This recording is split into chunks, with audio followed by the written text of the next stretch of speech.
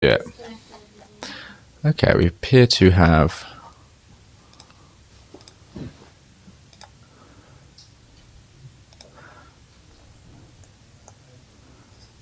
Nice. Nice.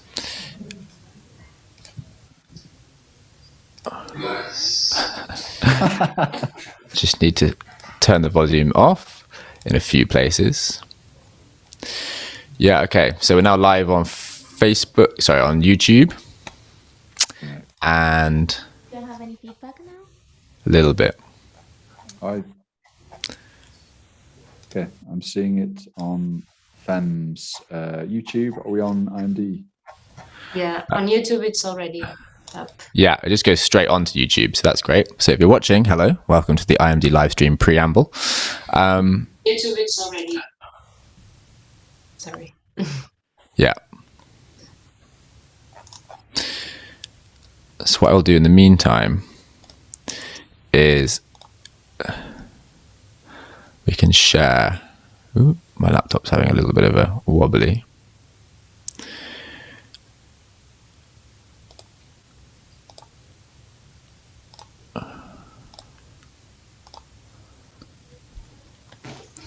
Cool, and then we appear on the side. We are ready in Twitter.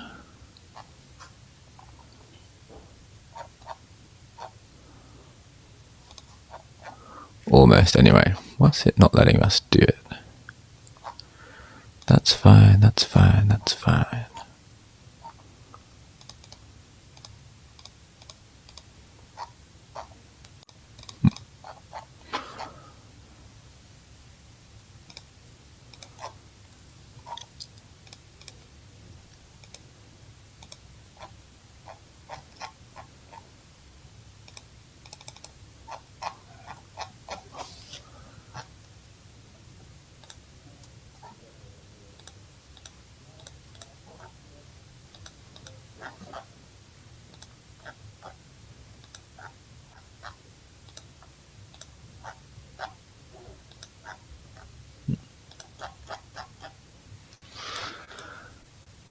Let's try it again.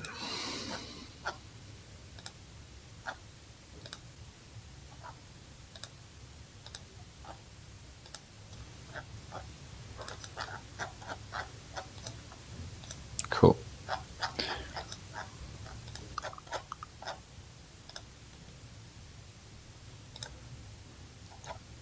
Let's try it again.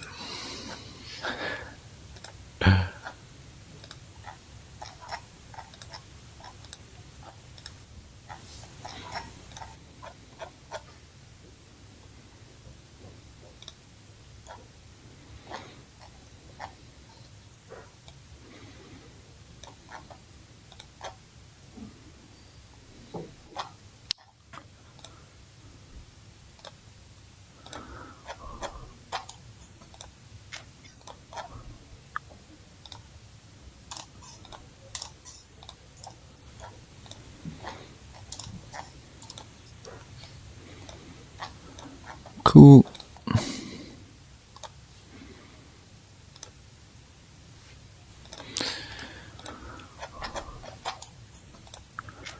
So I don't have us yet on IMD Facebook. But I'll try and fix that now. Cool.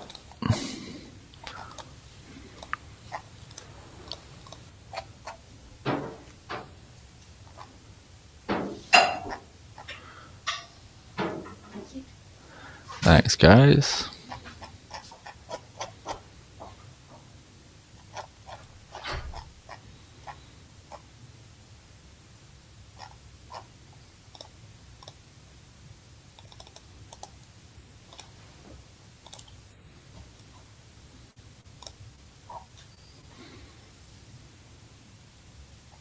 Cool, okay, we're ready on all of them now.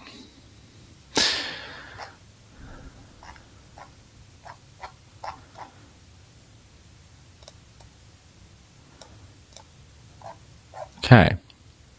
Did the tweets go out for IMD and FEMS? Or Not yet. I'm just going to put us live on Facebook. Okay. And then I'll do the tweets last. But we should be live on both Facebooks, both IMDs. Great. Yeah. I just need to embed the YouTube stream in the home page. So Is it live on the?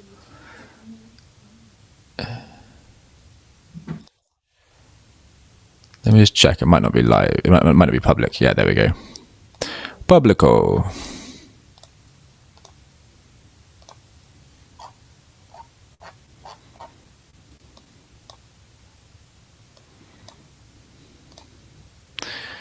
And let me just check it's the same here. Yeah.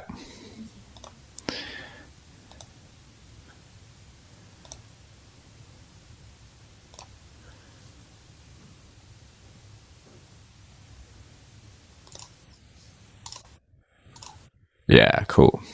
Now let me see if I can embed this.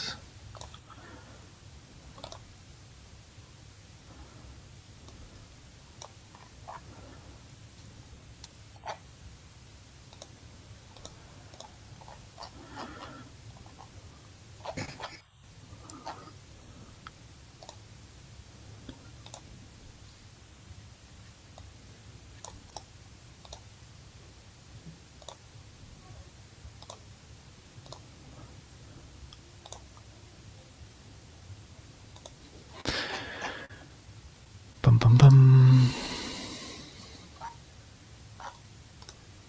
Do you want to tell me everyone is muted? Then the picture, their picture is. Yeah, I will. Oh, it's not when you're muted, it's just when your camera's off. Yeah. Let's see if this works.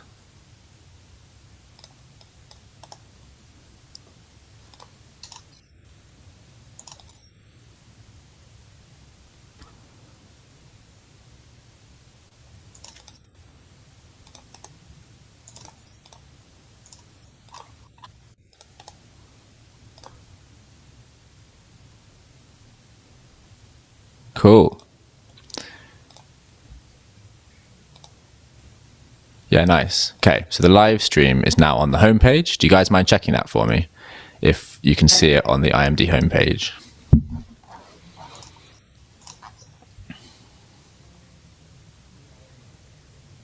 Yeah, it's there. Cool.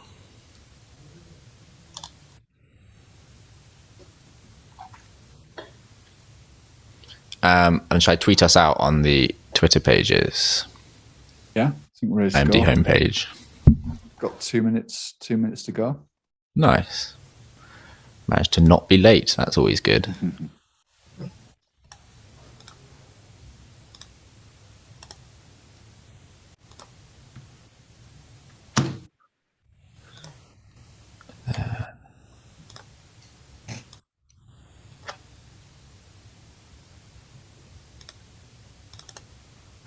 Managed to not be late. That's always good. Okay, cool. So we should be live in every space. So if you're already watching, thanks for joining us. And soon we will begin our opening ceremony. Okay.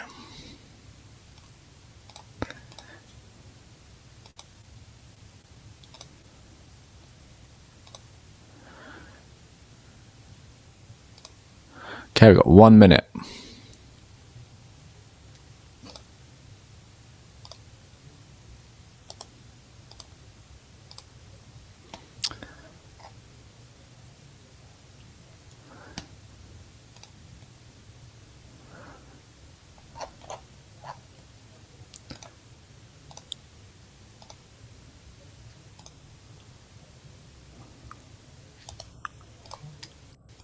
Just going to pin these to the profiles on the Twitter pages.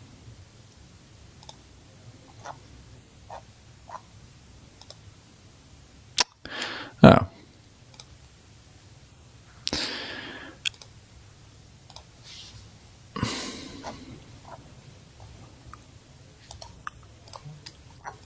Just going to pin these to the profiles on the Twitter pages.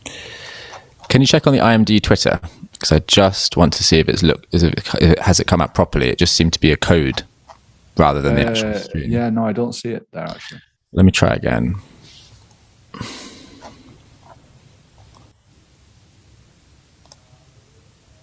On IMD or FEM's Twitter? IMD Twitter. Let's try it one more time. Than the actual stream. Yeah, no, I don't see it there actually. So I just deleted it because it wouldn't let me do it twice without it being a duplicate.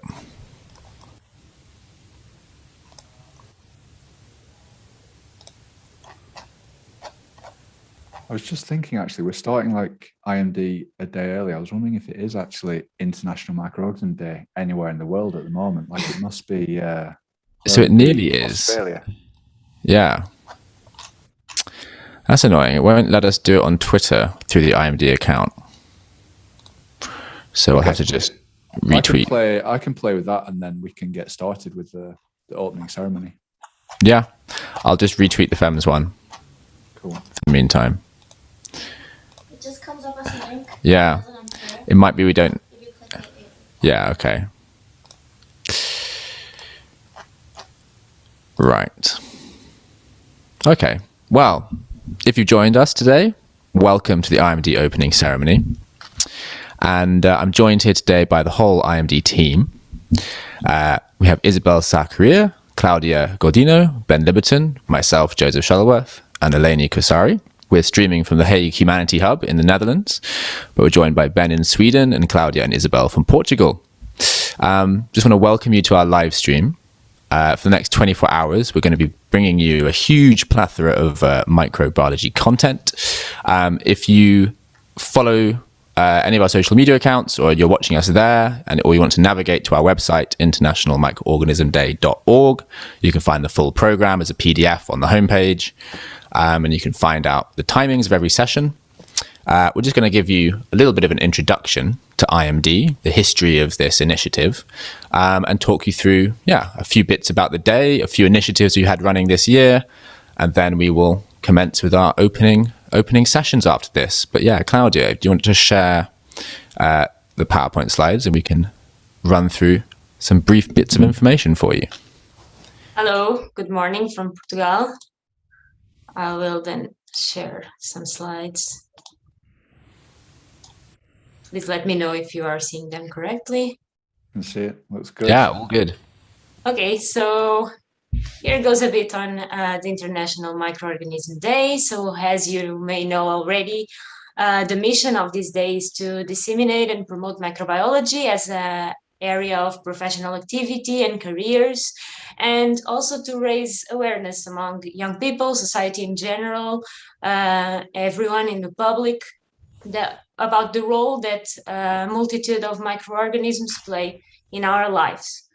The date, so today in Portugal is still 16 September, but maybe somewhere in the world already is 17 September. This date was chosen because it was the date of the first description of a single-celled organism. So this Dutch Anton van Leeuwenhoek, which was not a scientist, with no richness, but he was able to develop a system of lens and to observe the first single-celled organisms, and this was the day in which he reported this observation in a letter to the Royal Society of London. So here are our little helpers. So we have Saka, inspired on Saccharomyces cerevisiae, and Bach, friendly bacterium, and Gilles, inspired on the fungi Aspergillus. So just to give you a very short introduction on IMD, IMD was indeed started here in Portugal in 2017, from which it was expanded to be celebrated in Europe in 2018, and in 2019 it was already a very global event. So there were commemorations all over the world, and with the coming of the pandemics in 2020, we were forced to move online. So if you if you were there to watch us, we were already also in a 24-hour marathon, such as this year. So the launching was in Portugal, as I told you before. It was here in Pavilhão do Conhecimento, which is a home of it's a science center. And there were a lot of exhibitions. You can see here some pictures. Actually, Professor Isabel is there in some pictures with Bach and Saka. It was a great day. Then, while she was the president of the Portuguese Society of Microbiology, in 2018, Professor Isabel made an extreme effort to expand the word on International Microorganism Day and was able to reach several microbiological societies and other organisms with the help of FEMS, and we were able to make IMD truly a global event. So we started in 2018 our presence in the social media world with Twitter and the website, but then we invested a lot in social media, and this allowed us to become truly global. So now we have a Facebook account, an Instagram, a YouTube, all with a unified name, Int Micro Day. So if you don't follow us yet, please do. And also contributing to our dissemination through the world was the microbe art competition. So it's already its third edition.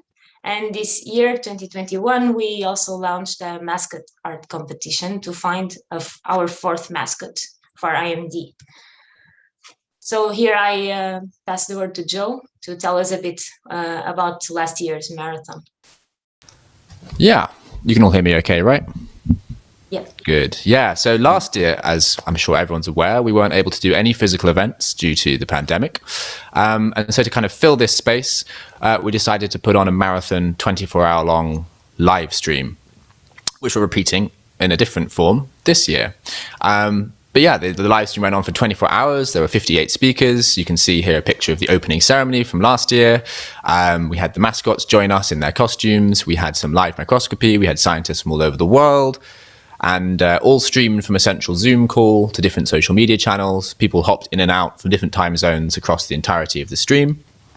And it was great fun. And we had so many wonderful faces and wonderful talks come together to spread and celebrate the joy of microbes, which is, again, why we're here today and tomorrow. If you take me to the next slide, we have a few analytics from last year. So in the small period of time around the actual live stream on International Microorganism Day, 17th of September, 2020, viewers streamed over 1,000 hours of video during that time. And we had, 4 chunks of the live section, of the live stream, 4 sections. And it's quite hard to know exactly how many viewers because, people watched on YouTube, Twitter, Facebook, or on the homepage. But we had somewhere between 1,000 and 7,700 viewers, section 2 being our most widely watched section.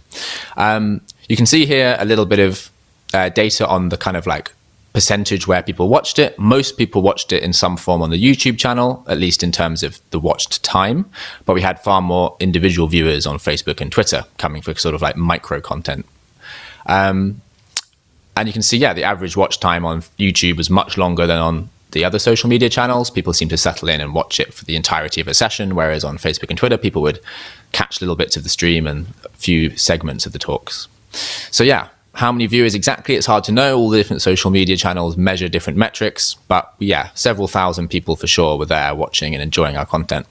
Hopefully many more this year. Do you want to take me to my next slide? So this is the hashtag data for International Microorganism Day, and this giant spike in the middle is actually the 17th of September, and you can see across the 6 months preceding, 3 months before and 3 months after IMD, we gathered around over 12 million impressions, over 4 million people saw the hashtag, 52,000 engagements, thousands of users actually using the hashtag, and nearly 6,000 individual posts with the International Microorganism Day hashtag. So if you're following today, use the hashtag in your social media posts, tweet about it, post on Facebook, Instagram posts, even TikTok posts if you're on that platform. So let's try and get as many impressions with the hashtag out over the next couple of days. We have the next slide. So here's some just social media stats. We have some small but growing social media accounts: Twitter, Facebook, YouTube, and also Instagram. We can see that in terms of the countries on our Instagram, it seems to be Brazil, Portugal, UK, US, and India. Huge following of women versus men. And thousands of impressions from all these accounts. And we really want to grow the YouTube channel, which is where all the recordings from the live stream end up. So we have a few, nearly 200 followers, but if you subscribe to the YouTube channel, you'll get the first notifications when all of these videos get put on the YouTube channel. So follow us on these accounts if you don't already, and find us there. And you can message us and post about us and talk to us there. So this is kind of some website statistics. So last year we built a new website, which you might be watching the live stream on, internationalmicroorganismday.org. So tons of wonderful blogs. We have education resources. There's a social media pack. There's a gallery of illustrations and pictures from previous events and some new content there we're going to talk about later. If you look at the countries where people are visiting our website from, you can see we have a spread of countries from every continent on the planet. A few really engaged countries like Japan, India, the UK, Portugal, Spain, Germany, Netherlands, Brazil, and US. But you can see that, every area of the world, some people are coming to the website, which is great. Good news is that even though 2021 is not over and we haven't even had International Microorganism Day yet, we've already had more visits and more visitors this year than the entirety of 2020. So lots of lovely traffic. We encourage you to go there, submit blogs to us, read blogs on the page, enjoy the content we put up there for you. It's a great place to get all of your IMD content and enjoyment out of the web. A few things to point out if you're a real microbe aficionado, or even a teacher or an educator. We have a really active blog full of articles and blogs about tons of different microbiology, tons of interesting stuff there. You can write to us if you want to submit blogs. We also post news about our developments of the day and about things like our live stream and different initiatives we have. But we also have an education resources section. And last year we posted 2 education resources for the use in schools by teachers or to do at home about making sourdough bread, and also building our own Winogradsky column to look at kind of microbial ecology in a small space. And this year we published 2 more ones. So they're just on the website as of today. And I think last week we've got making yogurt and making agar plates. So if you want to make your own yogurt out of milk, follow this one. There's a beautiful illustration there that takes you through all of the various steps you need to make yogurt at home. And then making agar plates. There's a really handy set of simple instructions for making your own agar plates to grow colonies of microbes from, inside your mouth, from your garden, from your home, to just kind of get an idea of what kind of microbes are living in your space. You can download these on all 4 of these education resources now, and bring them into school if you're a teacher, get the kids involved, playing with microbes in a nice, safe way. And that's it from me. I think, Claudia, do you want to talk about the mascot art competition? Yeah, sure. So as I told you, this year we run our first mascot art competition so that we can find a 4th friend to our mascots. And it was a great success. It ran through 1 month, and we got actually 39 mascots competing to be the next IMD mascot.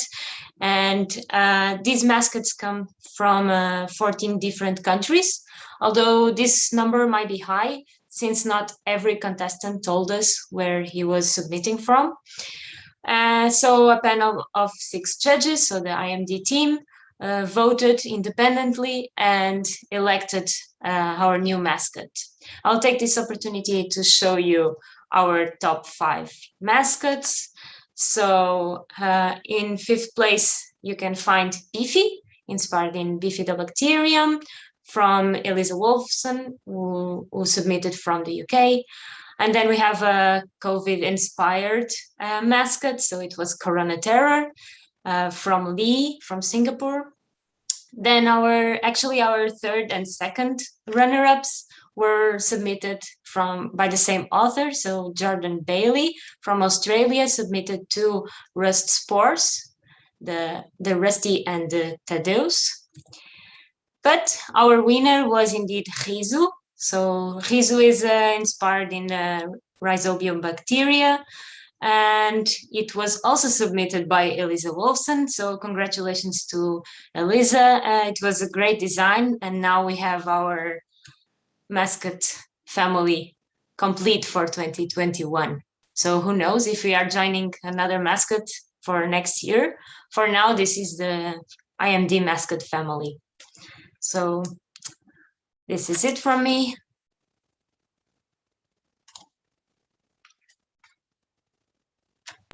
Great. Thanks, Claudia. And just for the remaining few minutes, Isabel, I believe you had some words to say. Thank you, Joseph.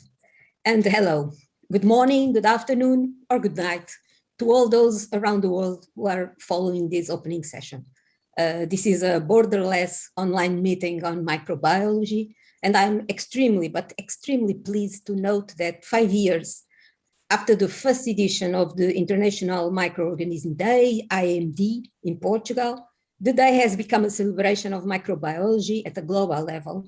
And well, I would like to acknowledge the essential role of FAMS, in particular, the very active and competent FAMS office and science communication sector in the internationalization of the day. And of course, well, my greetings to Claudia Godinho, who is an extremely important volunteer of IMD. And people may ask, well, why microorganisms have their International Day? We all recognize that microorganisms play a major role in life sciences, of course, but in everyday life and in a wide range of professional activities and career opportunities. Never forget this.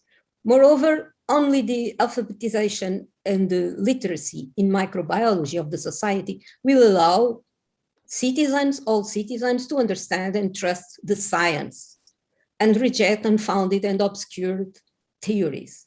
For all efforts, among them is the International Microorganism Day, put in the dissemination of microbiology, will facilitate informed choices, for example, on vaccination, use of antibiotics, food quality control, food safety, advanced biofuels, and so on and so on. Well, governments also need to adequately inform their political decisions, as became crystal clear for the worst reasons I know during the new coronavirus pandemic. So remarkably, society is now giving value to specialists and disseminators who rigorously make the scientific knowledge understandable by common citizens, especially in mass media. Well, however, beyond COVID-19 pandemic, there are other areas of microbiology where essential and difficult individual political decisions also are needed. For example, due attention should be given to the exploitation of microbiological resources of interest in biotechnology to promote an increasingly sustainable bioeconomy, capable of generating benefits for the economy, the environment, and the society. And this is now a priority, as you know, because time to counteract climate changes is running out, and the associated economic and social costs could far exceed those of the pandemic. Also, a better knowledge of the control of the activity of harmful microorganisms allows an adequate response to the challenges they pose to human and animal health, to agriculture, food quality and safety, and so on and so on. Well, certainly, there is no lack of reasons to have an International Microorganism Day.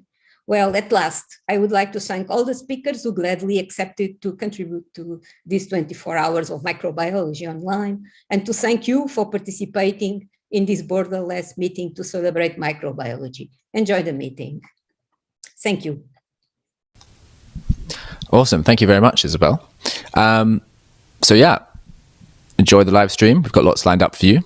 Our first session is actually a video by Micropia.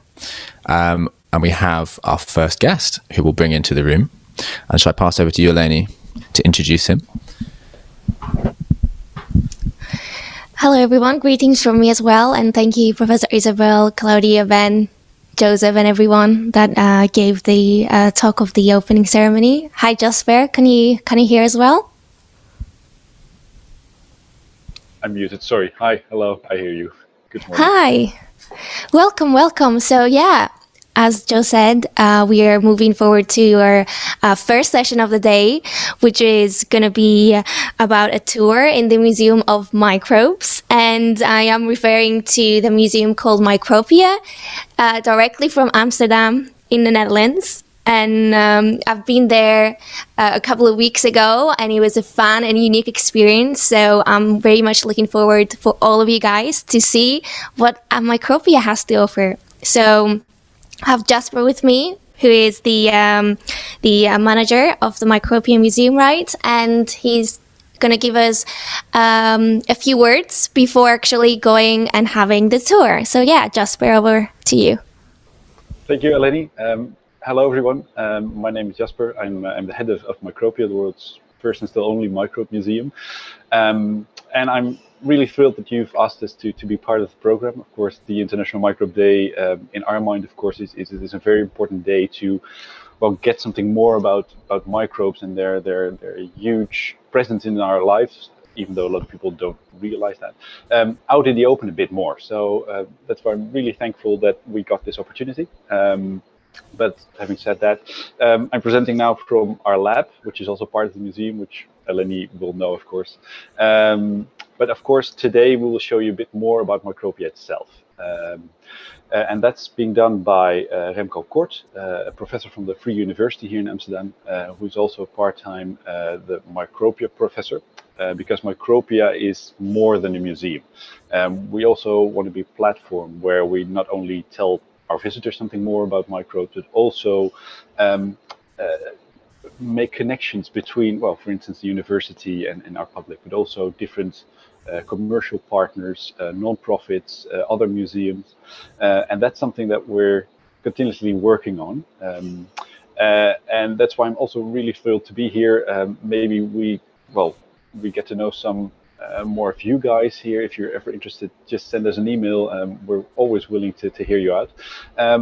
But like I said, I'd like to now give the floor to Remco Kort to give you a bit more information about the museum, how we got to build a Micropia, and then in between I'll be back here in the lab to tell you something more, and at the end, of course, for the Q&A.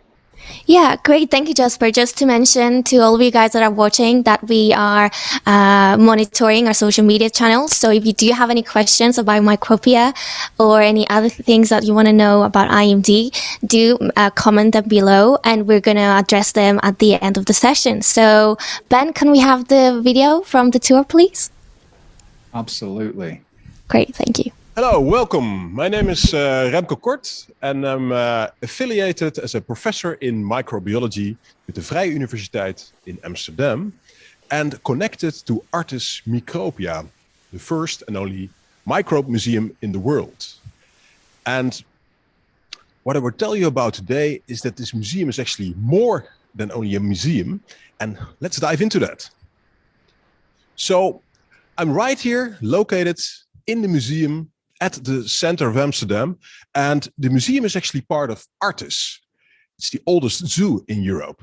And if you look here behind me, you see this map of Amsterdam, probably well known to many of you, with these typically horseshoe-shaped canals. And right here, you see where the Microbe Museum is located. So it's just next to the zoo. And in the development of the idea for Micropia, this was actually initiated by the former director called Haik Balian, and he was wondering what would be the role of artists, what would be the role of zoo nowadays? Is this just a mausoleum to keep endangered species, or should a zoo be much more than that? Well, actually, it's good to know that Artis was founded as by the Zoological Society already in 1838 with a mission. And his mission was to reflect upon the position of mankind to nature. And considering this, it would be really great if we could, let's say, take a role again for a zoo. So it's much more just a place where you keep animals, but it's also a place of getting in contact to nature in the middle of the city, and actually also a way to stimulate our what is called biophilia. So that's the innate tendency to connect to nature, and Artis is really a beautiful place to do that. So it's actually not only only the zoo in terms of animals, but it's also a botanical garden, and you will find there a beautiful aquarium as well as a planetarium. And the former director was thinking, how can we extend that? Because he really liked innovation. So how to innovate a zoo? Well, you could think of, for example, a new animal. It's a bit complicated, but at one point he considered that, in fact, this innovation is already there all around us. It's the majority of life forms which are invisible, but have never shown in a zoo. So this actually initiated the idea for Micropia now more than 15 years ago. And he figured out, well, how do we attract now young people to this zoo? And he was thinking of a kiss, because in the mouth, this is a very complex ecological system of microbes. And actually, during an intimate kiss, you transfer these microbes. So wouldn't be a kiss the way to also interest young people for the topic of microbes? So in fact, it all started with a kiss. So when I became involved in the development of Micropia as a museum, this was in 2006, and we were working in a small team with 8 people on the development of this museum. So we were there with an exhibition designer, with a science journalist, with a microscopist, and a content manager, and myself as a bacteriologist. And we were having meetings for a period of 8 years to talk about this development. And it was really complicated, because you can imagine this world of invisible microorganisms is enormous in terms of diversity, but also in terms of topics you can put in the museum. So we were brainstorming about how and where should we put the limits. And each time when we were considering a framework, there was another topic that was just falling outside of it, but definitely we wanted to show this as well. And this slide here gives you an example actually of such a framework that we considered in that time, by just dividing the microorganisms we wanted to show in different ecological systems. Like, for example, what do we find on our body? What do we find in space, on the subsurface, in our house, in the water? But as I told you, this really didn't work out to let's say, consider this framework as topics for the museum.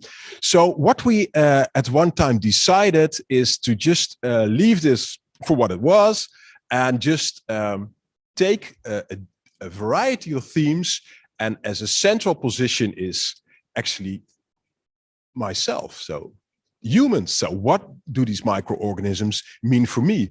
And by working out a number of different themes, we were able to create a museum, and each time asking the questions, what is the impact of this microbial life for myself, to my own life? So, as I told you, we finally made it to a museum opened in 2014, actually by our Queen Maxima. And you see here leaving her microbes from her hand on a giant Petri dish. And you see she's doing that next to the former head of Micropia, Eveline Hensel. And this was, of course, a very unique way to open a museum. We had to promise that we were not storing any of the royal microbes in our collection. But apart from that, it was really great that the Queen of the Netherlands wanted to collaborate with this and open the museum. So what do you encounter now if you enter this museum?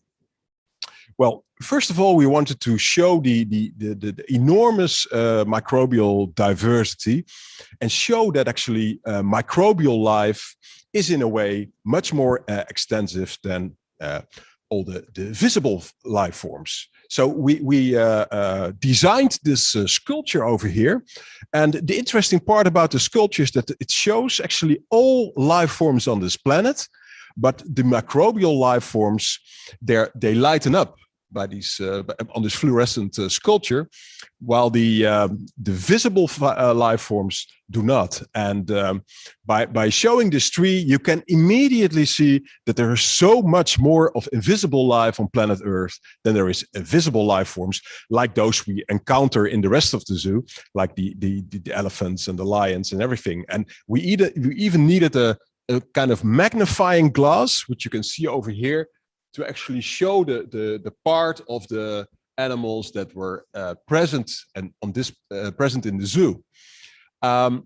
Two more things that I would like to tell you about this tree is that, as many microbiologists among you are aware of, is that all life on this planet can be divided in these three domains. So on the left, you will see the bacteria branching, and on the bottom you will find all the archaea. So all of the archaea are also invisible life forms.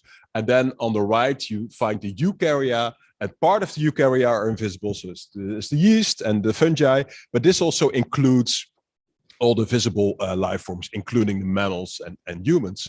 And then there is this separate part here, the viruses. Well, and those are not really considered life forms because they are not able to grow independently without a host. So that's why we put them there under the tree. So such a museum, of course, well, it has never been done before. So there are a number of exciting challenges you're facing in the development. And one of them is, how do we show these microorganisms to the public? It was very important to us that we wanted to show them real life, because as in the normal zoo, you have all these animals. And we want to do exactly the same with microbes. So we kept a living collection, we developed that, of about over 250 of these microbes. And for each of them, we needed to develop the methodology in order to be able to show them for a long period of time under a microscope. And it was not only this was a challenge, but also the microscope itself, because, well, if you have people that are not trained, it's quite challenging actually to look under a microscope. So we developed our own microscopes in which we made them very robust, so they would not be damaged easily, and also easy to operate by, as you can see here, a joystick that allows you to navigate in this microbial world, so to speak, and an additional button that has a zoom function. So by doing this, really everybody is able to become a microbiologist and look into the microscope. And this is just an example. And that's also important, that we wanted to develop this museum with all kinds of separate exhibits. So in this particular case, you look at the medicine makers you will find in the soil. Very important because they actually provide antibiotics. One of the major achievements. So almost all of them are actually produced by soil microorganisms. And this is what we wanted to tell in this exhibit. So we had a microscope, the living microorganisms under the microscope. And here on the right, you find what we call a content screen. And this content screen can operate in several modi. So what you can see is the live image on that screen. So also other people will be able to watch. You'll find additional background information about the microbe. And also we gave an assignment to animators to make a short movie about actually what we wanted to show in this exhibit, explaining the major message and the importance of these microorganisms shown in the content to our daily life.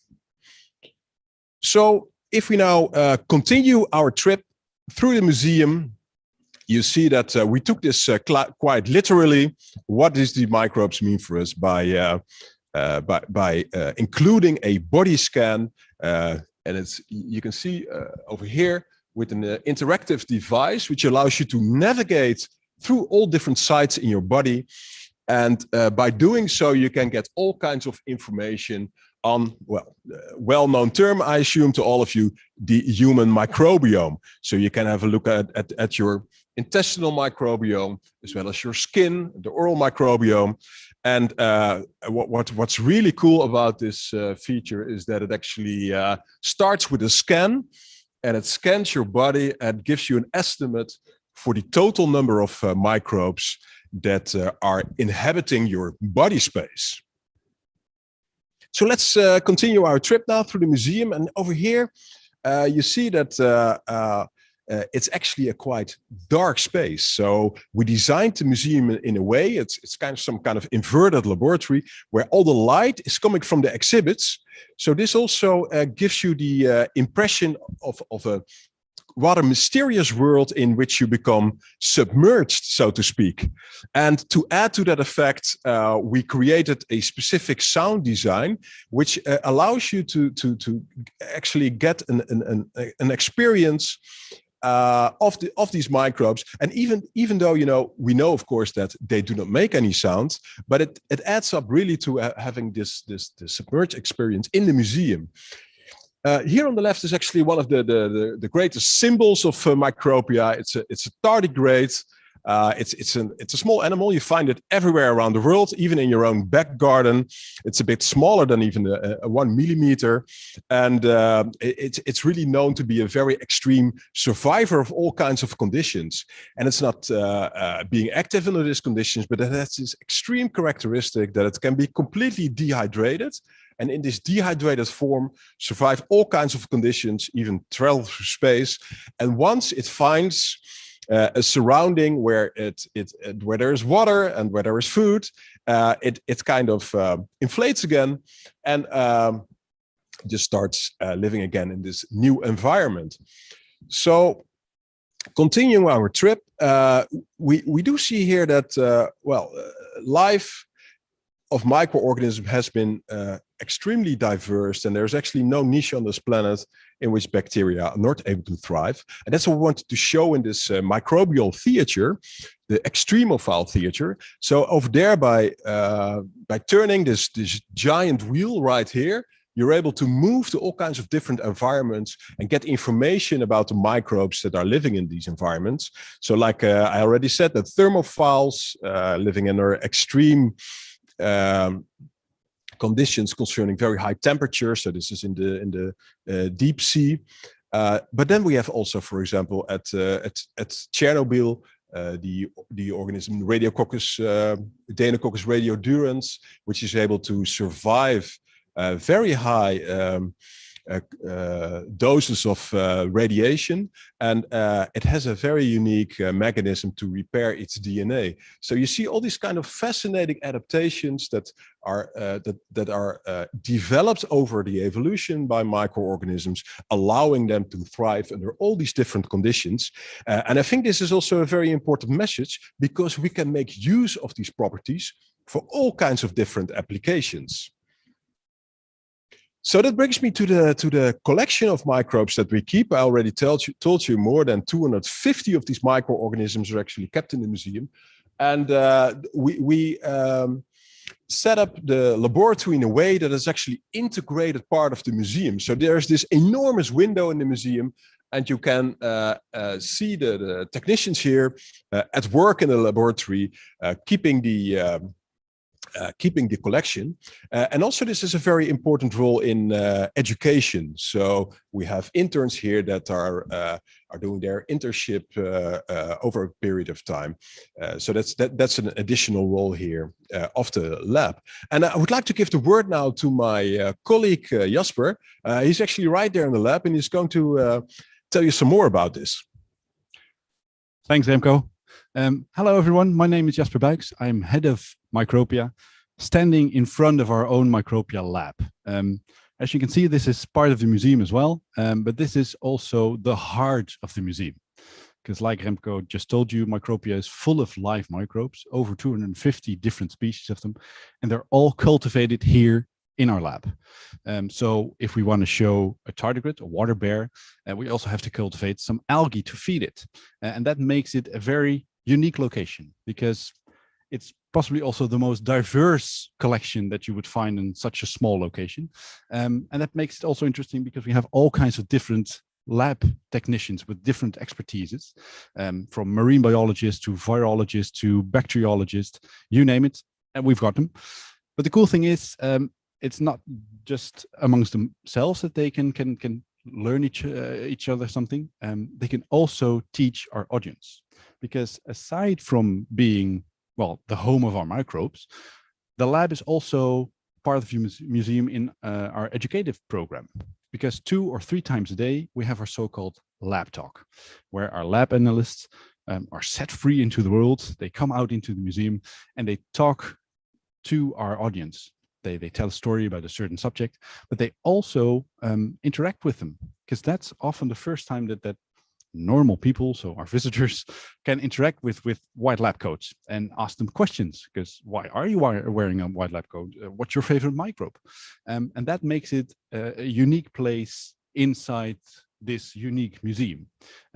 So maybe if you're in the neighborhood, come by and say hello to our lab technicians. Bye. Okay, Jasper, thank you very much for your contribution. So getting back to the museum now, and we continue our trip here along the wall of petri dishes, beautiful forms of art in itself, and it also really gives you this insight that on all kinds of objects in our daily life, microorganisms are present. And I think what is important here to tell you is that our main mission is that those microorganisms are in general not harmful. So we know the microbial world in general very well from, for example, infectious diseases or from microbes that spoil our food.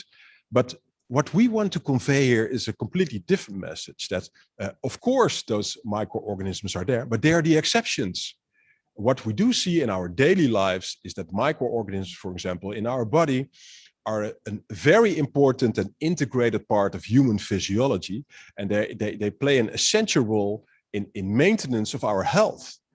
So while we have been focusing on these exceptions and giving the microorganisms, so to speak, a quite bad reputation, what we really need is to turn this around and consider them and also their enormous potential in order to improve our health and also the environmental challenges that we are facing on planet Earth. I think also there we have an enormous potential, and we have not been using that sufficiently to today. But of course, there are pathogens. Nobody can deny that. And we want to also give some information about them in the museum. So therefore, we also needed to find alternative ways to show them. And for example, we did this by glass sculptures of the viruses we obviously cannot keep in the museum. So over here, you see the HIV virus, and it's kind of difficult to see, but here on the right, you have the example of the Ebola virus, also a beautiful glass sculpture.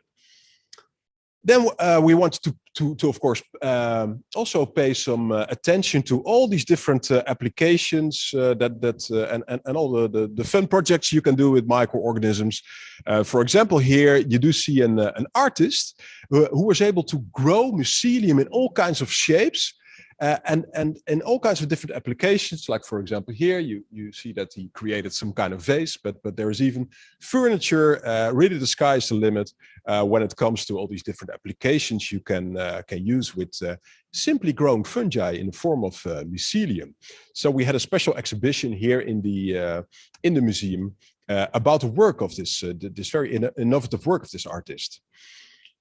Another aspect of the museum that we considered a lot is that the information needs to be layered. And what I mean by that is that it needs to be accessible to all kinds of target groups who have all kinds of different levels. So from the last classes of the primary school all the way to the level of students.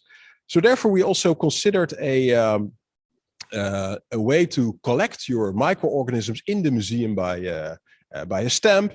And that's, of course, a lot of fun, but you can go around the museum and collect your favorite microbes. And then as a next step, you can actually go to a device here. It's actually right in front of me, but you see this the same level here behind me. And this allows you to upload the microorganisms you have collected in the museum. In general, this is, of course, all about education. So Micropia developed a large number of different education packages for pupils from the primary as well as high school.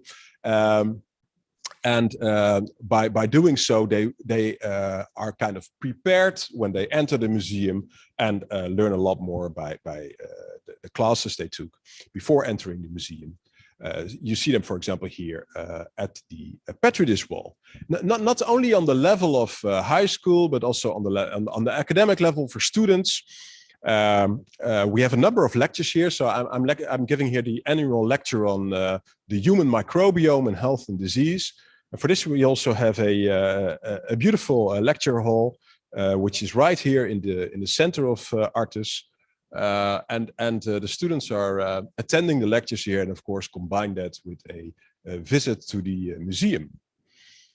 Well, in the beginning of my talk, I told you that Micropia is much more than a museum, and it's in fact also a platform. So we developed all kinds of different ways to bring microorganisms under the attention of a much larger audience. So one of the things that is also connected to that lecture series is the annual Microbiome Award.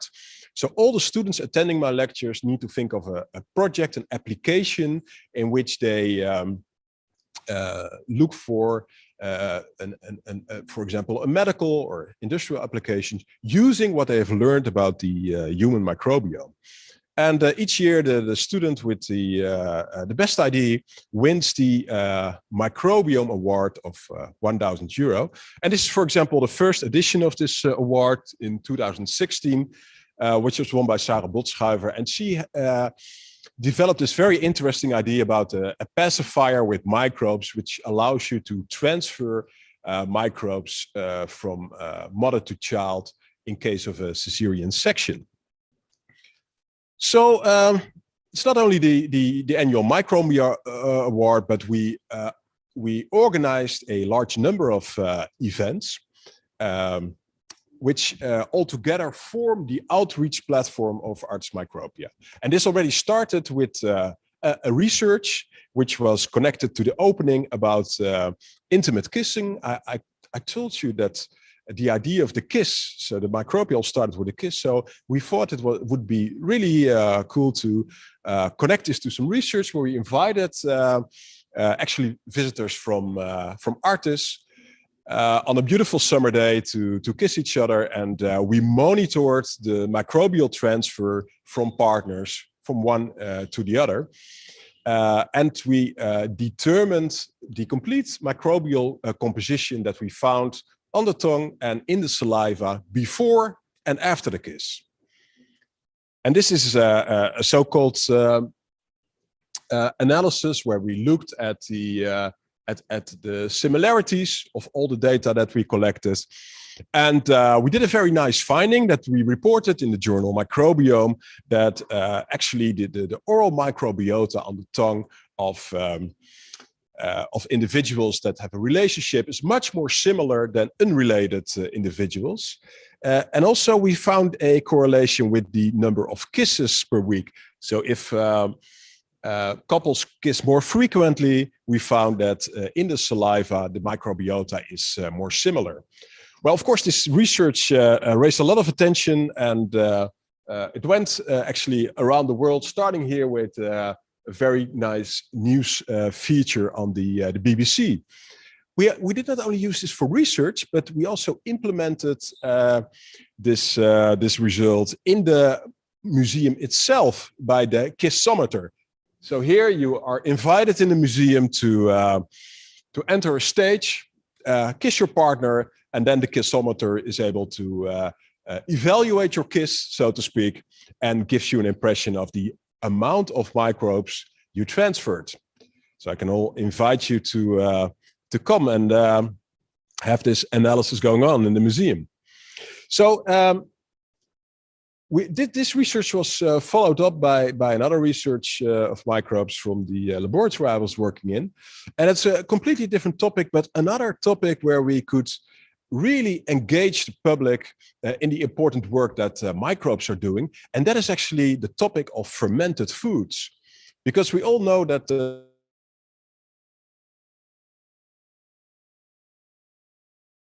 for example, the production of wine, beer, bread, And we really wanted to raise additional enthusiasm for this topic and showing the good work of microbes. And therefore we developed in the laboratory a novel starter culture, which allowed you to grow specific bacteria in ingredients like milk. And I'm not sure if you're all aware of this, but this is, for example, an EM picture of yogurt. And you see this is a combination of two bacteria that work together to convert the milk into yogurt. So this is Streptococcus thermophilus and Lactobacillus bulgaricus. And what we did is we in fact constructed a new duo of bacteria that together is also able to make a yogurt. But now in this case, we replaced the Bulgarias by a probiotic bacterium with additional health benefits.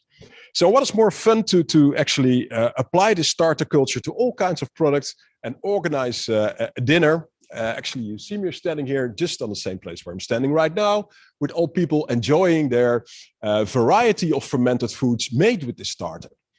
And it's not only that we could apply this in a restaurant, but we deliberately developed this starter for actually a program where we taught people to start up their own yogurt business in East Africa. And this worked quite well. This initiative that was started about 10 years ago. You see here an orphanage in Uganda where the kids are enjoying this yogurt. And actually over the period of this 10 years, we have now about 300 production units, small companies that all make this probiotic yogurt in 3 East African countries. The next, I just stay a bit with this topic of probiotics, is actually a guide that we developed with researchers and the museum together about probiotics.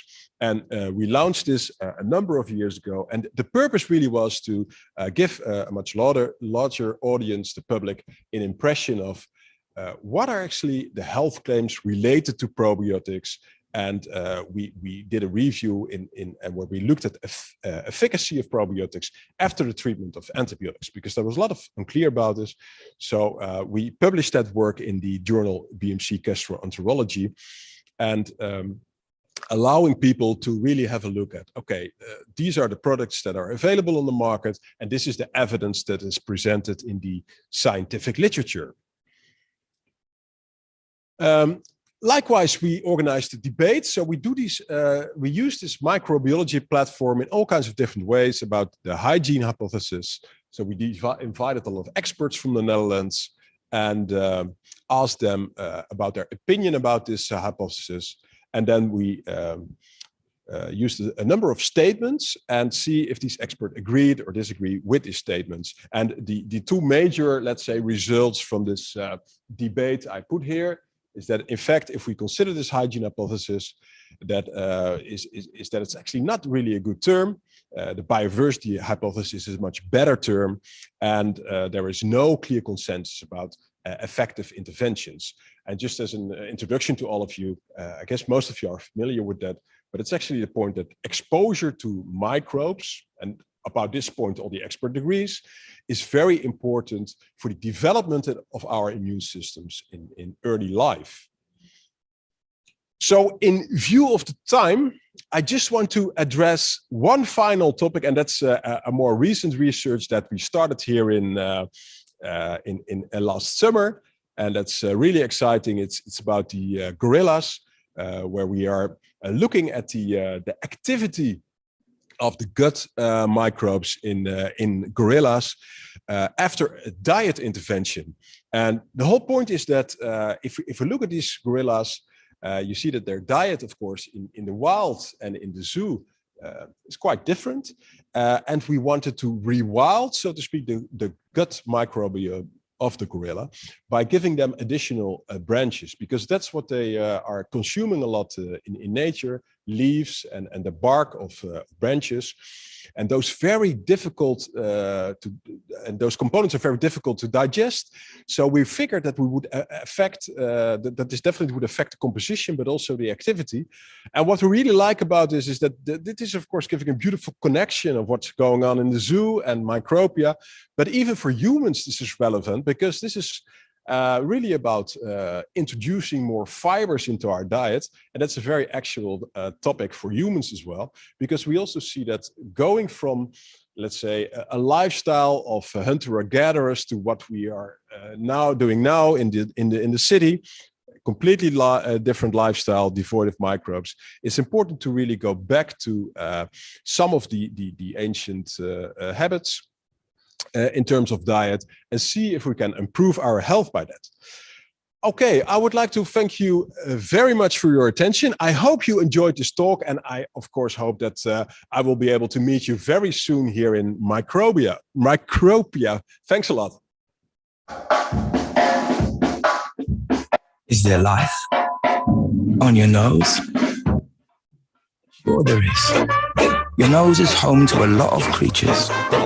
Microbes. They live on your body and in the rest of the world. On your phone, for example, but also 5 kilometers underground. There are many, many microbes. If all the people on Earth could fit into a teacup, you would need a container to fit all the microbes in the world. Microbes can do many amazing things. They can create whole entire families in under 1 minute. They can live in boiling water. And they eat all kinds of things like metal, and in some cases even oil. Microbes. They are the living creatures that digest your food. In case you thought you did this on your own. Without microbes, we wouldn't be here. In fact, we can't live without them. Without microbes, we wouldn't have anything to eat or any oxygen to breathe. So we're happy to have them around. Microbes are fantastic. Meet your microbes in Micropia, Amsterdam.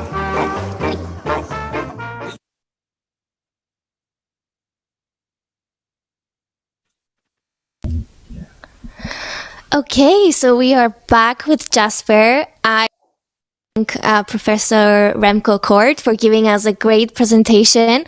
And we have 5 minutes for questions. And I've already written down 10 questions for you, Jasper, but we can't possibly address them all in this short 5 minutes. So I'll get a head start and ask you the first question, which is, what ages do you see visiting most at Micropia? Well, we said Micropia should be available to anyone, and what we see now is that really everyone visits Micropia, from really early ages to really old people, but also different levels of interest. So people that have no clue of what microbes are, expecting, of course, some kind of horror show because of all those disgusting and dirty bacteria, and of course, well, really getting to know themselves differently when they leave Micropia, to lab teams of microbiologists that are really happy that they finally have a museum of their own.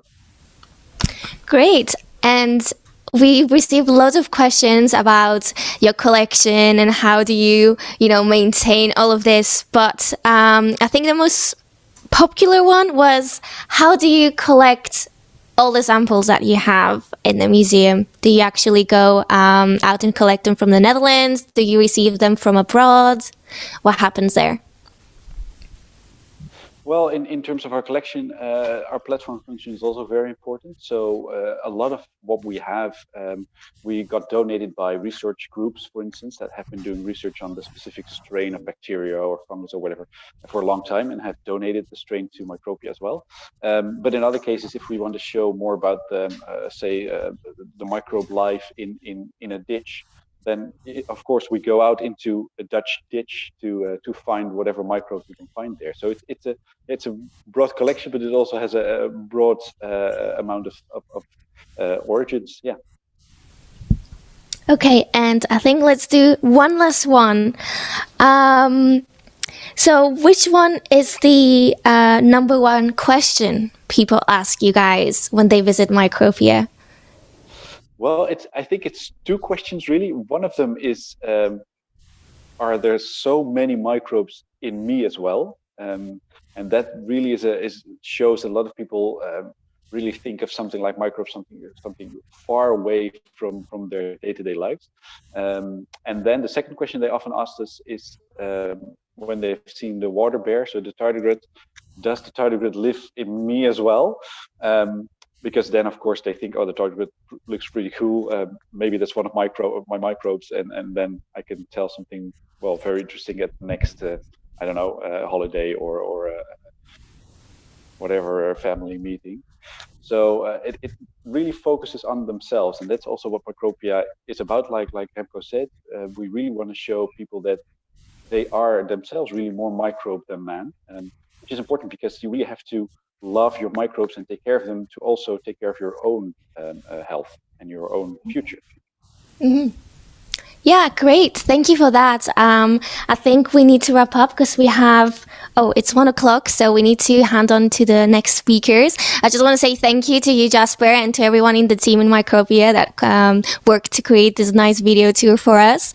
And thank you to everyone that has submitted the questions.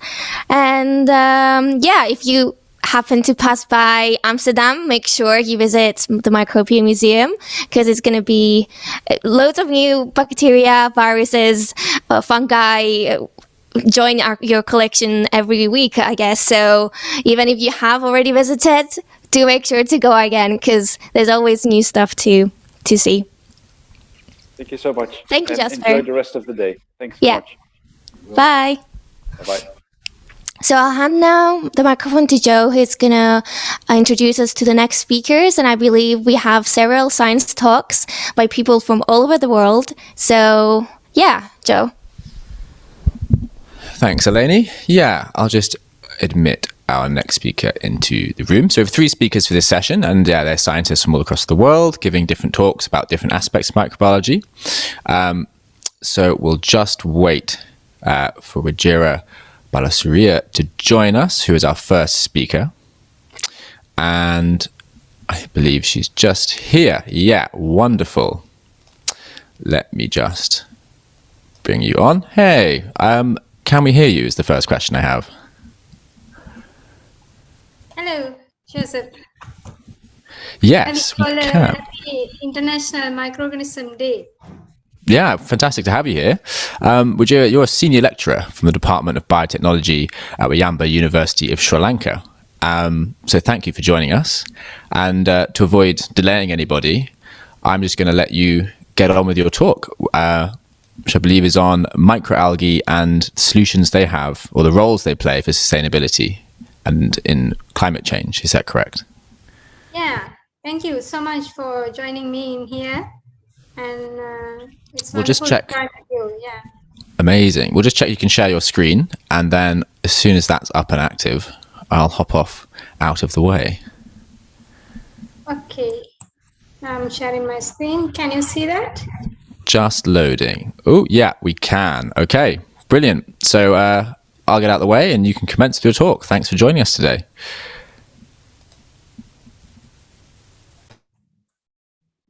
Right. Okay. Good morning to all of you. Good afternoon, good evening for all the participants for International Microorganism Day from all around the world.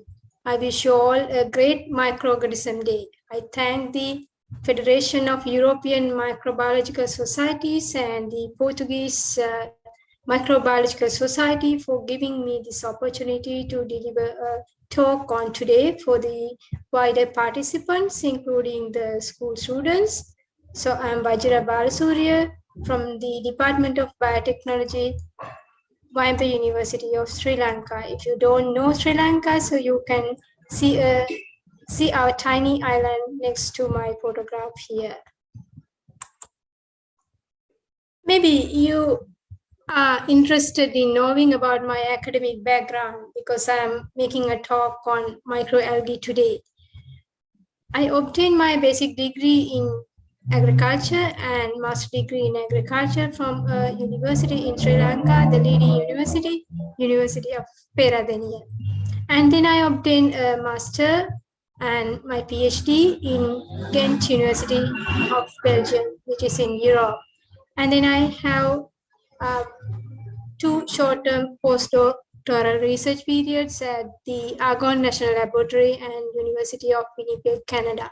My research focus, as you can see here, are microbiota in the environment and their applications in soil fertility management, environmental biotechnology, and others.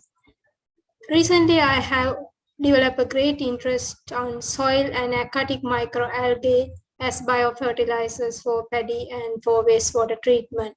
That's why I have selected this topic for today to give you awareness on this very important group of microorganisms. The content will be like this: what are algae and microalgae, diversity of microalgae, why we should appreciate microalgae, role of microalgae in mitigation of carbon dioxide, role of microalgae in the bioeconomy, role in wastewater treatment and agriculture, and then I will come to the question that whether algae could save the world in the energy crisis. So what are algae? Algae, the word originates from the Latin word alga alligata, meaning seaweed. So algae thrive in both saline water and environments, ocean and lagoons and freshwater environments such as lakes, ponds, and rivers. Usually people have bad experiences with algae. Therefore, algae are perceived as bad or nuisance. That's why they are named seaweed, pond scum, and algal bloom. Most of the people are not aware of the importance of algae unless they have studied or have taken a short course on phycology, which is the study of algae.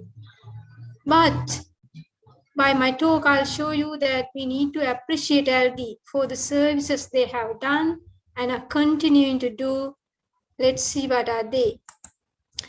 What are algae and microalgae?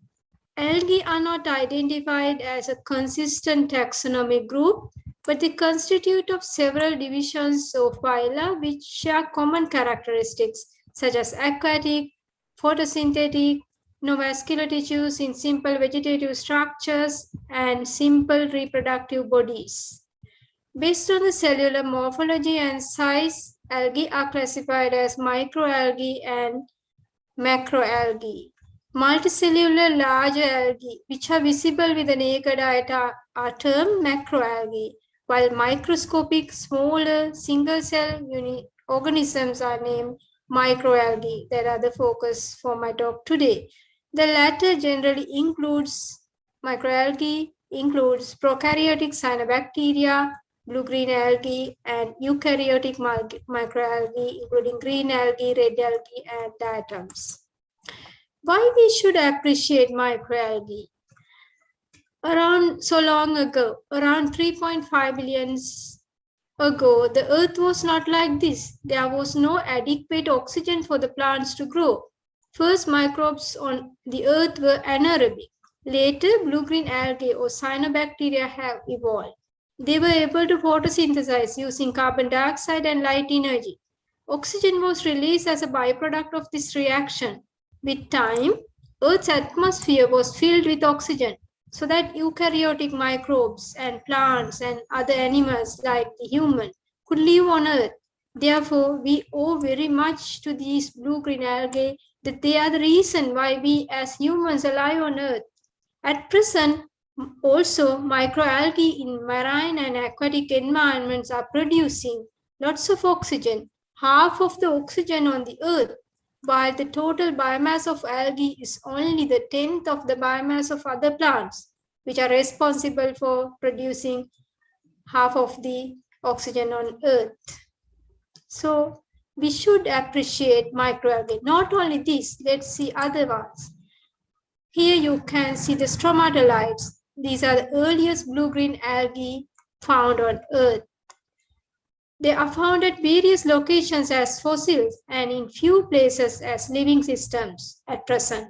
Stromatolites are layered biochemical structures formed in shallow water by the trapping, binding, and cementation of sedimentary grains of microbial biofilms, mainly cyanobacteria. They exhibit a variety of forms and structures like these ones you can see. Have different morphologies: conical form, straight form, domal, columnar, and branching types. So these are the earliest blue-green algae. Next to the oxygenation, microalgae are very much important as the primary producers. We are dependent on the primary producers. What are these primary producers? They are the organisms who will produce food for us. Microalgae as primary producers use carbon dioxide or dissolved carbon dioxide in aquatic environments for photosynthesis using light energy, and they become the key source of food and energy for other organisms in aquatic ecosystems. And we obtain food from aquatic ecosystems. In the ocean environment as well, the unicellular microalgae, including cyanobacteria, generally known as phytoplanktons, are the major primary producers in the food web. These are usually invisible, but contribute for half of the annual global primary production, which is a large amount of carbon. And this is an equal amount produced by all the vascular plants on the land environment, such as the forest. Here you can see a marine picture, which is we cannot see the phytoplanktons, and on the above picture you can see how the phytoplanktons are spreaded throughout the oceans on the earth. In this small video, I hope you can see the video.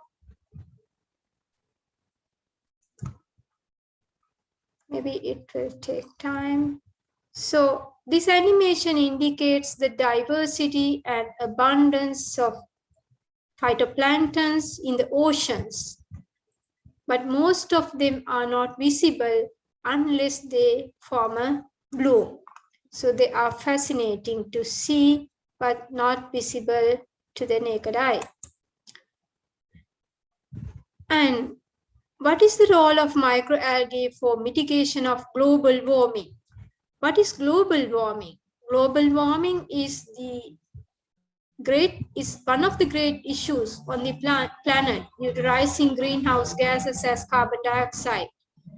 The phytoplankton play a major role in the regulation of atmospheric carbon dioxide levels by sequestration of carbon dioxide. 1/5 of the net primary production by planktons is moved to the ocean interior as sinking particles or dissolved material.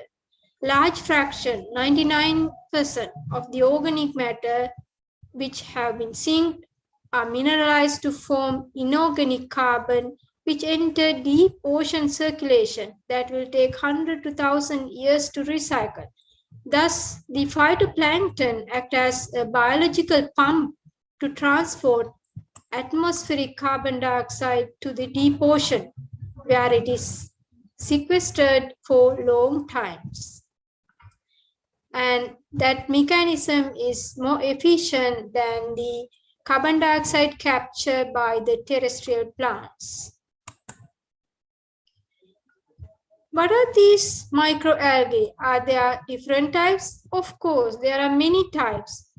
Algae are not identified as a consistent taxonomic group, but they constitute of several divisions or phyla which share common characteristics.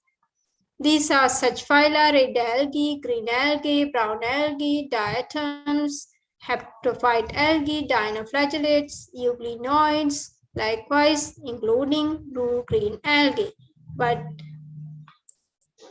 phycology is this study about algae which dates back to late 18th century by identifying and naming a kelp species, Fucus maximus, by Swedish explorer Per Osbeck. He is an associate of the father of taxonomy, Carolus Linnaeus. However, at present, there are agreements and disagreements among phycologists on the classification of different taxonomic groups as algae. The commonly recognized ones are the ones I have shown you, but there are some agreements and disagreements. This picture again shows you the great diversity of microalgae. I have not named them, but there are vast variety of microalgae according to their morphology and functions, and also based on their ecology or where they grow. There are There are an estimated several 100,000 of algae species. About 10,000 have been classified so far. Currently, about 20 microalgae are used for economic purposes. Here you can see major growth forms of cyanobacteria. They can be growing as unicellular ones, colonial ones, and unbranched filamentous ones, and branched filamentous ones. These are some of the pictures that I study from my studies about unicellular cyanobacteria from paddy fields in Sri Lanka. And these are the filamentous cyanobacteria we have found from our paddy fields. So by knowing the different types of microalgae, what are the roles of microalgae? I have already shown you two, and there's a big role for microalgae in the bioeconomy. Microalgae are used for extracting different food and feed for animal and pharmaceutical products for health sector, cosmetic products for cosmetic sector, biofuel for the energy sector, fertilizers for agriculture, and they are used for wastewater treatment. And not only the food and other chemicals that I have mentioned, they are taken for biofibers, chemical industry, lots of applications are there. Let's see the major ones. So, food ingredients and healthy foods. Microalgae possess high nutritional value containing high proteins, lipids, and antioxidants. They are used as whole organisms or they are used for extractions. Examples are green algae, blue-green algae, and some of the bioproducts are as you can see here. You can see two pictures of cultivating spirulina on the right side, and at the left side, cultivation of chlorella in photobioreactors at the left side. So there are different systems of microalgae growing. For growing microalgae, open pond systems, closed photobioreactor systems, and environmentally controlled systems as well. As you can see here, there are different products have been produced, value-added products in different shapes and forms, including chlorella chewing gum. And there are different cosmetics products as well, like you can see here, different species like Duonalia salina, Hematococcus fluvialis are used for producing different cosmetic products. And not only that, microalgae are used for producing bioplastics and carbon fibers too. And they're used for wastewater treatment, as I have mentioned. Globally, our economic and societal development has led to increased water demand along with water deficit. There's a big demand for having recycled the wastewater because we will have a water shortage in the future. Therefore, it is crucial to select wastewater treated technology that could serve the dual purpose of effective purification and resource recovery. So there are some drawbacks in existing systems, and we can use microalgae for wastewater treatment. Microalgae can utilize solar energy for their growth, and they can simultaneously remove pollutants from the wastewater. They can grow in the arid environments and high saline water as well. They are more efficient than the existing systems because they do not require energy as in the existing activated sludge wastewater treatment system. And the harvested products from the wastewater can be utilized for some other purposes like extraction of fish and animal feed, biofertilizers, likewise. And here you can see a wastewater treatment plant which are applying microalgae. And in the agriculture, microalgae are mainly used as biofertilizers. For example, free-living cyanobacteria and Azolla anabinae are used as biofertilizers. And I have also tried to produce biofertilizer for paddy cultivation in Sri Lanka with some success. And then my next major question, could microalgae save the world?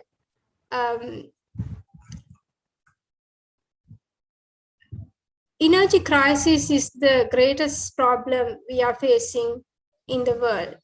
The major gas and oil deposits are so rapidly depleting because of our utilization. These deposits also came largely from algae deposits that we don't know.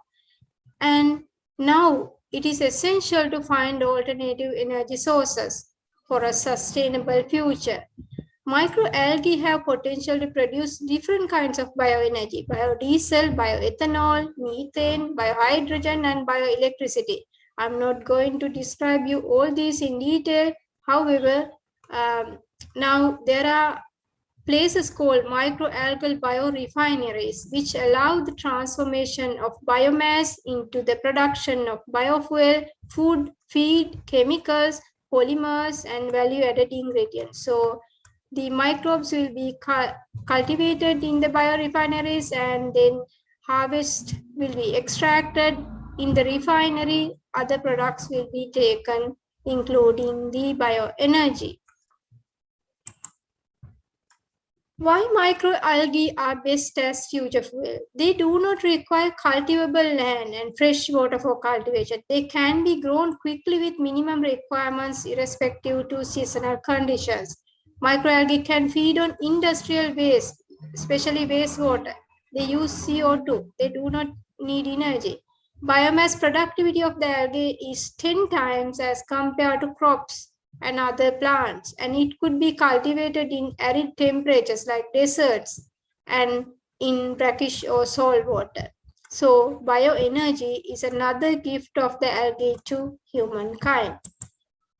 Here you can see two large biorefineries in the world, and there are many algal biofuel producing companies in countries across the world. I think in Portuguese or Spain also is available, and you can see such companies using this link. With that, I will sum up my talk. So as a summary, there are multiple roles of microalgae for which we should appreciate them. They have oxygenated the earth, and they are continuing to do so. They are the key primary producers in aquatic environment. They support for mitigation of global warming to reduce carbon dioxide levels. They produce different bioproducts, and they are useful in wastewater treatment, and they are very much useful to save us to find a good bioenergy. With that, thank you very much, and I wish to especially thank Joseph Shalvat and the team who is organizing International Microorganism Day. And for the presentation, I especially thank my research students, including Ms. Tilini Dinushka, who supported me preparing these nice slides. Thank you very much. Thank you for giving us a fantastic overview of all the wonderful things microalgae do. They seem to touch on every aspect of life and are thoroughly fascinating. Thank you for being our first live speaker on International Microorganism Day. I'm going to swiftly hand over to Ben, who's going to play the video of our next speaker. But I want to thank you, Ajira, for joining us. Thank you for a very interesting talk. You will be able to catch this as a recording later on. And yeah, thank you for being our first live speaker. It's really an honor. Yeah, thank you so much. Have a nice International Microorganism Day. We will, you too. And I hope you have some celebrations in Sri Lanka across today and tomorrow. Yeah, I think so. And I go on from Sri Lanka. Thank you very much. Have a good day. Hello everyone, my name is Dr. Dipesh Kumar Nilam. I am Assistant Professor at Department of Microbiology at JECRC University, Jaipur. Today I will talk on that nothing is impossible for the extremophilic microorganisms. So before I'm going to discuss in detail, we have to know about what are the extremophiles. So extremophiles are the remarkable microorganisms that are thrive in the harsh environmental conditions which are present on the earth. The word extremophile is originated from the Greek word that means extremus plus philia, means those who love the extreme environment. Later on, the term is coined by the Microorganism in 1974, and it is also known that the most of the extremophiles are archaea, but can also include the bacteria and eukaryota. But there is a question is arises why we have need of these extremophiles. So according to the astrobiology, extremophiles are those microorganisms which are able to grow at the higher extreme conditions. So on the basis of these extremophiles considered as a model organisms when they're exploring the existence of the extraterrestrial life out of the earth. Second thing is only the limited research studies have been conducted on them, so we have to know about more for the unexplored diversity by using the various culturable or unculturable techniques. Then the extremophiles can be a valuable resources for the novel biotechnological and biomedical products due to their biosynthetic properties. For example, mesophilic enzymes are not well suited for the harsh reaction conditions that required in the industrial processes because the lack of enzyme stability at the various conditions like higher temperature, lower temperature, higher salinity, and high acidic conditions. So at this stage, the extremophiles bioactive products could be the potential source to fulfill such requirements. So here it is the question is arises, what kind of the extreme conditions are there where the extremophiles can be grow? So there is some extremophilic conditions are present on there. The extremophiles can be grow. For example, like the higher temperature, lower temperature, high saline condition, high alkaline condition, acidic conditions, pressure, and the other some specific dry conditions like heavy metals and concentration and the UV radiations. So such kind of things are also found in the entire world. For example, the Yellowstone National Park or Thar Desert is especially known for their high temperature. And if you are talking about the lower temperature, there will be found in the glaciers and the oceans. Similarly, the saline and alkaline condition will be found in the Sambar Lake, Great Salt Lake, and Monnar Lake. So based on these extreme conditions, in this my presentation, I will discuss only the important classes of the extremophiles. For example, number one is the psychrophiles. Psychrophiles are those microorganisms which are cold loving and growing optimally at the 15 degrees Celsius, and their growth range is -2 to 20 degrees Celsius. And there is some cyclotolerant like pseudomonas which are able to grow at 4 to 35 degrees Celsius. And if we are talking about their habitat, these psychrophiles grow at the polar oceans, glaciers, Antarctic soils, and the marine environment, etc. But here is how they can survive. There is just some mechanism behind that. On the basis of them, they can survive in this such kind of lower conditions, which are anti-freezing proteins, cold stock proteins, membrane fluidity by the unsaturated fatty acid, and some exopolysaccharides. And if you are talking about some examples like the Cyclobacter aquaticus, Pseudomonas antarctica, and Locaria polaris, these are the examples. There is another class is acidophiles. Microbes, those are living and they grow at the very lower condition of the pH, like 1 to 5 pH. That is the very extreme acidic condition for the survival of any other microorganisms. So such kind of microbes are known as the acidophiles, which are able to grow at the acidic conditions. And where these conditions we can find out in the such like the acidic river, acidic hot springs, and the various mines, there is the sulfur compound common, etc. And if you are talking about their adaptation, the sugar coating and the higher content of the glycoproteins help to maintain their high relative internal pH during the survival in acidic environment. And if you are talking about the examples, sulfolobus acidochloridius and the hydrogenobacillum acidophilum are the some examples of these extremophiles. And the another type of the extremophile class is halophiles. Halophiles means salt-loving microorganisms which are able to grow at 0.2 to 5 molar NaCl concentration. That means 1 to 30% NaCl concentration. That is the very extreme conditions. There is the nothing is the another life is can grow. So such kind of habitat are found in the hypersaline conditions like the Great Salt Lake, Dead Sea, Sambar Lake, etc. And what mechanism they follows for their growth, that is the salt in and salt out process. And second one is the organic compatible solutes. So there is some these kind of conditions they maintain by the some organic solutes which are like glycol, pyamol, etc. These are the organic content which maintain their higher concentration of KCl ions by using the organic compounds. And if you are talking about some examples like the halobacterium, halobrex, volcani, chlorobium, imiricola, and disulfovibrio halophilus are the very important examples of the halophilic bacterial classes. There is the another class, that is the alkyliphiles. Alkyliphiles are those microorganisms which are able to grow at the higher pH. Means most of the alkylophiles are able to grow at the 9 pH, but there is some extreme alkylophiles also present there. These are generally grow at the 10 pH or above.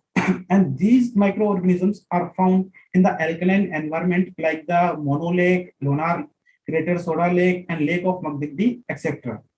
And if you are talking about their adaptation, they can maintain their low cytoplasmic pH than the external pH value by the coordination of hydrogen ion and sodium ion pumps in their cell. So these are some unique characteristics of these halophilic classes and the other microorganisms which are able to survive in such kind of extreme conditions. And if you are talking about the example, the Rhodospira, Halochloris, Netormonas species, and the Thiohalospira and Alkyliphylla are some examples of alkylophilic microorganisms. There is another classes of the extremophiles like barophiles. Barophiles means those microorganisms which are able to survive at the higher pressure. At that stage, there is the normal microbial cells cannot be survived. They immediately rupture at that atmospheric pressure, that is the 100 to 700 atm. So such kind of habitat where we can find deep in the earth and deep sea hydrothermal vents. These are some specific habitats where we can find these barophilic microorganisms. And if you are talking about the adaptation, the lipid unsaturated fatty acids like PUFA, the protein coat at the outer cell membrane proteins, enzymes, and the pressure controlling genes are responsible for their survival at the conditions. We are talking about their examples, the Proteobacteria gamma and Halomonas ciliaria are the examples. There is another important class is radioresistor. Radioresistors are those microorganisms which are able to survive or they can tolerate the higher radiation at the various environments. For example, if you are talking about the UV radiation, there is one important bacteria is present that is known as the Deinococcus radiodurans, which is also known as the hardest bacteria which can be survived at the higher UV radiation concentration or higher UV radiation. So here is the point is how this bacteria can be survived at the higher UV radiation condition. So there is some DNA repair enzymes are present like the REC-A protein and which are able to matches the broken pieces of the DNA and splices them back together in the few hours. So at this stage, I want to tell you that there is another important class is present, that is the thermophiles. Thermophiles are those microorganisms which are able to grow at the higher temperature, and such kind of thermophilic bacterial class is not only important for the research purposes, but also these are important for the industrial purposes in the various industries like in the food industry, dairy industry, and the leather industry and the enzyme industries. So what are the specific habitats there thermophilic bacteria can be found? These are hot springs, deep sea thermal vents, desert, compost, manure, and oil wells and the laundry, etc. These are such habitats. There we can easily find out the thermophilic microorganisms. So here we have to know about that what was the first bacteria who was isolated in the first time. So Thomas Brock and their colleagues in the late 1960s, discovered the first extremophilic bacteria. This is capable at survival at the 70 degrees Celsius, which is isolated from the Yellowstone volcanic hot spring that is known as the Thermos aquaticus. And naturally, it is a source of tag polymerase enzyme, which is used in the polymerase chain reaction for the amplification of DNA. Then the Kesafi and Lovely in 2003, they isolated the Archaeobacter strain that is 1-to-1, that is 1-to-1, which is known as Geogamma brosi, and isolated from the Mothara hydrothermal vent. This strain is able to survive at the 121 degree Celsius. So these thermophilic bacteria further classified into the 3 types. Number 1 is the moderate thermophilic bacteria, extremophilic thermophilic bacteria, and the hyperthermophilic bacteria based on their survival temperature. So moderate thermophilic bacteria are able to survive at the 50 to 60 degrees Celsius, and the extremophilic bacteria are able to survive at the 65 to 80 degrees Celsius, and the hyperthermophilic bacteria are able to survive 100 to 122 degrees Celsius. And for if we are talking about the examples like the Bacillus coagulans, Geobacillus stereothermophilus, Clostridium thermoaceticum, and Thermus disulfovibrio, Thermoanaerobacter, and Sulfolovas, Thermovoccus. These are the very important examples of the thermophilic bacteria. So now here is the question arises, how these thermophilic bacterial different classes can survive in the higher temperature? Because this is the very important class, so there is the various molecules are responsible for their survival in the higher conditions of the temperature. For example, the mechanism, if we are talking about the mechanism which is responsible for their adaptation in the higher temperature, the membrane lipid have a ether linkage. That means more branched and more stable. So there is the higher molecular weight. So these characteristics increase the melting temperature of the membrane lipids at the higher temperature conditions. Second is the heat shock proteins. More hydrophobic interior prevent the unfolding or denaturation of DNA during the higher temperature. And another important point is the high guanine and cytosine content in the nucleic acid structure. And there is the another important point is the reverse gyrase enzymes. These enzymes help in the catalysis the positive supercoiling of the closed circular DNA, means the positive supercoiled DNA appear to the resistance degradation more than the negatively supercoiled DNA. So there is the very important function of the reverse gyrase enzymes to catalyze the supercoiling of the DNA at the stage of the supercoiling. So there is the another thing is very important by the side the reverse gyrase, that is the DNA binding histone proteins or histone-like proteins which are able to make the strong binding in the DNA molecules. And there is the another some potassium and magnesium ions. We are working for the higher temperature and archaea protect the standard DNA from the phosphodiester bond degradation. So based on this adaptation or based on these conditions, we know that the extremophilic classes of the various extremophiles, thermophilic microorganisms are more diverse and they are more attractive in the field of research as well as in the industries. So here I will tell you about why the extremophilic microorganisms are more emphasized for their enzymes. Generally, extremozymes are those enzymes which are produced by the extremophilic microorganisms. So here we can say that the discovery of new thermophilic microorganisms and their enzymes has a great impact on the field of biocatalysis, because the extremozymes from the extremophilic microorganisms are more active and more stable at the higher and the various different stress conditions. And these extremozymes are able to replace the uses of chemicals from the various industries of the environment, and they are the environment friendly and sustainable for the new generation of industries.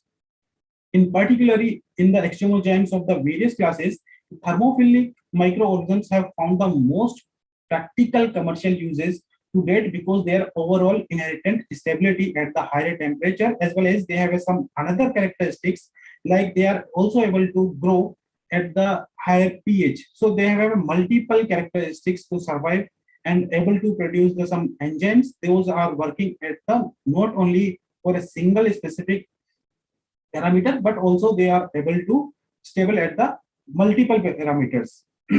So here is in this table, you can see that there is the various exophilic bacterial classes which are able to produce various enzymes. If we are talking about the psychophiles, acidophiles, alkalophiles, halophiles, and barophiles or pisophiles, these are able to produce the various enzymes. But if you will look at the end, there is some thermophilic microorganisms. These are able to produce more than 4 or 5 enzymes. So this class is very, very important in the industrial purposes, in the various industries like the food industry, like the dairy industry, like in the detergent industry and the starch industry, and the pharmaceutical companies, or for the medical purposes and for the removal of toxic compounds. So here is the important thing is why the extremophilic microorganisms are more important for the extremogens, because thermophilic extremophiles have attracted the more attention, in particularly for the extremophilic enzymes such as protease, lipase, cellulase, chitinase, and amylase have found their way into the industrial applications, as I have told you in my earlier slide. Then there is another reason. These thermophilic bacteria are have some reasons to stability at the higher temperature, but they have some more reasons, like they have to avoid the contamination leading to understand the complications to reduce at the higher temperature. So these are very important class of the extremophiles, which is not only for able to produce the thermophilic enzymes, but also there is another microbial life cannot be exist, or they cannot be able to do some activity at the enzyme level. So the usage of such enzymes in the maximizing reaction accomplished in the food and paper industry, detergent industry, drug, toxic waste, and removal and drilling of the oil is being studied extensively. So based on these things,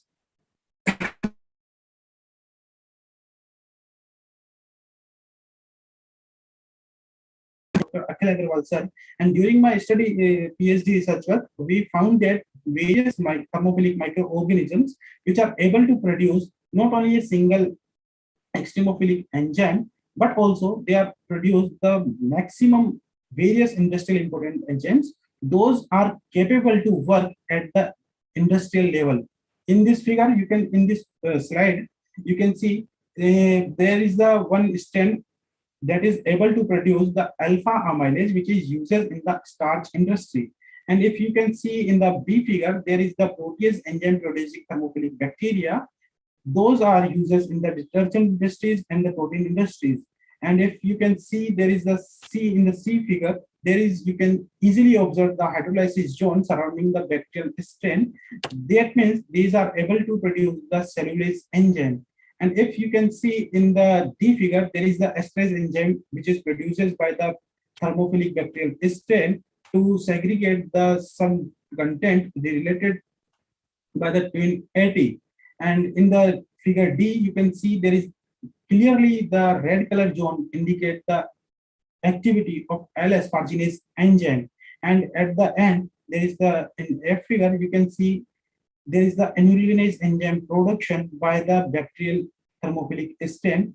Here, I will not disclose the name of strains because this data is unpublished. So I am not able to represent the name of these thermophilic microorganisms. Now, these are some qualitative analysis of the extremophilic enzymes. But in the industries, I want to tell you that these are not required the 100% purification of enzymes. Generally, in the industries, they only want the semi-partial purification of the enzymes. But in the some cases, if we are talking about for the pharmaceutical industries, or for example in the medicines, or if we are talking about the particular any research, there is a need of the purification of enzymes, but industry doesn't want to waste their time for the complete purification of these enzymes. So on the basis of based on this research work, here I will close this presentation, and I'm very happy to tell you that you are now at this stage. You can know about what are the extremophiles and where they are live and how they can survive, and you know very well now about the extremo enzymes, how they are great economic potential in the many industrial processes, including the food, agriculture, and chemical and the pharmaceutical applications. But still, we have more need to understand about the extremophiles, because till to date, only the less than 1% of the studies has been done in the various extreme conditions for the extremophilic microorganisms. If we are talking about some metagenomic work, through that we can identify there is the various microorganisms are present in that particular natural sample. Those are able to show the genes regarding the extremogynes, but there is some lack of cultivation techniques present till to date. We have, on the basis of them, we cannot able to grow these microorganisms into the in vitro conditions. But now I can say only one thing: in the upcoming future time, we can able to grow these such kind of microorganisms into our lab. So with this slide, I will stop my content regarding the extremophilic microorganisms and their applications. So this is the Department of Microbiology, Dr. Varsha Gupta, Associate Professor and Head of the Department in our JCRC University, and Ms. Devki Sen and Dr. Ravi Kant Rai are my colleagues. And here is some references which I have added here to know from where I have used this content for my slides. Thank you very much for listening me patiently. If you have any query, please write in the text box. Thank you. Thank you to Deepesh Neelam, Assistant Professor of the Department of Microbiology at JECRC University in India, for submitting that pre-recorded talk.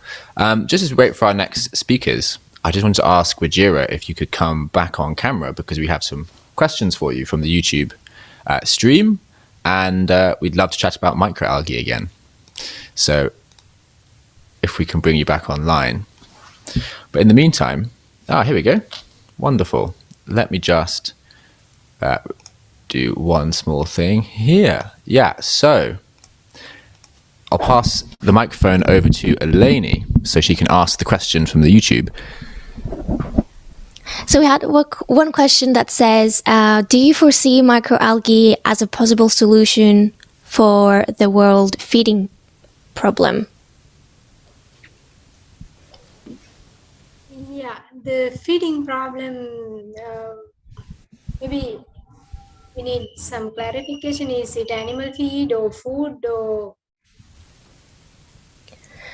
I guess for general food, the question, human food, yeah.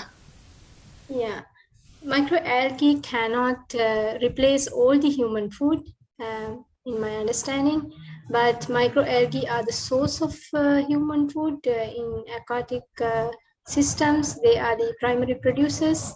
So then all the food coming out of the aquatic systems, oceans, rivers, lakes, the fish that we are eating the source is microalgae. But if you are going to increase the production of aquatic life, then we can increase the growth of microalgae, and then by that way we can have a solution for the feeding problem in the world. But as I have shown you in my presentation, there are some nutrient-rich food, healthy food, which are coming directly out of microalgae like spirulina and chlorella. I hope it is sufficient. Okay, so it is the source of all our food one way or another. But you showed us in your talk some delicious microalgae based snacks and food. I think you had a slide, and I just have you eaten any of those? Could you give us a bit of a breakdown of which of these are the tastiest and which ones you've tried and which one we should eat if we could get our hands on these microalgae food. Unfortunately, I could not eat them actually. I also didn't have the experience yet, but I have seen spirulina tablets, which can be taken as pills, or even the spirulina mix in the snacks or the cornflakes in the morning. You can mix spirulina powder with cornflake in the morning. And the other ones, actually, I also didn't have experience, but I'm looking forward as you. Yeah. And do you know what kind of nutritional value it adds? You know, is this a good protein supplement? Is it carbs? Is it just a big mixture of different macromolecules? It's a good one for the proteins and the good lipids. And they are supplying some carbs as well, the beneficial carbs. Okay, so it might be quite good for people trying to bulk up in the gym even, because it has protein in there as well. I had one more question for you, which was, we were talking about the role that microalgae plays in climate change, or maybe even in helping us with global warming. Are microalgae, you know, a bigger influence at capturing carbon than all the trees? Like, how do they compare to trees on land? Are they much more capable at, you know, fixing carbon than plant life? Or, you know, do you have any idea what the relative effectiveness of plant life versus microalgae is in carbon fixation? As a total, they are doing 50-50. 50% of the carbon fixation is coming out of the marine system from the phytoplanktons or microalgae, and the rest 50% is coming out of the forest and or the land plants.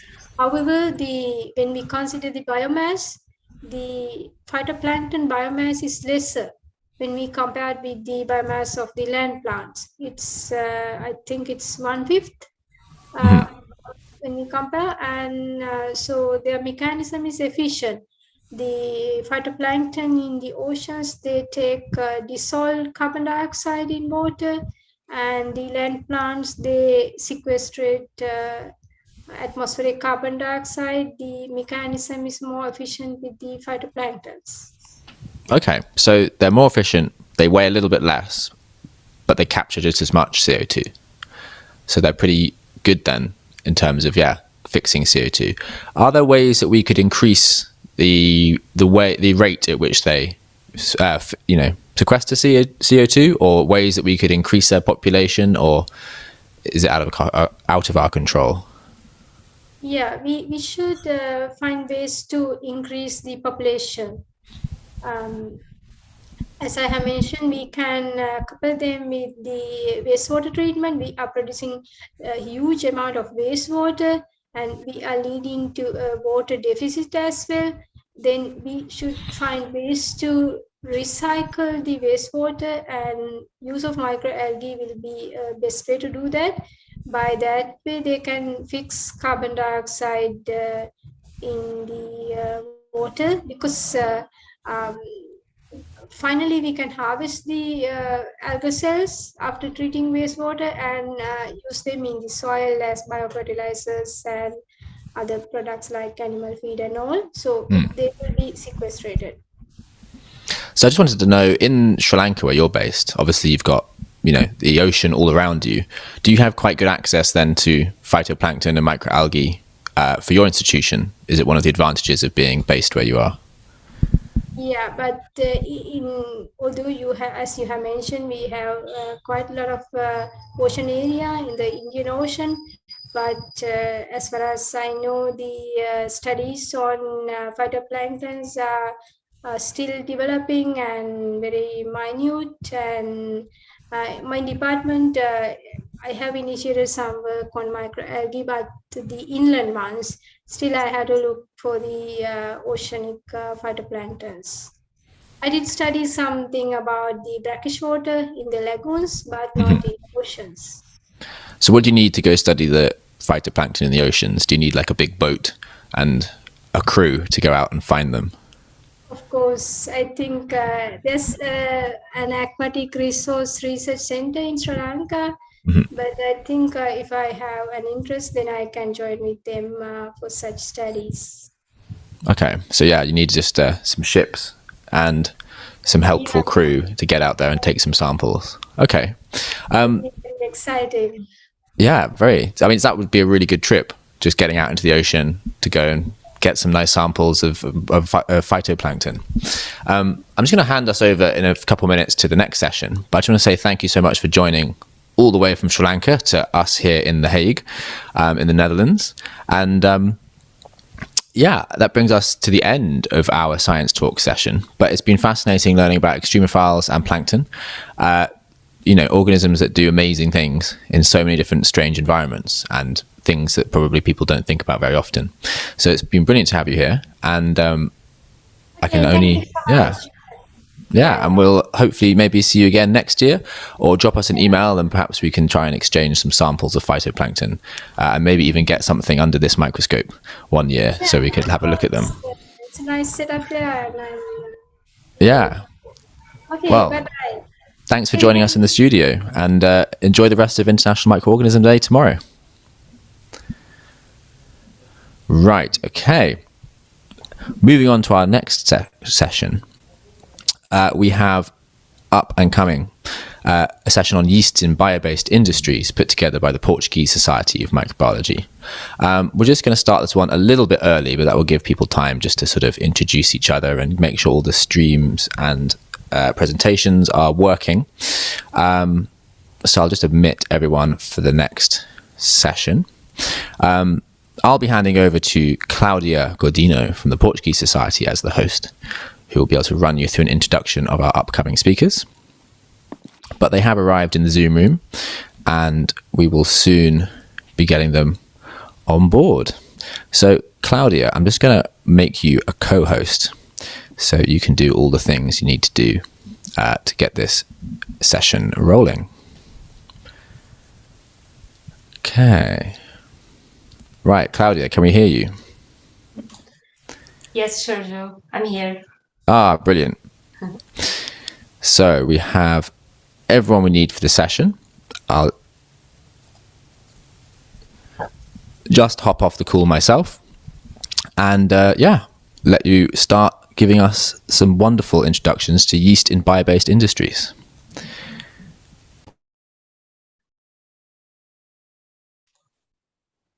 Professor Isabel, you are muted.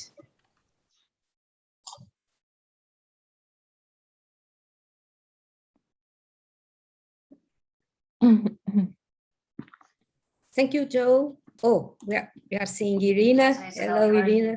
Irina is arriving. Okay. Okay, hello. Hello. So welcome to this session. Well, it will be yeast in bio-based industries. And is arriving. Okay. Okay, hello. Hello. So okay. Welcome to this I'm sorry. I'm listening. Session. Well, I'm sorry. Okay. In bio-based industries. You have to shut the window of the live stream of YouTube or Twitter or. I'm listening. Well, I'm sorry. Okay. You have to shut the window of the live stream of YouTube or Twitter or. Yes. Okay. Have to shut the window of the live stream of YouTube or Twitter. Yes. Okay. Okay. Now we are in. Okay, so again, welcome to this session in bio-based industries. And you know that baker's yeast is the most popular cell factoring for biotechnology, but well, not only because it has been. Again, welcome to this session in bio-based I'm sorry. Industries. And there is some problem. Is the most popular cell factoring for biotechnology, but well, not only because it has been used for 1,000 years for producing bread, wine, and beer, but today it can be engineered to produce an array of other useful bioproducts, including biofuels, pharmaceuticals, agrochemicals, fragrances, vitamins, pigments, and so on. All the wastes are easy to manipulate and scale up and have a short generation and production time. Achieving optimal and economically viable production of these products can be difficult. Scientists have uncovered a way to control many genes and complex biochemical networks in metabolic engineered yeast cells using synthetic biology approaches. So this opened the door to more efficient and sustainable production of bio-based products. Among these scientists is Irina Borodina. Well, she is with us to talk on yeast as biotechnology's best friend. Irina is professor in yeast metabolic engineering at the Novo Nordisk Foundation Center for Biosustainability at Technical University of Denmark.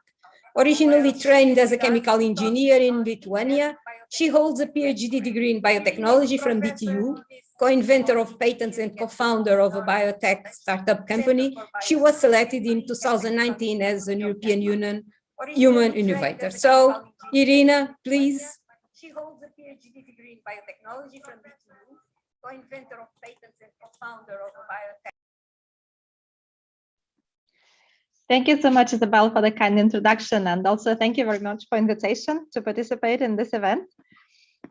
I welcome everybody, all the listeners, and I would like to talk to you today about the yeasts, which I, as biotechnologists, I consider our best friend.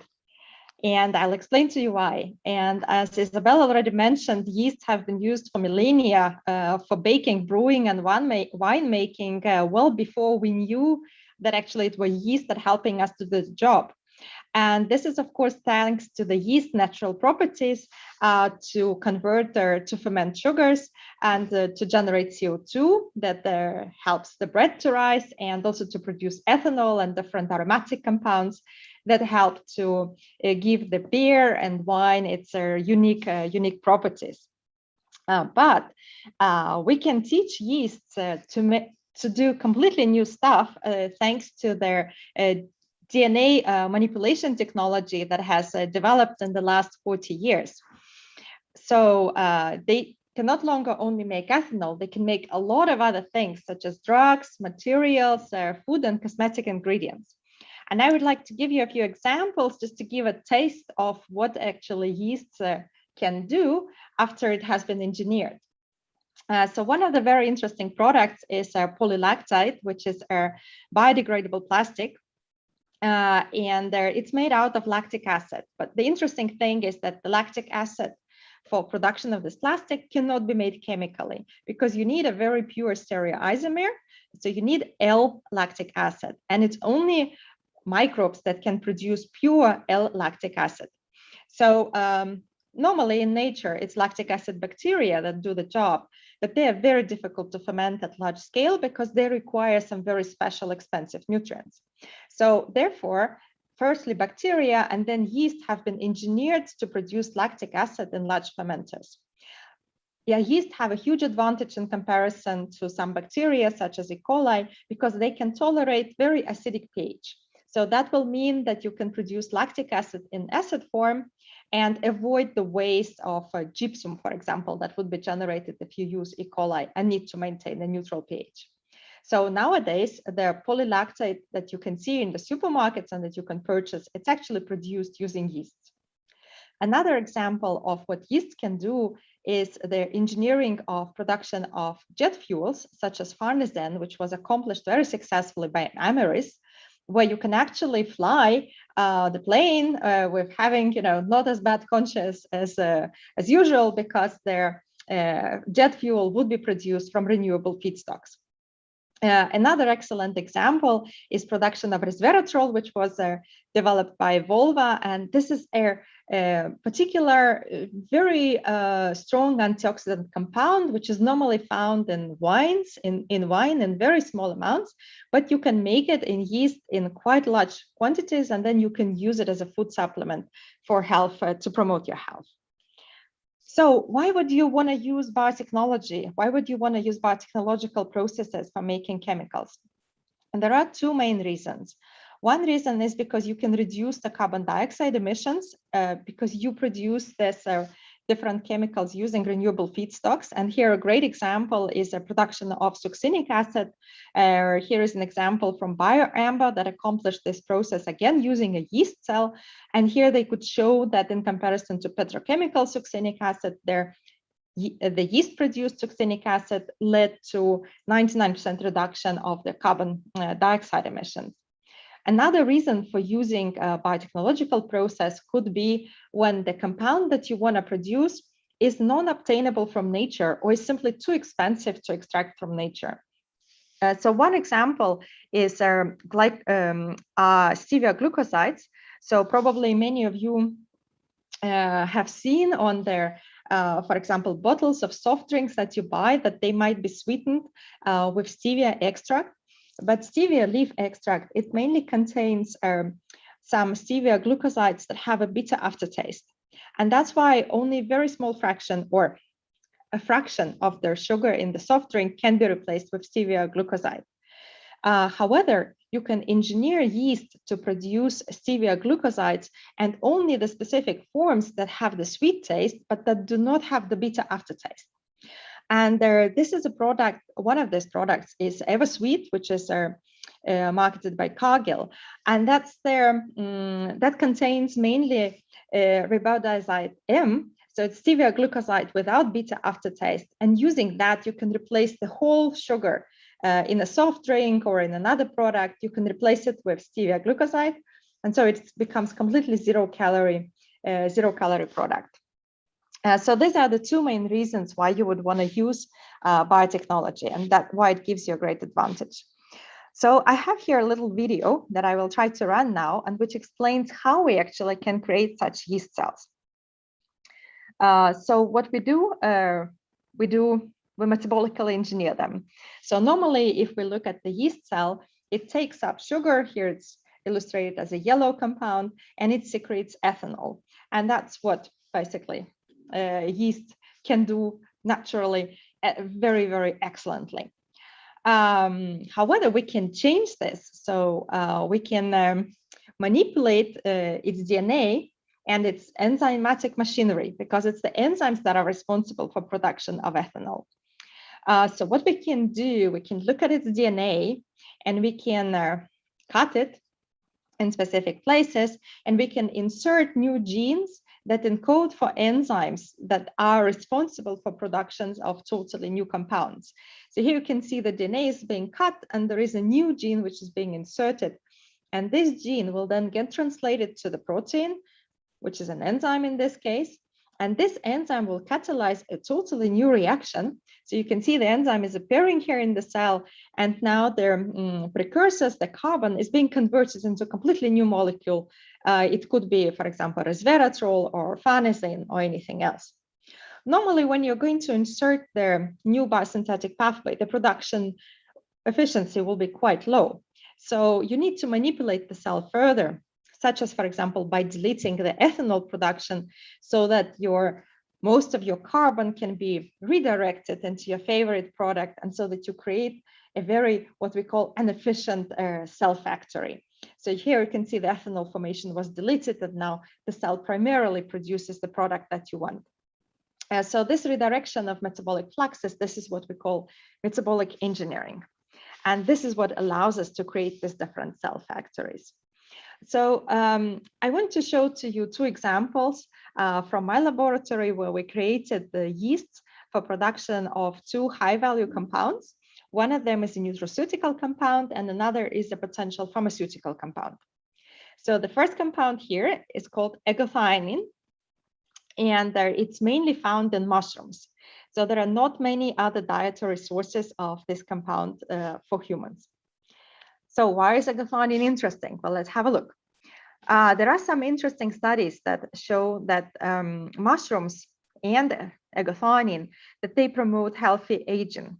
So the study here on the left, it was performed in Singapore, and it was done on 300 people, where the mushroom consumption was correlated with the odds ratio of developing a mild cognitive impairment.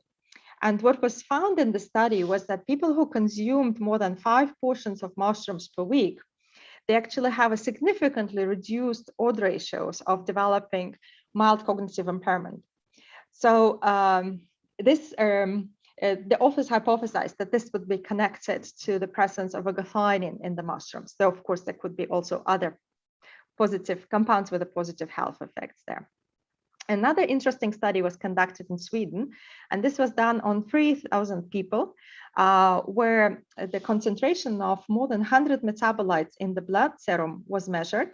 And then there was a follow-up that was performed 20 years later to see if there was any correlation with the diseases that people have developed with their metabolite concentrations that they had in their blood 20 years ago. And there were several metabolites that showed a very strong correlation, and one of them was agathionin. So the more agathionin was present in the blood, the less was the risk of developing cardiovascular disease or of dying. So there seems to be a clear correlation there that agathionin presence in our body can have some significant health benefits. There was also a large meta review that was published earlier this year, which analyzed multiple articles and found that mushroom consumption was correlated with lower risk of cancer.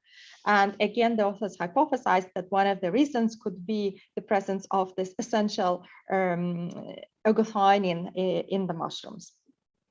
So if agathionin is really that beneficial, how could we get more of it? So the only source of it is fungi. So you need to eat up to about a kilogram of mushrooms per week in order to get sufficient amounts of agathionin. Another option is to take agathionin supplement, and currently agathionin can only be produced by chemical synthesis, so it is quite expensive. So I think a treatment like a supplement for 1 month costs about 30 euros. So what we can do instead, we can teach yeast to produce agathionin, and in this way we can obtain large amounts of it by fermentation in a rather cost-effective way, and then we can make agathionin much more available to anybody. What does it require? So it requires that we reconstitute their biosynthetic pathway towards agathionin in yeast, because naturally yeast cannot make agathionin. So here you can see the biochemical reactions that lead towards agathionin from their common amino acid precursors such as histidine, cysteine, and methionine. So it was a PhD student in my group, Steven van der Hoek, who has done the job, and he has reconstituted these multiple pathways towards agathionin in yeast. And then during the fermentation, we could obtain about 600 milligram per liter of agathionin, which would lead already to a significant cost reduction, where probably agathionin could be produced at scale at about $1,000 per kilogram instead of $500,000 per kilogram. And this would make it much more available for wider use. And now we have licensed this technology to a biotech company who will hopefully bring it to the market within a few years, so we all can enjoy the health benefits of this molecule. And so another example I want to show you is production of psilocybin, which is an active compound of the psychedelic mushrooms. However, the reason why we wanted to make this compound was not for the recreational use, but it was because it has a great potential for some neurological disorders, particularly, again, seems to be very active against depression, and also could be useful for treatment of addictions such as tobacco or alcohol addictions. So it was Nick Milner, a postdoc from my group, who developed this technology, and now he's a co-founder and CSO of Octarine Bio, who has actually licensed in this technology and continues working on it. So on the right-hand side, you can see their metabolic pathway towards psilocybin, which comprises multiple biosynthetic steps, which Nick has reconstructed in the yeast cell and could achieve their high-level production of psilocybin and also the psilocin. And again, as I said, this technology is now being further developed in Octarine Bio, who will bring it to the market for the benefit of people, of the patients, for treatment of depression and other disorders. So with that, I want to thank my team at the DTU at Denmark Technical University, and also our funding sources. And I will be happy if there are any questions. I will be very happy to answer them. Thank you. Thank you, Irina, for this for your views on this challenging area. We do not have a question as far as I know, but I think I can ask you a question. Well, it's a difficult one. Well, how do you see the field of synthetic biology of yeast, of Saccharomyces cerevisiae, and well, the relation with not exactly concerning the problems that you brought to us, but concerning others, just the use of non-conventional yeasts? So recently with the CRISPR particularly a revolution, the access to the other different non-conventional yeasts has become so easy. So if before we could mainly manipulate the Saccharomyces cerevisiae, now we very easily can manipulate a lot of other different yeasts. So I think one of the most popular yeasts now is oleaginous yeast Yarovia lipolytica, which has become, I think, I wouldn't call it anymore non-conventional yeast, because I think it has already made its way all the way to the manufacturing size fermentations. So it's already producing the products which are being marketed. So I think it's not a non-conventional yeast anymore. And I think several other yeasts are going to catch up as well. And more yeast species are going to be used. And I think if we look in general on the tendencies in their synthetic biology and in the metabolic engineering also, so we're moving towards doing more high throughput metabolic engineering, which is again enabled by this better access to their molecular biology tools. But also quicker learning from this metabolic engineering experiments with the help of machine learning, modeling, and other approaches. So I definitely see this tendency towards a much more accelerated development of the yeast cell factories, and this is a big. This will be a big. It's really a big thing in supporting the development of the new processes. Thank you for your views on the topic. We have questions now. Well, the first question is, should we eat more mushrooms to live longer? Absolutely. That's more or less the main message of my talk. Eat more mushrooms. I mean, we don't know for sure whether it's agathionine or some other compounds in the mushrooms that give this positive effect. And agathionine, hopefully you will soon be able to buy as a supplement. But what if it's something else in the mushrooms that's also very beneficial? And besides, they're super tasty. So please eat more mushrooms. Yes. There is another one, but this one should be more difficult, I think. What mushrooms have the most ergothioneine? Actually, they're ones with the highest kind of mushroom are oyster mushrooms. And I think shiitake mushrooms also have a high content. And the interesting thing about oyster mushrooms that they are easily cultivated, and you can cultivate them yourself at home. For example, on the spent coffee grains. So if you drink coffee, which also maybe has some health benefits, then you can use the spent coffee grains to cultivate your own oyster mushrooms. So 2 benefits. Yes, we are learning a lot. Thank you for the tip. Well, I think that we can move on. No more questions. Thank you, Irina. It was a pleasure. Thank you very much. And and now we are going to continue this session. And you know that the genetics of beer and wine yeasts and the development of novel superior brewing and wine yeast is a really exciting field of today's research, but this is a quite old area of yeast technology.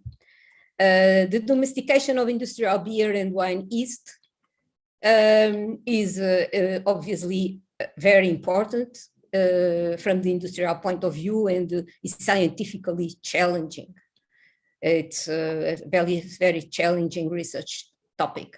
And to explain it, we have with us Kevin Verstrepen. He's full professor in genetics and genomics at Leuven University, KU Leuven, in Belgium. He's the director of the VIB Center for Microbiology and the director of the Leuven Institute for Beer Research. Verstrepen studied biological engineering at Leuven University, joined the lab of Gerald Fink at the MIT, well, a genetics pioneer, as some of you should know, where he studied the origins of instabilities in the yeast genome. He was lecturer of industrial microbiology at Harvard University, but he moved back to Leuven University. Kevin Verstrepen is known for his research into the genetics of beer yeasts and the development of novel superior brewing yeasts. But he also received awards for best teacher from Leuven bioengineering students. And well, I believe that you will soon understand why. Well, Kevin, please. Thank you, Isabel, for this too kind introduction. Okay, let me try and share my screen with you and see where we get.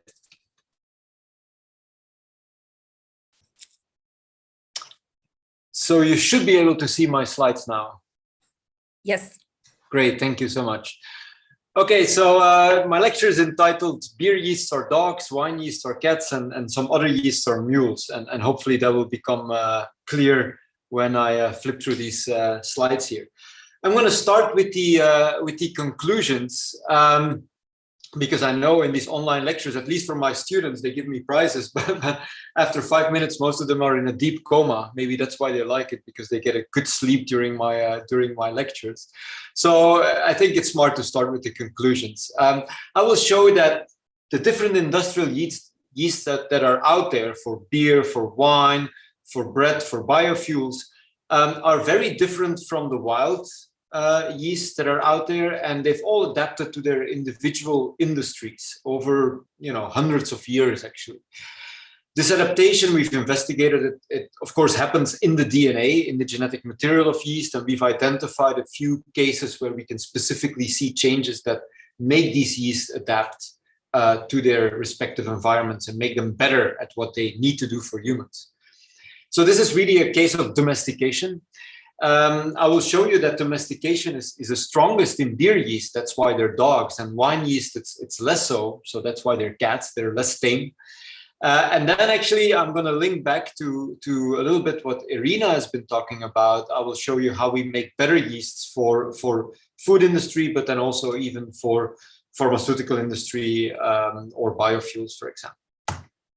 All right, let me start by saying that when we talk about beer or bread yeasts, we talk about Saccharomyces cerevisiae, but there's actually many different individuals or strains of this yeast. And every brewery has their own specific yeast. And usually they use one yeast to make all their different beers, or a few.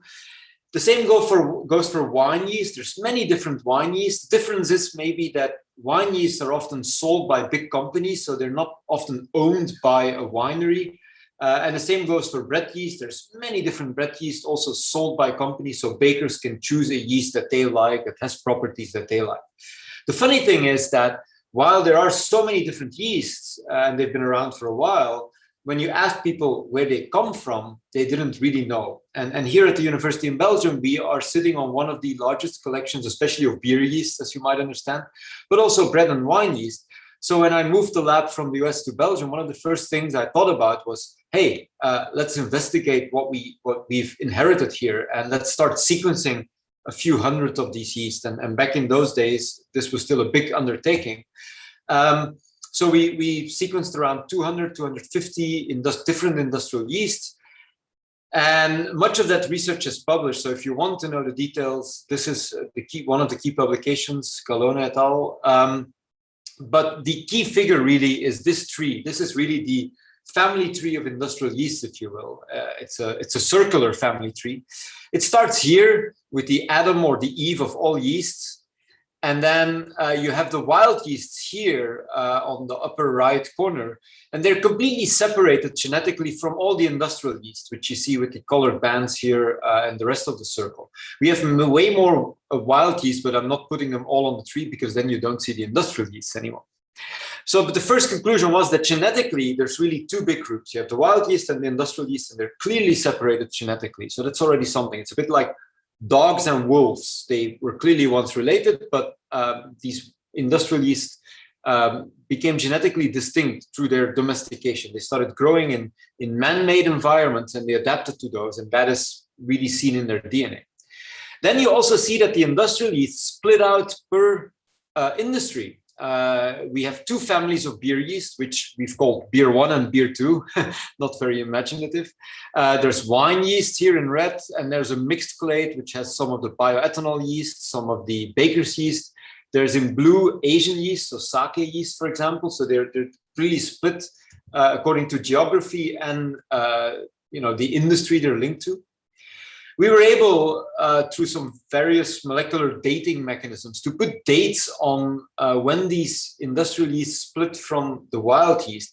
And maybe to our own surprise, it only happened sort of in the 1500s, which was at first sight maybe later than we first expected, because as Isabel already said, we've been making beer and wine for hundreds of years, or thousands of years. So why would they only split out that late? The answer is probably that this is a time where this yeast-based industry became more or less professional. And you see in records of brewers that they start really catching yeast and propagating yeast and taking yeast from one fermentation to the other, which was really the key to getting a separate genetic lineage or family of beer yeast, and then later also wine yeast. There's many more things I can say about this tree. The only other thing I want to say is that you see that the arms of the genetic tree here for the wine yeasts are much shorter than, for example, for the beer yeast, which really shows you that the wine yeasts are genetically more closely related and they haven't adapted as much to their environment. And also when we look at the traits of these yeasts, so that their phenotypes, how they behave, we see that they're more related to the wild yeast. They have more stress resistance still, they can still sporulate, they can do all these things that wild yeast do, that the beer yeast cannot do. On the other hand, the beer yeast have gained functions that the wild yeast don't have. So this clearly shows that the wine yeasts are not as evolved as much or not as domesticated as much as the beer yeast. The reason for that is probably that you only make wine once a year, right? When the grapes are ready. So the time that these wine yeasts have to really grow in the industrial conditions in grape juice is only limited to once a year for a few weeks. They don't divide that much. And evolution is, of course, based on progeny, on getting children, right? And the number of generations for these wine yeast in their industry was much lower than in the beer yeast, because beer is made throughout the year, pretty much every week. So these cells have undergone way more replications in the breweries. Another thing we found is that some of the yeast that we found in wine yeasts, in brewer's yeasts, and in baker's yeasts, although less so, are actually not a pure species. They're a cross between two different species. Just a bit like a mule is a cross between a horse and a donkey. And then there's some cooler examples. There's ligers that are crosses between lions and tigers, or zonkies, a cross between a zebra and a donkey. These are real, they're not Photoshopped, but they only happen in zoos most of the time. The mules are, of course, more known. So we found that many of these yeasts are also crosses between different species. And it doesn't look as spectacular under the microscope because they look exactly the same, which is why the brewers that were using these didn't even realize. And when we first got the results, I actually thought my students screwed up, that they mixed DNA of two different samples or something. So it took me a little bit of convincing, or it took them a bit of convincing to really ensure me that we're really looking at mixed species here. I don't have time to go into the details, but we found really mixes between lots of different species. And what seems to be a constant there is that these hybrid yeast, these interspecific hybrids, have the fermentation capacity of the beer and baker's yeast, Saccharomyces cerevisiae, together with the cold tolerance of some of the non-typical, non-standard yeasts like Uvarum or Eubayanus or Coudiera-Xervii. That seems to be a constant, and we typically find them in, for example, Belgian Trappist beers or Geuze beers, or wines, often in cooler climates where they need to grow at cooler temperatures. And of course, the best known example, which we didn't discover, are the lager yeast. So if you drink a lager beer like a Heineken or a Stella or a Budweiser, those beers are always made with interspecific hybrids because they are made at cooler temperatures. Lager is the German word for basement, for cellar, where it's cooler.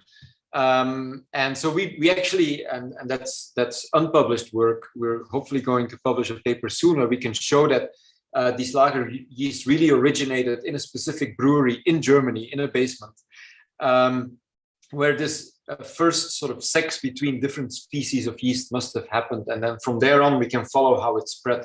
It's really a beautiful sort of history lesson almost on industrial yeast. Apart from doing the genetics, we also looked at the traits, the behavior of these yeast. And I don't have time to go into the details, but it suffices to say that these different yeasts are extremely different in the aromas they produce, the stresses they can withstand, the sugars they can ferment. And that's all sort of summarized in this heat map here. But again, you see patterns. For example, the beer yeast, you see a lot of blue here, but some red on top. For the wine yeast, you see more red here. Again, no time to go into the details, but we could show that there's really a link between the behavior of these yeast and the niche they grow in. For example, the beer yeast have adapted to growth on maltose and maltotriose. These are sugars that are found in beer or in beer wort, in the medium from which beer is made. It's not found in wine, so you see that the wine yeast don't grow on this, but all the beer yeast obviously do.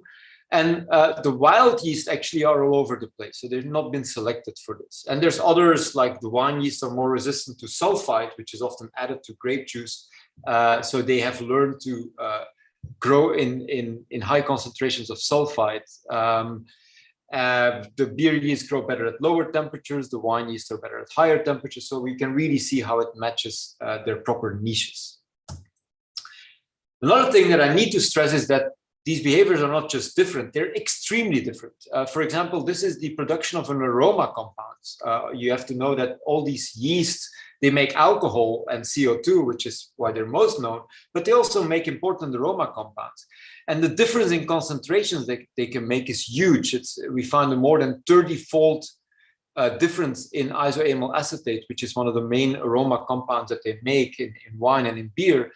So that's a huge difference between the lowest and the highest here. So you can really now start picking out yeast that produce way more or less fruity aromas, which can be useful. All right, on to the second part of my talk, and that goes a bit closer to what Irina has been talking about. These yeasts have been domesticated in the previous hundreds of years, and they've clearly gotten better at growing in their industrial niche. But we figured we can do better. We can use modern technology to speed this process up, to take it a level further and to make even better yeast. And so the concept is very easy. We're just doing breeding like we've done for cattle and for crops for thousands of years. Farmers have taken the strongest animals and bred them. So we're now doing this for microbes. And the cool thing is it can go much quicker. So we can make millions of crosses in the lab. That's more difficult with cows. We can do this in a few weeks and then screen them and take the best ones and repeat this. And for this, we're using lots of robots to really scale this up. I used to do this with students, but they complain a lot and they make errors. So the robots have been fantastic. So literally we can make thousands of crosses now in only a week time, and also test these. To test them, that's also a challenge. We've been working with microchips together with a company next door here, IMEC, that can make sort of small chips in which there's no electricity flowing, but we have little droplets flowing, and in each droplet we can put one yeast cell, so you get like mini fermenters, mini brewing vessels almost, so fermentation vessels, and in each of those we can put one yeast and then select or test how well that yeast is doing for a certain property, so that increases the throughput, which is essential for what we're doing. And I just want to show you one example that was together with a company. They asked us to create a yeast that can grow in a certain medium that none of the natural yeasts of our whole collection, we select 2,000 or we tested 2,000 yeasts, none of them could grow very well in this condition. And in a few years, we were able to breed yeasts by just crossing and recrossing and testing millions of crosses. We were able to get these red yeasts here that in a very short amount of time ferment this medium completely. So they reach the complete fermentation of all the sugars in this medium. And the important thing is that these are not genetically modified yeast. This is just breeding, like farmers have done for thousands of years. You take two kinds of apples, you cross them, and you might get a better one. And that is important for the food industry because in many cases, the food industry is not ready yet to use genetically modified strains. So it's a bit old school technology, but using also the modern techniques that we have to speed things up and to make this thing go quicker. We've also, for example, made yeast that make even more aroma compounds. I've shown you this curve before. So we've bred a few yeast that make more fruity flavors even than the most fruity natural yeast. And those can be immediately used to make beer that tastes very fruity. So this was for a brewery that wanted to make a Belgian strong beer, but not have the strong alcohol, just the strong yeast aroma, the typical fruity aromas. And so they can do this. They can make a 5% alcohol beer that almost has the same aroma as a typical 8-9% Belgian Trappist or Abbey ale. And then the last couple of slides, we are also going into synthetic biology, right? As Irina has shown, we're now at the stage where we can make synthetic DNA in factories. We can order pieces of DNA, put that in yeast to make them make things that they normally wouldn't do. So those things you cannot do by breeding. And so one of the things we are doing there is trying to find out which genes we need to modify. And we're using, again, our big yeast collection to try and link known characteristics of yeast to specific genes that we can then further engineer. And so one of the projects that we've recently completed is together with Dan Jaros at Stanford. Dan had made 1,100 crosses between two parents. And that's another example why yeast is so fantastic, right? It's a sexual organism, and you can make 1,100 children of the same parents. That's way more difficult with cows or any other higher organism, I would say. Anyway, the reason why we did this is that these two yeasts are very different in their traits, and by making 1,125 next generation crosses between these yeasts, and then using sequencing, so all of these were sequenced, that already tells you something that we can now sequence 1,000 yeast without much problem, whereas 10 years ago, 100 yeast was a lot. And we also did 1,000, 1,100 fermentations and measured the aroma compounds and whatever. And putting that together with bioinformatics allows us to link variations in the genomes of the two parental strains with the differences in their traits, in their characteristics, and a pinpoint like, hey, a change in this position here in the genome is linked to a specific trait. And I'm sorry that I cannot show you all the examples, but it's about isobutanol production, temperature resistance, ethanol production, stress in general, aroma production, all the things that we could measure. We've identified, I think, 300 or so QTLs in one huge experiment. That we're now, of course, also looking into to test. That paper is under review. If one of the reviewers is listening here, please hurry up because it's been under review for quite a while. And so that allows us then to further improve existing yeasts and, for example, make better yeasts as a starting ground for synthetic biology. And one of the things we've been working on is an antioxidant called astaxanthin. Other labs have also used it or produced it. You need to introduce lots of different genes. But by then tuning these yeasts a bit better, we can make yeast that make more of this compound. So those are the things that we're currently doing in the lab. Last slide I want to show is that there's a free online course on the edX platform for those of you really interested in beer and also the microbiology of beer. You can take 10 free courses on an academic level on beer. Just go to the edX website and look for Beer, the Science of Brewing. Highly recommended, like 15,000 people already took it. So if you're interested in this, you can find way more material there. Okay, I'm going to leave it at that. I have to thank the people in my lab who do all the work, and of course some of the industrial collaborators that we have. Thank you. Thank you, Kevin. So you have a lot of questions. 4 questions. 2 of them are similar, and we have 3 minutes. So I'm going to read one of the 2 questions because they are similar. Do any of the mixed yeast species have trouble reproducing and generating descendants? So this is one. The other one is, it is possible to build a super yeast by sequentially breeding the best, more interesting yeasts. What are the limitations? And the other, well, it's very, perhaps more scientific, even more scientific. How are you able to construct a family tree for such simple organism as yeast? So okay, I will start with the third one. So yeah, it's a simple organism, yeast, but their genomes, their DNA is actually more diverse than the human genome. So humans differ like a few letters per thousand. And yeast, it's almost one letter per 100 different nucleotides if you take the most different yeast. So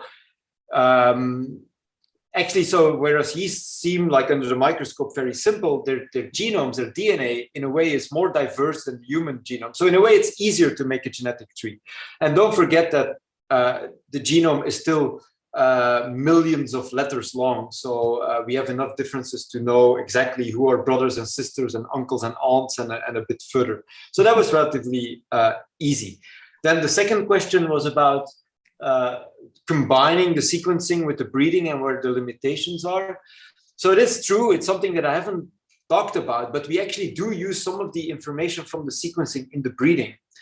Because once you know which part of the DNA are responsible for a certain desirable property, you can actually keep track of that part of the DNA and make sure that when you do breeding, that you definitely have that part also in the offspring. You can select for that part through PCR. I don't know how much people who ask the question know about molecular technology, but so yes, we keep track of pieces of DNA that we know are important, and we make sure that those are in the offspring. That helps us a little bit to speed things up. In yeast, it's okay. If you have to breed, for example, apple trees, this is way more important. Why? Because it takes you several years before you can test whether a cross is making better apples. You know, you start with a very small tree that needs to grow before it makes apples. And so you can gain a lot of time by testing the DNA, because you can do that immediately, even on the small tree. With yeast, when you cross two yeasts, literally a week later, you have the hybrid and you can test it. So following the DNA is not always the best mechanism, but we do it quite often. What are the limitations? Well, we feel we can improve traits with maybe one order of magnitude. That's about the maximum. So 10-fold better at certain things. Sometimes it's only 50% better. So, 1.5-fold better. But it's very difficult to go to 100-fold or 1,000-fold better. For that, you need DNA technology, genetic modification. And you cannot let them do things that they don't do in nature, right? You cannot have them do photosynthesis or make a pharmaceutical compound. For that, you need genetic engineering. And by now, Isabel, I forgot the very first question, actually. No, it was not. If the mixed species have troubles reproducing and generating descendants. Right, absolutely. So it's a very good question. Mostly when you cross two different species, like a mule or a liger, they become sterile, right? They cannot produce offspring, which means they're evolutionary dead ends. The same is true for yeast. They become sterile, so they cannot have sex anymore. But yeast can also reproduce asexually. And so it can make clones of itself. And actually, that's usually how it multiplies. Sex is actually not so common in yeast. You have to really almost force them to have sexual reproduction. So that's the cool thing about these interspecific hybrids. They can still grow, multiply. And that's what they're doing in the industrial niche. And they don't need sexual interactions or crossing to really thrive. So it's a very good question. And that means that interspecific crosses in yeast are actually not an evolutionary dead end and can really be useful, whereas mules and ligers and wolfins are a different story. Okay, thank you, Kevin. Thank you a lot. So we're going to continue with the production of bioethanol from biomass by yeast. So you know that bioethanol is the most widely used biofuel as a blending agent with gasoline, especially in the United States. So it's the largest producer, followed by Brazil. So we have here a speaker from Brazil, which makes a lot of sense.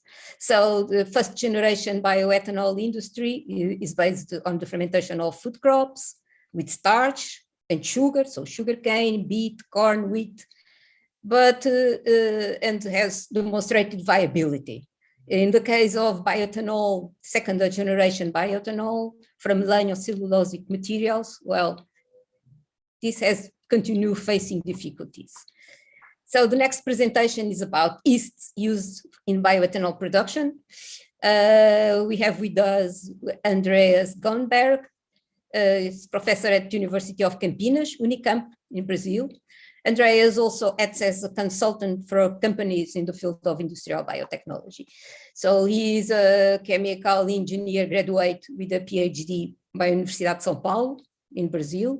He worked as postdoc in different laboratories in the world, so even in Portugal, Technical University of Denmark, TU Delft in the Netherlands, and more recently at Harvard University. So Andreas has also been active in promoting science for the general public, especially for children and teenagers. So he is very interested, let's say, in meetings like this one for disseminating microbiology. Please, Andreas, thank you for coming, and it's your turn. Thank you, Isabel. Can you hear me well? Yes. So it's a pleasure to be here with Irina and Kevin and you in this session. And I'm going to talk about fuel ethanol, mainly from sugarcane. Let's see if I can share my screen here. Where is that? Okay. Can you just confirm that you can? Yes, that's fine. Yes. That's fine. Okay. So I work at the University of Campinas in Brazil, as Isabel said, and we are interested in the yeasts that are used to produce ethanol as a fuel. And I will start with something that has already been mentioned here, just to bring you a very familiar scene to all of us. These are all dogs, different breeds that humans made along hundreds of years. And they are very different in shape and in size and color, but they all belong to the same species, right? And if we go for yeast, and it has already been mentioned here that yeast can be used for wine production, beer production, sake production. It can also cause some diseases in humans, and there are also yeast in the wild. But if we look at them under the microscope, they are going to look pretty much the same. So in spite of this, we should not be fooled. They look pretty much the same, but they are genetically even more diverse than the dogs I have shown you before. And they all belong to the species Saccharomyces cerevisiae. And I'm going to focus today on those strains of Saccharomyces cerevisiae that are used to produce ethanol. And I think the main reason we are interested in ethanol is that it can be used as a fuel for light vehicles, as Isabel mentioned, combined with gasoline, but in Brazil, we can also use it as a standalone fuel. So I can, for example, use pure ethanol in my car if I like. And compared to gasoline, it releases 90% less greenhouse gases in the atmosphere. Another interesting point is that in the sugarcane biorefineries, you can see a typical example here in this picture. We have 420 such industrial units around in Brazil. Not only ethanol is produced, but also table sugar and electricity. In the red rectangle here, you can see the fermentation section of this biorefinery, which is where the yeast will convert sugarcane sugars into ethanol. Another hot topic at the moment is the possibility of developing new technologies to use ethanol to fuel electric motors. So the development of fuel cells to produce hydrogen in the car, which will then react with oxygen, produce electricity, and fuel an electric motor. And this is an opportunity that countries like Brazil have at the moment as an alternative to pure electric motors, as has been discussed in Europe and North America, for example. And the other thing is that we should remember that we are not anymore discussing the possibility that we have climate change or global warming. We are really living a climate emergency at the moment. So together with wind power and solar power and other renewable options, I think ethanol is something important for us to better manage our climate emergency. I'm going to talk mainly about first generation ethanol, which is the ethanol, as Isabel mentioned, produced from sugars, from sugarcane or sugar beet, or from starch, from corn, for example, because Although there has been a lot of interest in producing second generation ethanol, as you can see here at the bottom of the screen, today, unfortunately, only less than 1% of the worldwide production is lignocellulosic ethanol, which is second generation ethanol. So still, 99% of the global ethanol production is first generation. And as you can see here, there is a global production of around 110 million cubic meters per year. 55% of this volume comes from corn in the US, and 30% of this volume is produced in Brazil, mainly from sugarcane. Corn ethanol is already almost 10% in Brazil and increasing actually very fast. One interesting point is that corn ethanol is mainly produced using genetically engineered yeast, as Irina already explained and Kevin mentioned. Yeast that have been subjected to genetic modifications using recombinant DNA technology. So these yeasts are mainly employed in the US to produce ethanol from corn. Whereas in Brazil, it is just starting now, we are just starting to use genetically modified yeasts to produce ethanol from sugarcane, but still more than 90% of the production is still based on non-genetically modified yeasts. So the production is basically carried out with selected yeasts, as I will describe. So I'm going to talk mainly about the sugarcane biorefinery, in which we have sucrose from sugarcane being used to produce ethanol, and also table sugar and electricity. So these three products are actually crucial to keep this business running. It's not possible to think about producing only ethanol, for example. We need the three products to make this a profitable business.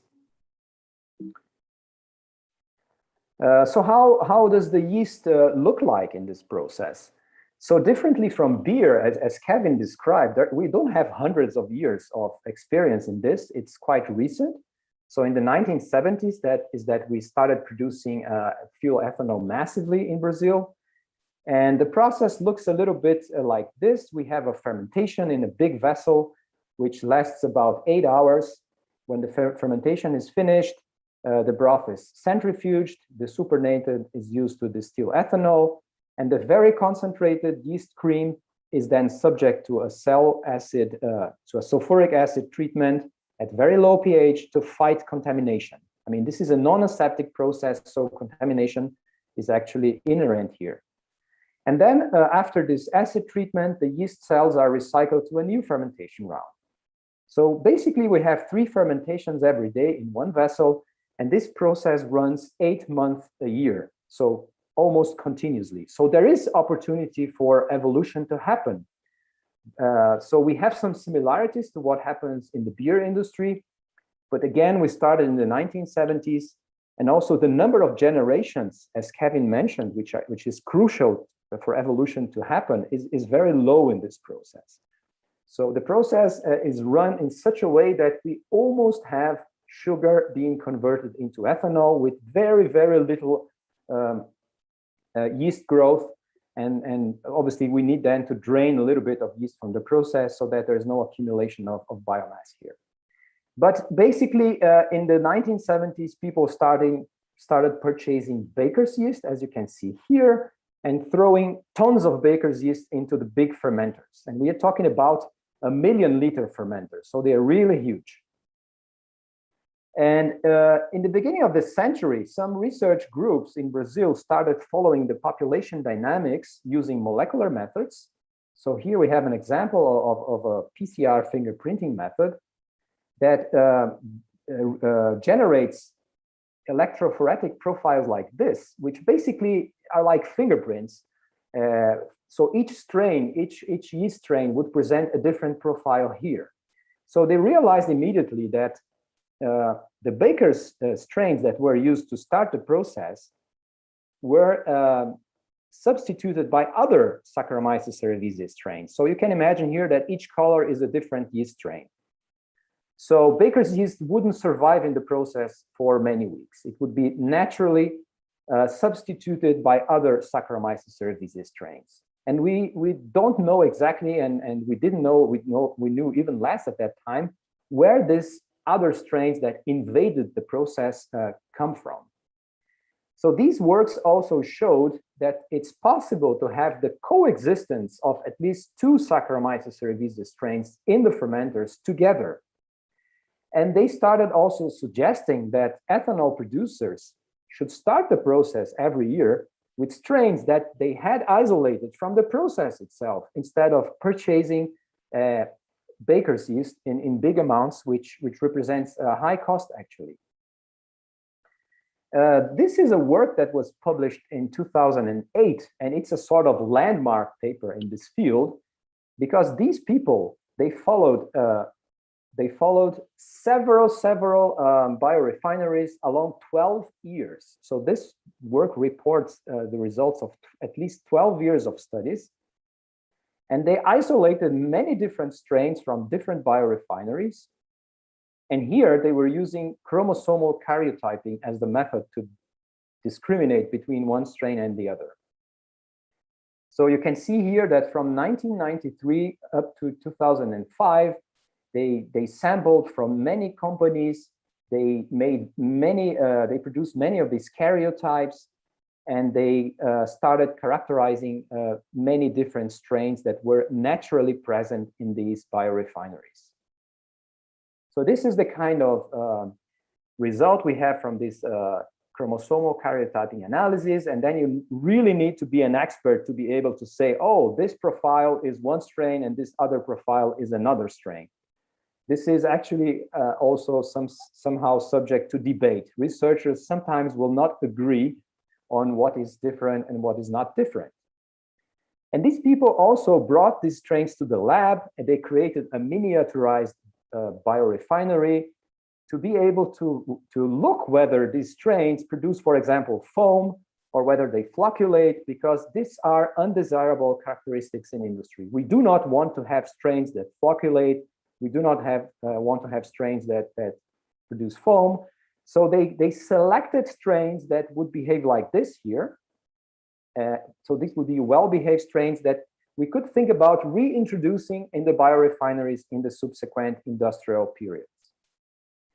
They also compared the industrial strains, and I'm showing here one which is called PE2, which is maybe the most popular industrial bioethanol strain used in sugarcane biorefineries. They compared this strain with baker's yeast, and they showed that they indeed present a higher ethanol yield, a lower glycerol yield, and high cell viability under conditions that resemble those conditions in the sugarcane biorefineries. Here on the right, you can see how the ethanol yield developed along the decades. So you can see that in the 1970s, 1980s, we were not very good at having high yields, but then in the 1990s, we started achieving more than 90% of the maximum theoretical yield. And since then, this yield has been quite stable.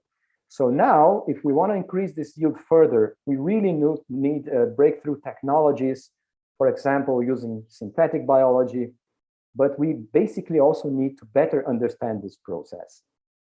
Contrary to wine and beer and bread, there is not much science behind bioethanol production, unfortunately. Here again on the left, you can see this natural strain substitution that occurs along the 8 months of a production period. So every different color is a different strain. And as you can see, baker's yeast is here naturally substituted by other strains. So in this study, they also mapped permanence and prevalence of these strains in the process. Permanence means the capacity to stay in the process from the beginning of to the end of the season, and prevalence means the percentage or the frequency with which this particular strain is in the process at a given moment. So this was a breakthrough study, but the process has changed a lot in the last years. And one main thing is that we introduced mechanical harvesting of sugarcane in the 2010, around 2010. And this produced a great change in the microbiota of the process. So we do really need to invest more. 2 minutes, Isabel. Okay, we do need to invest more in understanding what's going on. This is just a slide. It was a research from our group showing that one of the hallmarks of this industrial yeasts is that it can it has a very high tolerance to low pH. So it can survive, you see the black dots, at low pH better than, for example, baker's yeast or laboratory yeast strains. Here you can see in this table that the producers of ethanol, they just have a handful of strains they can purchase in the market to start the ethanol production season. So it's about 5 or 6 strains they can buy to start the process. But still, we don't know what is the molecular basis for the outstanding traits of this of these strains. Why do they dominate and persist? We have some genome sequences that started being released in 2009. Some studies also show that these strains are quite well behaved. They are diploid, they sporulate well. They are not as complicated as beer strains, for example, as Kevin described. And just to give you two examples of traits that have been mapped, they have an increased copy number of vitamin synthesis related genes, which is an adaptation to this environment. They also have inactivation of aquaporins, which is related to the movement of water, which makes them more tolerant to osmotic and high osmotic environments.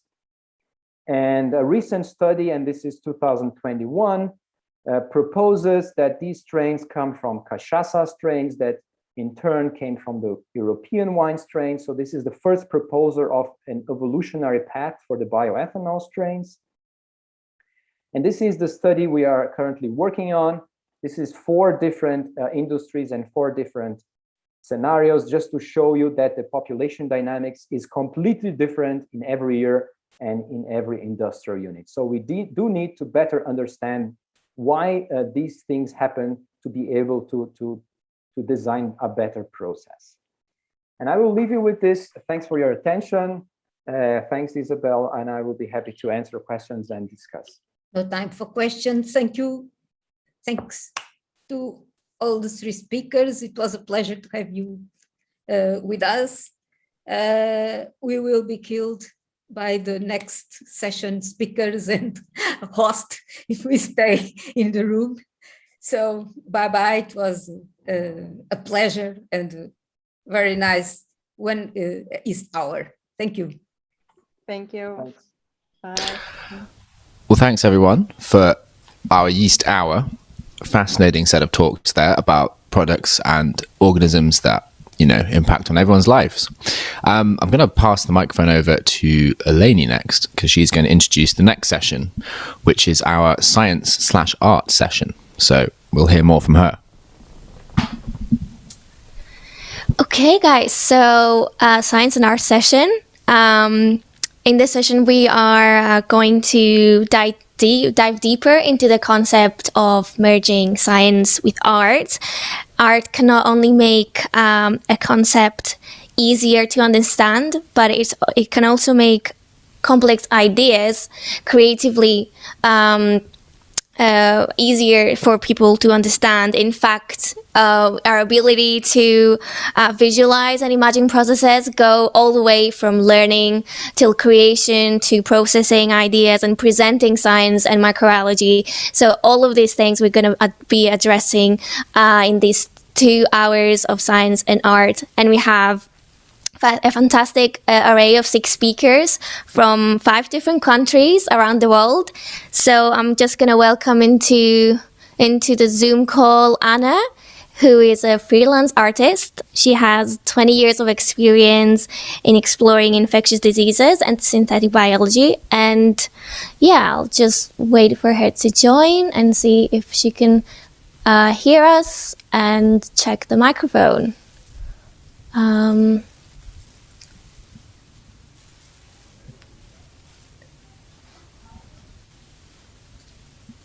Okay. Hi. Hello, Anna. How are you? Yeah, good, thanks. Cool. All right. So I just gave an introduction to the session, and I told everybody that you have over 20 years of experience with exploring science and art, and we are just so excited to have you here. Mm-hmm. Just a little background about you, I guess, before starting, that you were our Microbe Art 2020 Grant Prize winner with all your amazing creations. So yeah, can you just tell us a little bit about what topics are you gonna be discussing in your talk? Well, I'm going to talk about my new work mostly and what I've been up to in the last year. So some shows, some work that's already existing but is already out in different places around the world that you can go and see physically at the moment, and also projects that I'm working on at the moment. Okay, so I guess you have around 40 minutes to do your presentation, and then at the end we'll do a short Q&A. So everyone that you're watching the live, please do comment below the chats all your questions, and we're going to address them at the end. So yeah, I'll just hand the floor to you, and good luck.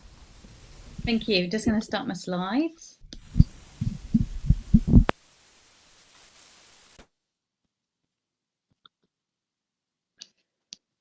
Right, so I was going to talk about an artistic exploration of microbiology from my perspective, because I'm an artist who's kind of dedicated my life to microbes, I guess, and this is since winning the MicrobeArt 2020 award, this is the kind of stuff I've been up to since. I got quite a lot of projects on, so I'm just going to start talking about them, and then at the end I've got a short film to show you of our project, which is with Boku University, but I'll come to that.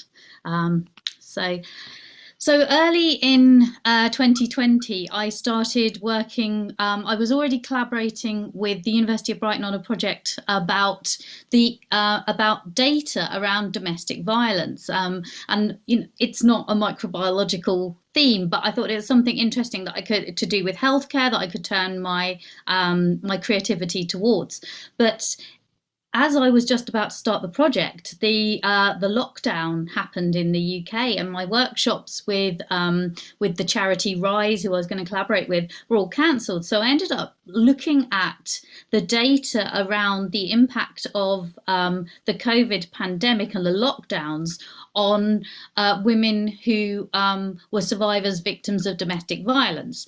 And the figure 30%, or even 3 times, kind of came up a lot. So I made these 30 little tiny beds, which you might recognize because they were from some very striking images of the first temporary hospitals in Wuhan of the COVID-19 pandemic. But in this case, I made the bedding by hand, and it's based on that. And I think they got the bedding from like various factories and whatever in an emergency, because they were all like brightly coloured bedding and things. And I was really interested in this sort of feminine art link. Sometimes there's a lot of embroidery in my work and telling the stories of science through things like embroidery. So the idea of the work in the future is that I would like to do workshops with women who have been subject to domestic violence, but these were ones made by me referencing various things and thinking about sort of Virginia Woolf's room of one's own, and this idea of the emergency happening, but the women were locked in with the people who were kind of committing the domestic violence. So rather than having the home as a safe space, it became a kind of contested space. So this is what the work was about, and it's called shielding, which is a term that was used in the UK to describe shielding of the vulnerable. But it's not something. I think in the USA they call it sheltering in place, meaning a similar thing. So if you had like if you were like over 70, or you had immune compromised issues, then they told them to shield during the pandemic. So we were playing with this idea of shielding, but kind of talking about how the idea of shielding was actually a negative in this case. So it was like playing with those things. And each of the beds is impregnated with the extracted RNA of COVID-19 or SARS-CoV-2 from a plasmid construct that I collaborated with Dr. Inez Mora and Dr. Jane Freeman at the University of Leeds to do this. So it's a thing that happens a lot in my work, that you kind of see there are these invisible elements that are the real biological elements in it. So they're very tiny, and you can sort of see me kind of setting up the installation there. It's never been open to the public yet, and that's something I would like to do. I was able to set it up in the gallery that we had got booked, but I couldn't do that. something that is on show to the public now and also is impregnated with DNA, in this case, impregnated with Yersinia pestis DNA, is a collaboration I did with the National Collection of Type Cultures in London at Public Health England, and I'm their artist in residence. So it's like the dream job for me to be able to access this historic bacterial collection and make work with the stories that are there. And they've got some amazing things there. They've got letters from Alexander Fleming. They've got cholera, the oldest living cholera from 1915 from Alexandria, from a soldier, which I'm doing a project with now. But this one was with Yersinia pestis, and it's called Plague Dress, and it's currently on show at the Boerhaave Museum in Leiden in the Netherlands as part of a show called Contagious, which they planned a long time before the pandemic, but then got delayed due to the pandemic. They were talking about the forthcoming kind of disease X, and lo and behold, it beat them to it, kind of being the situation there. And this dress is a 1665 dress design, which is the date of the Great Plague of London. It's made of silk to reference the fact that the Silk Road was kind of a vector for the plague to travel from the sort of the steppe region through kind of the maritime port Canton, I guess, as it used to be called. Now it's called Guangzhou, and through to the Netherlands and then on to the UK. So it's great that it's now on show in the Netherlands, and before that it was on show in Guangzhou, in the Guangzhou Triennial. So it's kind of followed the route of the plague to the UK as well, to London, and it's stuffed full of spices. There's a roll under the dress which is stuffed full of spices that we used to treat the plague, and the lavender references this, the posies and things that people would carry, and the beaks of the plague doctors and things like that. Not that in London there's no records of plague doctors dressing like that, but there are in the Netherlands. So sort of referencing those things. And this embroidery on it is an actual period embroidery that I managed to acquire. I use a lot of kind of found historical artifacts that are maybe not the most valuable artifact in the world, but they're from the time, so they're kind of conceptually they're important to include. So this embroidery on the dress is from that time, and I've impregnated the embroidery part with the extracted DNA of Yersinia pestis, which I extracted in the lab with the scientists at PHE in the National Collection of Type Cultures. And I have previously handled live plague. This was DNA from kill plague, but I have previously handled live plague in a category 3 lab at PHE Porton in the UK as well. And I'm the first artist, as I understand it, been able to do such things. I'm fascinated, and I deeply go into it, and I deeply go into all the health and safety as well. And I work with the leading experts in this. So there's some close-ups there. And that's how it looks in the Boerhaave Museum at the moment. And that is when they had the opening last July, and that's the King of the Netherlands actually looking at the dress. So it was quite exciting, considering we were still, just coming out of one of the lockdowns at that point, to see this happening. And the show's, it's locked down several times in the Netherlands, and so it has to close and then it opens up. But luckily it's a very long-running show, and they might even be extending that. So I'm hoping that I'll get to go there and see the show before it finishes, because it looks absolutely amazing. A piece that I also worked on with Alex May during the lockdown was a piece called Susceptible, which is through my collaboration with the University of Oxford and the Cryptic Project and Modernising Medical Microbiology there, who have been doing for a very long time. I've been their artist in residence since about 2010. So they've been doing this for a very long time, looking at how you could implement genomics technology and microbiology in the UK Health Service and beyond. And so quite a few years ago, Modernising Medical Microbiology actually had it. So it was implemented in the UK that everyone who had a TB, their TB was whole genome sequenced routinely and went into a database and could be understood and things. And the Cryptic Project has been looking at how you can really work internationally with this. And they've got partners all around the world. And what they did was they made these multiple well plates with different antibiotics in it. And they put different patients' TBs in these plates and sequenced the TB as well. So they looked at the different antibiotic growth, and from that huge data set, they were able to understand which of the first 4 frontline antibiotics will treat the disease just from the genomic data. So from the whole genome of the TB, they can say this patient needs this antibiotic. So it was absolutely groundbreaking and could be a protocol that can be applied to lots of different organisms in the future, so that we can actually have really targeted treatment, which is really important for resistance and avoiding drug resistance. And this installation we made from their data. So this is a visualization of it, but we do have the full working exhibit, but we haven't been able to show it yet, again, because still galleries are only just kind of opening up for their big, larger scale shows, and that's in only some countries.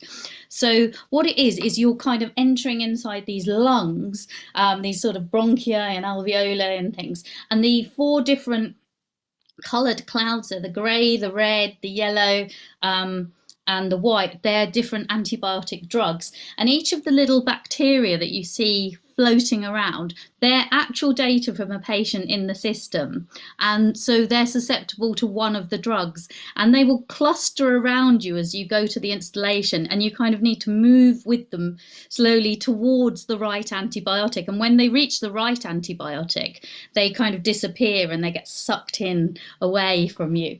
And so it's kind of about teaching people that antibiotic drugs need to be targeted. You can't just take any old antibiotic and hope for the best. And sometimes that bacteria are resistant to certain antibiotics. So the idea is that we'll be showing this as much as we can all around the world. And it's a very beautiful kind of magical thing. And it was shown with a reflective floor as well. So that's something that's up and coming. And these are close-ups of it. So this was funded through the Arts Driver programme at the University of Brighton. And there was a requirement for this piece that you had to include Gatwick Airport data, London Gatwick Airport data. And so these kind of lines that are going through it, these sort of little dots that you can possibly see, hopefully, are based on, and I think there's another one here. Here you can see it more clearly, these little dots alongside the bacteria. They're the Gatwick flight data to and from destinations that are partners in the study. And so we had this ability to download this Gatwick flight data, and we were just expecting normal flight data and things like that. But then the lockdown happened, and then so what we have the story of the impact of disease incorporated in the piece as this data just trails off and then picks up a bit, and you can sort of see lockdowns easing and lockdowns coming back again and things like that, all happening in the flight data that's overlaid within the installation. And there's another example of it. So it's all kind of moving around you and you're moving within it. And then another piece that I was actually able to show during the past year was my piece Ex Voto, which is each of the ribbons in the installation tell a story in their own right. They're dyed with different antimicrobial drugs, different antibiotics. The Staphylococcus aureus from my body, genetically modified Streptomyces celicola. There's different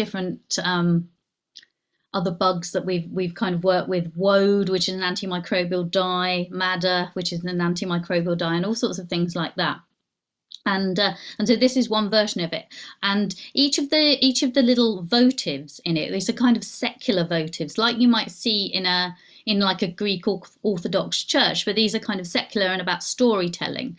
Although somebody said that, it could be that if we don't deal with antibiotic resistance, then maybe prayers and votives will all be all that we kind of have to go back to as well. So it's got that link there. So these votives are handmade, some by me and some by lots of different people, some by scientists, some by children, some by visitors to exhibitions, and all in different countries and all around the world. So I've had people work on it in Israel, in Egypt, things like that. And also There's one of the scientists who was a creator of the antibiotic augmentin, actually participated in a workshop once and made one. So that's in there too.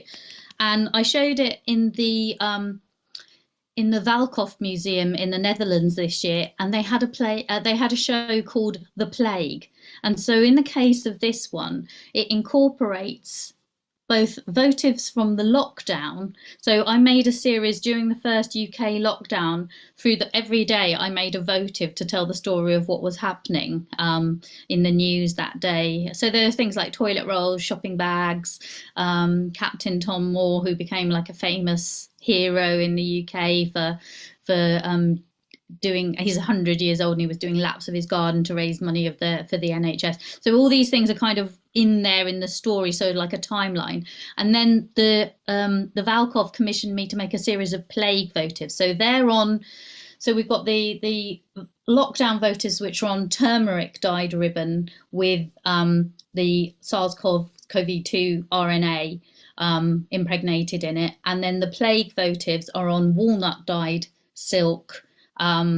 And they're all made by me based on the history of the plague in the Netherlands and the UK, and the more contemporary like Madagascan outbreaks and things like that are all kind of incorporated in it. And it's the ribbon's impregnated with the Yersinia pestis RNA DNA that I extracted. And so you can kind of walk under it as well. And that's the installation view in this. This was a fantastic show with exhibits by sort of manuscripts by Albert Camus and paintings by Dürer and all sorts of things in this fantastic show that was there. But that's finished, unfortunately. So they've just returned the piece to me and it's looking for another venue. And I've been working very intensively during the lockdown on this piece called Hypersymbiotics, and you can maybe make out on there that it says post-pandemic edition. So I've made a few versions of this work, which I came up with Professor John Paul, who's my longest term collaborator. I've been working with him for over 15 years, maybe more now. And we were talking about could it be possible to have like bacteria that could like improve you, kind of like actually improve you and things. And this was a commission that I kind of pitched to the Wellcome collection quite a while ago, and they commissioned it as a performance piece. And then I made a kind of an object based on an apothecary box for the Science Gallery Detroit, which was talking also about advertising and snake oil cures and things like that. And so now I've gone a step further with it. And this is a new commission, which is going to be as part of an exhibition called The World is in You, which is organised by Medical Museum in Copenhagen, but will be exhibited at the Kunsthal Charlottenborg in Copenhagen.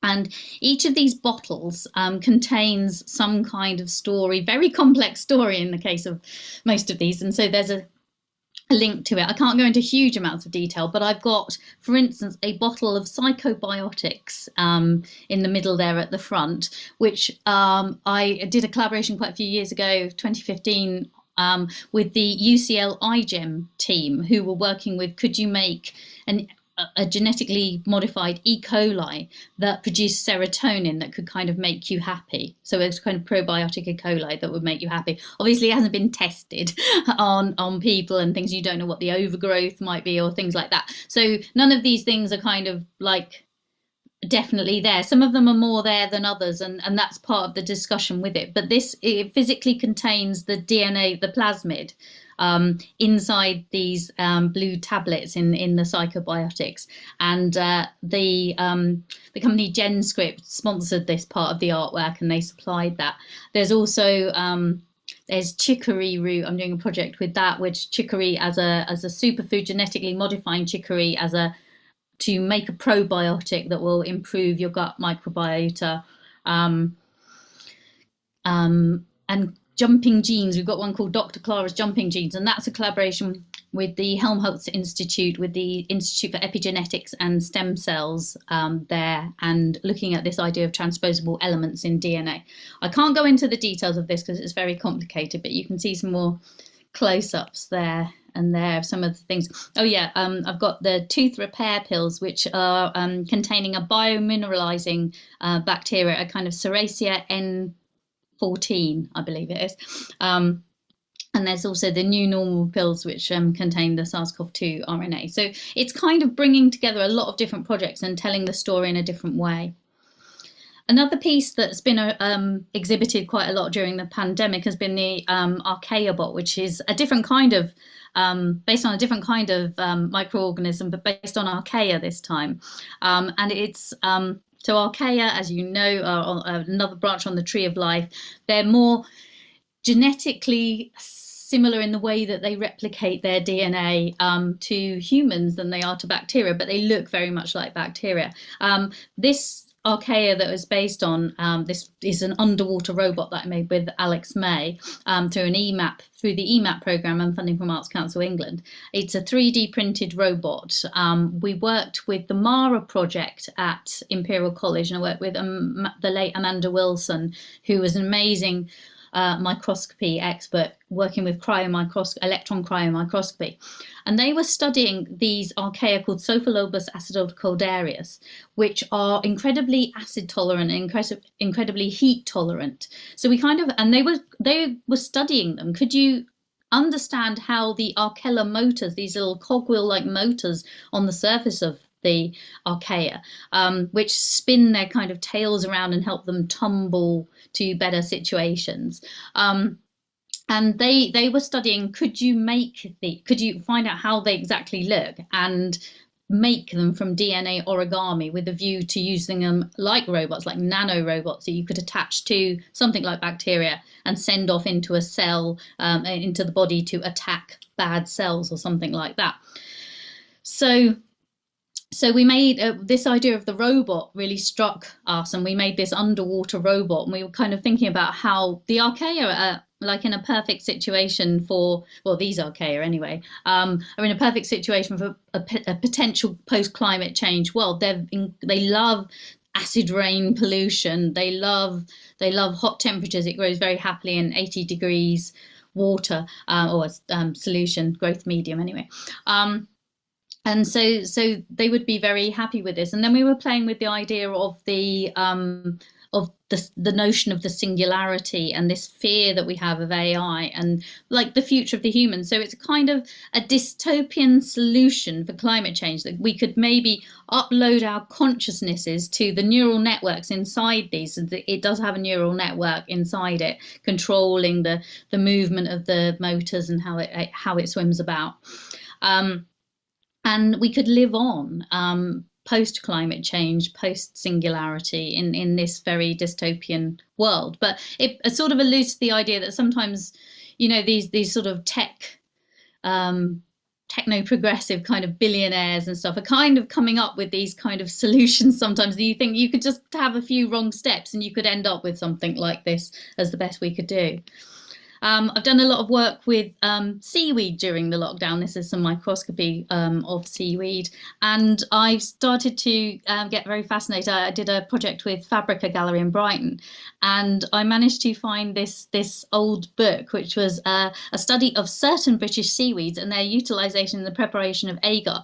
During the Second World War, the agar supplies, there's been shortages recently as well, but the agar supplies were obviously being blocked by the war, and we needed a lot for things like the development of penicillin. So there was a move to try and investigate which British seaweeds might work for this. And it's quite interesting because things have changed as well. We've got a lot more kind of invasive species as the temperatures of the water change and stuff. So I did a lot of study on that.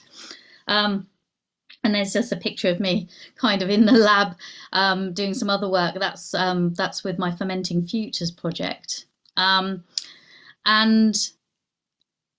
so another thing that I was working on in the past few months is a collaboration with the University of Western Attica in Athens, looking in the Department of Conservation of Works of Art and Antiquities, and I've been exploring the impact of microbes on antiquities, and they're researching, it's really fascinating, the microbiomes of the antiquities and trying to work out whether you could do things to those microbiomes or adjust those microbiomes or encourage different growth or even consider using synthetic biology to do this. So you could actually have microorganisms growing on them that are actually cleaning them. And so I did a collaboration with the scientists and the art historians there and the conservators there, and learned about all the issues that they're dealing with, and then made these kind of, I call them 3 sketches, which each kind of are impacted by these issues. So I used seaworn marble that I managed to get from eBay really, really cheaply. So it's not a great kind of valuable antiquity until, you know, maybe in the future. And then I drilled holes in it, because holes are apparently the worst thing, and plants are even worse. So plants growing into these things.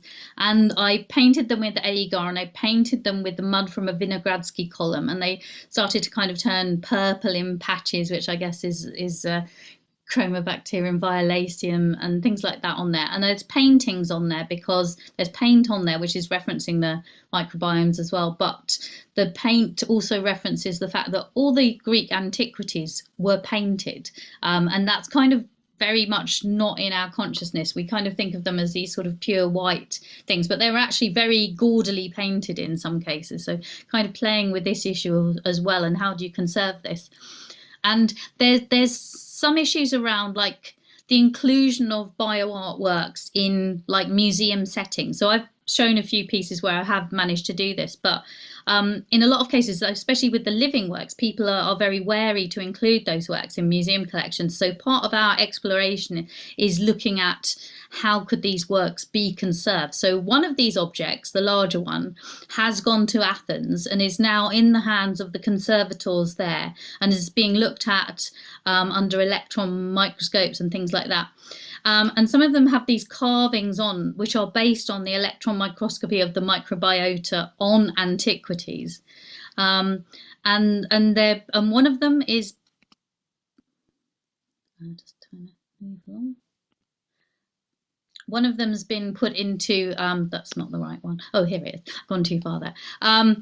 One of them's been put into a Vinogradsky column to see what the effect of the microbes are. One of them's staying with me at the moment damp, and when I feel it's reached the correct patina, I will try and preserve it myself. And one of them's with the conservators. And we've studied like what documentation you need to keep and things like that in order to be able to keep such works. So, and there's also, they've got RFID tags in because all the documentation is incorporated in there. And we're exploring things about how to use blockchain technology in order to keep the provenance and conservation data safe for the artwork. So rather than a sort of commercial use as these kind of crypto art works, if you've come across this at all, and using blockchain technology, this is using it in a different way through the smart contract stuff.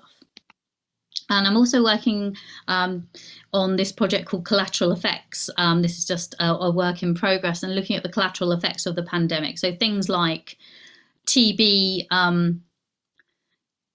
diagnosis went right down during the pandemic because the symptoms were so similar, and that's going to cause a huge problem. A lot of antibiotics were used much more. So somebody said to me, I mean, my collaborator, one of my collaborators on the project said to me, it's like throwing a bomb at the issue of antibiotic resistance. But then we've had other situations where people just not going out as much has kind of reduced it on the other side. So studies which are based on the fact that people are catching things are also delayed. And then there's this huge knock-on effect of the pandemic on basically stopping all the other research for a long time, and people are just getting back into it now. So just to conclude, I mean, we're still facing a lot of existential threats at the moment. I think this is true. We've got the issue of antibiotic resistance. We've got the pandemic still going on and needing a lot of attention. And we're also facing this huge issue of climate change. And we started about 2 years ago, we started to collaborate with Professor Ditard Matanovic at Boku University in Vienna, the University of Life Sciences, in the Institute of Microbiology and Microbial Biotechnology, looking at yeast. So another different microbe here. And through this project, we developed a series of 3 works. So I collaborated with Alex May again, and we developed this series of works. And we developed a work that points towards a possible solution to climate change.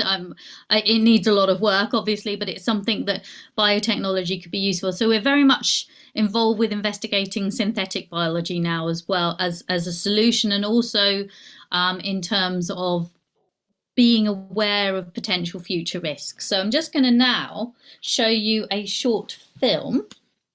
Just let me turn over to it.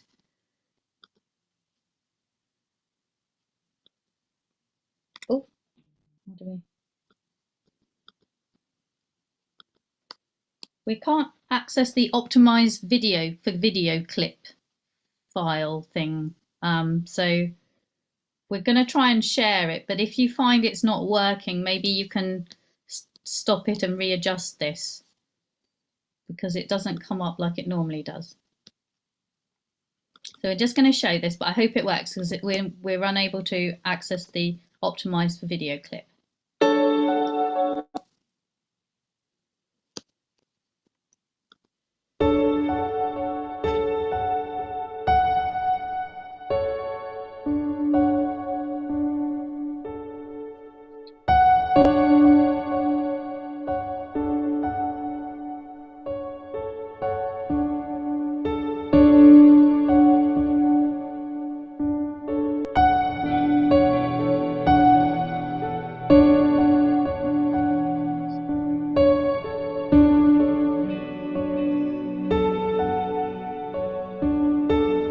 For some reason the video is not showing the subtitles, so I'll explain what you're looking at here. This is a piece that we made that physically contains and explores a yeast that is modified to capture carbon. So it's a Pichia yeast that captures carbon from the atmosphere. And the scientists at Boku are also working with another yeast that could, a Saccharomyces cerevisiae, that could capture,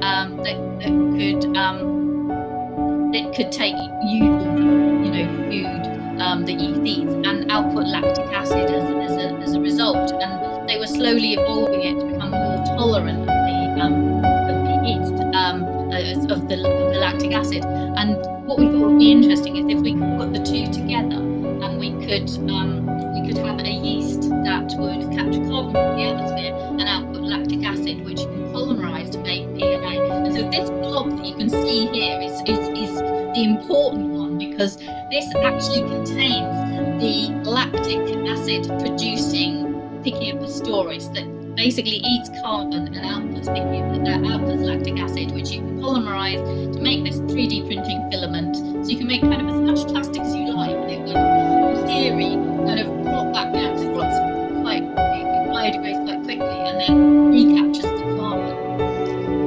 Another piece that we worked on is called the bioarchaeology of yeast, and it kind of alludes to this this thing of appreciating the microbial life on antiquities. And so there were scientists at Boku who were studying this side of things and looking at these what they call black yeasts that contaminate kind of marble statues and things. And they're absolutely stunning, these yeasts. And so, working with Alex May, we photogrammetry scanned these objects, these tiny, tiny little yeast colonies. And these objects that we've made, these sculptures, are casts from, we kind of made a 3D model from the photogrammetry scans and 3D printed it, and then cast them in the materials that would be their ideal substrate. And so these are now going to be grown with the yeast in culture. So the yeast will kind of go into every nook and cranny and actually pattern it. So it's sort of that moment when a microbiologist in the lab, and they're just like, this is the most beautiful thing I've seen, this blob in a petri dish, which they are completely gorgeous and magical. And we wanted to kind of take that out of the lab and share it with the audiences, the arts audiences, and talk about like maybe seeing the world from a microbial perspective, sort of the bacteriological or yeastological point of view, if you like. And another work in the series is called Cult, with Alex May, who worked a lot on this piece particularly. And this is based on the idea that culture evolved through yeast. This is a kind of sort of an idea, the drunken monkey hypothesis, that basically the yeast that produced alcohol managed to proliferate around the world because they got us to help stopped being hunter and gatherers, and we started to form cities, villages, and then cities and settlements, and build and build and build on this. And so this is, I think, based on the golden section. So it's talking about the crowding and the growing up of cities and things getting smaller and smaller and more compacted.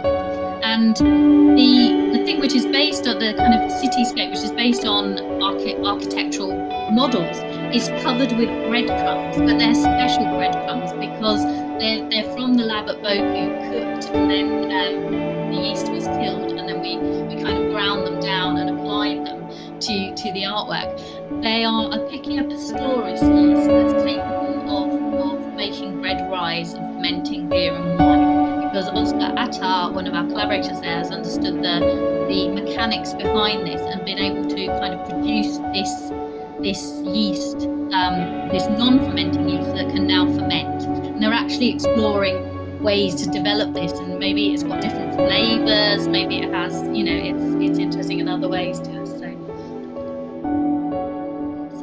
that, and just coming to the end of this.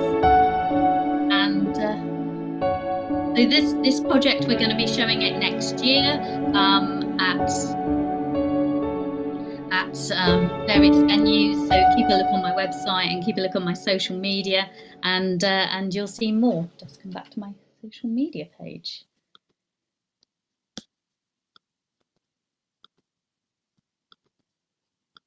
Yay! Thank you. Thank you, Anna. So if you want to follow me on social media, these are how you can follow me, or if you want to get in touch, there's my email, my website if you want to see more. Great. Such an amazing talk. I mean, there's so many dynamics, so many layers, so many techniques involved, and just so many collaborations that you managed to talk about in this kind of 40 minutes. So thank you for that. I guess we can answer 2 questions really quickly before going into our next speakers. And one is, where do you get the inspiration behind all these creative pieces that you do?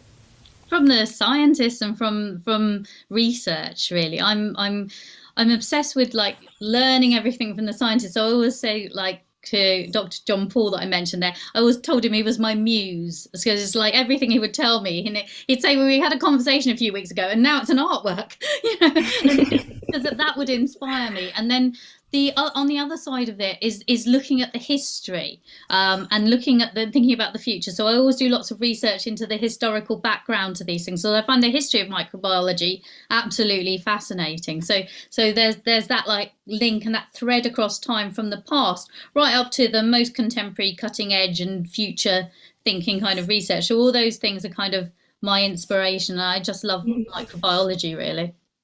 Cool. And then, like, how much time does it usually take you, from coming to the idea to actually presenting a piece into a museum, or how much time, or what's the time frame involved in this?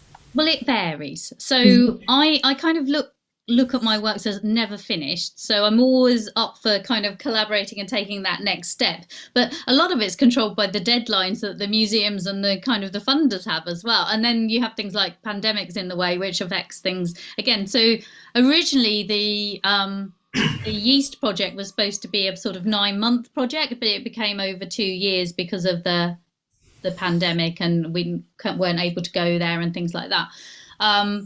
The sort of some projects have a short time frame of 3 months, and then some projects I'm working on for years and years and years. Like I've been working with Modernizing Medical Microbiology, who also oversee the Cryptic project for like 11 years now. So it can vary. Yeah. All right, I guess we'll wrap up the session. Again, thank you very much, and I hope we'll be able to visit live one of your collections. I guess a lot of them are here in the Netherlands, so that's a good time for us, Joe. But yeah, thank you very much, and good luck to all your creative projects. Thank you. Bye. Bye.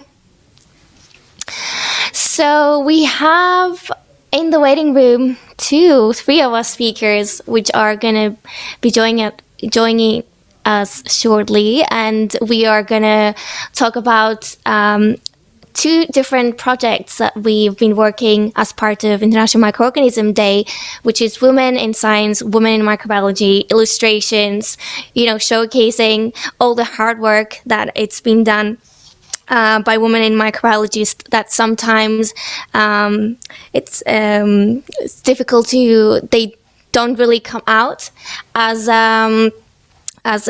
credible pieces. So I'm in the very happy position to welcome with me Mitra, who has worked on our blog last year, 10 women microbiologists you don't know about but should.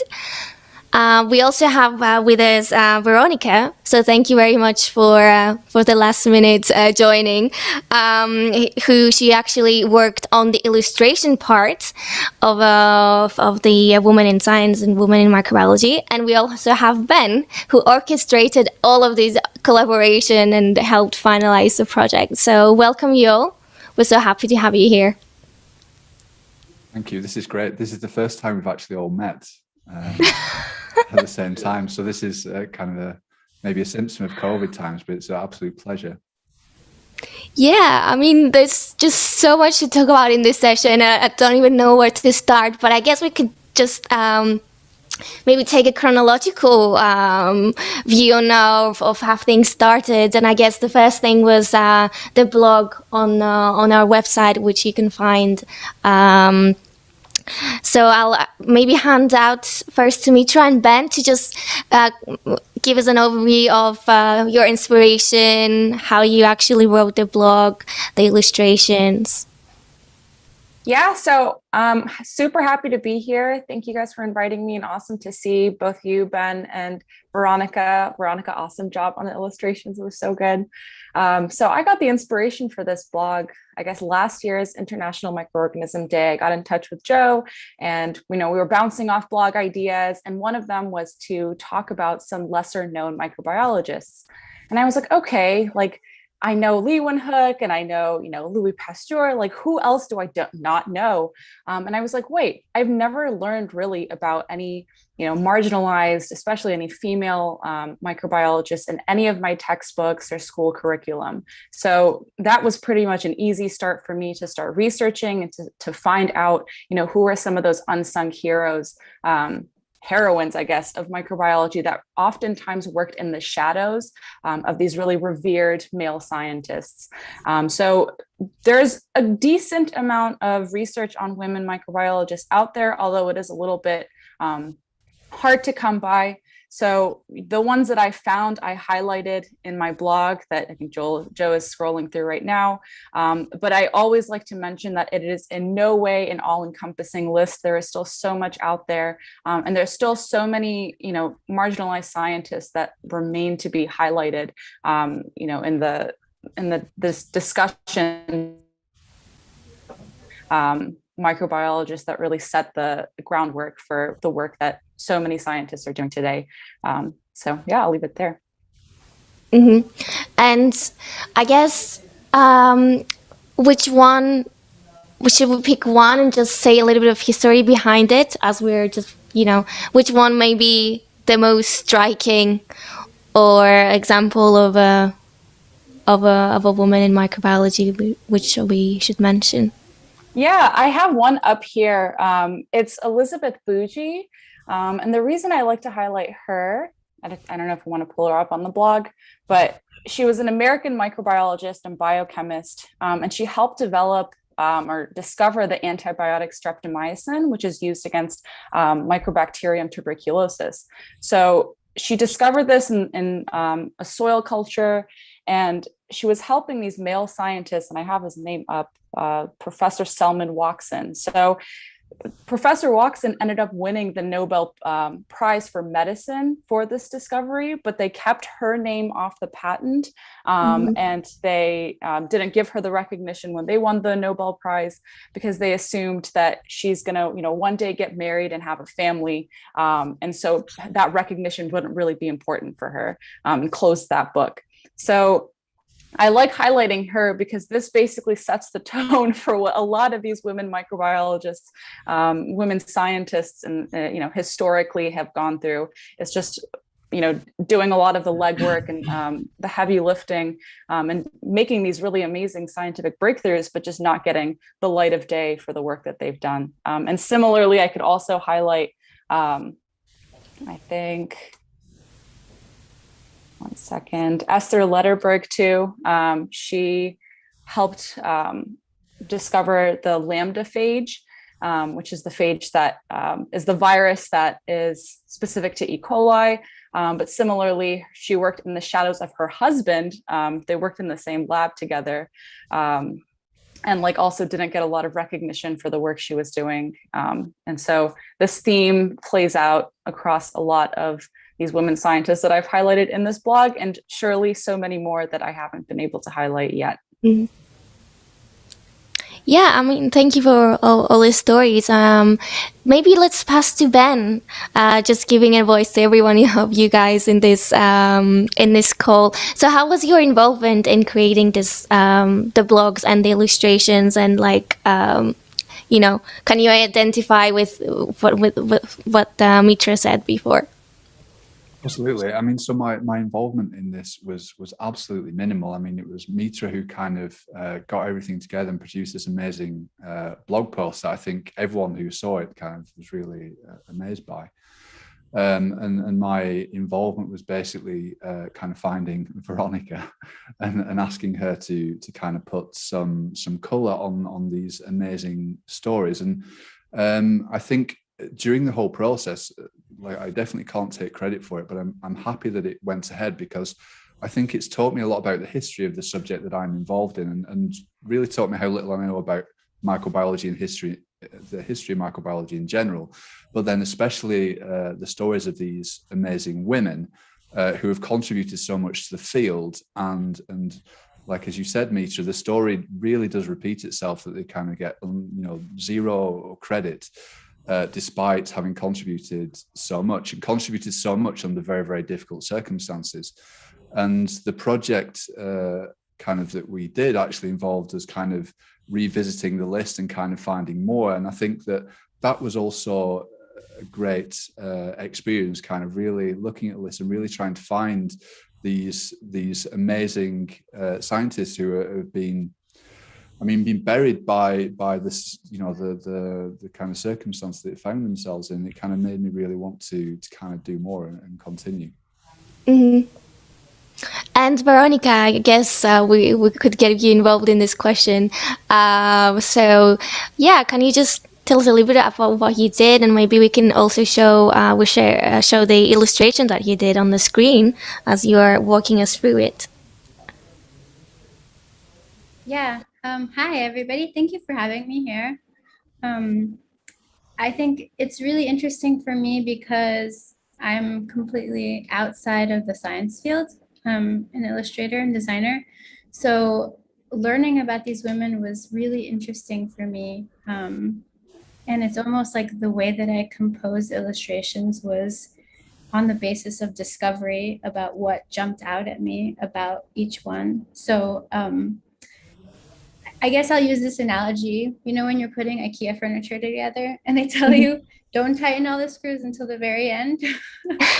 It feels like this to me, because I had to put them together, and we have this color palette that was pulled out of the event, and it's a limited color palette, but having to make each one unique and different with all of their environments and components.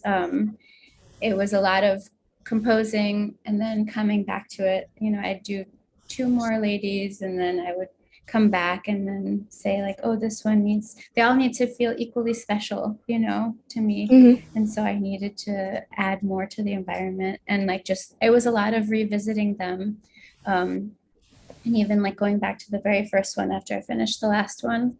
But it was really incredible to learn about all these women and their contributions, especially I think for me, it's always surprising when I see all these also women of color that are brought in, like from a very long time ago when they must have had such an uphill battle. So it was definitely an honor to honor them in this way. Yeah, and I just want to say these illustrations are up on the website right now. So yeah, you can go and check them out and share them, and make sure you hashtag International Microorganism Day and Veronica as well, and Mitra if you're using the blog. But yeah, Joe, should we maybe talk about like the science behind it, or the color palette of the IMD? Yeah. Okay. Questions. Hey, yeah. Hope you can hear me okay. Yeah, Veronica, I just wanted to ask some questions about like the process behind making these images. So, yeah. I mean, is it all digitally created? I mean, did you have to go out and find physical, because lots of these images have such good texture in all of the different colors. And I wondered, how did you get all of these kind of effects into your designs? Yeah, so the way that I compose them is I had a lot of help from Ben in sourcing images, especially, if you're talking about somebody that lived 100 years ago, the quality of the image is going to be very different than somebody that lived 20 years ago when we had photography. So sourcing these images, and then I would recreate the elements of them in Illustrator, which is a vector-based program. I would bring the shapes into Photoshop and I would colorize them there. And then I have a set of brushes that have a lot of grain in them. And it was almost, it's like painting almost. I don't know if you're like, it was like literally like painting. You would fill in, you'd create shadows and textures that way. And do you have a touchpad and pen, or were you just using a mouse very carefully? I'm very old school this way. I'm using a mouse. I've really tried to adapt using some sort of, like, I have an iPad, I have a Wacom at my disposal, and I just always come back to the mouse. Yeah. Well, if it works, it works. The other question I had was, you have these lovely microbe backgrounds. So you got some diatoms and some red blood cells, perhaps, and some chromosomes. Did you create all of these individual images by hand, or did you go and find them in other sources, or bring in images from photographs or something? Yeah, so I created them by hand by referencing photographs. And I tried to do that so that each one was different and it wasn't just like a step and repeat pattern. Cool. And yeah, I mean, they really are like a lovely quality. And I think, we've got to this point now where we have the blog and we have these wonderful illustrations. I think the next step is basically trying to sort of create a nice biography to accompany each picture somewhere or another. So I think in the next year we can perhaps, maybe with Mitra's help, perhaps Veronica, if you want to help us find some volunteers as well, we can get together a team of people to like write little biographies behind each scientist, and then we can complete this page, because I love seeing all of these faces and I just want to sort of like find out more information about each one as they lie here on this webpage. But it's great to get to this stage and have all these beautiful illustrations. And I think, Ben, we were thinking, these are smaller resolution versions, but we were also going to put up perhaps the full resolution versions as well, or link these tiles to them so you can download the full high-res version, and even ask for prints to get made or something. Yeah, that would be great. So I think you can one see. Oh, sorry. Oh, sorry. Oh, go I was going to say that you can really appreciate the texture because when I see these pictures, I'm seeing them so small, but when I'm working on them, I'm seeing them at like a full screen resolution on my computer, and you really appreciated them. Sorry, Ben. No, I was just going to say, I really want to print them out. I think one of the really exciting things for me about this project, it kind of reminded me of a poster that we had when I was kind of studying, that was basically kind of microbiologists, like famous microbiologists. And in terms of diversity and representation, it left a lot to be desired, and it was a little bit depressing. And so having something like this now and having kind of made it look so nice, you know, it's something that you can definitely print out and kind of put on your wall and kind of,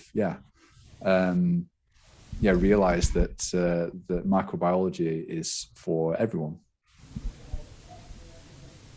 Nice. And I think that your blog, Mitra, is still the most well-read blog. And I think it's had twice as many views since we last chatted. So I think it's, beyond the 10,000 mark now. That's wild. Which is wild. I think it's even more, it brings more people to the website than the homepage, which is, amazing because it's going to be bringing in so many different kinds of people as well.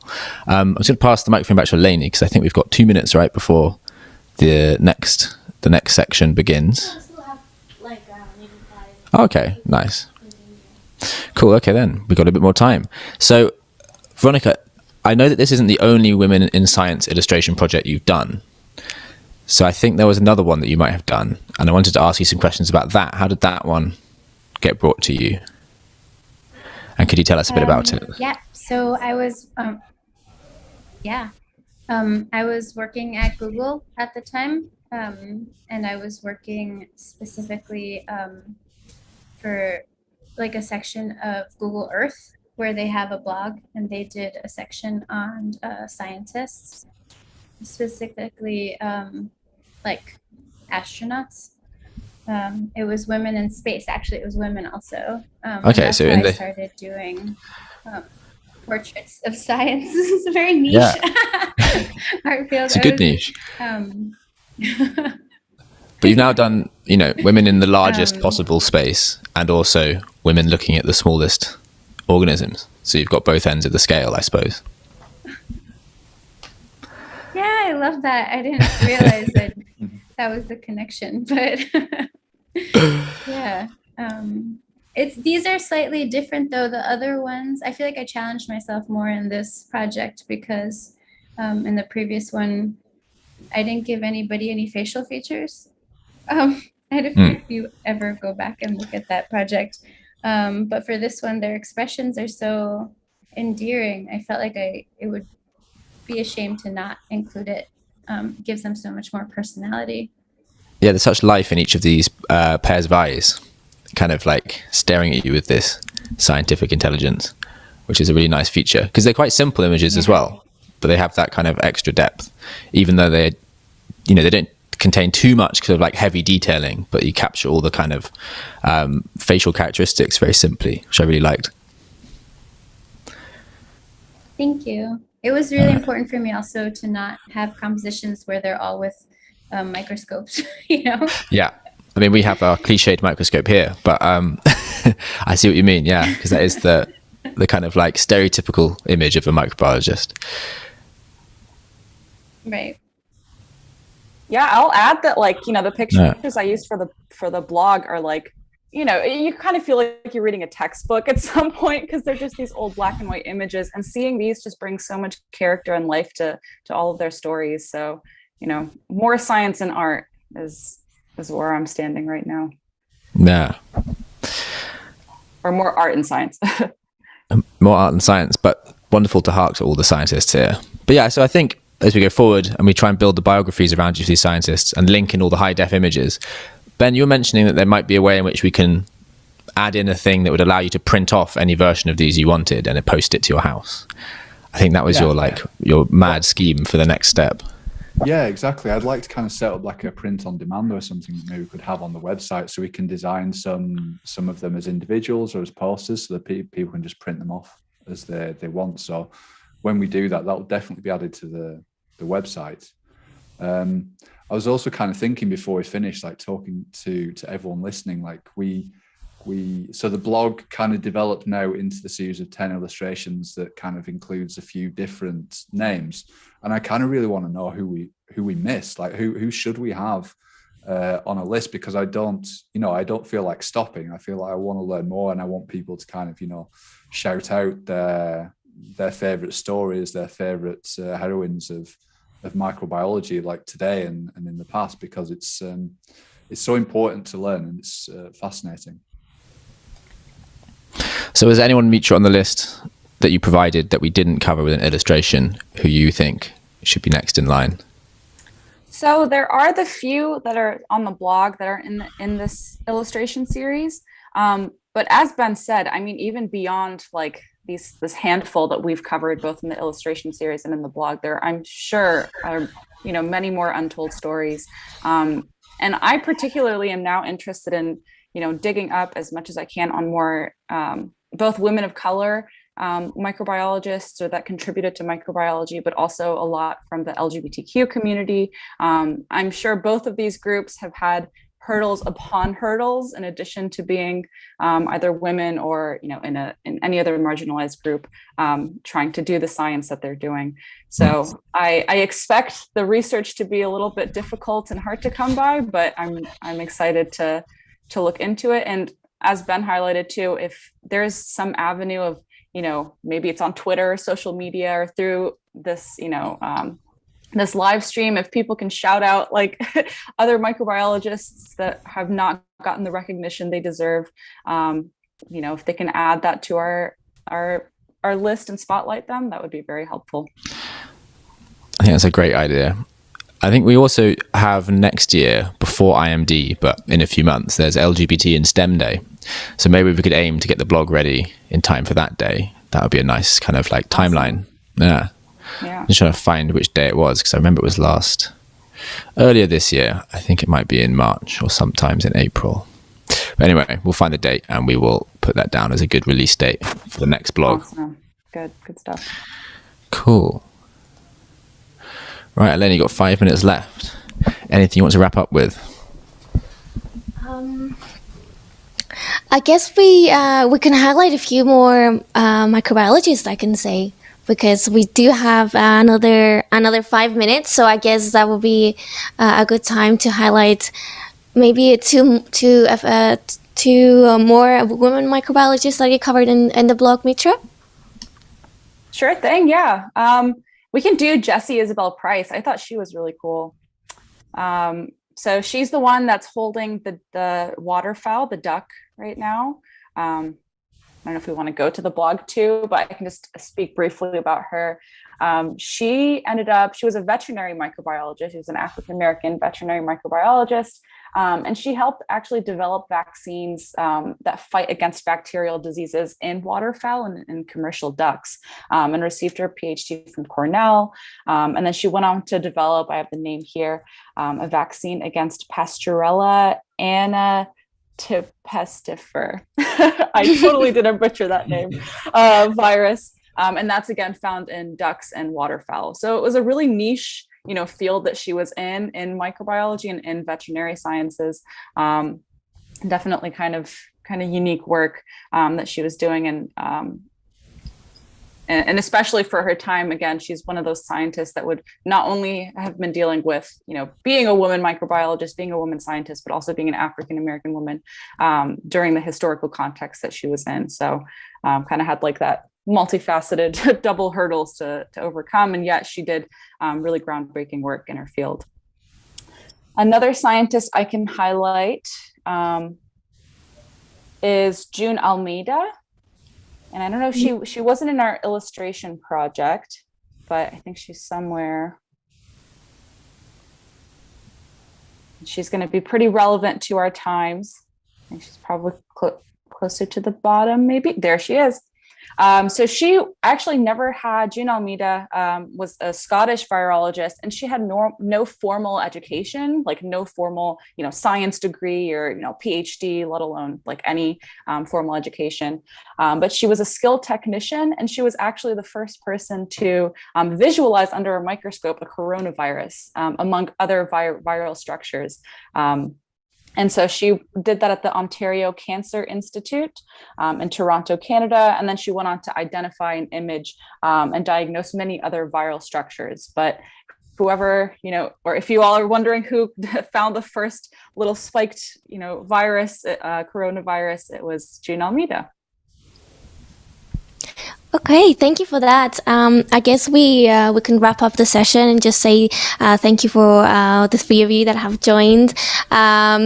Or maybe I can say, do you have any last things that we could say or mention in this last 3 minutes that we have? No? Okay. All I would say is thank you, to Mitra and Veronica. It's been a pleasure, and I hope that we can kind of continue exploring this. It feels like there's a lot of good threads to pull at now, so we can hopefully keep going. Yeah, and it's been great that you can all of you guys, this project brought you together, just combining the blog, the illustrations, the managing of all of this. It's just so nice that you were able to come together and maybe develop some new projects in the future. So yeah, keep an eye on our website or on your social media accounts. And yeah, thank you so much. Have a good International Microorganism Day wherever you are in the world. And yeah. Thank you. Thank you. Yeah, Thank thank you guys you. so much. It was Cool. so fun working on this. Thank you. Amazing. So we'll say goodbye to the three of you guys, and then we'll bring up to stage. Right, guys? Bye. Thank you. Bye. We bring to stage Jeff Hunt, which is part of ASM, the American Society of Microbiology. And also we have with us Danielle Snowflake, which they're gonna tell us some cool facts about agar art. And also we are hoping to get a live agar art demonstration. So stay with us. It's gonna be a very interesting and unique session. Hello, Jeff. Hey, Lainey. Hey, Joe. Hey. How are you both today? I guess it's really early for you in the US. Maybe for Jeff. It's not that early for me. I have 2 kids. Great. I mean, we have half an hour to our to discuss about the agar art competition, about ASM. Doing a live demonstration as I was hearing. So maybe I'll give the stage to you guys, and maybe you can just introduce yourselves and then give your presentation or the demonstration. Absolutely. I first have to say I'm really jealous of your guys' seating arrangements there. It looks way more comfortable than where I am. So bravo to that. Great. So hi, everybody. My name is Jeff Hunt. I manage public outreach for the American Society for Microbiology here in the United States. I'm based in Washington, D.C., and I'll be doing just the introduction, but the main presentation here will be my friend and colleague, Danielle. So Danielle, you want to introduce yourself? Hi, I'm Danielle Snowflake. I am the Senior Director of Education at Edvotech. We are a biotech education company that works to bring biotechnology and microbiology into classrooms. We want to make it safe, we want to make it reproducible, and agar is a great way to bring microbiology into classrooms and into outreach events. So thank you so much for inviting me. I'm really excited to be here. Cool. So I'm just going to start with a couple slides just to talk about sort of agar arts in general, and then we'll get to Danielle with the demo. So I know Anna talked a little bit about agar and its use in artwork. So from our perspective, when we talk about agar arts, we are talking about the practice of essentially drawing microorganisms onto agar petri dishes and creating works of art. And this has been going on for centuries, sort of unintentionally. The first sort of recognized agar artist has actually been Alexander Fleming, who obviously discovered penicillin, but was also sort of an artist in his spare time. And he was one who really sort of first popularized this practice of really drawing on agar pieces. And there's a whole history of Fleming and his works that you can really dig into. So that was sort of the initial inspiration for what the American Society for Microbiology has run, which is a contest for creating works of agar arts. And this is run since 2015. It is an international contest, and we are currently running it right now.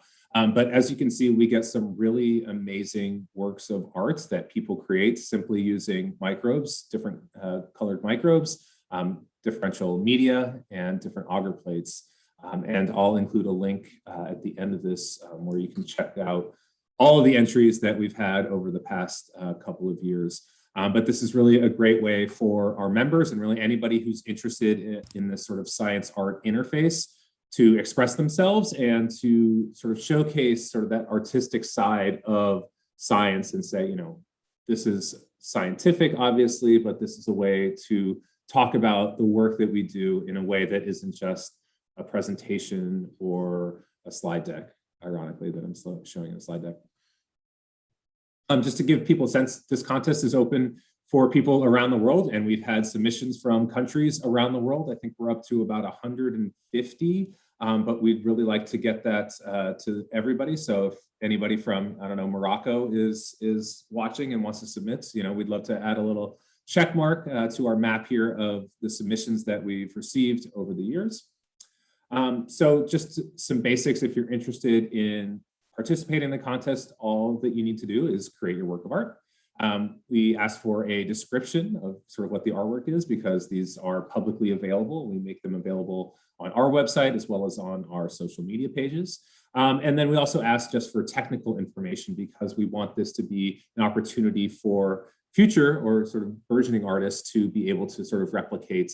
We're really looking to expand who is involved and not just limit it to those who are microbiology students or researchers, but really anybody who has the interest and the access to the components that you would need. So just to point out, we do give cash prizes for the winners, and these are selected by a panel of judges who we recruit every year. So we have first, second, and third place prizes, and you're seeing the ones from 2020. We also have a People's Choice Award, which is voted on by our Facebook followers where we post on our page. There's also substantial news coverage of the contest every year. We get coverage in international publications, National Geographic, Smithsonian Magazine, but from countries really all around the world. Just, you know, these are really pretty pictures and people like to look at them and write about them. So if you enter, you have a chance to not only win money, but, you know, fame and glory and all of that great stuff. So our contest just opened up this week, actually, and we'll be running through the end of October. And if you go to asm.org/augurarts, you can get all of the contest details. But for now, I'm going to stop talking and turn it over to Danielle because you're probably interested in how to actually create Augur Arts. All right, let me change. So I am using a virtual broadcaster. So I'm going to pin myself. So everyone should see me big now so that I can do the demo and show you some slides. So like I said, you know, we are a biotech education company, and a lot of what we try to do is create experiences for students, you know, that really let them engage with science. And STEAM is a big area that educators are looking to expand in their classrooms. And so we're kind of at the intersection of art, science, medicine, and technology is this science art. And so the use of the arts as a way to convey scientific and medical education, medical information is nothing new. And so Jeff mentioned Alexander Fleming. He is a big inspiration to us as well at Edvotech. So if we're talking about a K-12 science curriculum, most of the time when you talk about Alexander Fleming, you are talking about his development of antibiotics. But he was known to paint with microbes that we find in nature that are brightly colored. And here, as we can see here in this slide, you know, there was this great photo, this great figure taken from a paper. It was actually about an experiment where they were analyzing unicorn poop. But I just love this picture because it shows the wide variety of colors that bacteria naturally express that we can produce from living cells. But one problem that Fleming did run into in creating these works of art was that many of these microbes preferred to grow in different media or at different speeds or even different temperatures. And there's a quote in an article, it's linked to on this slide. I don't know if we're sharing the slides anywhere afterwards, but it's from this article called Painting with Penicillin, Fleming's Germ Art. And what was said was that the paintings were technically very difficult. I'm reading. So the paintings were technically very difficult to make. Fleming had to find microbes with different pigments and then time his inoculation such that the different species all matured at the same time. These works existed only as long as it took for one species to grow into the others. When that happened, the lines between, say, a hat and a face were blurred. So too were the lines between art and science. And this is not a shock to me. There is a lot in trial and error and skill in both science and art. But most educators that we work with don't have the luxury of this time to really do the trial and error, but they want to do agar art because this is really cool for students. And so when we went to the drawing board to develop an experiment, we talked to our teachers. That's the first step that we take in developing new experiments. And their main concerns were cost, time, and reproducibility. Teachers have limited budgets. They want to make sure that the experiments and the exercises that they're doing work. And so they asked for simple solutions: inexpensive media, standard growth conditions, safe for classroom use. So many colorful microbes are not available for use in K-12 classrooms. And a high percentage of success. And they wanted these things to create their agar art. And so we decided to work with components that we had on hand that we already used in our experiments, like E. coli, which can produce white colonies, Serratia, which give red, Micrococcus that give yellow, and they all grow on LB media, but they do grow at different rates and their colors develop at different rates in our experience, which was giving us inconsistent results. And so we did go back to the drawing board in developing an experiment. And so we looked at what we had and we wanted to know what other microbes that we had that we were sending to teachers that could create color and allow us to paint with bacteria, but also be consistent and easy to use. And the answer came from our transformation experiments, specifically the plate that you see here on this slide, which is our rainbow transformation experiment. And in this case, you're transforming bacteria with plasmids that express chromogenic proteins under the control of a T7 promoter.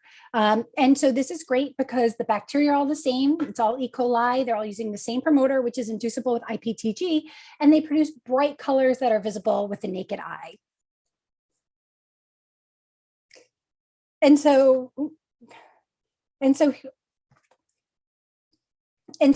by transforming multiple colors into the same strain of bacteria, we can make multiple colors of biopaint. And so what you see here is some of the colors that we can use in our experiments. And this means that all of your bacteria are going to grow at the same rate on the same media, which is going to simplify the process of creating bioart. They are going to, and so I like to think of this as a gateway to bioart. If you go to the ASM site and you see some of the things that people are creating, they're using many different colors, many different bacteria. These are going to be, 4 colors. It's a little more simple, but that doesn't mean that you can't make fantastic works of art. So this is one that was produced by one of the people in our lab. It's a wave with a sun, and these are all produced with E. coli expressing chromogenic proteins. And the yellow-green color here is actually GFP. It's an overexpression of GFP, and oftentimes we can see that as a yellow-green color on the plates. And so we can use it both as a fluorescent color and as a visible color. So this is what you want to get to, actually creating the art. So let me switch over to my hands camera so that you can see what I'm doing. So there's a couple ways that we recommend creating biopaints from transformed bacteria.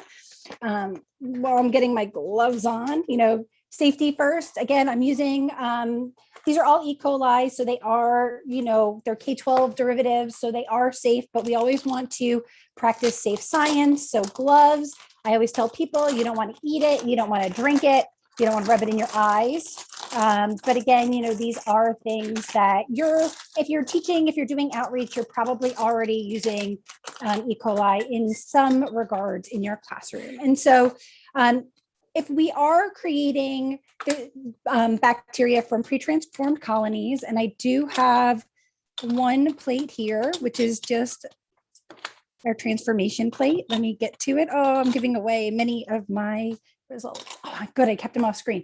Okay, so here you can see, here is a plate with some of our chromogenic bacteria. And you can see here that we have pink, we have purple, and we have blue on this plate. So these are pre-transformed. And if I were to make biopaint from this, what I would do is I would scrape the bacteria off of the plate using a sterile loop. I have some disposable ones here. You could use a reusable one if that's what you had. We're going to resuspend at least 5 colonies in 1.5 ml of LB media, which has ampicillin and IPTG in it, right? Because we want to make sure that we're not introducing. Another thing our teachers wanted to do was reduce contamination. So these plasmids all have AMP resistance, so our media is AMP resistant. So if your students are painting on here for a long time, most of the crud that's floating around in your classroom will not get onto the plate and disrupt your results. You're going to incubate your biopaint at 37 degrees for at least 30 minutes. And then you can use a loop, a toothpick, a paintbrush, a micropipette to then take these paint and apply them to the prepared plates. And so I'm going to demonstrate some of the methods using our Bacto beads. So one of the things that educators did ask for is that, so this scenario is using biopaints from bacteria that you may have transformed yourself. We're going to talk about the one exciting innovation that we did put into this kit when we were developing it from our teacher feedback was that not all of our teachers are going to do transformation with their students. This is due to a lack of time, a lack of resources. Furthermore, we do work with outreach groups where they might only have a few hours of contact with the students. So we decided to create pre-transformed freeze-dried bacteria that can easily be reconstituted and used right as biopaint. So these are our Bacto beads. This is an innovation that Edvotech developed for educators. Basically, these are non-pathogenic, freeze-dried, pre-transformed E. coli that are easily cultured for use in the classroom. Each of these beads, so let me bring one out for you so that you can see it. So each of these beads is going to contain microorganisms, buffer, salt, and the nutrient broth necessary to sustain them in this freeze-dried state. And you can see here, it's a little pellet. If you're familiar with the ice cream of Dippin' Dots, they're about the same size and consistency as that. They all, because they are freeze-dried, but they are, each of them contains, millions of bacteria that are pre-transformed with our plasmid. And these are great because they're ready to go when you're ready to do the experiment. You don't have to worry about slants. You don't have to worry about plates. You don't have to worry about doing your transformation one day and then having the cells get kind of cruddy by the time you actually go to do the experiment. And most of these strains, when stored in the refrigerator with desiccant, are good for over a year. And so to prepare the biopaint from Bacto bead, and so here, these are our pink Bacto beads, but we also have purple, we have blue, and we also have GFP, which I don't have here with me today. So if we're going to use this to make our biopaint, what we do is pretty simple. So I have growth medium here that I've already supplemented with IPTG and LB. If you get the kit from us, it comes with the pre-measured amounts that you would use. And I am just going to take a pipette and I'm going to add 2.5 mils to the vial. All right. So I'm doing this at home. So I am using, these calibrated pipettes. You probably want to use something a little bit more high tech than this to measure. But again, these biopaints are pretty, they're pretty forgiving. As long as you get the bacteria in there, you get them resuspended. And then I like to incubate them for 30 minutes to give the bacteria a chance to kind of get healthy again after being lyophilized. But you can see, they're even pink here, because they were expressing a bit of the protein, before they were lyophilized in the first place. And so basically you would incubate this for 30 minutes and then start your painting. And so I'm going to do a little demonstration here. One thing I like to do is, especially when you're doing this with students, some of them might be a little nervous about creating work for the first time. They might not think they're artistic. They might not think they're creative. So this is actually a piece of clip art that I printed. I took a Petri plate and drew a circle around it. And so it's nice to give the students an opportunity to draw on paper first in case they're nervous about going right to the plate. They can plan out their artwork ahead of time, kind of get comfortable. If you wanted to, we have the colors. You could even say, okay, I want to do this blue and I want to do this pink, and kind of plan out everything ahead of time. This is clip art. This is a little bug that I drew up for our International Microbe Day. So this is the one that I'm going to use. And, we're going to start painting. And this process is it's fun. I find it relaxing. Every time I do one of these agar art demos, my lab loves it because they get to do some of the painting with the microbes. And it's as difficult or as easy as you want to make it. So I'm just going to do one color because I rehydrated the one color. And you can take the loop and just start tracing. And this is as simple as you can make it, for those who kind of are nervous or apprehensive about getting involved. And again, there's 4 colors, so you can explore with those colors, see what would happen if you had combinations of those colors. Do you get mixes? Do you get individual colonies? So I'm using the loop end. These, my particular disposable loops have the pointing ends too, so that you can easily trace and get a little bit more precision than the loop. I just stuck my finger. Good thing that these bacteria have ampicillin in them, because if there are any bugs on my hand, they will likely not grow on this plate. Of course, if you're in a classroom, you probably want to do this next to a flame or something, just to ensure that you are, keeping an updraft to keep any extra stuff off of the plate.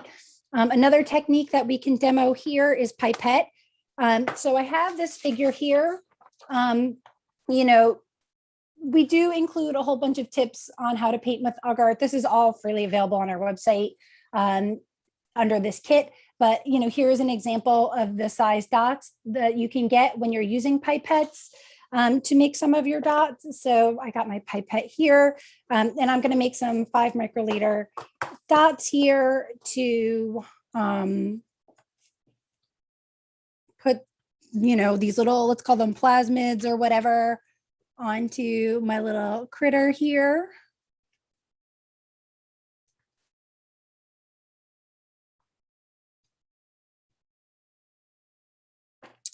And that is, I have a pipette there. And that is as difficult as it gets, like if this is something that you want to try, you want to start, this is a piece of artwork that's done. I would let this sit here until all of especially the drops, until they soak into the media. So you probably want to let it sit here for 30 minutes before you're going to put it in your incubator. Let it go overnight to get the color to start. I actually recommend throwing the plates after the initial overnight incubation. I actually recommend throwing the plates in the refrigerator for about another 24 hours. At that point, I find that it helps the colors get really dark, really vivid, and then it will look great for your bio art. And so one last thing we found when making our works of art is that the actual plates that you're using, the quality of the plates is really important. So each Petri plate contains a solid LB. It is included with the kit.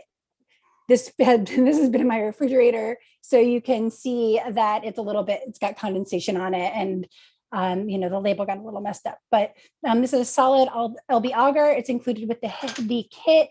You microwave it. Once it's cooled down, you're going to add the IPTG. You're going to add the LB, just like with standard, LB, that agar that you would make in the lab. And then I like to let the plates dry on the bench for at least 24 to 36 hours to get really dry, get a lot of the condensation off of the surface of the media and off of the lid. Because if there is any condensation on the plates, your bioart designs are going to kind of smear and you don't get as crisp lines. And again, everything that you need with the kit is included. Pour the plates, let them sit for at least after you let them dry for about 36 hours, they can be stored in the refrigerator. And, then they're ready to go when you're ready to go.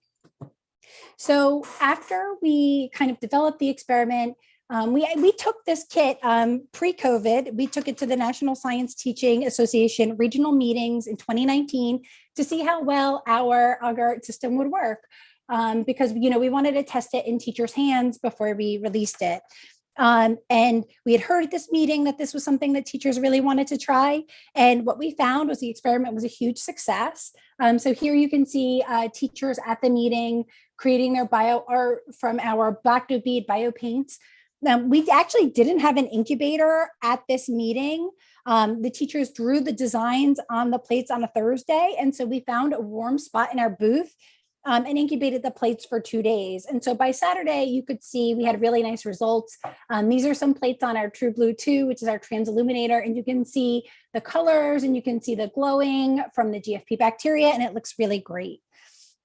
And so let me show you some of the plates that our lab did. As I said, every time I do this workshop, our lab gets to do the results. I have a piece of paper. This is our True Blue 2 transilluminator. If you were doing GFP plates, you can use this to image them. I have a little note, True Blue. Oh wait, this is the way you can see it. It's a blue light transilluminator. You can see it makes my highlighter glow, but I also had that there to remind me to lift up that paper so I can start showing you some of the result from our labs. All right, so it's going to get really bright for a second. This is one of the works. We have a happy face. Here we have a sheep, and this is in pink. This plate broke. It got a little dry over the past couple of days, but this is someone, it looks like an ocean scene with an umbrella and maybe a beach towel. These were done by some of our lab staff. There might be some interns in there too. This is just a picture of the rainbow transformation plate. I love this because you can see all of the different colors, the green, the purple, the blue, and the pink. It looks a little bit like confetti. We called the initial kit rainbow transformation, but the other candidate was cupcake transformation because it kind of looks like sprinkles. Here is a flower, a fish tank. This is done with blue and pink. And so you can see, it is, and here is a little starry night scene. So we have a pink moon and then the colonies all around it in the different colors. And so really you're limited by, what you can paint. Here is a dog that's like pink and purple. So the beads were mixed and you can see that like the way the edges are, the bacteria grew in kind of an interesting way, that expresses both of the colors. And so these were just done in our lab. We have more examples on our website and also more examples. If you go to our YouTube page, we ran a whole workshop on how to do agar art with your students. And so just to kind of wrap up for now, basically incorporating art or design into your microbiology experiments can be as simple or as involved as you would like to make it. And so while I've been demoing this with our EdvoTech resources, these steps are going to be applicable to any transformed bacteria that you would use. So if you have, a chromogenic or fluorogenic promoter protein under an expressible promoter, give it a try and see how well it works for you. And so basically, I've shown you 2 ways you can do that. One way you can do it with pre-transformed bacteria in the context of Black-Doe beads, and the other in context of pre-transformed bacteria that you might do yourself. And so with that, I think that we can take any questions or if there's anything else you wanted to add, Jeff. No, I think, like you said, we're happy to take questions in the couple minutes that we have left in our time slot. So Ben and Eleni, I don't know how those come through necessarily, but let us know if there's a way for people to get in touch. Are there any questions in the chat or anyone interested in learning more?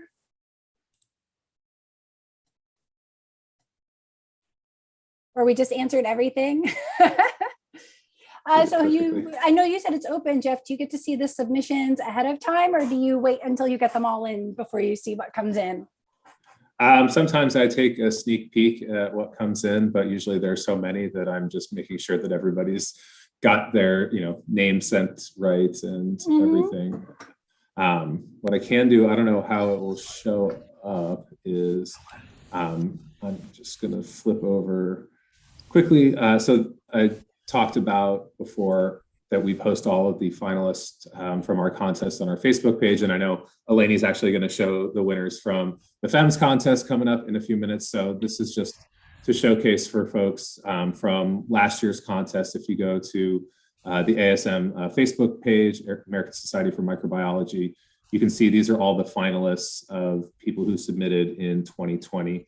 And, Danielle's lab team, created those in a few days. I would say that people who are submitting to this contest do a lot of trial and error to get their submissions, because you can see that some are multi-plate like this one, some are multicolored. They get really intricate. And so it's pretty impressive every year to see what is created and sent into us. And I imagine takes a lot of work on the part of the artists themselves. So but in the same regard, I would say some of the most expressive ones are done with one or two colors. So if a student I think planning on paper and then getting it on the plates is really important. There's one though that you've shown before where it's like a volcano, and that one is fantastic.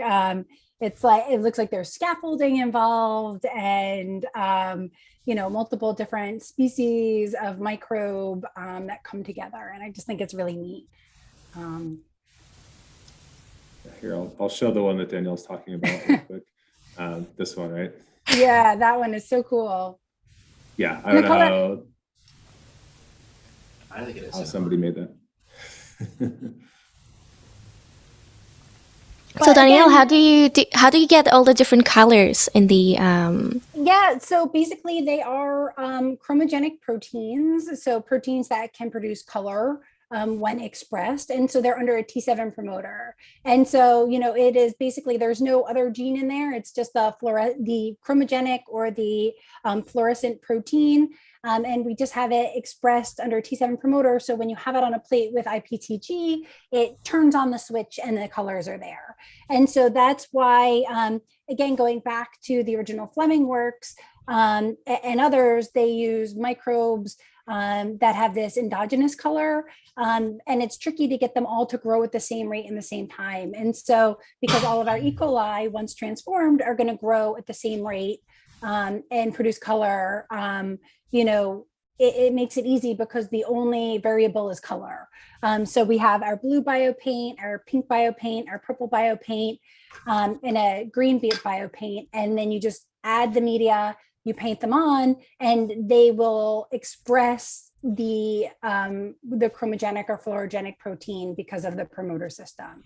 So if you are an educator, let's say you're an AP educator, and you do GFP transformation, it's an inducible promoter. You can use this system to teach your AP lessons or your IB lessons because it is that genetic on and off switch.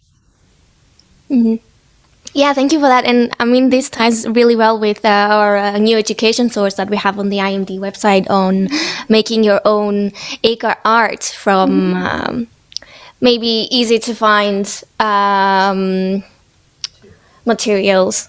Yeah. So that is up on our website. So it will be very, very nice to see if some of the guys that are listening now, they can create some nice agar plates and then create art on them using that method. That would be really cool. Yeah, I mean, we obviously make the reagents to send to educators who might not have an ultra low freezer or might not have the availability to do a transformation. So that's why we want to make it as simple as possible. As long as you have a warm place, you can just add the media and grow these cells up in your classroom. But again, if you are, even in a research lab, this can simplify things as well. So I just want to ask some questions about the biobeads. So are there any colors that you currently can't get out of the system that you're trying to work a way towards? Yeah, so basically we are limited by the plasmids we have. And so, we are currently, right now, the Bacta beads themselves, we do have them both pre-transformed and and untransformed. So our Bacta beads, we have E. coli of various strains that are good for transformation, but we also have Serratia, we have Micrococcus, we have Bacillus, a couple others that we use for experiments. The beads were actually developed to allow educators who don't have an ultra low freezer to be able to do microbiology experiments in their classroom.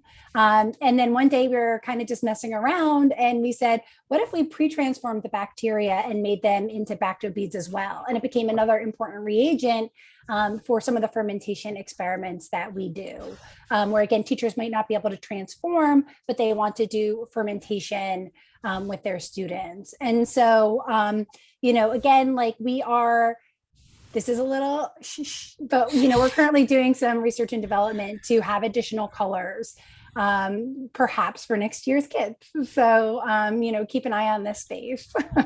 So what color do you most want to get as part of your palette? What color? I mean, I think that everybody I don't think it's one color. I think it's all the colors. So there is a beautiful picture going around for years of like a sunset scene with all these different fluorescent proteins. You get a RFP, a GFP, a YFP, a CFP. And I think it's the combination of the colors that are the best for me. I will say that our production staff might not be happy with that because we do make all of these beads in-house. And we might be making a little bit more work for them. But I think in terms of the chromogenic plasmids, I would love if my blue was a little darker. Okay. But we're working on that. Yeah. But you do have a nice blue. You just want a particular kind of blue. Yeah. It is beautiful. It's like a teal blue. I imagine a darker blue that you could almost, I don't think there is any black chromogenic protein to really get those outlines. And I think sometimes with the agar art, it's nice to go back and have a sharp outline. Okay, well, this is all good fodder for your research and development teams to dig into. If anyone in the chat has a color that they want to see, put it there and we'll try and work on it. Nice. Do you have pink? We do have pink. We have a great pink. We have a pink. My favorite, I'll hold it up to the camera. It's actually in this purple. You can't really tell when I'm holding it up. It is super vivid. Yeah, that is nice. I like the dog. It's fantastic. So, here is a plate that has all of the colors that we are currently expressing. And you can see there's a pink, there's a purple, there's a blue. And the contrast actually gets better with time. If you leave them in the refrigerator for a couple of days, those bacteria aren't growing, but they are making the proteins and they get darker and darker over time. Wonderful. I think we've got just 15 minutes, right, for you to announce the winners of our microbe art contest. So we'll have to thank you, Danielle, for your wonderful demonstration and nifty camera skills as well. Because it's always good to see what you can push Zoom to do, and you've managed to get a bird's eye view of you doing two-handed experiments, which is great. So I have been, shall I say, perfecting this system because we do run YouTube workshops for educators. We try to do them monthly on our YouTube channel. Which is youtube.com/Edvotech Inc. And we actually do one where it's an hour talking about agar art and microbiology. And so check it out.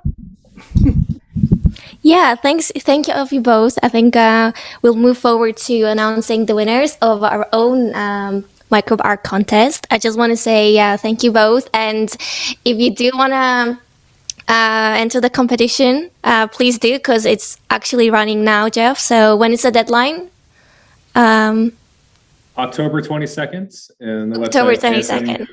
asm.org/agarart. So more than 1 month to investigate these nice colors and create a nice piece of agar art. So yeah, please do. Thanks of you both, and we'll move forward to sharing my own presentation. Thank you, guys. Bye, guys. Thank you. So I'm gonna see if I can share my screen. Okay. All right. Great. So yeah, our own third edition of the microbe art competition. It ran over a month, I think, from mid-August to mid-September. We had just so many nice entries, and each year the selection becomes even more difficult. So it's nice to see all of you guys' creations. So yeah, this is just a short 10-minute presentation to announce really the winners of our competition. So I guess I'll go to the first one. Oh yeah, I prepared a few statistics just to keep the, adrenaline going for the winners. So yeah, the hashtag MicrobeArt2021. Just a few data here to show you, how many impressions. Over 1 million impressions over all the social media channels. We had over around 500 posts on social media, which is an even more is even more than last year. So, and then we can just see here in roughly which locations people have submitted. So around all the continents, which is great to see. And yeah, what it's even nicer to see is that we have a good balance of male and female, which is nice. Yeah. Which was nice to hear. I think sometimes we get quite a heavy leaning towards more female ones. Yeah. So 50-50 this year.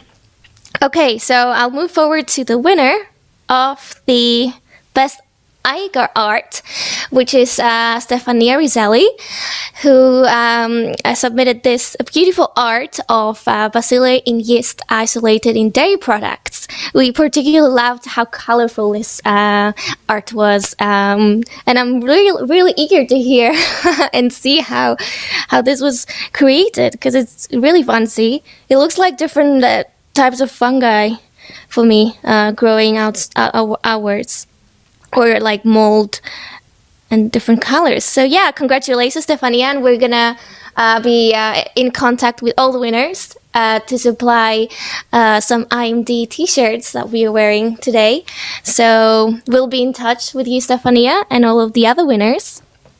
Then best cartoon, I really love this one, goes to John Chilton for the first online microbe E. coli for online, I guess.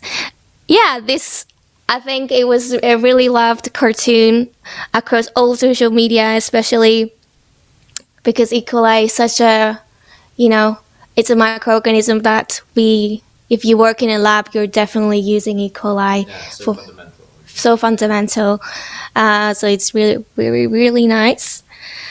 Moving forward to best illustration or painting goes to Tristan Young with his microbial landscape predation. And I just want to say, Tristan, do continue to do your art, because I've read your post and you are exploring this new avenue. So yes, please do continue making paintings, because they're really lovely. We love the colors. It was so unique in so many ways. So congratulations to you. Best photography goes to Ian Jones for his arrangement of diatoms in memory of Anthony van Leeuwenhoek, who did the first microscope, and we owe this day, International Microorganism Day, to his letter that was written to the Royal Society. Where he wrote about his first appearance of microbes. So it's a very, very nice arrangement and stack of different photographs, I assume. So yeah, congratulations, Ian. Okay, best physical piece. This one was interesting because it was the one of a kind, I guess, in this competition. We have really cool physical pieces this year, from crocheting, to glass structures of microbes. But yeah, this is a game called Bacteria Field, and it's a strategy board game having at its core bacterial behavior. So congratulations! I guess this game was made by a very international team, so it's not only one person that was involved in this project. So I want to congratulate you all. I'm not quite sure, but I remember there was just 3 different institutions that did this game. But maybe we will be excited in getting in our hands this game and testing it. That would be really fun. And I believe we have one last category, which is the grand prize, the best art overall, which was basically the creation that received the most unanimous votes. So the most votes out of all of us. I'm very sorry if I pronounce your name wrongly. It goes to Lieke van Gistenbeek for her lactococcus cell creations.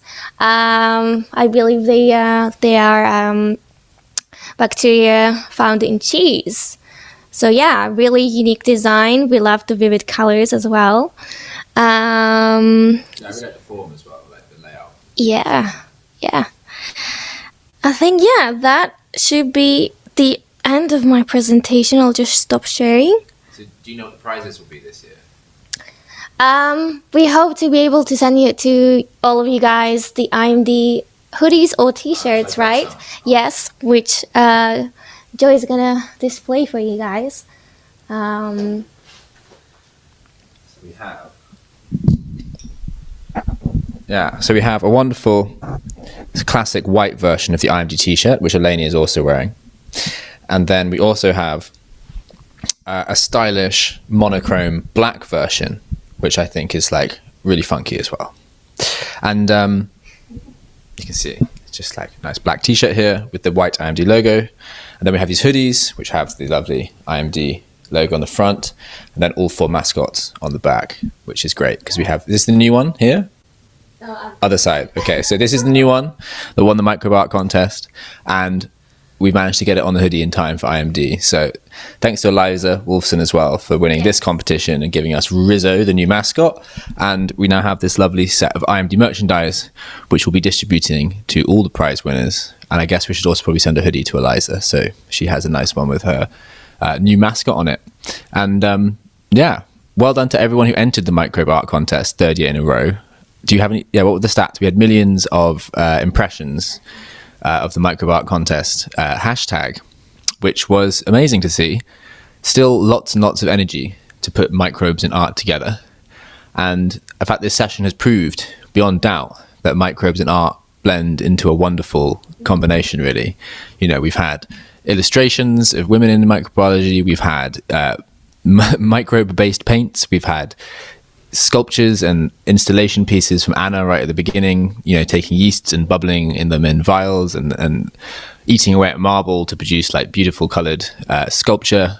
There's just so many things you can do with these living organisms to make beautiful, beautiful images, sculptures and pieces of art. So thank you to every scientist and artist who's come together here, because they often try and tell us that science and art are separate universes. But we don't believe this at all. We think they feed off each other and build off each other. So it's wonderful to have them together here for this lovely session. So we have a couple of minutes before we finish at the end. But Eleni has some more things to mention, so I'll just pass the microphone back to her. Well, you know, I guess if you're still watching, I would highly encourage you to also watch another session that is linked with the science and art, which it's going to happen a bit late for guys in Europe, but for people in the US, that's a really good time. It's the Microbial Arts and Crafts workshops at 6 p.m. Eastern time, so USA time. But it's midnight CEST. But for anyone that cannot watch this session, then we are also going to provide the recordings to our YouTube channel at a later date. So you know, it's always going to be there for you to watch, even if you miss it. But yeah, I think that kind of sums our session. We do have a vineyard tour or beer factory tour coming up. Maybe we're a bit ahead of time. Maybe we can have a small break until the time, or I think we can just chat about beer. Yeah, chat about beer. You could definitely do that. So good to join us again, Ben. So I believe, if I'm correct, that you've arranged a live brewery tour in a few minutes, but not quite now. So we can just take a seat back and get ready for it. We've just had some coffees here in the IMD studio in The Hague at the Hague Humanity Hub. And would you mind telling us a bit about the brewery? What beer are we going to see today? So that's a very good question. I've got no idea about actually what beers or what we're going to see there, but I know they've got a distillery as well. So it's actually not just beer brewing, it's distilling. And it's the first time we've done something like this live. And I think, you know, it will be very easy to kind of pre-record this, but kind of for better or worse, I think we're going to try it live, and we want to get some interaction from people asking questions to Fergus, who is going to be showing us around his brewery. Great. I mean, so we have Fergus. He's just popped into the waiting room. So shall I bring him on board? And then we can just talk a bit about the brewery name. So it's Adnams Brewery, I think. Yeah. In the UK. And well, we can ask Fergus when he arrives, but I have many questions about what kind of beers they make. So let's just check. We have Fergus Fitzgerald, our next speaker. And I think soon. Here we go. Hi, we Fergus. see you, Fergus. Hello, can you hear me? We can, loud and clear. Excellent. Oh, I can see the grey skies of England over his shoulder. I'll just wait a few minutes for it to stabilise. Yeah, okay. Yeah. We have you. Yeah. Good. Okay. So I'm Fergus. I'm the production director at Adnams Brewery and Distillery in Southwold, which is on the east coast of England. I am going to be wandering around the brewery and distillery, and there's lots of metal knocking about, which isn't great for mobile signals. So if I do drop out or freeze, just bear with me and I'll be back pretty quickly. So I'm just in our distillery at the moment, which is here.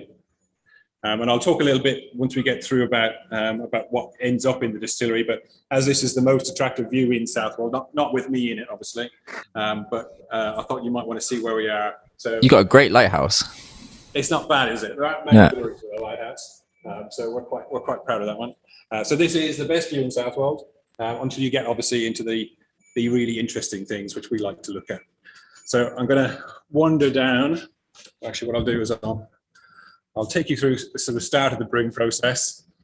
So I guess most people know how beer is made in a sort of general sense, and most people are aware that it's turning sugar into alcohol.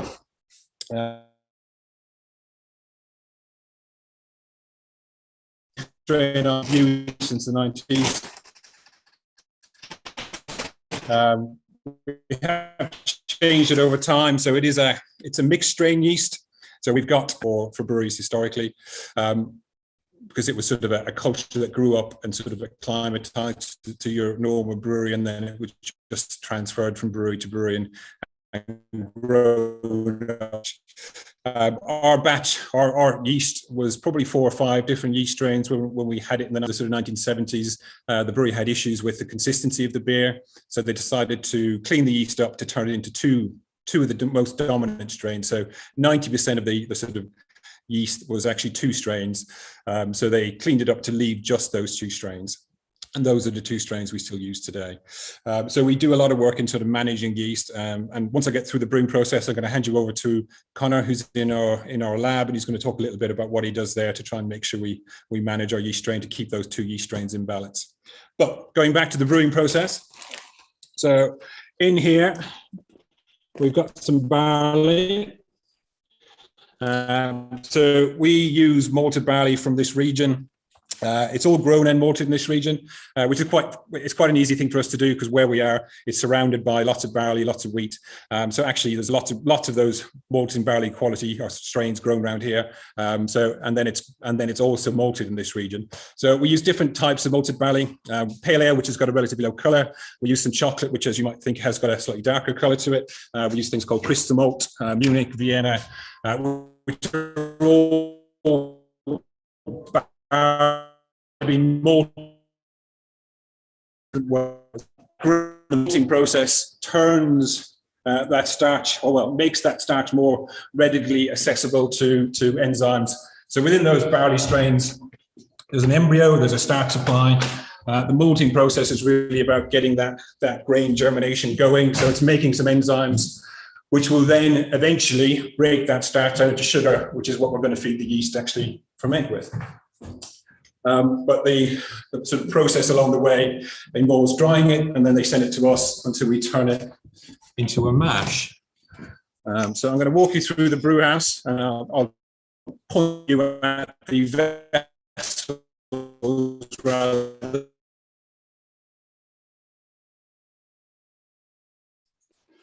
I think must be going. So this is our Fergus. I think we just lost you for a couple of seconds there. Maybe if you explained something, we missed it.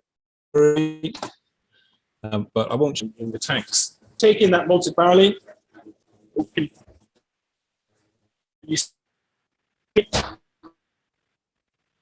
Fergus, can you hear me? We've lost the image, so we can't see what you're showing us. If you can hear me now. Did we lose Fergus altogether? Oh no, there he is. There he is. We're back. You're on mute. No worries, no worries. Great, cool. We're back. Yeah, I think when you move through rooms, we lose you a bit. So if you just give us instructions when you're standing still, then we can follow the process. Okay, I will do. Nice. Right, I'm just going to take you to a screen that sort of shows the brewing process, or a diagram that shows the brewing process a little bit clearly than my sort of waffling on. So this is our sort of description of the brewing process. I don't know if you can see that clearly, but essentially it's showing that malted grain is coming in, it's going through a mill, it's going into what we call a mash tun. So in the mash tun you have ground up grain and water. We control that mixture to a sort of temperature of somewhere between 64 and 69 degrees Celsius. And what that's doing is it's encouraging different enzymes to work at different rates. So what we really want to do is turn that sugar turn that starch into sugar. But we want to turn the sugar into a mixture of different types of sugar. So we want some complex sugars, we want some simple sugars. The reason we do that is because our yeast strain will use the really simple sugars. It'll use some of the complex sugars, but it'll leave some of the more complex sugars as unfermented sugar in the final beer. So that will give us some sweetness to that final beer. So we don't have to, as you might have to do in other sort of alcoholic drinks like cider, you don't have to sweeten back. You can just use the sugar that you've taken naturally from the grain. So our yeast strains, there are some yeast strains which will ferment some of those really complex sugars right out, so get rid of all that sweetness. But our yeast strain, our two yeast strains, they will leave a little bit of sweetness in there. So that's really where we set the final sweetness, and essentially the alcohol of the beer. So the more we turn those starches into really simple sugars, the more dry the beer, the more alcohol essentially it's going to make from that amount of sugar or amount of starch. If we try and have much higher temperatures, we tend to favor the enzymes that make much more complex sugars, and therefore we end up with a much sweeter beer. So once that mash has been sat in the vessel for about an hour, hour and a half, all the starch has been broken down to sugar by the enzymes. And again, this is enzymes that are just produced by the barley. We're not adding any extraneous enzymes. It's purely what they make. From there, that mash mixture, which sort of looks like watery Weetabix. I'm aware I'm talking to an international audience, so I'm not sure how translatable Weetabix is, but let's go with a normal cereal that's been watered a little bit. So it looks like that sort of consistency. And then from there, it goes into the lauter tun. In the lauter tun, essentially, it's a big sieve. It's got metal plates in the bottom with lots of little holes in it. This mixture of ground up grain and water is pumped on top of those plates, and then the liquid drains through. And that liquid we call wort, and that has all the flavor, all the sugar of the barley. From there, we move it to the kettle, and in the kettle, we boil it. We boil it for about an hour, and during that hour, we add some hops. So here are some, well, I was going to say fresh hops. They were picked about a week ago. They're so people know what hops look like. That's what they look like growing when they're a bit greener, a bit more attractive looking. So we use hops to flavor our beer with, or flavor our wort with. We use it for bitterness, we use it for aroma, and essentially they're a herb that we use to flavor beer with. We use lots of different varieties because all the varieties have different flavors. And then at the end of that boiling process, where we've extracted that bitterness from the hops, where we've extracted those aromas, we then cool it down to about 15, 16 degrees Celsius. And then from here, we put it under the road into our fermenting room. And that's when actually we start getting involved with microbes. Up until this point, all we've been really trying to do is create this sugary liquid to feed to the yeast. So it's really the next stage where we start to see the microbes. So I am going to have to start to move, and so if I lose you, bear with me. I won't be long before I get into the fermentation room. Oh, we have faith you'll come back. Don't worry. Cool. Yeah, exactly. Yeah. So I'll walk through the brew house. So the brew house is what we call the bit of kit that essentially helps us extract that sugar from the grain and flavor with some liquid. And it takes about 8 hours per batch through this process. And at the end of that process, we have this sweet sugary liquid that we have flavored with some hops, but it doesn't taste like beer yet. It's very sweet. The pH is relatively high, so we're looking at a pH of about just over 5. All right, so we're now outside. So we have our fermentation room across the road. I don't know if we're still with me. It's breaking up a bit. We can still see you though. Maybe it's gone now. It's frozen a little bit, but yeah. What are you thinking so far, Joe and Eleni? I mean, it's yeah. cool. I mean, I'm very much enjoying seeing the inside of the live brewery, and it's so huge as well. And so this is our.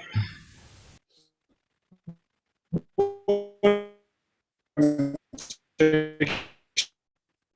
think we're getting you back, Fergus, slowly but surely, but it's still a little bit stilted. I can't really tell what you're saying. Different types of fermentation. Oh, I'm getting unstable. Can hear. We couldn't hear before, so the sound is coming back. So that's a positive sign, I think. So I realize I have drunk Adnams beer. So you found a brewery that I like in terms of the quality of the beer. Nice. That's good to know. I don't know that I have, but I do. When you see the logo, it does look familiar. Actually, have you had it? You buy it from the supermarket or drink it in a pub? I think I've had it in a pub. I think I've had it either in bottles or even on draft. Yeah.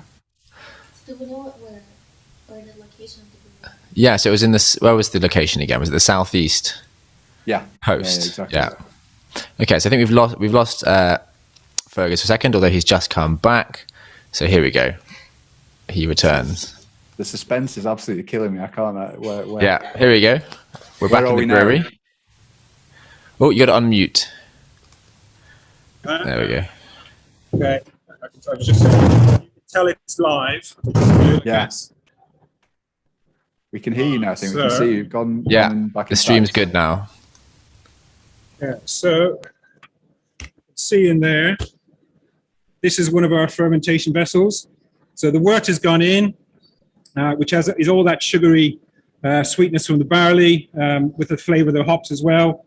That liquid, then we check what we call the gravity, but essentially it's the density of the liquid, which we relate back to how much sugar is in there. Then we use our yeast, our house yeast, for almost everything we ferment, apart from 2 beers, where we buy in some other yeasts. Yeast goes in, and then obviously yeast does its fermentation. And you probably can't see quite well enough, but it is bubbling away a little bit down there. This fermentation is probably about 2-3 days old now. So typically we warm ferment. It's probably enough looking there. So we warm ferment for most of our beers, which means we ferment somewhere between sort of 16 and 23 degrees Celsius. So all these vessels up here, they've all got glycol jackets, so we can control the fermentation. Because our yeast will produce different flavors at different temperatures. Because it's a 2-strain yeast, it's quite flexible, so we can get quite estery flavors coming through.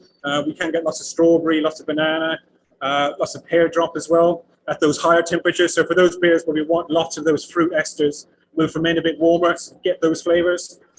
If we want a beer that's a bit cleaner, we'll typically ferment sort of colder, so 16 degrees Celsius with our yeast. It doesn't like to ferment very cold, so unlike lager strains, or Saccharomyces cerevisiae, or house strain, it likes to ferment a bit warmer, and it will slow down. It won't really ferment anything below 12. Anything less than that, it will sort of stop fermentation. So we sort of use those characteristics of our yeast, our house yeast, to sort of drive the flavor. So really fruity if we want it.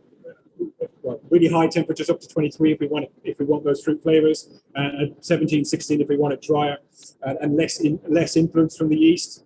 So we see every beer is its own recipe, it has its own flavor profile. So what we're looking to do is that every beer has something that is unique to it. And sometimes that's the malt character, sometimes that's the hops.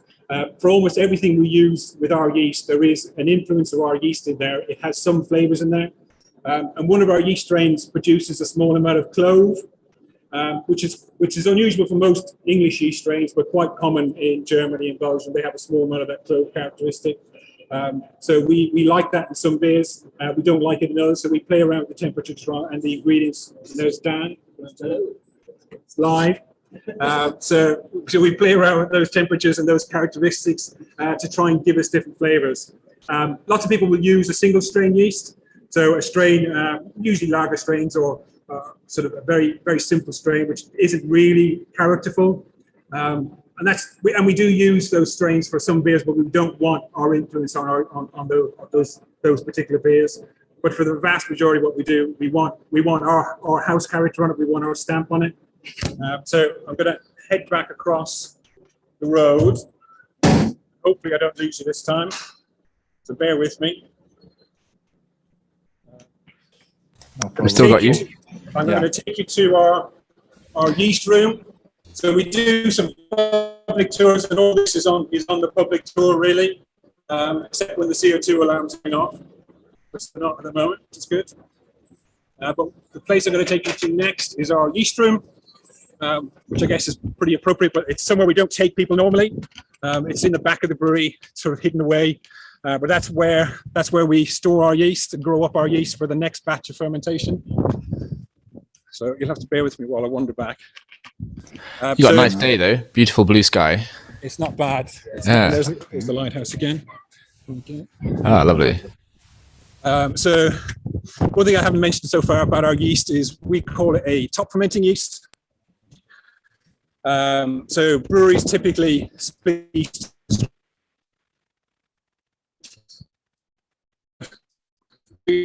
Sometimes people use top fermenting, but they bottom crop it. So essentially what cropping means is where you take the yeast off. So when we put the yeast in, as well as fermenting and making alcohol, it's also growing into more yeast. So typically we'll get 3 times as much yeast out as we put in. So with our yeast, because it's what we call a top fermented yeast, once it's finished fermenting the easy sugars, it likes to rise to the top of the vessel. And then we skim it off, which basically involves lowering a funnel down into the beer and vacuum that extra yeast off. And then from there, it goes back into our into our yeast room, where we store it at about 4 degrees Celsius until we want to pitch it into the next vessel. So we're essentially self-sufficient in yeast. Yeah. So this is our yeast room. So we've got some storage vessels here. So that's a storage vessel with some liquid yeast in it. So our yeast would be about 15% solid. The rest of it's made up of a mixture of beer and gas. Because obviously, as well as the fermentation, making sure it's also making lots of CO2. So that forms a lot of the slurry. So we'll store the yeast in here for maybe 2 days. We don't tend to like to store it much longer than that. And then within those 2 days, we'll usually have used it. So we'll weigh it into our weighing vessel. We'll have worked out the percentage solid there. So we'll also do a viability test on it to see how much live yeast is in there. And that tells us why a very, very interesting calculation that no one seems to understand how it works. So that's probably how much we need to weigh to put into that weighing vessel. And then because it depends on the viability of the yeast itself, which is always changing how happy the yeast is, how healthy the yeast is. So we have a little centrifuge here, just helps us to spin down the slurry into its solid component and its gas component. The stain, so we use a methylene blue stain. You can use a violet stain, which is probably a little bit more accurate, but we use methylene blue because we find it is accurate for what we want to do. And that will tell us whether there's any dead yeast in there or yeast that isn't particularly healthy. because the cell walls of those yeast strains will have broken down enough to let the stain in. So we'll do a count under a hematometer, just looking at it to see what percentage of cells have absorbed the stain, and that tells us roughly what health the yeast is in. So, Nice. Fergus, I was going to ask you in there, like how many times can you reuse the yeast? Is it at some point you have to kind of start again, or is it just perpetual? Like you skim it off, you store it, and then you can put it back in as many times as you like? so we run it probably for about 20 generations or so. So every cropping is one generation. It complicated a bit because of this 2-strain yeast we got. One strain is what we call very flocculent, and one strain is not flocculent at all. And in combination, when they're roughly in balance, the flocculent one will pull out the non-flocculent one. Unfortunately, every generation, the non-flocculent one grows in percentage. So to try and keep on top of that, we used to wait till it got bad and then fix it. We decided we'd try and get ahead of it a little bit more. So we do a continuous culture of the flocculent one. So we're always growing. So we'll have, say, 7 hectoliters worth of the non-flocculent strain growing all the time. We'll pitch 3/4 of that into the next brew to keep the balance in place. And then we'll add some more fresh wort into that to grow that yeast up again. So we're always growing the strain that is dropping out all the time to keep us in balance. But we do then go back to the original strains, sort of between every, let's say 20 generations, we'll go back to the original strains again and grow that up from scratch. So we'll take it. We've got a yeast bank that holds our 2 yeast strains so they hold our yeast strains. They'll send it up to us, and then we'll grow it up from that up to a big enough size, which is probably something Connor might like to talk about. I'm just going to go and interrupt him, and he can talk about. I think that's probably a good place to cut in, actually. So Connor will talk a little bit about how we take our yeast strain from those little vials up to commercial pitching. Sounds good. Yeah. Welcome, Connor. Hello. Hi, Connor. Work? Yes, it's working. Thank you. Okay, so I guess I will grab a slope for you to show you. To the lab. So if we were ever propping up, I've got laminar flow here, so we'll always do it in there. But these are the slopes. So we streak these up ourselves from the stored culture we get from Camden BRI. I don't know if you can. This is. I don't know if you can see the yeast on there, but we'll take a small amount of zinc sulfate, which is 0.2 ppm, and we'll wash the slope off, and then that's washed off into a 250 ml conical, and then put on a shaker. It's into 100 mil, of wort as well. That shakes for 2 days, and then they get pitched into 1 liter of wort, just in slightly larger conical. And then that's just the simple part, but then we go up to the bigger vessel, which I have here. Hopefully you can see. So this is what we like to call R2D2. It does look like a robot. It's a 25 litre. It's actually, I think it was an old milk churn, wasn't it, Fergus? Historically, it's a milk churn. Yeah, it's a milk churn. Adapted for beer use. Yes.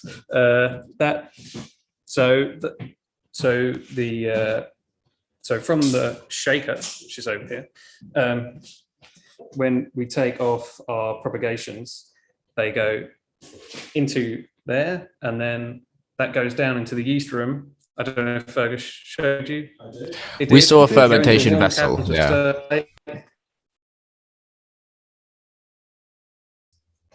And basically, that sits in for another couple of days. So obviously the propagation has to work that way, because if the cells just don't increase, they get to a certain point after a couple of days, and then for quorum sensing or whatever other reasons, we don't end up with any more cells. So that gets to about a 25 litre stage, and then that goes into one of the bigger vessels you would have seen down there. We push in sterile oxygen, and to push it into those big vessels. And then that goes up to the how many liters is it? We say YPV. So it's 4.5 barrels. Let's say 7 hectoliters. So it's about 700 liters. Wow, that's a lot of beer on the way. Pitching with 700 liters of yeast. Well, it was 700 liters. I pitch into 700 liters of wort, then sits for a couple of days, and then we should end up with about, I think at the moment we're trending about 20 kilos of yeast when we centrifuge out. That then goes into top up because of our dual culture. So that tops up the balance basically, and then we pitch in probably what would you say we pitch in normally? Kilos. Kilos, so we're about 150 kilos. Yeah, so 150 kilos or around there. Of just raw into yeast. each fermentation. Yep. Yeah. Of each fermentation. So. And you've got we'll probably end up getting about 3 times that amount of it when we skim it off as well. And that's the thing, you said you had top fermenting yeast, so it floats at the top of the fermentation chamber.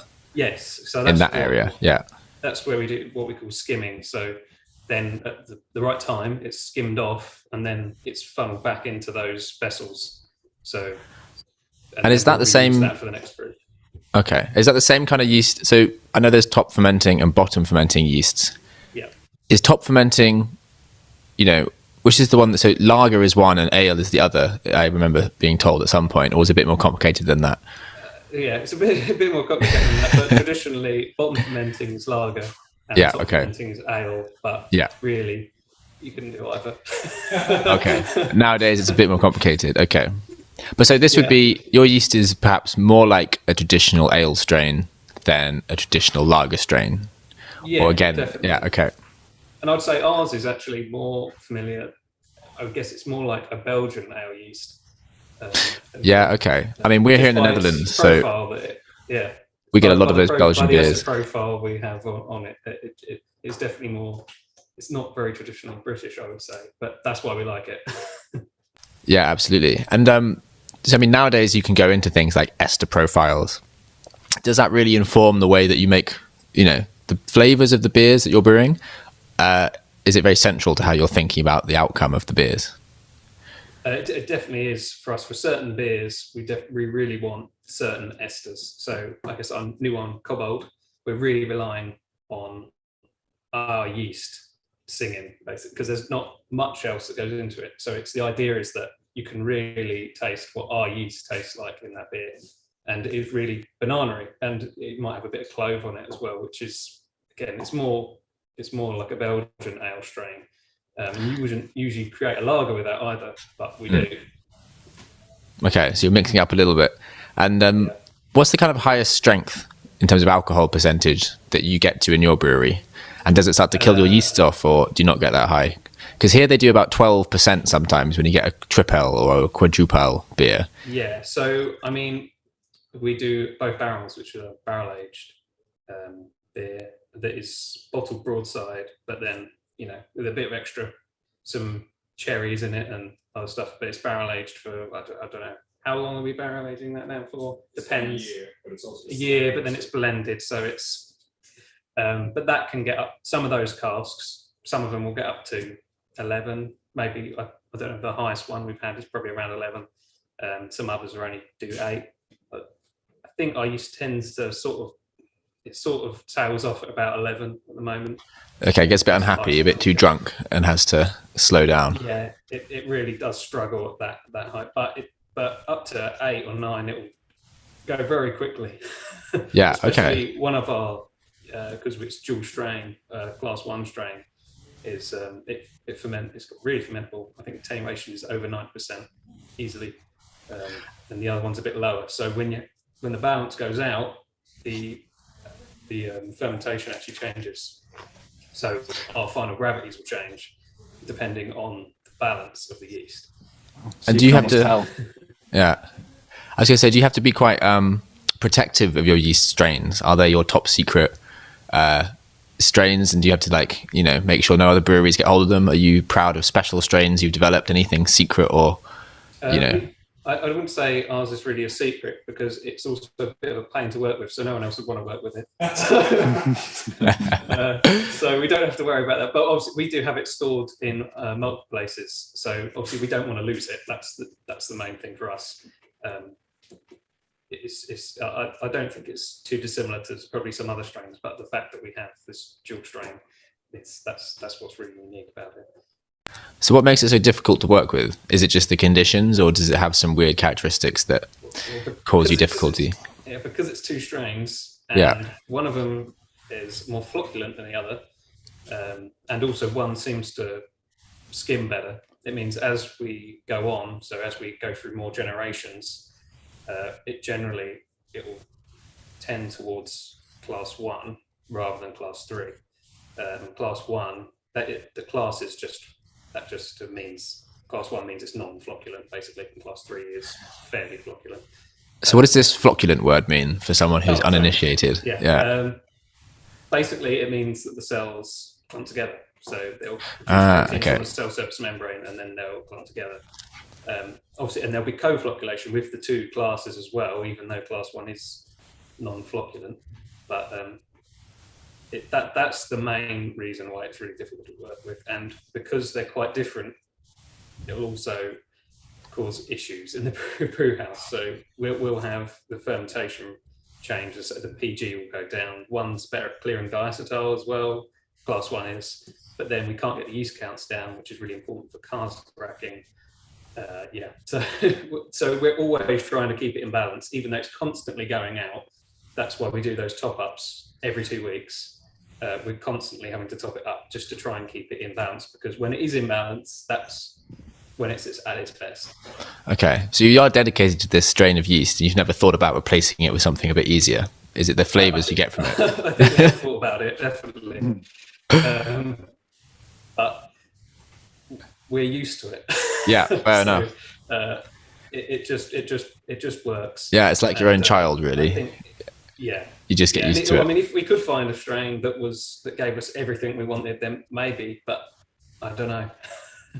Well, maybe it's the price. Some other strains at other times, and special brews will use some dried yeast of other things just to change it up a bit. Okay, and so how many different strains have you said you used 2 in this kind of fermentation process, but how many different strains do you keep track of across the brewery? Really only those 2. The others will all take in as dried yeast, so they'll just be for a special brew. So they'll be one-offs. So you got 2 main yeasts for your main brew, and then a couple of special yeasts for the one-off batch brewing. Okay. It's interesting. Like when you take in another yeast, like how do you choose another yeast to kind of put in? Is it because you know it gives you very specific properties for a new type of beer, or do you have to kind of really understand all of the different kind of esters and aromatic compounds it's producing to add to the flavor? Is it a very complex process to kind of bring another yeast into the mix? Well, luckily we have some quite experienced brewers here, so it's mainly the profile. So certain yeast we'd use for certain styles. So if Fergus wants for us to brew a specific style, then we'll know that there's a short list of yeasts that we might use from whoever we can get them from. So that was a good one we did recently. So, and that created quite a low pH as well. So that's it. It's just basic. It's generally on styles, and we'll pick them. And we've used what else we use? I guess we use some saison yeast. So we use the saison, we use the Larn yeast, Quebec yeast. We have used. So we use a Kolsch yeast, we use a wheat beer.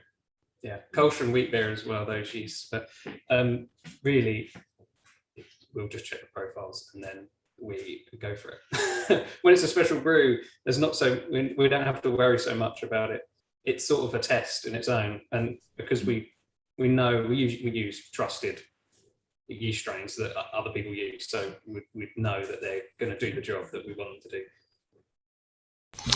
Excellent. So, where are we in the beer brewing process now? Then, do you have any next steps for us?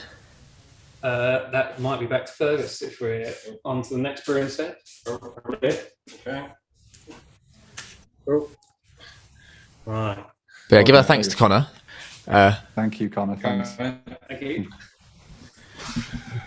All right, so kind of talked about whether you want to know about some of the other microbiology work he does. But obviously, yeast is very important to us, but we do have other spoilage bacteria, other things that we're interested in testing. So if you wanted to look at that, if you have time, then Connor can talk to that as well.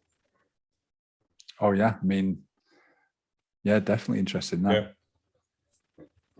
Yeah, I'm going to pass you back to Connor then. And you can finish his bit. Yeah, there you go. Do you want any plates or anything? No, it's all right. Yeah. All right. Okay. Yeah. So, yeah, I guess not in line, but it's all in the same range for me at least. Anyway. So we plate up. I mean, a beer at almost every stage now, from yeast right through to the final pack. What we're mainly looking for is Acetobacter, lactic acid bacteria, or any wild yeasts. So wild yeast, which we might also be interested in both barrels. So like Brettanomyces, for example, we don't want that in the majority of our beers, well, basically all of them, apart from we might want a couple barrels of both barrels to have some Brett in them so they can produce some more interesting aromas, so they can produce some really fruity esters. Also the barnyardy and sometimes a bit funky, but when you're doing something for blending, that can be really handy. But generally, they would be spoilage, or termed as spoilage microorganisms. The others are also, can also be used. So Acetobacter, for example, would also be used in both barrels. So Acetobacters, it will produce vinegar basically from beer. But if you don't have too much, you'll just get a nice acidity. So I think probably the best example is probably Rodenbach. This is quite strong in acetic acid. It also has lactic acid bacteria. So that will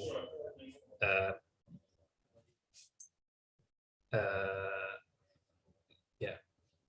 So if you get some kind of spoils, like because the kind of acetic acid, lactic acid bacteria, like I think my homebrew now, it's like destroys it, and you can never like brew in the same bucket again because you've got this bacterial contamination. But are you saying like because you're plating it up and you can see it, is there any way of kind of controlling it as you're brewing to adjust the flavor profile so it actually doesn't ruin a batch, or is it, you know? Generally, we keep a close eye on things, but for most it doesn't affect it. So I'll see if there is a certain amount of Acetobacter, for example, creeping into maybe cask beer, and if it gets too high, then we might have issues. But generally, we won't. And especially for keg, you don't really have to worry about Acetobacter. Even if it ended up in there, then it's a very low dissolved oxygen environment, so it's not going to survive. It's not going to spoil because it needs that oxygen to produce acetic acid.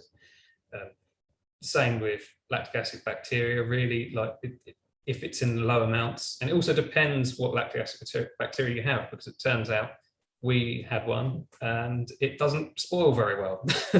We found it, but we even tried to force the beers to make it spoil, and it wouldn't. So it was there. It's sort of pretty much cleared up now anyway, because we've changed cleaning regimes because of that, and many other things around that. So it's a bit more complicated than just, oh, we've got Acetobacter, that's bad, or we've got lactic acid bacteria, that's bad, because sometimes, even though they're technically a beer spoiler, they might not actually be spoiling your beer. I didn't know you had a homebrew, Ben, but I'm not surprised. This is my kind of like ulterior motive behind kind of coming on this tour. I want to kind of get some tips and you're here to glean insights for your own beer. Yeah, I need to get like a little robot. I think I don't have one of those, so maybe I should get one of those. And also 20 kilos of yeast. I use a lot less than that. So okay. And is yours top or bottom fermenting? I use different ones. Like normally every batch I kind of get a different yeast, so it depends what style I make. But yeah, I think the last one was a top fermenting one as well. Okay. I know how much is in a keg or a barrel for you in comparison to, so you don't have 700 kilograms, you have perhaps a few liters. So I think the most common one is like 20 litres, but I actually make 10 because I had a few bad experiences in university where I made such a mess of the beer, and like throwing 20 litres of beer away is quite painful. So 10 litres is it's not very much, but it's enough to kind of test it out and play around with different things.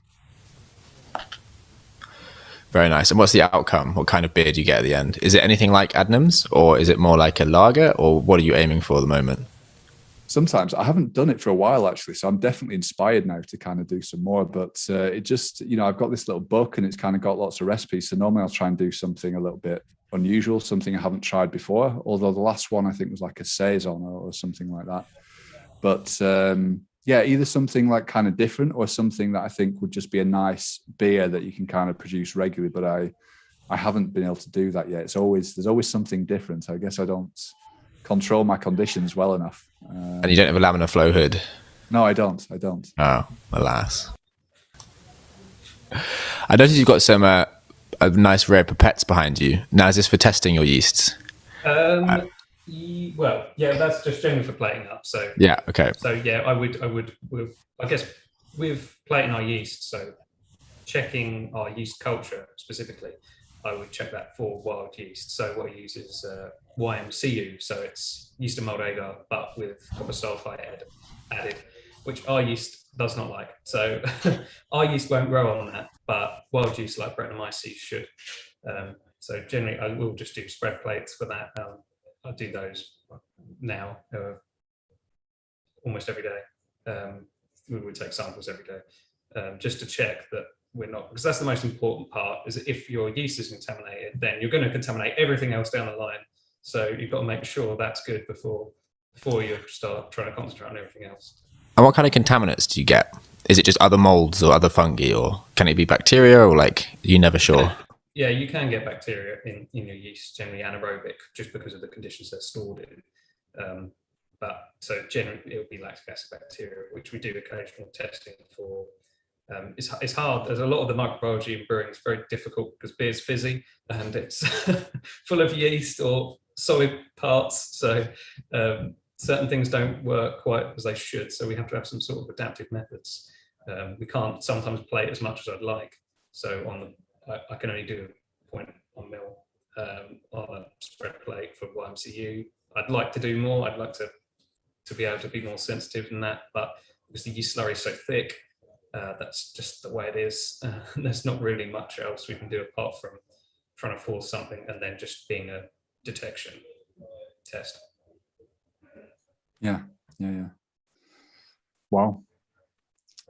So yeah, I'm just looking at the time. Are we doing anything else in the lab, or do we have to kind of get a move on? I'm not sure. I think now you'll move on to Fergus. Yeah. Thank you, Connor. Thanks very much for that. It was really interesting. Right. I'm just going to take you now to show you the rest of the brewing. So we've sort of seen where we make the works. We've seen the initial fermenters. So I'm now going to show you where we finish off the beer and then where we package it. So having had a very stable connection for quite a few minutes, I'm probably going to ruin that. Right on cue. We're ready for it. We'll re-establish the stream. Good. We have a vineyard tour in Australia coming up. I wonder how the connection will be at that point. Oh, the connection here will definitely be worse. Absolutely. No okay. Right. So I guess one of the things I didn't say at the start. So Adnams has been here since 1872, but the brewery has been on this site since 1616. It passed through a series of hands until the Adnams brothers bought it. But Southwold itself is quite a sort of tourist town now. So we have a very limited amount of space. Basically, everything's built up around us. So we sort of squeezed everything in that we possibly could. So these are our conical, well, we call them dual-purpose fermenters. So they're dual-purpose vessels. So they can be used for fermentation. The fermenters I showed you earlier were flat-bottomed because we're not trying to take any yeast off the bottom of those. Our yeast likes to rise to the top, so we skim that off the top. There will be some yeast that drops to the bottom, but it drops at the sort of base level, and we have a standpipe in there which allows us to draw the beer off above that. These vessels have got a cone on the bottom, And if we're fermenting in there, typically you'd ferment with a lager strain yeast in there, or a bottom fermenting yeast, so that the yeast drops into the cone. And then we have chilling in the cone to sort of make sure we maintain that yeast and keep it from going off, and then we can take the yeast off. Conical fermenters are much easier to work with, much easier to clean, much easier to automate, but our yeast doesn't like them. So our yeast determines what we do. And I think you probably asked, Connor, have we looked at moving away from our yeast strain? And we absolutely have. But there's a bit of romance to it, I guess. It's a bit of heritage. It's been with Adams longer than anyone else here has been, and it is part of the workforce. It is part of the character of most of the beers that we make. And we have dabbled in the past about whether we could get a single strain yeast, because actually that would be much easier to work with. You make one change, the yeast reacts in one way, whereas you've got a dual strain, you make one change and you get at least two different reactions, which you then have to try and balance. So one single strain yeast are much easier to work with, but they're not as flexible as our yeast strain is in terms of the range of flavors we can get from it. But the primary reason is we like it. We like the uncle in the corner who's a bit moany, but actually he's got some good stories, and he adds some color to the party when the family get together. So we like that. So we have resigned ourselves that our yeast will always be here, and we will always have to find ways to work with it. So what we mostly use these vessels for, although we do ferment some lager in them, most of the time we use them as conditioning vessels, which means beer that's been in the open fermenters where we saw earlier. Once the yeast has dropped out of that, once we skim the extra yeast off, we'll send the beer from there into one of these vessels. We'll then chill it down, and that helps more of the proteins to come out. So that helps it get ready for filtration. And then from there, it'll go through the filter. It'll go into a bright beer tank, which just is a tank that holds beer that's been filtered. And then from there, it'll go to kegging, or it'll go away for bottling or canning. But actually, most of what Adams has done in its history is really around cask beer. And cask beer is beer that hasn't been filtered. So instead of coming into one of these vessels, once the yeast has dropped out enough in the open fermenters, and we want to get down to a place where the yeast count in there is about 1 million cells per mil. Once it's in that level, then we'll bring it back here and we'll put it into a buffer tank, and then from there we'll put it into casks. And so we won't filter it out. I guess it's as close to drinking beer straight out of a fermenter as you can possibly get. And that's what these look like. So these casks here, these come back from our pubs. We'll clean them, we'll put it through a washer, and then we'll put this beer in that still has live yeast in it. And we want there to be live yeast in it because the yeast is then going to generate, well, we call it conditioning, but essentially what it's going to do is do a small amount more fermentation. It's going to create a very small amount of alcohol, but mostly it's creating some more CO2 to carbonate the beer while it's in the cask. And that's why these tubs are shaped the way they are. So they've got a belly on them, basically. So when it goes into the pub, it sits on its side like that. So the belly is at bottom. The tap goes in there. And then you leave it settle. So you put it up, you let it vent, you let the excess CO2 that it's built up over, say, maybe 2 weeks since you first filled it. You let the excess CO2 go. That allows the yeast to sediment properly. Then you hard peg it, which means you make sure you retain all the extra CO2 that's going to be built up from there on in. Our yeast does make some sulfur as well, so there is a bit of sulfur dioxide. So some of that initial venting is about letting some of that extra sulfur dioxide go. So it does generate a bit of natural preservative. We let it settle then for usually 2 days, and then the bright beer, after the yeast has dropped into the bottom of or into the belly of the cask, that bright beer is then drawn off, and that's what we serve in the pub. So I think England is probably one of the very few countries in the world who are serving beer in that way. And cask beer is what we call it, but that's sort of been the primary bit of what Adams has done over its sort of 149-year history. So this is then the final bit of the processing. So that's a filter. The centrifuge in the Dan there, that's a Dan. And these are our filling heads. So along here, you can see there. So this is our filling. So we're not filling at the moment, but essentially casks will come up along this conveyor. That conveyor come up here, and the brewing team, the racking team, will take the casks, lower them down here, and then the head will drop in, and that head is basically feeding beer from that very first tank that we saw. That's been pushed into a buffer tank and then fed into here. Because it still has yeast in it, if you serve it that way, unless you can let it settle for maybe a month, you will have some yeast still in suspension. That will make it look cloudy. And historically, cask beer has always been served bright. So the way to get it bright is to add some finings. Historically, that finings has been a fish protein that attracts to the yeast. The yeast then clump together, become heavy, and drop down. You can use some other vegetarian finings now, but that isinglass finings is by far the one that is still used the most because it's the most repeatable.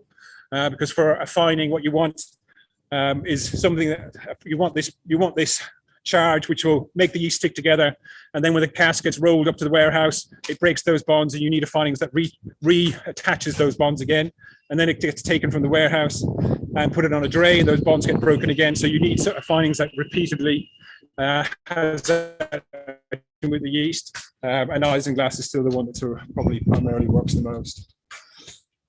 I think that is the tool. I think Connor did also talk a little bit about both barrels, which is our sort of barrel aged beer.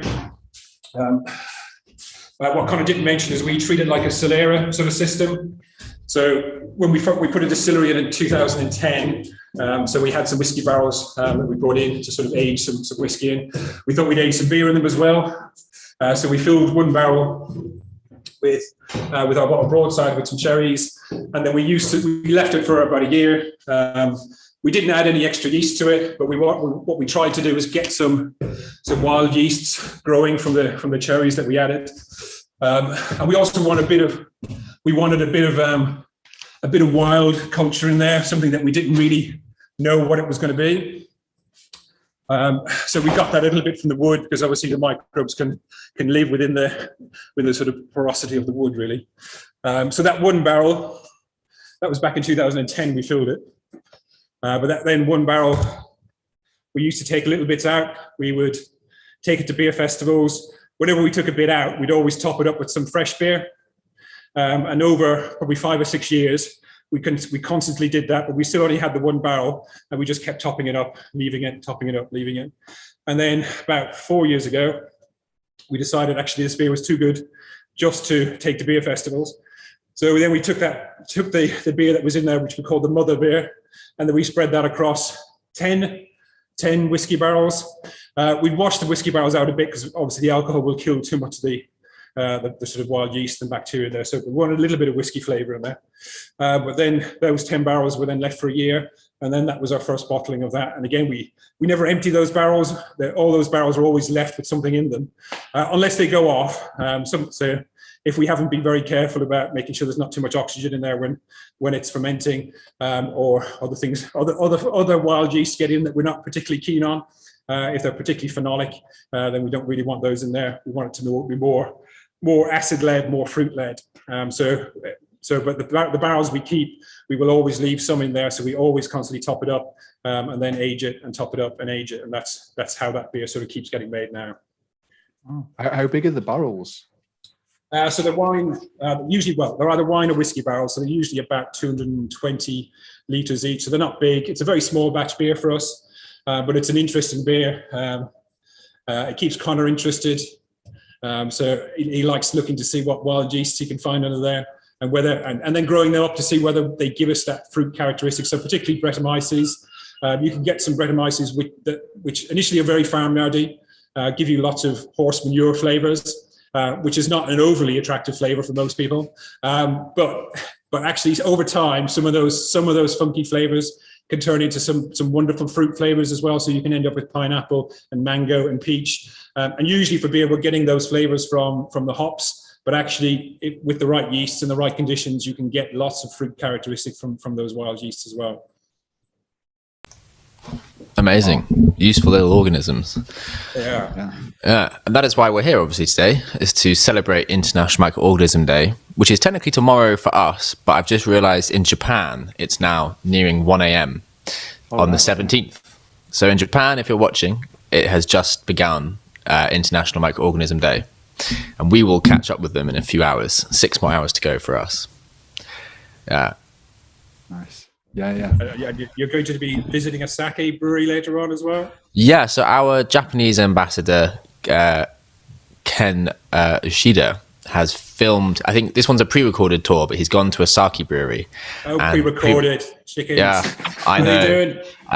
But he has made us a lovely video of the sake brewery. And it is a brewery, because I always thought sake was maybe distilled because it gets quite strong. But no, it is brewed up to about 20%, which is amazing. Yeah, it's a very strong brewed drink. But we'll find out more about that tomorrow at...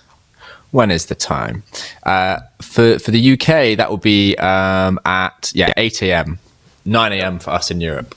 And then we also have a vineyard tour, which Ben will be doing with a vineyard in Australia at 6:30 a.m., 5:30 a.m. if you want to wake up in the UK. But 1:30 midnight in America and 10 a.m. in India and 1:30 in the afternoon in Japan. So we're hitting all of a good number of alcoholic beverages across the course of today and tomorrow. Yeah. But best to start with beer, I think, as the fundamental. It's a good time for beer now. I don't think I'll be up for wine or sake tomorrow morning. I think. Yeah, sake for breakfast and wine at 4 a.m. Yeah, that seems reasonable. Yeah, 6 o'clock. That's perfect time for beer. But yeah, I mean, I had a question a little bit about the barrels there, and I was wondering because they must, like, the flavor profiles must be very very complex. Does it change over time, like with the taking out and topping up, and kind of, I suppose, the beer kind of maturing and maybe the barrel changing as well? It definitely does. Obviously, even if you ignore the sort of microbiology of it, just the tannins of the wood decrease over time. I think one of the interesting things about wood, you get this micro aeration. So it's never fully anaerobic. There's always a little bit of oxygen coming in. So that does change how some of the microbes would normally work. So it's absolutely different, sort of storing something in a wooden barrel as opposed to a stainless steel one. It is, you will see differences that you would never see in stainless steel. Anyway. So apologies. Oh, here we go. Here's some beer. Very nice. I thought I might as well finish off with a beer. Yeah, I got to see the final product. I was going to say, apologies if I missed this, but what does your distillery produce again? Is it whiskey or like a? So it's primarily gin. Gin, yeah. But we make gin from scratch. So most people who make gin, certainly in the UK, they buy in neutral grain spirit that's been essentially distilled already and taken up to a purity over sort of 96, 97%. And then people make gin from that. So we make it, so it goes through the same process, the same brew house, the same fermentation room. We use our own house yeast. We get that to about 7%. Then we send it back to the distillery, who then turn that into vodka. And then we take that vodka and we put it into the gin still with the botanicals, and hey presto, gin. Cool. We do some whiskey as well. Sorry, because we talked a lot about the flavor profiles of the yeast and how it affects the beer. Does it also affect the gin? Yes, I think obviously in much smaller ways, because you're particularly with gin, you're taking it up to over 96% purity when you're making the vodka element. So you've only got a very small amount of stuff that isn't ethanol in there, but you do find that our gin or whiskey has a different profile to gins or whiskies that are made much simpler. And there is a trade-off, I guess, because I think Conor mentioned our yeast strain is not very alcohol tolerant, and you'll all be aware that ethanol may be considered toxic in some environments, but it starts to kill off the yeast once it gets too high. So you can find distilling yeast that will get up to 15-20% ethanol, whereas our yeast, particularly on the washes that we make for the distillery, will top out about 7-8%. So there is a compromise that you don't quite get the efficiency you do with some of those other distilling strains. And how is your whiskey? You said you made a small amount of whiskey. I mean, is it just a few batches for staff members, or do you sell it on? It's a small amount. It's a few. It's more than a small amount, I guess. I think the sales team would quibble at with the term small. In comparison to everything else, it's a very small bit of what we do. But we started making whiskey in 2010 in the UK, and I think the rest of Europe. It's got to be aged for 3 years before you can even call it whiskey. So it's got to be aged in oak for 3 years. So we have been selling whiskey for a few years now, but it's sort of building up, and English distilleries making whiskey is a pretty new thing as well. It was frowned upon. It was and people scoffed a little bit when English distilleries started making whiskey, because that was meant to be Scotland. Only the Scotch or Irish could make whiskey, but I think everyone accepts that's no longer true, and actually good whiskey can come from anywhere. And is it called Adnams whiskey, or do you have a different name for that brand? So we call the distillery Copperhouse Distillery, because that was where the old brew house for the brewery used to be, but we put a new brew house in 2007, and so that space became redundant. And then our chairman Jonathan Adams decided we should put a distillery in, and then he started growing some rye. So now we use his rye to make a rye whiskey. So yeah, it's it's all quite local and quite an intimate relationship. Yeah, that's nice, with the local land and the local produce. And weirdly enough, the place that Jonathan grows the rye is a place called Raiden, which is just the next village outside of Southall where the brewery is based. And Raiden historically means rye on the hill, which we only all found out after we started making rye whiskey. So it's back to its original usage almost. Yeah. So the beer you're just finishing up with, is that a normal pint of Adnams, or is that a special? No, so this is our New England IPA. Nice. So this does use our yeast now. We did play around with using some other yeast strains, but actually the New England strains that other people use are typically all English strains originally. So I think the principal part about it is you get lots of interaction with the hops. So you do get changes. So the hops can use some of the flavors the yeast can use some of the flavors that the hop produces, and do this thing that we call biotransformation, which is quite popular, I think, amongst breweries at the moment. The idea that you can actually put a hop in, and actually the yeast will change those hops into different flavor compounds. So you might start off with being quite citrus, but that biotransformation will turn it into quite pineapple-y, quite mango sort of flavors. Amazing. Awesome. I was going to say, we have to thank you for your wonderful brewery tour, because we have some speakers coming in for our next session as we come to the end of the hour. But it's been amazing to see a live tour of a brewery, seeing all of the distillery. You'll never do it again. But we have it recorded, so anyone else who missed it can watch it again, and we can send you the recording as well. It will be edited, so we'll cut out those bits where we're in transition. But it's been so good to see the inside of the brewery, all the different casks and fermentation tanks, and the final product as well. So thanks so much, Fergus, and send our congratulations and thanks to Connor for helping you complete this tour. It was a bit of an experimental idea, but I think it went pretty well, to be honest. So thank you. Yeah, thank you very much. It's been a pleasure. Always happy to support the microorganisms.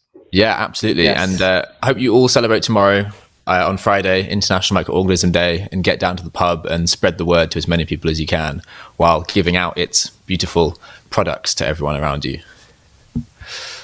Right. We'll let you sign off. Thanks so much. Have a wonderful evening. Right. I will just admit into the Zoom room our next two guests, and let's see if they can join us. So we have Kenneth Timmis and Joanna Varan just joining us for the next session. So this begins our education session. So for the next 2 hours, we're going to be talking about education with microbes and approaches to education in primary, secondary, and higher education, and also public engagement. Thank you so much, Kenneth, for joining us. I know you're pressed for time and a very, very busy man. So I just will give you a short introduction and let you get on with your talk to avoid delaying you in any way. So Kenneth Timmis is a professor at the Technical University of, I'm going to butcher this name, Braunschweig University in Germany, and joins us from that town, and is going to be giving us a beautiful talk about improving microbiology literacy in society. So if we just check you can share your screen, we'll set you off on the talk. Joanna is joining me as my co-host for this hour, and so you'll see more of her later as we discuss different aspects of education. So let me just check. Can you share your screen, Kenneth? Yes. Okay, brilliant. Yeah, we can see that just perfectly. And I'll hop out of the way to stop distracting people. And we'll see you at the other end of your talk. Thank you so much for joining us. Is it okay? Yeah, it is. We can hear and see you perfectly. Okay, thank you very much. Okay, it is a pleasure to have been invited to talk about the International Microbiology Literacy Initiative on this very special day of the International Microorganism Day.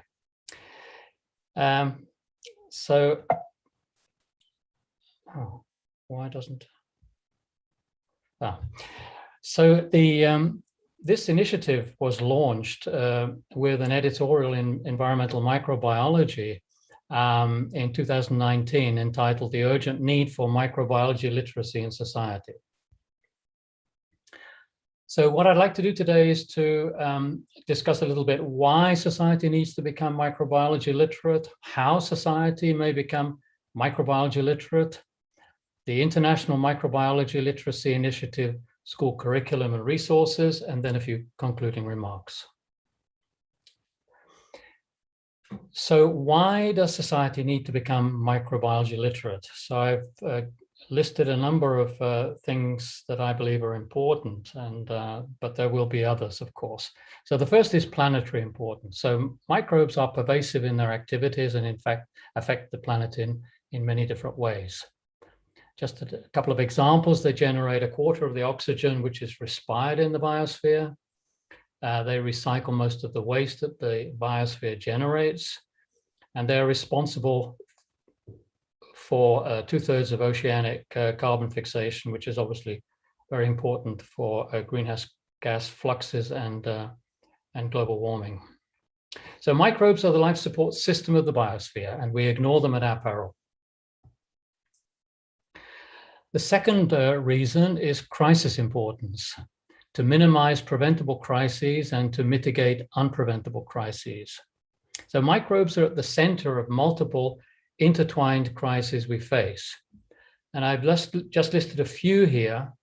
There are obviously others, but these are really important: antimicrobial resistance, resurgence of all diseases, pandemics of new diseases, starvation and food security, the soil crisis. We are losing fertile soil globally at a high rate at the moment. The clean air crisis in urban environments, clean water crisis in many parts of the world, global warming we're familiar with, waste crisis, pollution crisis, eutrophication crisis, and sustainability crisis. So in order that policy makers and decision takers respond to crises, they must understand the causes and remedies, and they must become microbiology literate. So just a couple of examples of crisis importance. So vaccine hesitancy.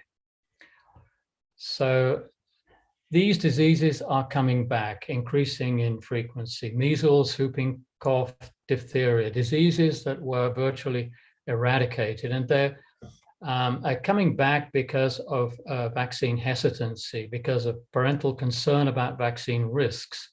And these concerns are exacerbated by misinformation and conspiracy theories. And as a result, herd immunity is decreasing and infection rates are rising.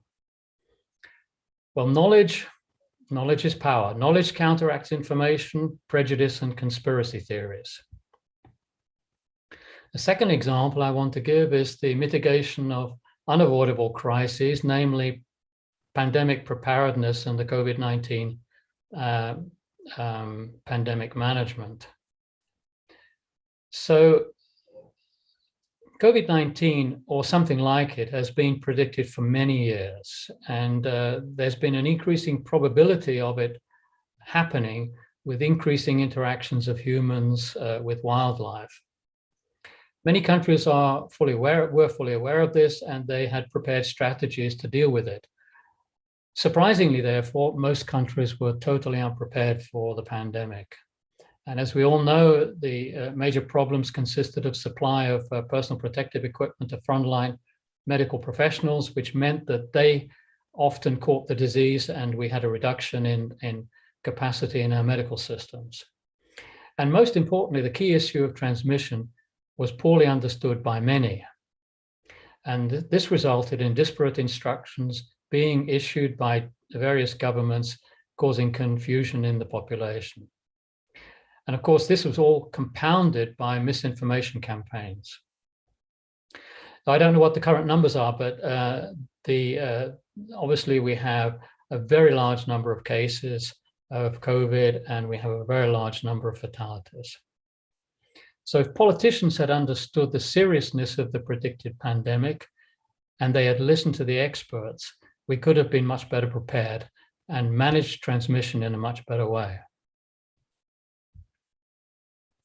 The third example I want to give is socioeconomic importance. So microbe-based processes and technologies contribute substantially to societal well-being. Examples given here: health. So microbes are sources of new therapies, vaccines, and diagnostics. They're sources of new chemicals and materials. They enable the production of energy from renewables and wastes. They are sources of food. They enable fermented foods to be prepared, and they are sources of flavorings.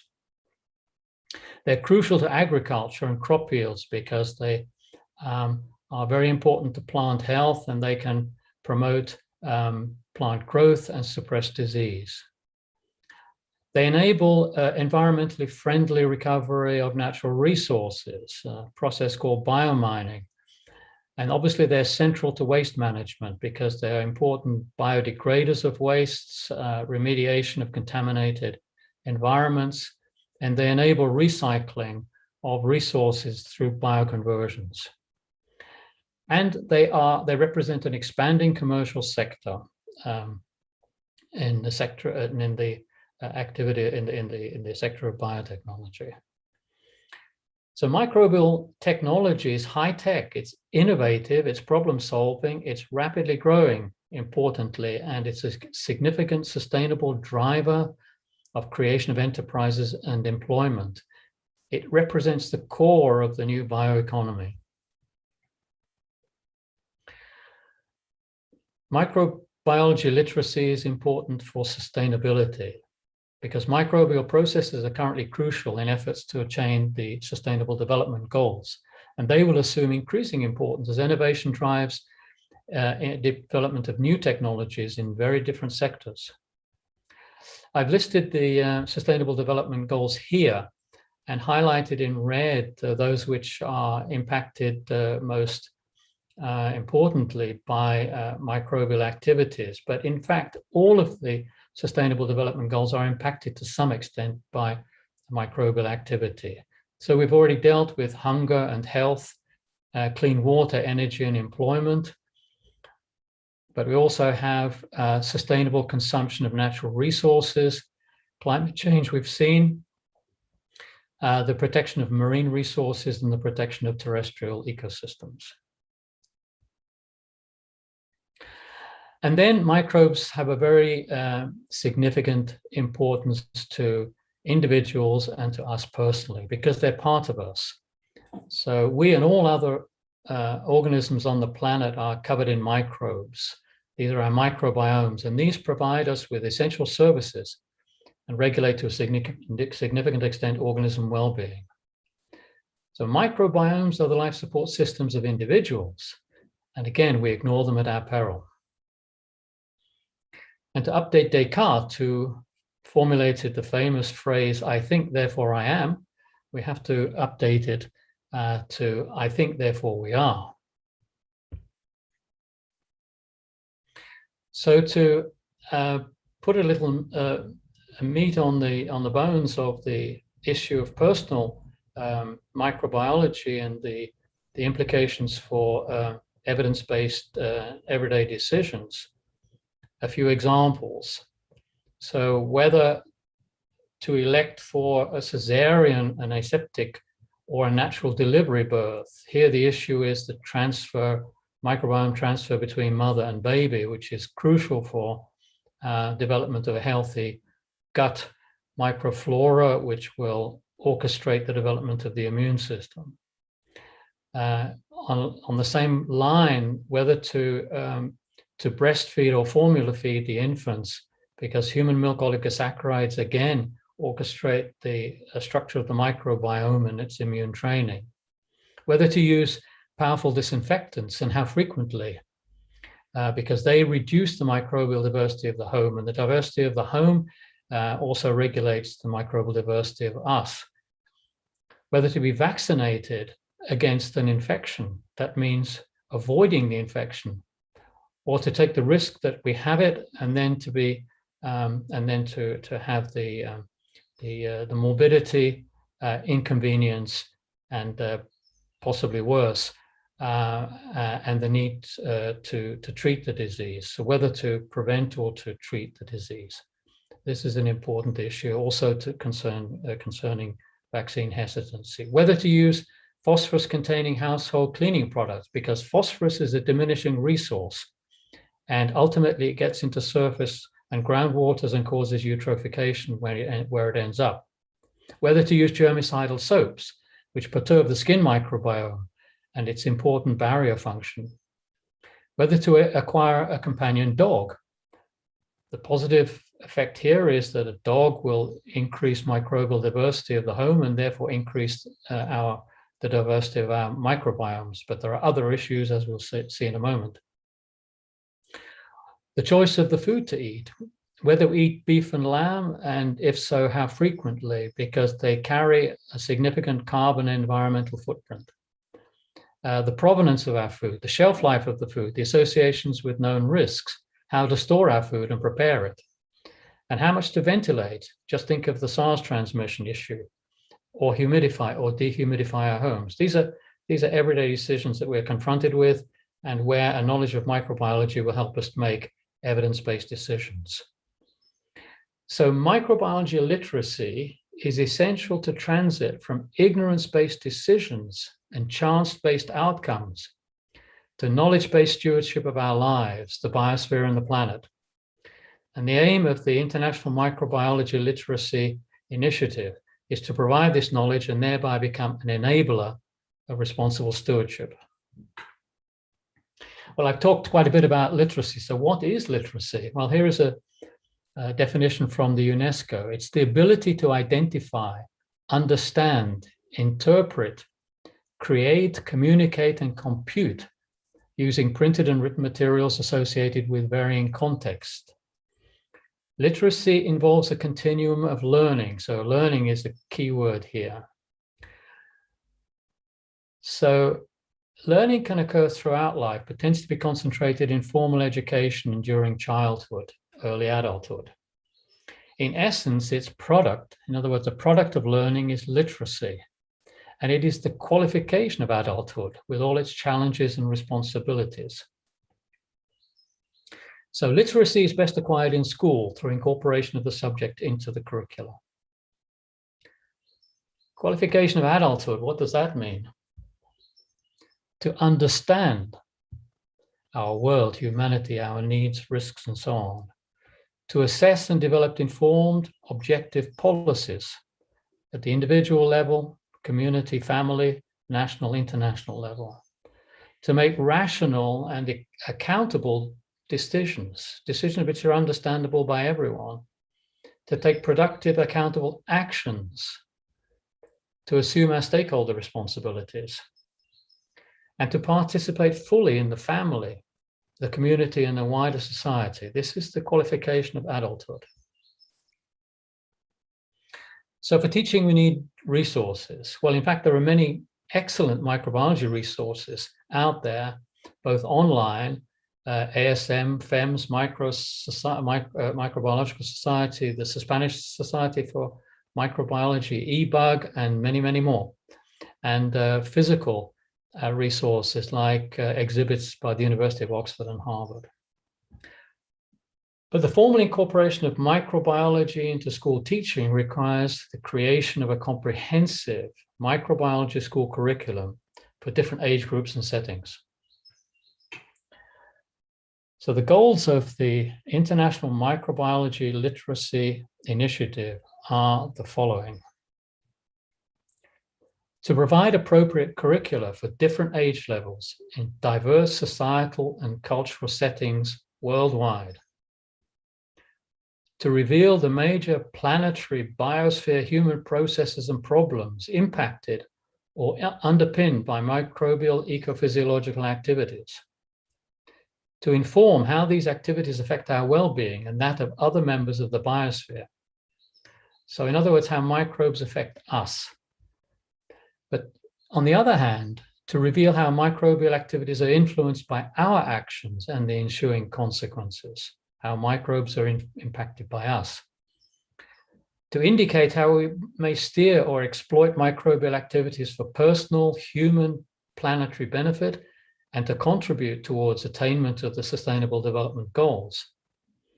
And finally, to provide a perspective of our place in the wider world and how we are microbially connected in the global village and with the rest of the biosphere. So now I'd like to come to the IMLI curriculum.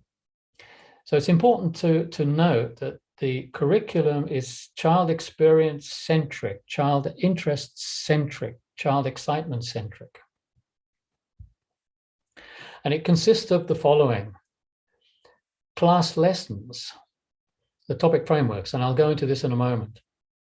Multimedia teaching aids. So the big handicap we have as microbiologists in terms of communicating our science is that microbes are invisible. So for teaching, we need to visualize. And we do this through teaching aids of various descriptions. Class experiments. So microbiology is so hands-on, and kids love hands-on activities. Home assignments to transport microbiology into the home. Class excursions to immerse children in the local microbiology, where they can experience real microbiology in a local setting, and to get them out of the classroom. And there are a number of other things in the pipeline. Most importantly, all of the teaching resources that are being created will be freely available internationally. So let me come to the topic frameworks, which are the heart and soul of the strategy. These are basically the class lessons, but they're not prepared class lessons.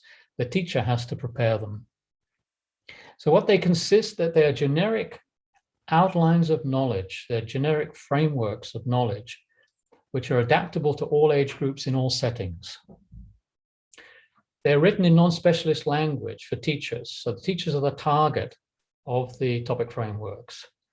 The teachers can select the topic framework or select information within the topic framework that they consider to be interesting or important for their class, and they transmit and interpret it for different age groups and teaching needs.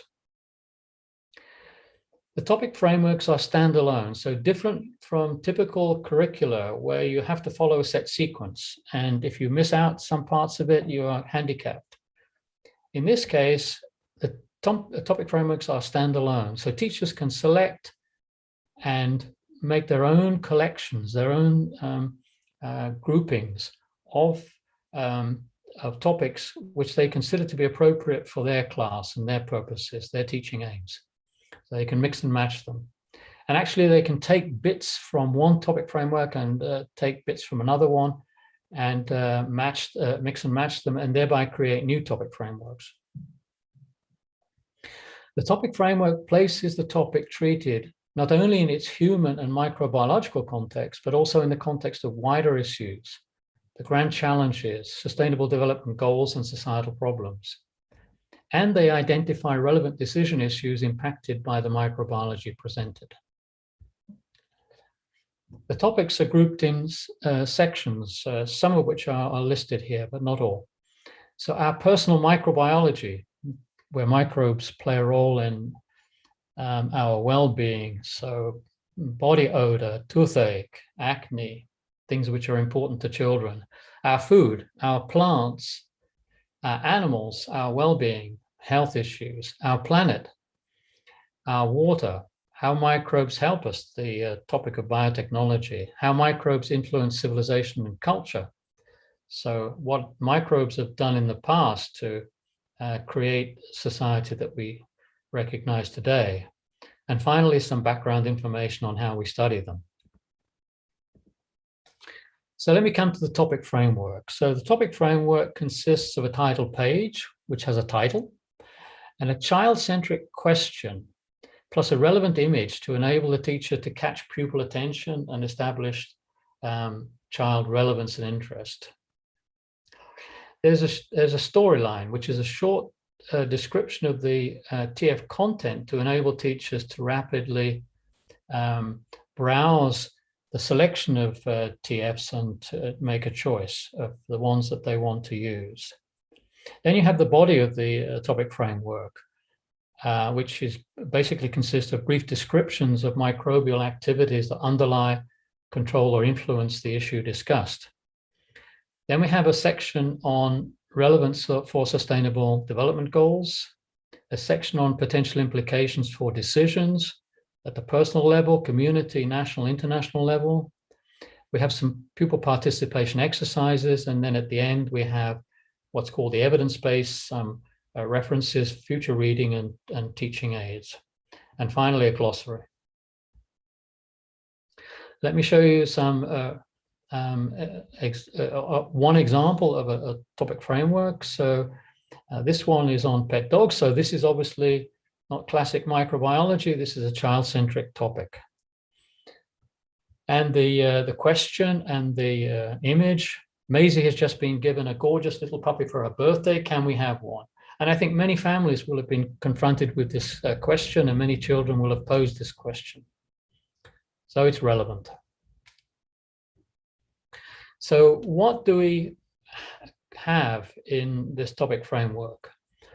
Well, companion dogs obviously bring in microbial diversity into the home. They increase exposure to microbial diversity. And as we know, microbial diversity is very important for development of a healthy immune system. So this is one of the positive aspects. Of course, there are a lot of non-microbiological positive aspects to ownership of a pet dog, which I won't go into.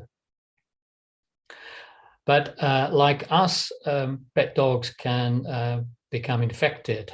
Some infections are zoonotic, so we can get infected from the animal.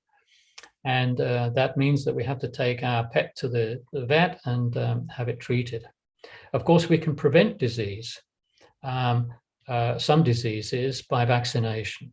So infections come up in this topic framework, vaccines and vaccination come up. And then our pet has to be fed, and a very considerable fraction of agriculture is devoted to the production of dog food. And this consists of both animal meat and grain. And if we think about this, one of the consequences is that this is diversion of food production away from humans to animals. So this impacts on the issue of food security and on the issue of starvation. In addition to that, all of the agricultural activities have an environmental footprint with regard to greenhouse gas production and also eutrophication. And finally, dogs pollute the environment. So these are issues that are microbiological, that are relevant to ownership of a pet dog, and that relate to discussions in the family about whether to acquire one or not. Now we come to the relevance for sustainable development goals and grand challenges, and I've mentioned already this particular one, end hunger, achieve food security, and there are others that are discussed in this topic framework. And then we come to potential implications for decisions. So if we decide we will have a dog in the family, the question is, should it be a large one or a small one? Because the environmental and energetic footprint will be approximately proportional to the size. So if we're discussing the environmental aspect, the size of the dog will be relevant to that. Community policies, so I've mentioned pollution, in this particular case, pollution of public spaces and local water bodies with feces. Nitrogen and phosphorus will contribute to eutrophication and so on. And then we have national policies relating to dog ownership, greenhouse gas production, and global warming related to the production of dog food. And then we come to pupil participation, so a class discussion of issues associated with dog ownership, pupil stakeholder awareness, so dog ownership as a positive and negative, has positive and negative consequences for the SDGs. Which of these are most important to you, either personally or as a class? Can you think of anything that might be done to reduce negative consequences? Can you think of anything you might personally do to reduce the environmental footprint of your dog? And then we finish with the evidence base and the glossary. So all of these issues that are brought up in the topic framework are dealt with in sufficient detail to be able to explain the issues and enable people to discuss them when they're taking decisions. But of course, they may raise interest in the teacher or in the child, the children, to have more information. And so we have obviously topic frameworks that are dedicated to some of these things, like the early microbiome, like infections, like vaccines and vaccination, antibiotics, so the treatment of the pet dog, antibiotics and antibiotic resistance in the environment, climate change, eutrophication. And then we have, of course, a lot of other topics which are unrelated to pet dogs. So dirt is good for you, so microbial diversity is good for you. Foodborne microbial disease, some more information about microbiomes, diagnostics, indigo, moisture damage and mold in our home. You see, all of these are child-centric. Volatiles and communication between microbes and between microbes and higher organisms. Food preservation. Recovery of resources from wastewater. Red and green tides. Fruit flies.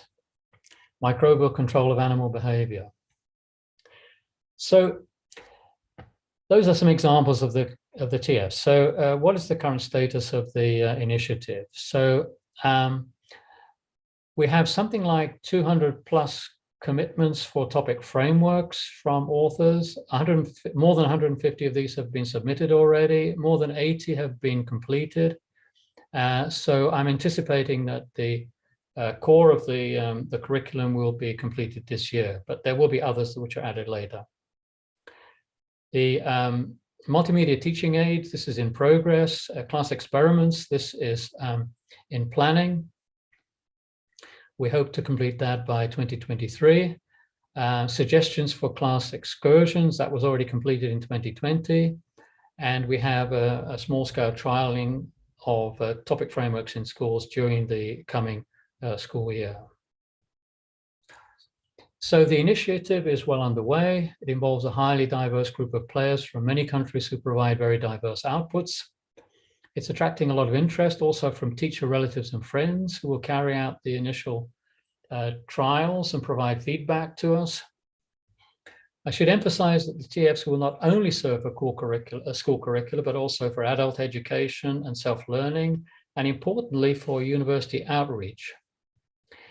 And while we're on the topic of universities, I think that TFs and their concept may also provide new ideas, both in terms of content and approach for university, undergraduate and postgraduate teaching.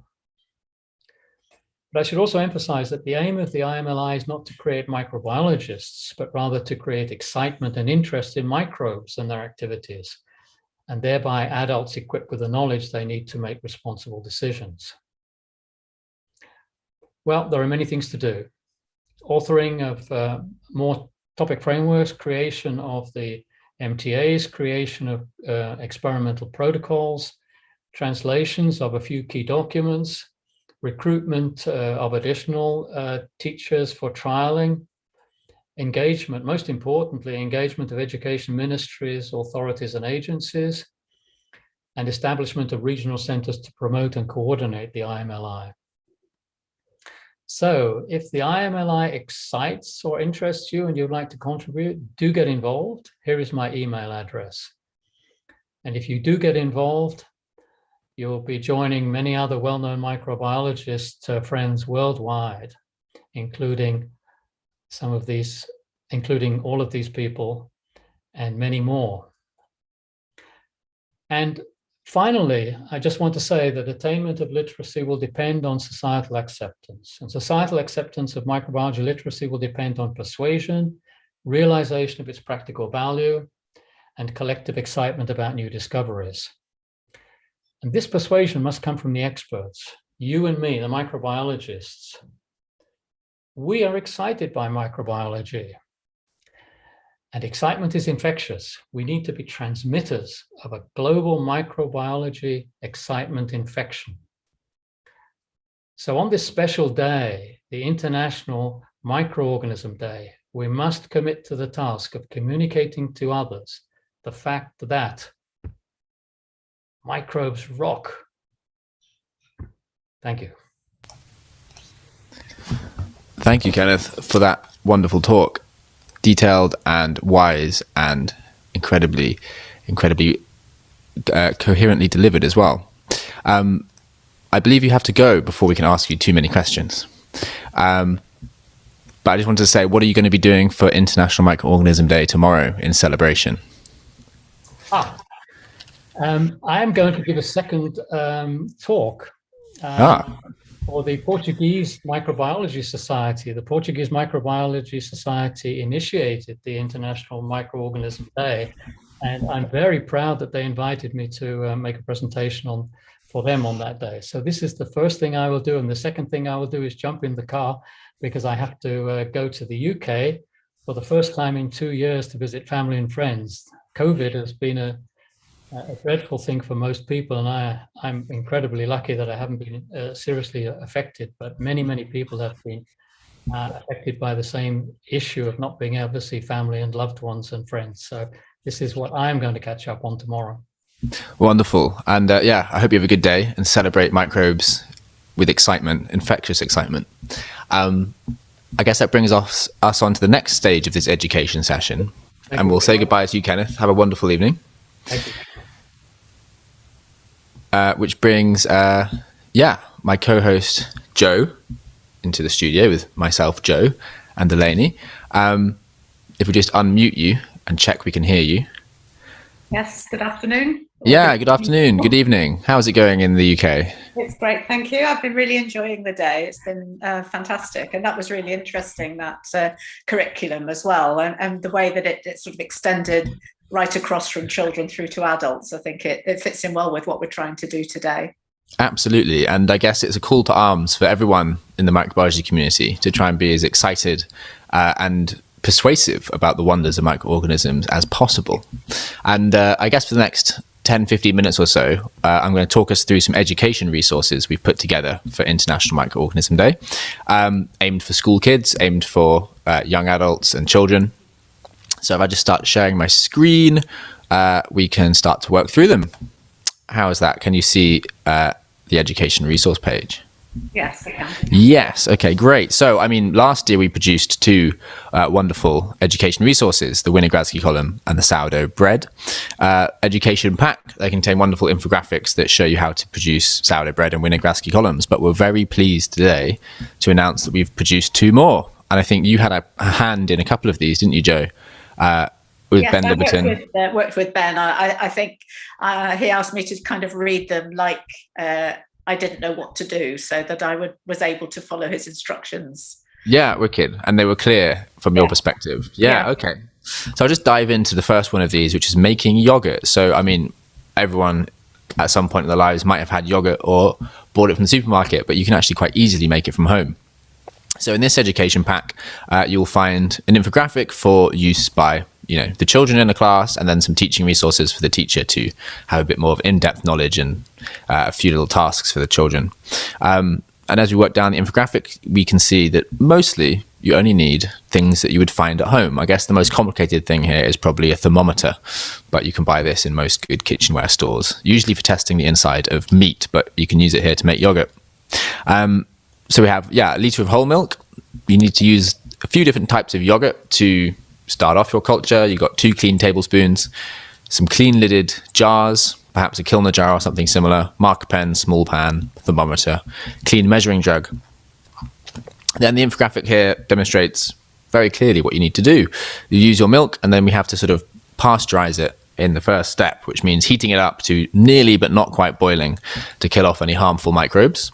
And then we let it cool down to a more tepid 40 degrees. So now you have your milk prepared. You can then add the yogurt starter. So, Joe, can you explain roughly to me, why do we need to use a yogurt starter? What's it doing in this process? Well, you've eliminated a lot of the microorganisms already in the milk, so you're adding the right sort of microorganisms from the hopefully live yogurt into the milk so that they can then replicate within the milk. Exactly. So we're kind of inoculating the mostly sterile yogurt with the right microbes to make yogurt. And we know they're the right microbes because they are from previously made yogurt.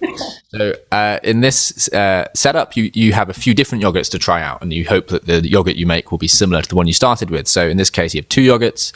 You take a little tablespoon and add it to each of your Kilner jars.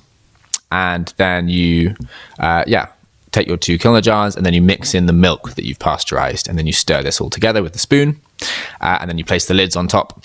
So, in this case, they have, let's have a look, 2 batches of yogurt 1, 2 batches of yogurt 2, and then they have just plain milk to see what that does. I guess that is your control if you're thinking about experimental design. Then you simply leave it in a warm place. So the 2 ways that they've got is you could either put it in a box containing warm water, or you could perhaps put it in a warm space, maybe a really, really low oven on top of a radiator, a warm cupboard near your boiler, that kind of thing. And it says the yogurt will form between 6 and 48 hours. So within the space of a day or 2, you should have brewed yourself some nice yogurt. But we've got a test if the yogurt's ready. So there's a simple test that you do here. You take your spoonful of yogurt that you've made, you pop it on your plate, and, well, if it's thick like yogurt, it's ready to eat. And if it still looks like kind of a runny milk or something a little bit more like a weird cream, then it isn't quite ready. And you put it back into your incubating space. Now, we use different yogurts.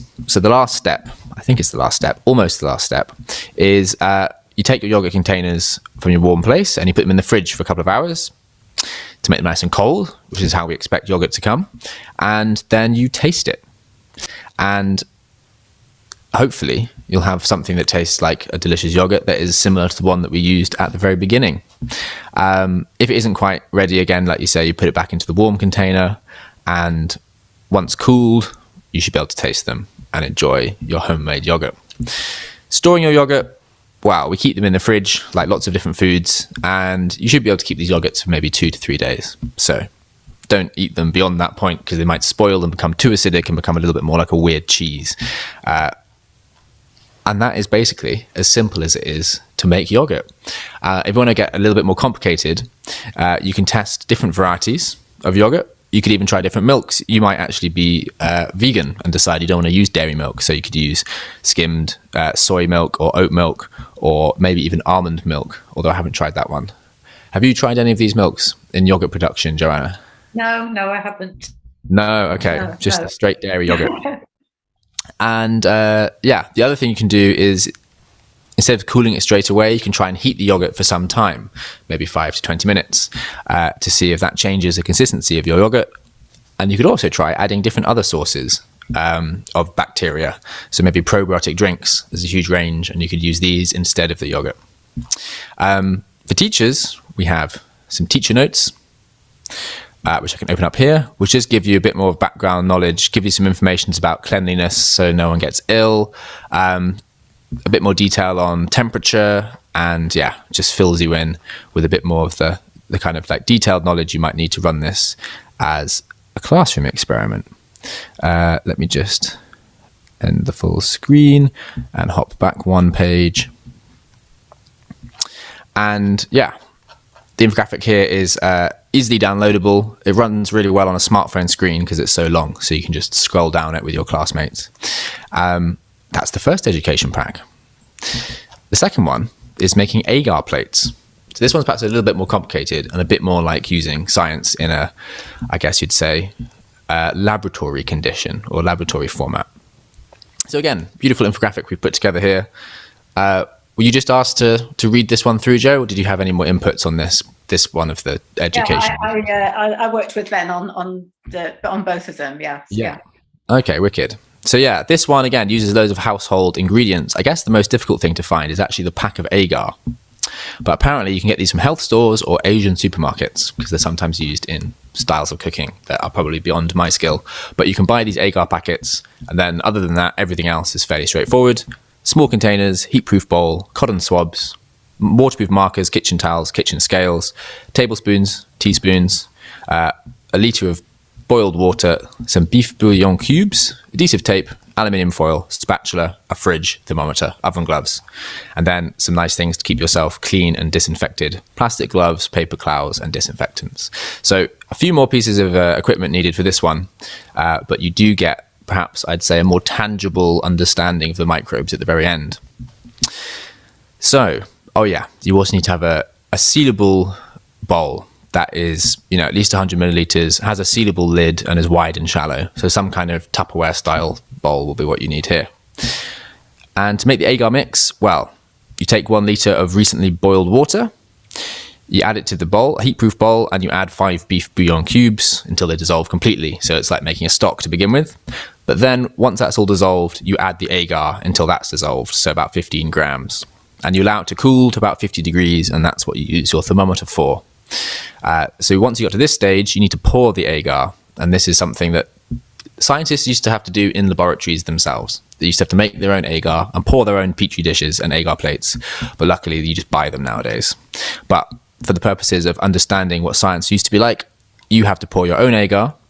You use your spoon, I think, here to just basically ladle out a little bit of agar into these small containers. Try and make sure it's all gently and smoothly poured and you don't have like stuff running up the sides, and so it's just a nice even layer. Also try and make sure that you put lids on these containers so other bits and pieces and micro dust don't get on top and contaminate your petri dish. And don't seal them too tightly, because it's a hot mixture. It will cool, it will contract the air, and you might crack it. So you need to have some kind of air able to get in and out. But once you have poured your agar carefully, you can then put them into the fridge. Leave them 30 minutes and check by touching the outside they're approaching room temperature. And once it's cooled to room temperature, you can seal the plates fully and the agar should be completely set. Then you turn the containers upside down and put them in the fridge. I think now the reason they're upside down is so that you don't get water falling on the surface. Is that right? So it just condenses inside and then falls onto the bottom of the lid and doesn't contaminate again with liquid your agar. So you leave them in the fridge overnight and then they're ready the next day. So this is the exciting bit now. That was the kind of lengthy cooking process. But now you have these agar plates, you can go around and start sampling areas for bacteria and see if we can grow them. So you might try some dirt in your garden, your sink plug hole, your fingertips. I remember when I was working in a microbiology lab, I had loads of wristbands from festivals that I'd gone to over the summer. I had about 7 or 8 attached to my wrist. And my supervisor took my wrist and he took the bands and he stuck them in an agar plate and put them in the incubator overnight to show me how disgusting these bands were that I'd had on for about 7 months. And of course, the next day, the agar plate was full of the most revolting looking bacteria and fungi and molds that you'd ever seen. So if you have some festival wristbands, they're full of bacteria. So you can stick those on the agar plate as well. The suggestion it has here is to use a sink plug hole and take your cotton swab and run it around the inside and then dab it onto the agar plates, as you see here. Label them with the location of the swab and the day that you've taken the swab. Now label it with your name, date. If it's a class, you might want everyone to put their name on it so people don't forget which is theirs. So repeat it for all the areas you want.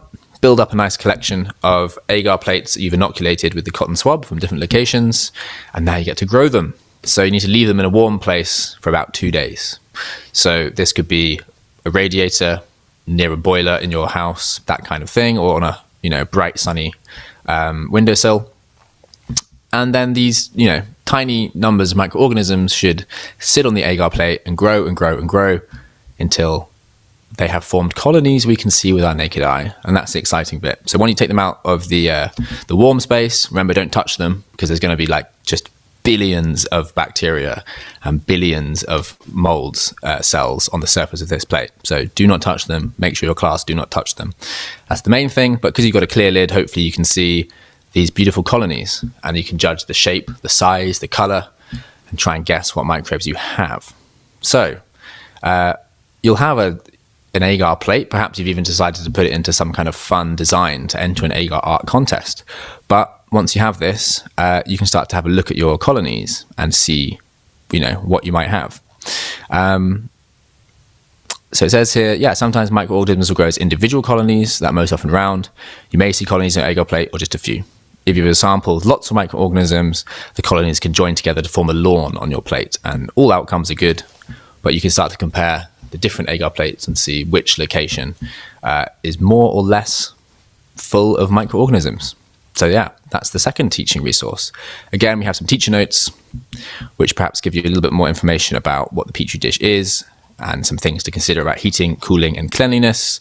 And yeah, a little bit about why we use beef bouillon, and some other things about how to deal with spills, and then crucially disposal. So how do you get rid of all this stuff without contaminating anyone's bins too much? Also, there's, I think at the bottom, some special student instructions. If I click here, we'll take it to, yeah, just a nice set of instructions for students that comes in a nice PDF form with a few extra questions as well to kind of challenge your students as to what's the microbiology behind this process. So that's my very brief run through of these two new education sources that join our old two education sources to give you a nice little quartet of useful tasks and useful experimental protocols to use with your class. So I hope Kenneth, if he's watching this, is happy with our efforts here to produce some nice teaching materials to improve microbiology literacy. I believe we have Beatrix joining us. Beatrix Farnhart from the University of Lincoln, who is also the section editor for education and professional development, I think, for our journal, FEMS Microbiology Letters, and will join us for a little bit of a structured discussion on how the pandemic has changed teaching and education in universities. Now, Joanna Varan at the Manchester Metropolitan University is also another education expert, a member of the FEMS education group. So we have two of the best people here to discuss what's the pandemic done to teaching? Big question. Yeah, well, I think I'll start. Obviously, when the pandemic happened in universities, we were kind of halfway through the academic year. That was in the 2019-2020 session. Then we had the 2021 academic session, which was almost entirely, to some extent or another, during the whole pandemic. And now we are just beginning the 21-22 academic session. And I'm sure that Beatrix, I don't know if your students have arrived yet, but I think we've got a lot to learn from what we did instantly when the pandemic first arrived, how we managed in between, and how we're going to carry on. So I thought I'd kind of ask Beatrix a couple of questions based around those three, before, during, and after, I suppose, sessions. That's hoping it's after anyway. When universities were first affected by the pandemic, it was kind of said that universities were closed down, but of course they weren't. Education and teaching had to continue. And my first reaction was, oh God, lectures, labs, tutorials, but actually, Beatrix, I think probably you would think there's a lot more to it than that. It wasn't just that was going to be affected, was it? Yes. Hello, everyone. To start with, by the way, I hope you can hear me. I've managed to unmute myself, having practiced this for months now. Hello, everyone. And it was, of course, quite surprising when everyone had to close campus. But as you said, it didn't mean we closed our universities, far from it. Probably been busier than before. And if we think about when it happened, not only in terms of within the academic year, but where we were technologically, if we had the pandemic like this 20 years ago, things would have been ever so much more difficult. In that context, we were quite lucky because we had changed education already for quite some time in ways that then helped us to actually deliver successfully, not only for a few weeks, but over an entire academic year then. And of course, technologically as well. Universities have virtual learning environments for quite some time already. People at home have broadband or Wi-Fi internet connection. So that was quite a different kettle of fish than if it had been 20 years ago. And very, very quickly, we had to make sure that we could deliver what we had planned just the next week or probably the next day. We didn't know how long it would take. And as you said, it wasn't just lectures. It's just everything. It's tutorials, it's pastoral support, it's labs, of course, it's field work, depending on what everyone is doing. Of course, our colleagues in arts, dancing and all these things. So the first impulse was just getting things going for the next week and so, but as we realized it was taking longer, we then had to properly plan strategically and go from there. Don't know how much you want me to go into detail already right now. Well, I suppose, as you said, you had the kind of immediate aspects of lectures, tutorials and practicals, but then you had, I mean, perhaps not even so far away, there was assessment as well. Yes, and so now I start already sort of talking a little bit broader. We've for some time gone away from what probably many people think about as a classical lecture, where you're basically talking for quite some long time at students and then they go away and absorb all the knowledge that you've given and then apply it, and then they come back and you're giving more. But we've gone away from that. We've flipped classroom, for instance, so we've given students before the material that would cover knowledge, and then when we see them, very often we would help students apply it, because education isn't just about the knowledge, as we know. It's about the skills as well. In applying this knowledge, it's the other transferable skills, is interpersonal skills, it's the discipline-specific skills like in the practical. And again, assessments had changed as well to reflect the changed ways of learning, because we make sure that always lines up nicely. So we've gone into the direction of often more open book as well, which means students can access the material, because we want the students to show us how they apply what they've learned and the skills they've developed. We've already started having a lot of virtual material or online material, basically. We often use already in labs videos of the techniques rather than going around showing it to everyone at their benches, to make sure that everyone could see very well. We could draw on that. And of course, a lot of that was also provided by learned societies. So we could very readily access those sources that we either had made ourselves or that we knew existed, and transform all these things that had happened over time then quite readily into this virtual environment. And even if we weren't able to, say, record how to streak a plate that one made at home, we could direct the students to that. So it was about curating the material in the beginning, making sure that students have access to that, but actually we, cared more about our students. Okay, how can they survive in their little rooms somewhere, being isolated? So that actually took quite center stage, making sure that all that is, and that of course the assessments would be happening, and they then became in many places where people were not on campus open book, because of course you can access your material at home. So we then had to think about again how we write these assessments, but it's not university by Google, other search engines exist. So that was getting us quite quickly, because of all that background that we had and helping each other. Our networks kicked in quite quickly, helping each other, really, really important to make it happen at the end of that academic year. And then we spent the summer realizing that we had to plan a lot more and could draw readily on a lot more. By then, of course, people had upskilled. The institutions would, of course, help staff training quite readily with technology and in terms of pedagogic support. And yes, that trying to be in a nutshell, talking about something really complex and big. Yes, I know. It's massive then. So we had the labs, the lectures, the practicals, right. So the tutorials, the assessment, we had student well-being, and we had staff upskilling and student upskilling, distance learning, and pastoral care. Very different levels as well. So the need of students who were about to graduate and then go into the world of employment, we wanted to make sure that of course is an easy transition and no one feels like they couldn't complete their education.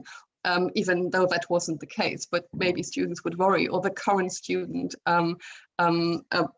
cohorts, that no one thinks that anyone hasn't developed all the necessary skills or hasn't learned as much as other student cohorts, and we can now help students to be very confident in this and convey that wherever they go. And of course, when students come back now at some point, hopefully not closing down again, helping the students transition back. So all the students at different levels have different needs where they come from. And of course, our incoming cohorts wouldn't have been in class in schools. So then the transition into university is a very different thing.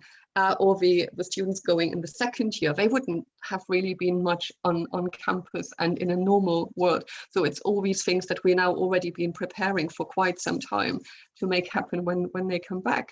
Yeah, I mean, I wonder if our audience on this program is other academics who all this will be sort of resonating with. But just to, after sort of outlining all of those challenges, then before we go on to the next bit, I read an article in the New Statesman included a statement: people all over the world can learn and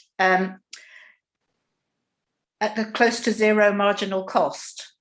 Because it doesn't cost anything anymore because everything's online. So that there is that one kind of view of it, that it's really, everything's really easy now. And then there is the other that certainly I've found in the UK that applications to actually go to university have gone up, because I think students want to come back. So I think I think that academics, the universities have done very, very well in this time to actually to make themselves more valued. So, I mean, what I wanted to ask you, Beatrix, as well, as part of your work as the editor of the professional development aspect of the FEMS Microbiology Letters Journal, have you seen through the pandemic academics wanting to tell other people about what they've done during the pandemic? Because it's quite difficult, isn't it, sometimes to, if you've tried something and it's worked or it hasn't worked, how do you share that, and how do you get comments back? Excuse me for coughing, it's not COVID, anyone. Again, that is a very complex question. How much time do we have? So in the beginning, some colleagues were actually quite quick off the mark, starting research questions, before, after, and surveying students and academics in various ways to actually focus their research on the response. That's one thing. The other is sharing materials to help each other was probably more readily done through networks in a more informal way, rather than sitting down, writing a paper, sending it in peer review, then your revisions, because that, of course, you want to make sure that it's at an extra polished level when doing this. So there was a bit of a lag, never mind. But of course, rewriting your provision, learning how to use Zoom or any of the other things, looking after your students, probably even longer periods in the day when you want to make sure that they are well. You would maybe also homeschool your children while your pets were climbing over you, all these things. So that, of course, was an impact on workload. So we wouldn't immediately see manuscripts mushrooming, but there were, of course, opportunities where they were then taken by colleagues depending on their situation. But of course, meanwhile, a lot of papers in various journals, including ours, have filtered through. And in fact, we are looking forward to launching a thematic issue next month on the beginning of October. I think it's the 5th, the International Teacher Day. And there we can draw on some papers that we had before. As I said, we've been going in the right direction for quite some time.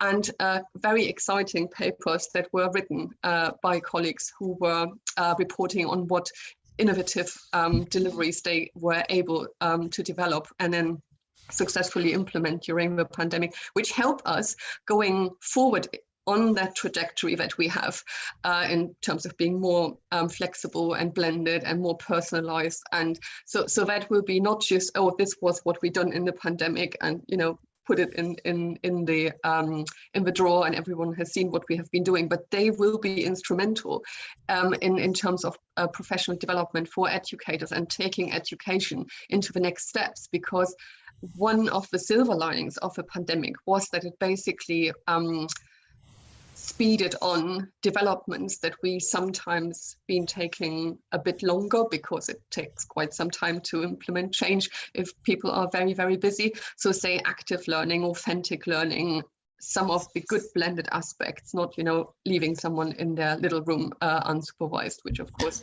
can be very demotivating and causing anxiety. So all the good things that we could now push a little bit forward more quicker will help us a lot in going into the right direction where we all should be going. I just had one question, actually, if that's okay, before we move on to the next section, which was, did you find that different kinds of students excelled in the kind of online system compared to when you were in person? And, you know, did you find it helped some people who perhaps would have been too shy to ask questions and this kind of thing when you were teaching online mostly? Absolutely, yeah. There were quite a few students who found that much more helpful because they might be shy. Also, of course, students who usually would have quite a long commute or might have some other accessibility issues or caring responsibilities found it very, very helpful to make use of the sort of flexibility that it afforded. So it has good and bad sides. And when we look forward, we have to make sure that we keep the good parts and lose the ones that were not so helpful. Say, you know, impact on mental health. We know that people have been struggling with the whole not uncertainty is the word I was looking for, because you didn't know, is it next week, is it next month? And of course now we still don't know how long we might be affected by it in practical terms in education. So again, that helped students also become far more resilient and adaptable than in a normal time. So while there might have been a lag in developing practical skills, which we will help everyone to catch up very soon, and anyone who goes in the employment world now, employers will know that there might be some gap in practical skills, and help everyone to catch this up. In other ways, we have developed other skills much more thoroughly than we usually would be able to do on campus. I mean, digital use and being resilient, independent, self-managing, all these things that are absolutely crucial for employment going forward. So hence we can tell the students and support them in taking all the confidence, having gone through this, come through this with an excellent education as well, in a different way, and then requiring different activities to transition into whatever comes after that. And even, you know, doing practical work at home, not only with making yogurt. I felt like I wanted to open my fridge when you were talking, and making your own agar plates. But we, you know, just changed the research question, for instance, even doing dissertations at home, you know, rather than develop looking at growth in the lab of a pathogen, you transform it and, you know, have your yeast at home, which is fine.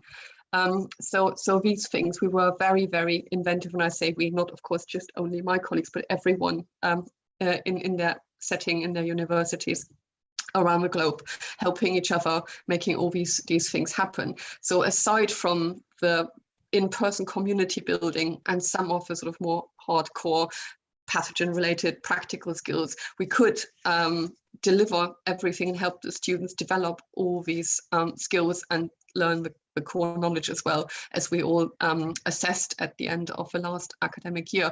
And the students did fantastic, and we were very proud to see this. That's fantastic. You mentioned authentic learning. I wonder if you could explain what this is. Basically, what is real life, real world problem scenarios. I, you know, still hate it when people sometimes say, oh, this is just, you know, academic, because of course that's the perception, and that's probably a historical way that we were dealing with things that were not real world and not applicable, and of course for a very long time when I was a younger educator, not now, you know, getting old, I was initially surprised by questions that students would say, so how is this relevant to me? And I was thinking, well, that's obvious, isn't it?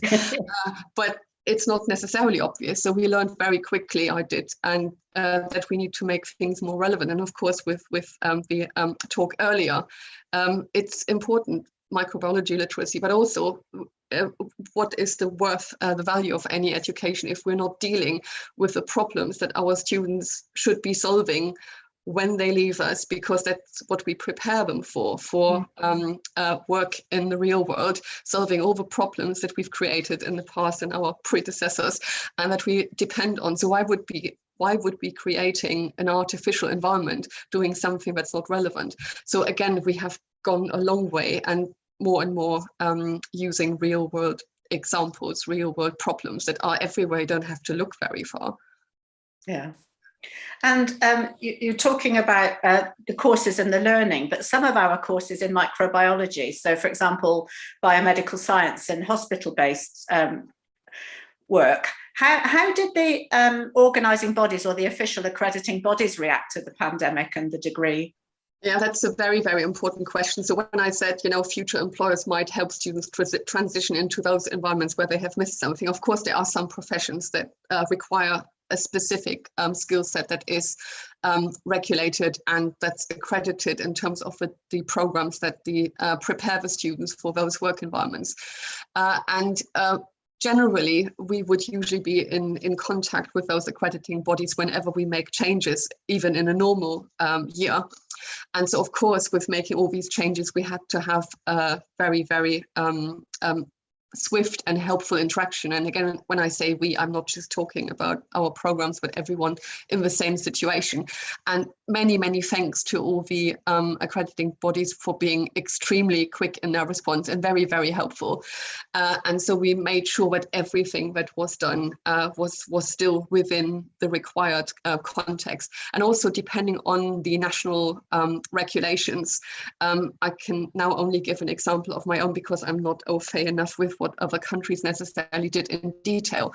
But some of the programs that were allowed on campus, even if everything else was closed, were those very programs that were accredited, feeding into, even training nurses and our biomedical students and anyone in this context. So again, making sure that was possible. But then also after that, in summer, many universities offered catch-up opportunities for lab skills. And again, in conversation with the accreditors, they would be aware that happened.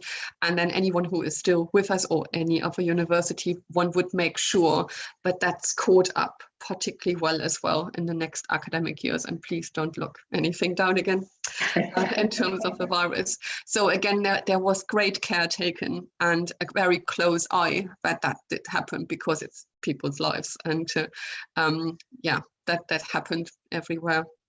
Thank you. So, I think that sort of finishes the second part of our chat. How did we cope? What did we do? And I think some lessons coming out from that is to share, to ask people, to exchange ideas with whatever networks you have and whatever networks you can find, and that hopefully people in the audience who are not in universities can see how much work went on, but also other people within universities. Hopefully this conversation will resonate with their experiences. Something I haven't mentioned yet, sorry to disrupt you. We wouldn't have come anywhere without talking to the students. So they have been extremely instrumental in making sure that we adjusted things as we went along. And only we could make it work in this way. So again, engaging students in their in the development of their education is important in normal days, and particularly in this context as well. Okay, thank you. And so, what do you think you've learned, and are you positive going forward? What have you learned? Not just you, Beatrix. Right. Am I half glass full, glass half full, or empty person? Now you caught me out.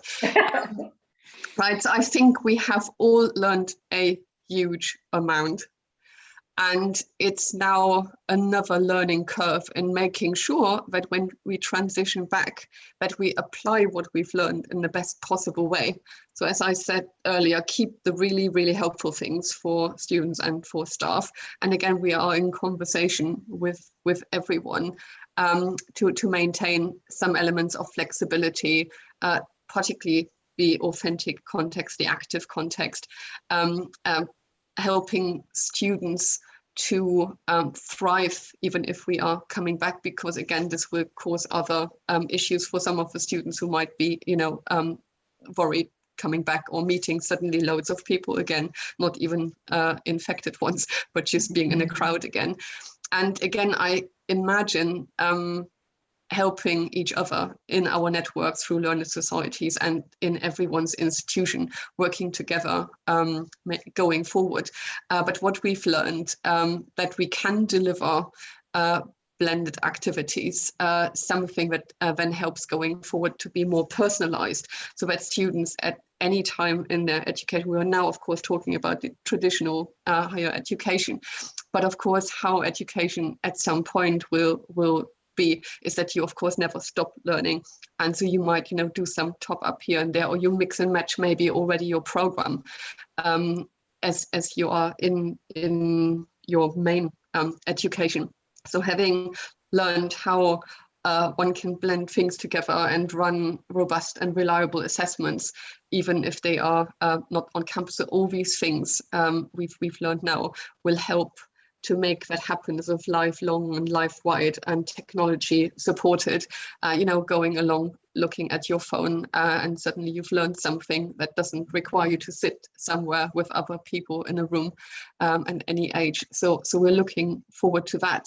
And I think having gone through this, we've learned that we can do those things where we before may have been a bit more hesitant. Oh no, that's not possible.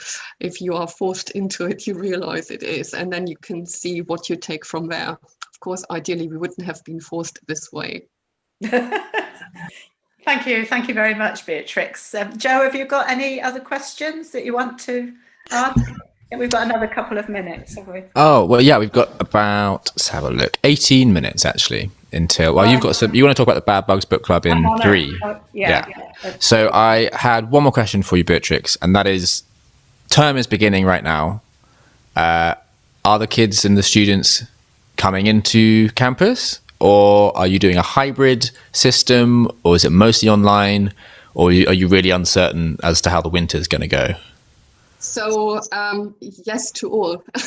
So a very again, and I of course I'm in my institution, but of course I observe what's going on in the sector, and again different countries will differ because they have different local risk rates and different weather and so on, but we are preparing mostly for in-person in terms of the value that offers, not by sitting in a lecture, which of course isn't necessarily as valuable as we said before, talking at someone, but by having the opportunity to interact in person in applying the knowledge and the developing the skills, rather than doing that online and the whole community building. Of course, we are prepared for going back into more online if that was necessary. So we've got all that under our belt. But I think, and again, depending on the institutional size as well in the sector, so some will have some more online elements, particularly where they have larger groups, and some will be able to make more use of smaller group contexts where it's safer. But I think particularly also driven by public perception that online wasn't valuable, which I hope now everyone heard that isn't necessarily the case. It depends what you're doing online. You can be doing something really awful in person and it's totally without value. So it really depends what you're doing. So I think part of that is that there is a lot of face-to-face as well, so that there is no perception that students are not prepared very well, not perceived by the students or anyone who would then receive students later on, which is important to not, give impression that something isn't valuable, even if it is. So hopefully looking forward to being in person and hoping that won't change anytime soon. Yeah, well, best of luck to you and your students, and thank you for joining us today. And enjoy International Microorganism Day as it begins tomorrow. Yeah. Thank you all. Thank you very much. I think you've got my slides, Joe. Let me just double check, because you emailed them to me, didn't you? I did. I'm just going to go grab the keyboard for 2 seconds. Okay.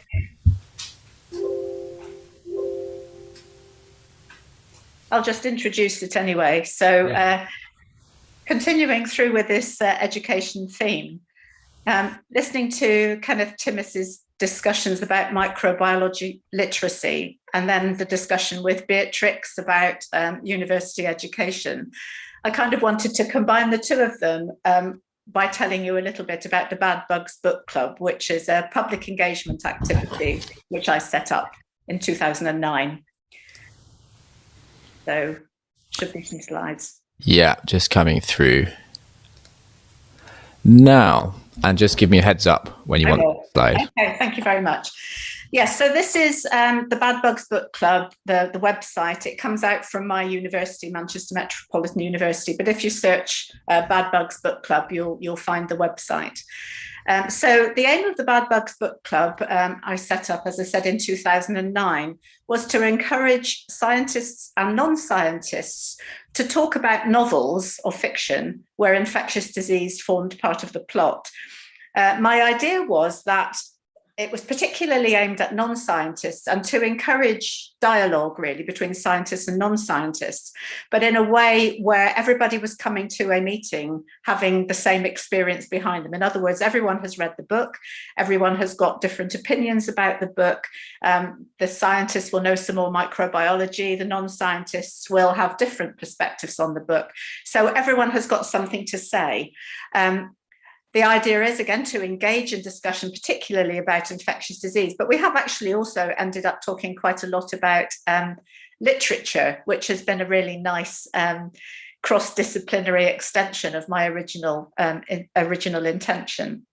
So this is the homepage of the website. The next slide is a part of the website itself. In fact, the website is pretty dull, really. If you just go down through the middle of the website, you just rack through, you get pictures of the covers of all the books that we've read with white space on the side. So I've just put in a few photographs of some of our book club meetings and a picture of me 2 years ago with some of the books that we had read. So you can see the pile would be a lot higher now.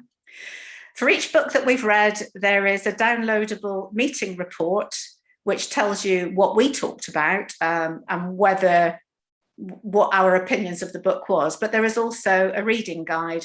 So these are questions which are designed really to encourage people to talk about the microbiology, particularly in these novels.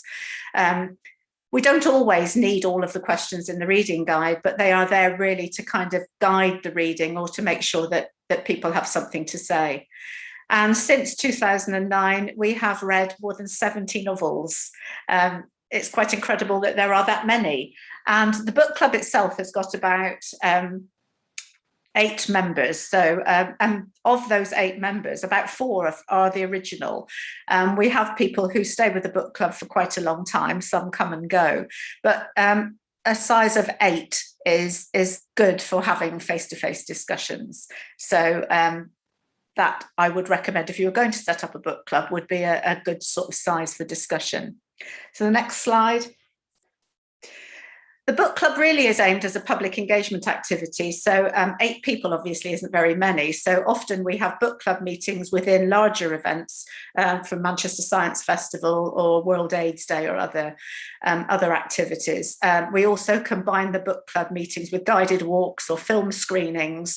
We've had community quilt making for World AIDS Day. We've had a music event when we were reading books about malaria. So there's a whole range of different activities. And as I said before, if anybody wants to set up their own book club, obviously all the information is there on the website. One of the things that has been really exciting for me, though, is having read all of these books, you start to get a bit familiar with some of the themes that occur in some of the books. I started reading about Dracula and Twilight, particularly as vampirism, as a sort of model of some sort of infection that's transmissible, and then started to go on to zombies, and zombies as a model of infectious disease provided quite a rich scene for mining, for a whole range of different microbiology education activities.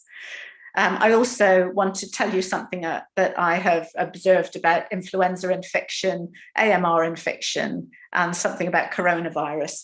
And just recently I had a paper published in the FEMS Microbial Letters, which says a bit more about the book club and its activities. The next slide. So zombies as a model for infectious disease, they're probably a bit too successful because they tend to be sort of 100% transmissible. So the world would end really. So in many of the books, there has to be some sort of struggle and then they are beaten or they have to modify themselves so that they can live in a world with humanity. So there are plenty of themes that you can pick out reading about zombie novels and zombie apocalypse, which is actually quite nicely translatable into infectious disease and infectious disease control. And a colleague of mine, Xavier Aldana Reyes from the English department at my university, worked together on a paper, Emerging Infectious Literatures and the Zombie Condition, which we published in the CDC Emerging Infectious Diseases Journal, which I was so proud of.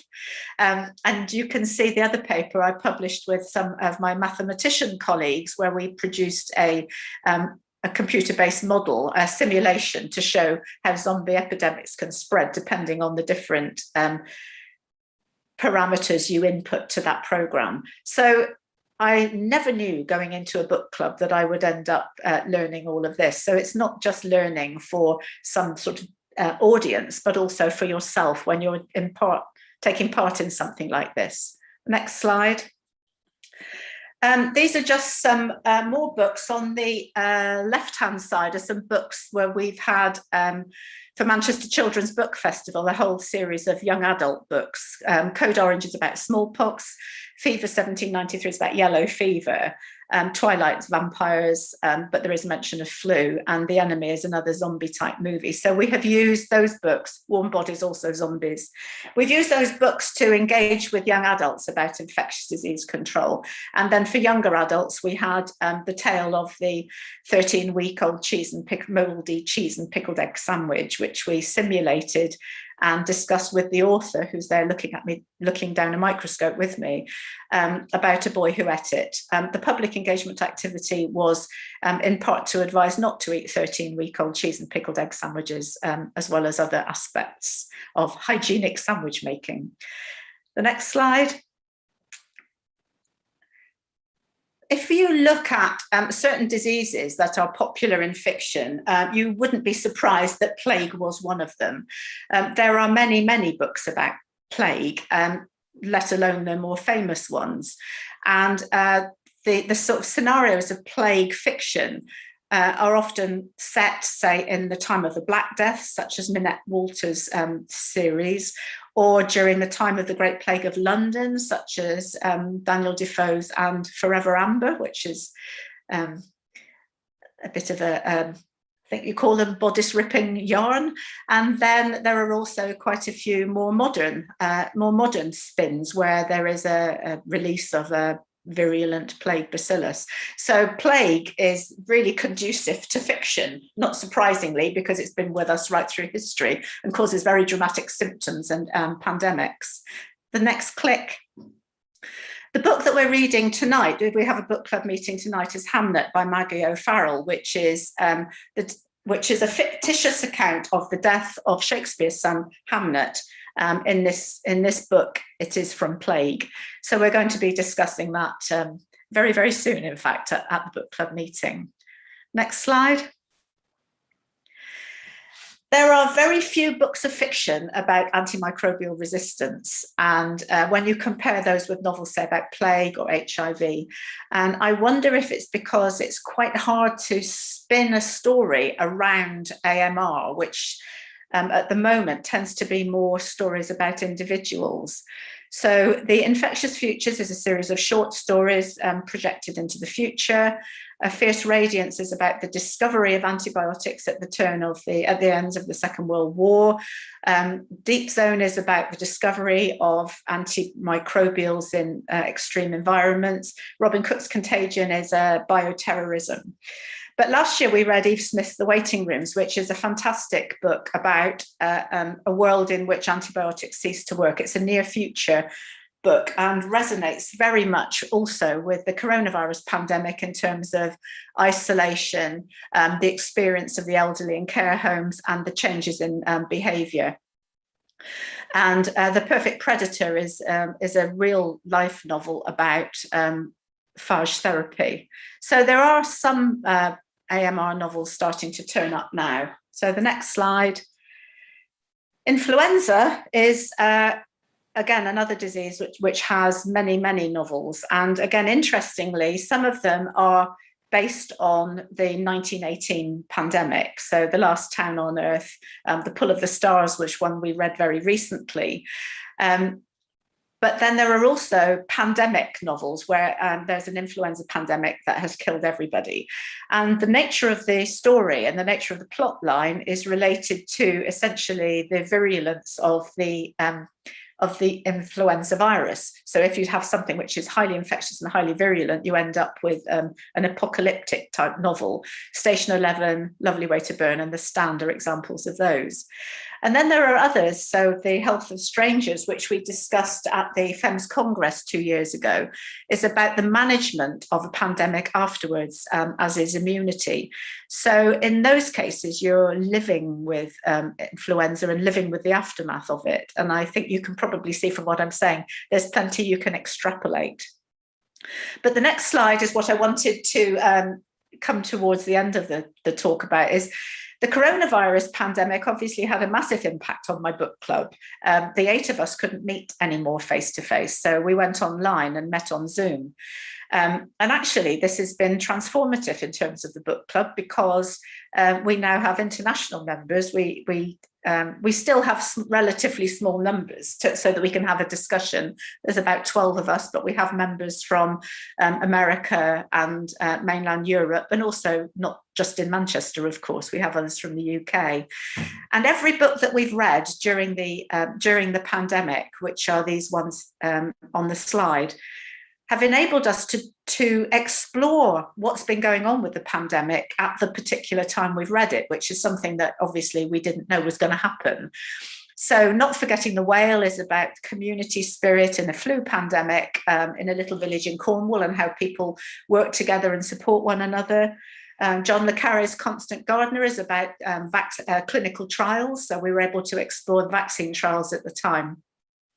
The Pull of the Stars is about influenza and how people, again, were living during 1918 and how they were coping in hospitals, particularly during that time. So we learn about coronavirus through reading novels or fiction about other books. I just wanted to mention at the end, our last meeting was Michael Rosen's Many Different Kinds of Love, which is his experience of having COVID, and it's a really moving and beautiful prose narrative of his extreme illness and lengthy recovery.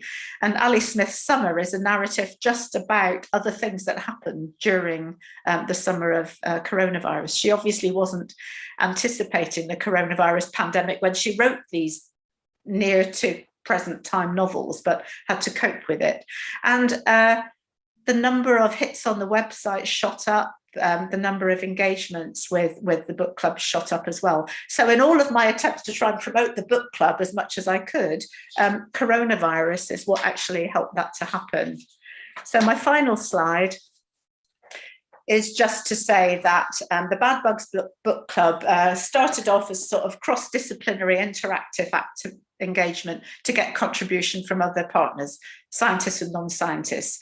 Everybody who comes are already motivated, they enjoy reading, so discussion is always easy. But the corona pandemic allowed us to extend our audience, extend the meetings, extend the membership. We had authors joining our discussions online as well, which was great. Social media helped us to encourage others to join in our discussions. I haven't mentioned the book club as potential work for students, but I did use it in class, and I also used it in student project work. So it is potential for that as well. I've also used it for school children. We have a school's Bad Bugs book club down in Cornwall where they regularly have read the books, again, all through the pandemic. I've tried also to evidence what I've done by publishing in peer-reviewed journals, just so that there's still evidence that the book club exists as well as the website. And I just wanted to finish by, I never knew how much I would learn as well by being part of this book club. I never would have thought when I set it up that that would happen. Anyone who wants to, just have a look on the website and email me if there's any other questions that you have. So thank you very much.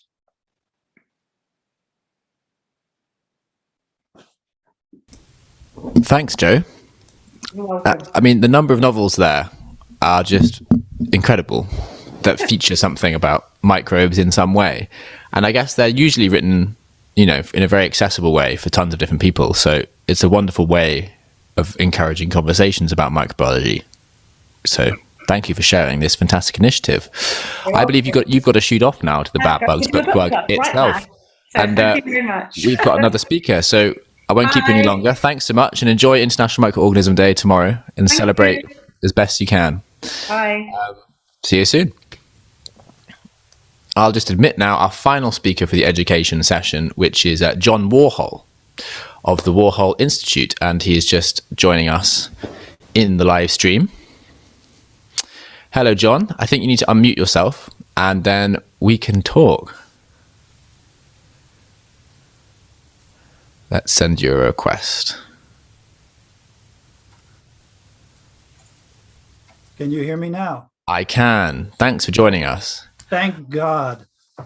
I would say this is a wonderful little story because I think we bumped into you on Twitter talking about education practices, and then managed to invite you to join us to give a talk about public engagement in microbiology. And now here you are with us in person on, well, not quite International Microorganism Day, unless you're in Japan or India or nearly, but on the doorstep of the day. So I believe you have a presentation for us about ways to engage the public with microorganisms. Oh, I do, sir, and I hope you all enjoy it. Let me click the share screen button if it's appropriate to do that. Absolutely. Where is it? There we go. Share. How's that look? Is it up? Hi, is it working? All working. You're free to talk for the remainder of the half hour. All right, wonderful. Well, thank you very much for having me here, to say the least. Oh. I am here to talk to you about getting engaged and being educated. Thank you so much for inviting me. It's a pleasure to be speaking before an international audience. At this point in my life, there's only one thing I really want to do, and it's not pipetting. All I want to do is change the world. I want to change it from a place where when people hear the word microbe, they no longer go, I don't know, I don't care, but instead say, wow, that is cool, tell me more. But doing this is a little bit like being Daniel in the lion's den, or it's being like Hamlet, who suffered the slings and arrows of outrageous fortune, because it involves engaging the public. And engaging the public always sets up an us versus them or a me versus them situation. And this is truly outside of the comfort zone of most people. But engaging the public is really not too bad, as long as you remember one rule of engagement, and that's this: microbes have stories. You need to tell those stories. And one more time for emphasis, microbes have stories. You must be able to tell those stories. Why? It's a simple question. We all know microbes are undoubtedly cool, the coolest thing on the planet, but there's not much to see, let's face it. So microbiologists need to tell what's cool about an organism and relate it to the larger world so people can understand. Having said all that, now it's story time. Here's our first story. It is simply called The Most Amazing Thing in the History of the Known Universe. And this happened only 2 years ago. We should all know about it. 2 years ago, New Jersey here in the US declared, we have a new official symbol It's a bacterium. And that bacterium was Streptomyces griseus. The New Jersey Assembly and the New Jersey Senate and the governor all voted unanimously to make Strep griseus our official state microbe. Are you surprised? Is everybody out there surprised? Most people in New Jersey don't even know this. The history of official microbes is short and sweet. Oregon was the first. In 2013, they picked Saccharomyces cerevisiae in honor of their $2.5 billion a year craft brew industry. New Jersey in 2019, Streptomyces griseus in honor of its production of streptomycin. And Illinois, the state of Illinois, only 2 weeks ago became the third place in the universe to have an official microbe. Theirs is Penicillium rubens, which used to be known as Penicillium chrysogenum, the producer of penicillin. Why should anybody care about state microbes? To me, it's an important step in global microbial literacy, because every place, for me, every place needs an official microbe, simply because every place has microbes and every place has official symbols. Official symbols are things that represent the character, achievements, aspirations, values of a place. As such, they could be anything. Here's some on the screen: sheep, spiders, dogs, cats, pheasants, even Kool-Aid. Official symbols can be anything, even microbes. For example, if you're fortunate to live in Roquefort-sur-Suzanne, France, it behooves you to approach your legislators and say, we'd like to have an official microbe. We think it should be Penicillium roqueforti. This is the organism that gives Roquefort cheese its characteristic blue flavor. This should be easy. The whole town of Roquefort has 700 people. I'm sure they all know each other. That's the same size as my high school graduating class. Petition your legislators, put yourself on the map as the 4th place in the world with an official microbe. Another good choice, or another alternate choice, Korea, is a wonderful organism called Vicella coriensis. It's essential in the fermentation of kimchi. It's a really cool organism because it works at below 0 or below 32, depending on where you live. It's one of 36 different organisms that are involved in kimchi fermentation. Now, to my mind, it would be great if both North and South Korea agreed on this. You can imagine that 2 nations have been at war for decades, and they both agree, we're going to have an official microbe. It's going to be Vicella coriensis. And the 2 of them are happy and get together, just like they did here in New Jersey, for a brief moment when all the Republicans and all the Democrats said, we're going to go with Strep griseus. And if you're from a place where beer, wine, or bread are important to your culture or your economy or your history, go with Saccharomyces cerevisiae. It's a wonderful organism. So now that I've convinced everybody that they have to go out and get their official microbe, how do you do it? First step, discuss among yourselves. This is not a one-person job. Pick something that makes sense. It has to make sense geographically or any other way you want to do it. It doesn't have to be discovered where you are. It just has to be important to where you are. And once you get it, stick with it.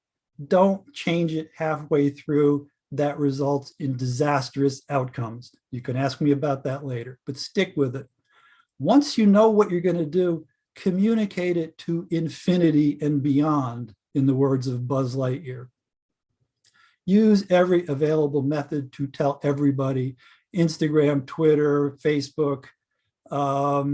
Get a hold of your legislators and tell people. It's really important when you do this, it's really important to get the press on your side at the beginning of your cycle, because if you don't, it can be brutal and set you back weeks or months. And it's also very important to get students involved. Legislators love students. If we have time later, ask me about the New Jersey bog turtle, another one of our official symbols, and I'll tell you why students are important. You can get an official microbe because democracy is a participatory endeavor, and participation is basically easy. Legislators have readily available contact information. They have websites, they have internet, they have email. They're out there for you to contact. You just have to do it. And it's easy to do because microbes have stories and we can all tell those stories. When you tell your stories about your favorite microbe, whether it's for your state organism or anything else you're doing, your stories have to be to the point. They have to be brief, they have to be interesting, and they have to be compelling. And I have to drink. Having said that, the story within the story is for Strep griseus. Strep griseus started with a 2-minute elevator pitch that I was able to give to a lot of legislators at various times here in the US. The 2-minute elevator pitch is based on the premise that you're stuck in an elevator with somebody really important and you got to tell them everything. So what do you tell somebody who knows nothing about your favorite organism? The Strep griseus story goes something like this. Mr. Senator, New Jersey absolutely, positively needs to have its own official state microbe. And here's why. New Jersey is home to the microorganism known as Streptomyces griseus. Strep griseus produces the antibiotic streptomycin. Streptomycin is the first antibiotic after penicillin, the first American antibiotic, and the first antibiotic to kill tuberculosis. Streptomycin changed the world, like I want to do. Streptomycin producing strain of Strep griseus was discovered in New Jersey, in New Brunswick, in dirt in 1943 by Albert Schatz. Dr. Schatz was supervised by Dr. Selman Waxman, who won a Nobel Prize for his work on streptomycin, Strep griseus, and the systematic study of soil microbes. Strep griseus and streptomycin gave birth to the American antibiotic industry, an industry that employs thousands of people, starting with drug discovery and ending with use in patients. Recognizing Strep griseus as the state microbe honors the contribution of all those people, but it does more than that. It creates the opportunity to teach basic science to people, to have them understand that microbes are essential to all life on Earth, and most of them are beneficial. And here's a copy of the proposal that this all came down to. If you go to do a project like this, you don't need a thesis. You don't need, if people still use them, a phone book. 1 page, bullet points, hit the highlights. Fortunately, I was at a political meeting and I was able to put this in the hands of legislators who were able to make the process happen. Remember, democracy is a participatory endeavor. As scientists, as educated people, you should get involved. Attend fundraisers or volunteer. There is no substitute for face-to-face contact with your legislator. And a really good way to do that is to invite them to your lab. Explain what it is that you're doing. You should be able to make a pitch and make people understand what you're doing, even if they're not microbiologists. But why do this at all? Again, it's not for a pat on the back. It's not to make you feel good directly. You do this because it creates the opportunity to teach basic science to people and have them learn that microbes are beneficial. Because if, like the US, microbiology is not part of your normal science curriculum in K-12 schools, it will give students a chance to learn some science when they're doing civics and social studies and they're learning about their official symbols. Having a state microbe or an official microbe of a county or a city or a region is a first step to creating broader understanding of the microbial world. Speaking of the world, the second story is called Around the World. And this is fun. And it goes like this. I have been around the world, and I have come to understand deeply and painfully that nobody knows nothing about microbes. And I said, my God, what a shame that is. So I searched for an answer. I searched far and wide, hither and yon, until at last I said, Eureka. I found it. It's the periodic table. The periodic table is the single most iconic element. It's the single most iconic thing in all of science. It hangs in every classroom from about the 3rd grade on. People see this, they know it's science, they know it's chemistry, they know it's elements. They might not know anything else about it, but they've seen it. And I looked at that and I said, oh, I could use that. I can use that to make connections between something that people know, periodic table, and something they don't know, microbes. So I grabbed the periodic table and I shook it really, really hard, and all the elements fell out. And I replaced them with microbes. And I got something that looks like this. It's the periodic table of microbes. To do this, I went through 15,000 named organisms. I'll say that again. 15,000 named organisms. And I pulled out the ones that were cool, significant, or interesting, things that had stories to tell. And more importantly, they were organisms whose name could be reasonably abbreviated by a chemical symbol, like C for carbon became C for Clostridium on the table of microbes. And so that it's not just a pretty wall hanging, I came up with a legend, so that when you look at the table and you look at an organism, you can immediately know what it is. Like H for Haemophilus, it says negative RP in the corner, negative, gram-negative, R, rod, P, pathogen. Other side of the screen, leuconostoc, positive CE. It's a gram-positive coccus, and E is for edible, so it's used in food production. This all made perfect sense to me, and it makes a beautiful wall poster. But as we all know, microbes have stories, and unfortunately, all those stories were just in my head. So in order to give people access to that, I did the companion book. It's called The Small Guide to Small Things. It's called The Small Guide because it describes 118 microbes in 300 words or less. Brief. That's an abstract. It's an abstract per organism.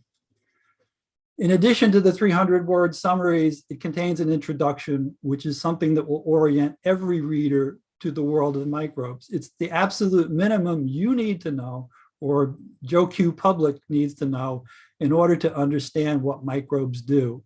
If somebody reads this, they will be able to have an intelligent conversation with their physician, with their nurse, with their next door neighbor who's a microbiology professor. To help orient everybody to what it does, I came up with lists, like the top 3 microbes in a variety of categories, like the hottest, the coldest, the deepest, the loneliest. I like the loneliest. It's Modestobacter. It lives in Antarctica on an ice shelf inside of a rock. It has no friends. And then lists of people, places, things, and animals that are all associated with microbes to help make the link between the bigger world and the microbial world. And I validated it. During the course of production, I validated it with blind reviews. I don't really know a lot of people because I'm basically a hermit. I sent it to the National Science Teachers Association. I had 36 people, 36 science teachers review it blind. I didn't know any of them. They looked at it and I was getting reviews back like, this was so good. I blew off my prep class, this prep period this morning before school, and I just read it from start to finish.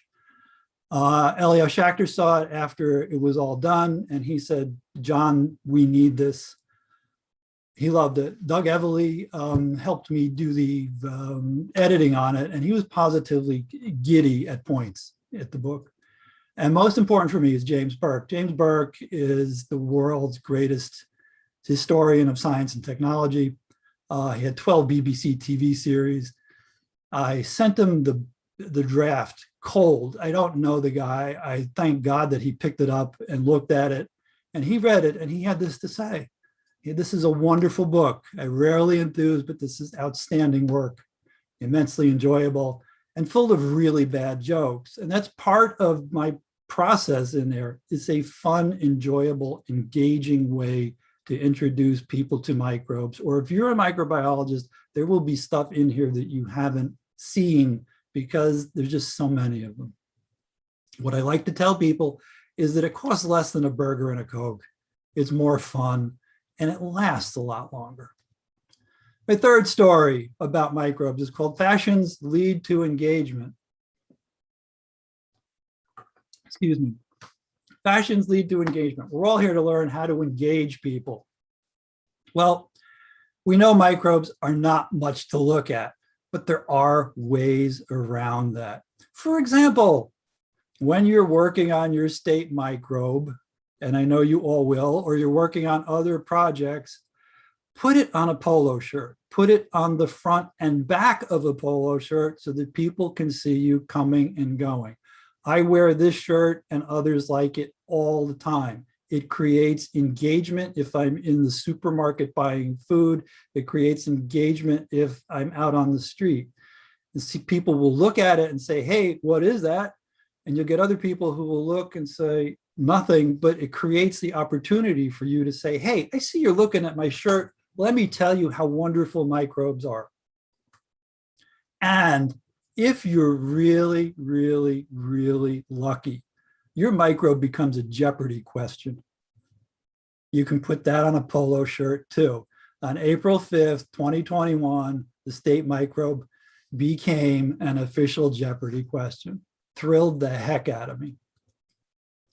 Lower end of the budget, if you're having a project, go to anybutton.com on the internet and get your favorite project put on a button. It's a lot cheaper than a shirt. It's portable. People collect them. And these are like a dime each. And you could do them in any kind of quantity and size you want. Extremely cost-effective engagement tool. But what if you don't have a state microbe and you need a preformed graphic element? What do you think you could use?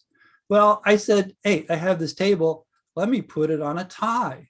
So I did. And I have a friend who's a virologist and specializes in norovirus. And she said, hey, could you give me a norovirus tie? And I said, sure. And that's there.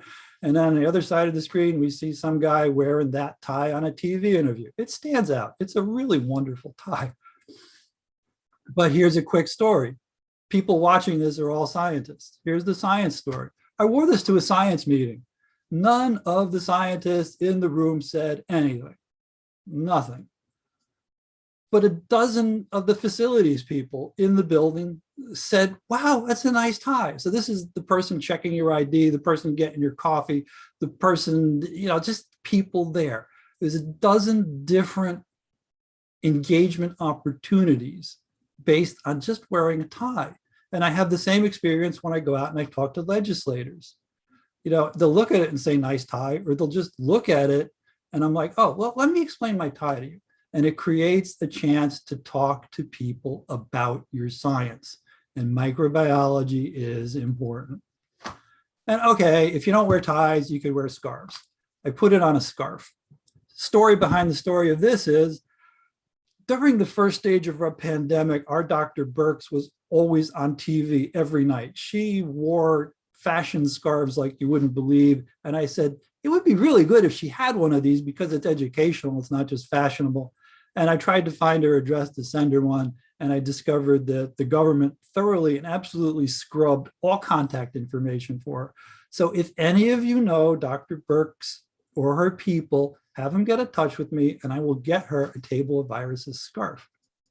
And then if you're not a scarf or a tie person, you could always put your favorite organism on a t-shirt. Okay, my last and fourth story is called 200 Miles of Fishing Line. You all are probably saying, what does 200 miles of fishing line have to do with anything? Well, we all know microbes are undoubtedly cool. We know there's not much to look at. And we know you need to tell stories and be able to relate your organism to the larger world. And we also know Strep griseus is the official state microbe of New Jersey. So put them all together, what do you get? Well, during the run-up for the state microbe activities, my good friend Doug Evely said, hey, John, I think there's a lot of this stuff in the dirt. Let me do some calculations. And he did. And it turns out that there's anywhere between 75 and 280 miles of bacteria of actinomyces and streptomyces per square foot of Earth. That's a lot, but you got to conceptualize that. First of all, a square foot is something the size of a Domino's pizza box. It's a medium-sized Domino's pizza, not even the large, and it's an inch deep. 200 miles. What's 200 miles? It's the distance from New York City to Washington, D.C. But to me, that's still a bit abstract. It's a 4-hour ride. And I'm like, how can I get this across the students that is 200 miles of anything in a Domino's pizza box? And I thought, and I said, well, it's a filamentous organism. What's the closest thing I can come up to with filaments? And the answer was fishing line. So I took it upon myself to find 200 miles of fishing line so that I could do a demo for people.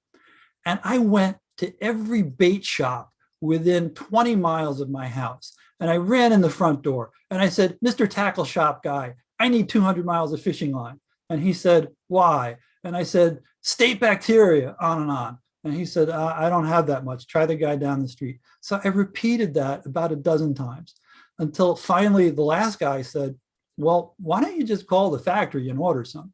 So I did. I called the fishing line factory.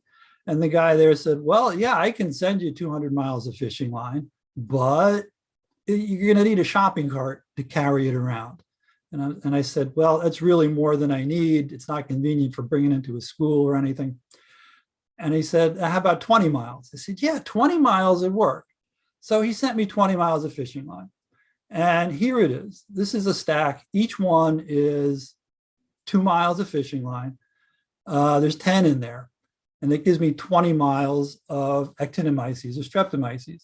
20 miles of bacteria is roughly the amount that's inside of an area or under an area the size of my iPhone case. That's a lot. That's a lot of really, really small organisms. And if you do a demo like this and you really want to have fun, stick a pencil in the end of one of the spools, take the loose end and you give it to a kid to run with, and he could run around the school 10, 20, 30 times and you don't even make a dent in it. But what's 20 miles or what's 200 miles? And I started thinking, and I have this internal conflict between microbiologists and astrophysicists because they're always using really big numbers and they have really, really great television shows and we don't. So I just started playing with the numbers and I said, well, if there's 200 miles in every square foot, how much would there be on planet Earth? So I multiplied 200 miles by all the available surface area of the US, but only an inch deep. And if you had sufficient time and really small forceps and a lot of grad students and postdocs and everybody else helping you, and you unraveled all the organisms and laid them end to end, you would get a string of bacteria 8 quadrillion miles long. That's 1,360 light years long, which coincidentally is the length of our galaxy from side to side. I just find that amazing. It's like we have an infinite amount, we have an infinity of smallness beneath our feet. And I think people, it's like you tell them that, it should make them sit up and take notice. Okay, my time's up. I have rambled on for 25 minutes and I thank you for listening. Now it's time for the summary. Really quickly, microbes have stories. Tell them with passion. Probably talk a little slower than I have here, but tell them with passion. And why should you do this? You should do this because ignorance is always bad and knowledge is always good. And by doing this, you put yourself on the side of good. I want to thank you all for listening to me. And here is my contact information in case anybody wants to get a hold of me. Thank you all. Thank you, John, very much for that inspiring talk. You have inspirational. Yeah, you've inspired us. We have a podcast and we were called Microbes in Us, which you can find on Spotify and all good podcast platforms. I think we'd definitely like to invite you to it, to talk with us, but we'd also love to be able to, we're going to order a copy of your book. And I think we're going to do an episode talking about the different stories in your book. And we'll tell some stories about microbes. I think all the advice you've given here is really straightforward, simple, and great advice. Thank you. And we'd love to collaborate after IMD on your geographical compendium of microbes. And also, I mean, we'll do our best to push efforts to get a Netherlands microbe as best we can, but we'll see what we can do. But yeah, thank you so much for that fantastic talk. Honestly, we'd love to chat for longer, but we have to move into the next session, which is a live microscopy session, which you can watch and join in. But we'll try and get you back for the podcast. We'd love to chat to you more. I would love to talk. My saying is, anytime, anywhere, anybody wants me to talk about bacteria, I'm there. Brilliant. Well, we'll speak very soon, and thank you again for your wonderful talk. Thank you so much. We'll see you soon. Good luck on International Microorganism Day tomorrow. I hope you celebrate it well and go around and tell every fish shop owner that it is International Microorganism Day and they should be celebrating. Honest to God, I don't make any of that up. I believe it, and that's fantastic. So yeah, we're now going to move into the microscopy session. So we'll say goodbye to you, John. Bye. Thank you all very much. But see you soon for sure, and enjoy your evening. Goodbye. Thank you. Goodbye. Now we move into the live microscopy section, and I will. Am I still there? Yeah, a little bit. But if you want to, we can mute you and then you can just watch. Hi, Hunter, you're with us. You're muted, so if you could unmute. Oh, we just lost James. He will be with us back, I hope, in a second. Hey guys, how are you? Yeah, we're good. We're now we're into the 9th hour of the stream. Oh, that's easy. Still early. Yeah, still early. Just 3 times this to go. Absolutely. I think we've got James with us as well. So for this session, Eleni is going to be operating the microscope. Are you able to hop into the Zoom call on your own account and share the screen when you have a moment? And we'll just have it going in the background. And you can put slides up. For the first 15 minutes, if we can get James online, I have some interview questions for him. Similar to the ones I asked you, Hunter, last year, because, of course, you were here last year for our microscopy session. I was, yes. Lots of fun. Yeah. And are you in the lab this time, or where are you joining us from? I'm joining you from my home lab today. It's a lot more quiet and less work to be done. So, yeah. Yeah, okay. And, well, we're joined by a bigger and more powerful microscope this year than last year. Yeah, beautiful. Front and center of the screen. I love it. Huh? Yeah, it's been here as our mascot and our prop all day. We also have IMD hoodies this year, which contain all 4 mascots. Wow. So here we go. Hello, hi. Hi, James. I'm having some technical difficulties with my headphones. Don't worry, I can relate. But we're with you now. So thanks for joining the microscopy session. So yeah, Eleni is going to be our microscope operator, and we'll start getting some slides up in the Zoom call.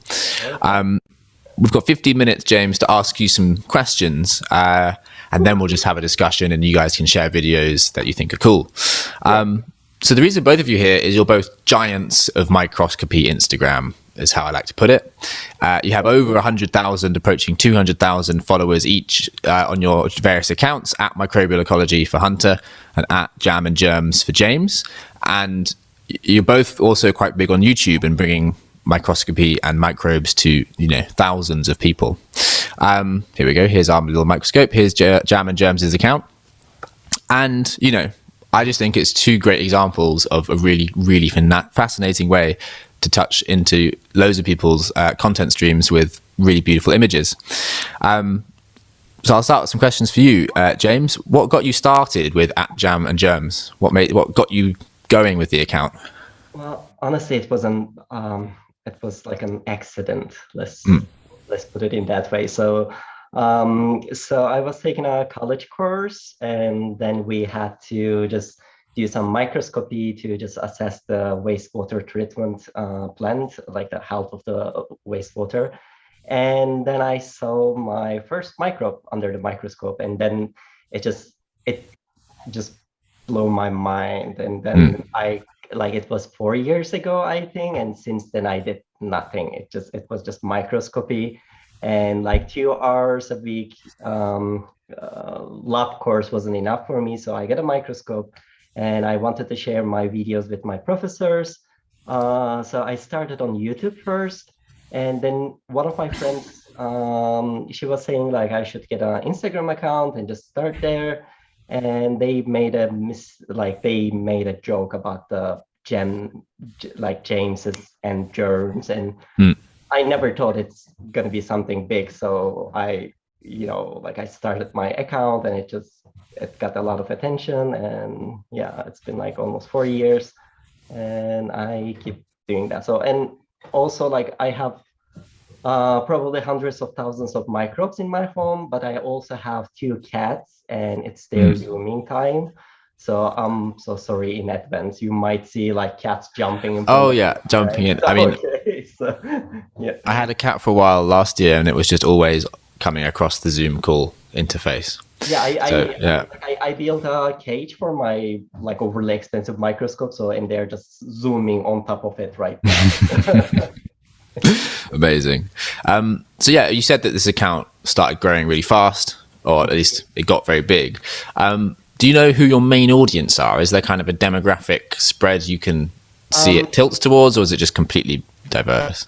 So I think it's because my account is mainly in English, in English. So I get I think around like 30-something% of my Instagram audience comes from the US, and I have like 7-8%. I'm sorry about the we can hear them. No worries. Yeah. So I have like 7-8%, I think, from the UK. So we can say like half of the audience is coming from the English-speaking countries. Yeah. Okay. And then the rest are just from all over the world. Do you think? Yeah. Because on Instagram, I think you can see the top 5. Yeah, I think something like that. Yeah. Okay. And you mentioned that you started off, labs were not enough, and so you got your own microscope. So I wanted to know, what equipment did you begin with, and what equipment do you use now? So I started with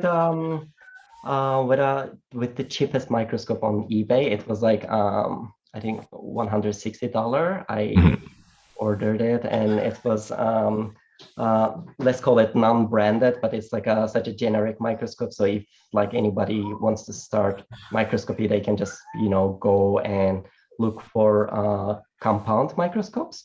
And because also like we produce some microscopes with our YouTube channel.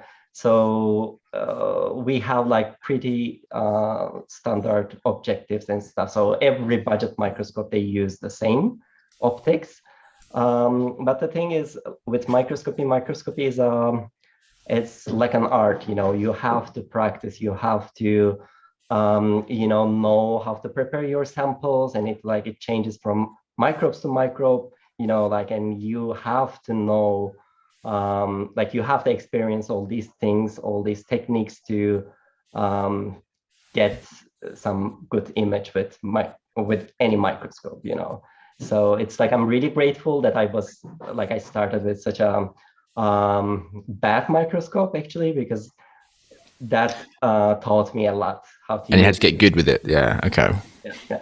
And then I got so now I think I completed my light microscope adventures. I have a Zeiss microscope at the moment, so I'm using DIC contrast, and I have fluorescence light module for giving things under the UV light, or monochromatic light like blue, green, and red. So, and are they just in your home? Yeah. Nice. Yeah, my cats were zooming on it. Yeah. Okay. I built something around it to prevent the dust going inside of it. Yeah. And yeah. So yeah. And do you just have a microscope room now in your house, or is it? No, not really. It's just like in my living room. Yeah. Okay. Yeah. Nice. I'm just my stay here in Poland is temporary, so I'm gonna be in the US, I think, in like 3 months. Yeah. And then I'm gonna get probably a room. Okay. But so you're in Holland at the moment? Yeah. Oh, well, we're in Holland. We could have done this in person almost. Poland. Oh, Poland. Sorry, I misheard you. That would have been just too good. Okay. So yeah, I mean, one question I had for you next was, what microbes do people seem to enjoy the most of the ones you've posted?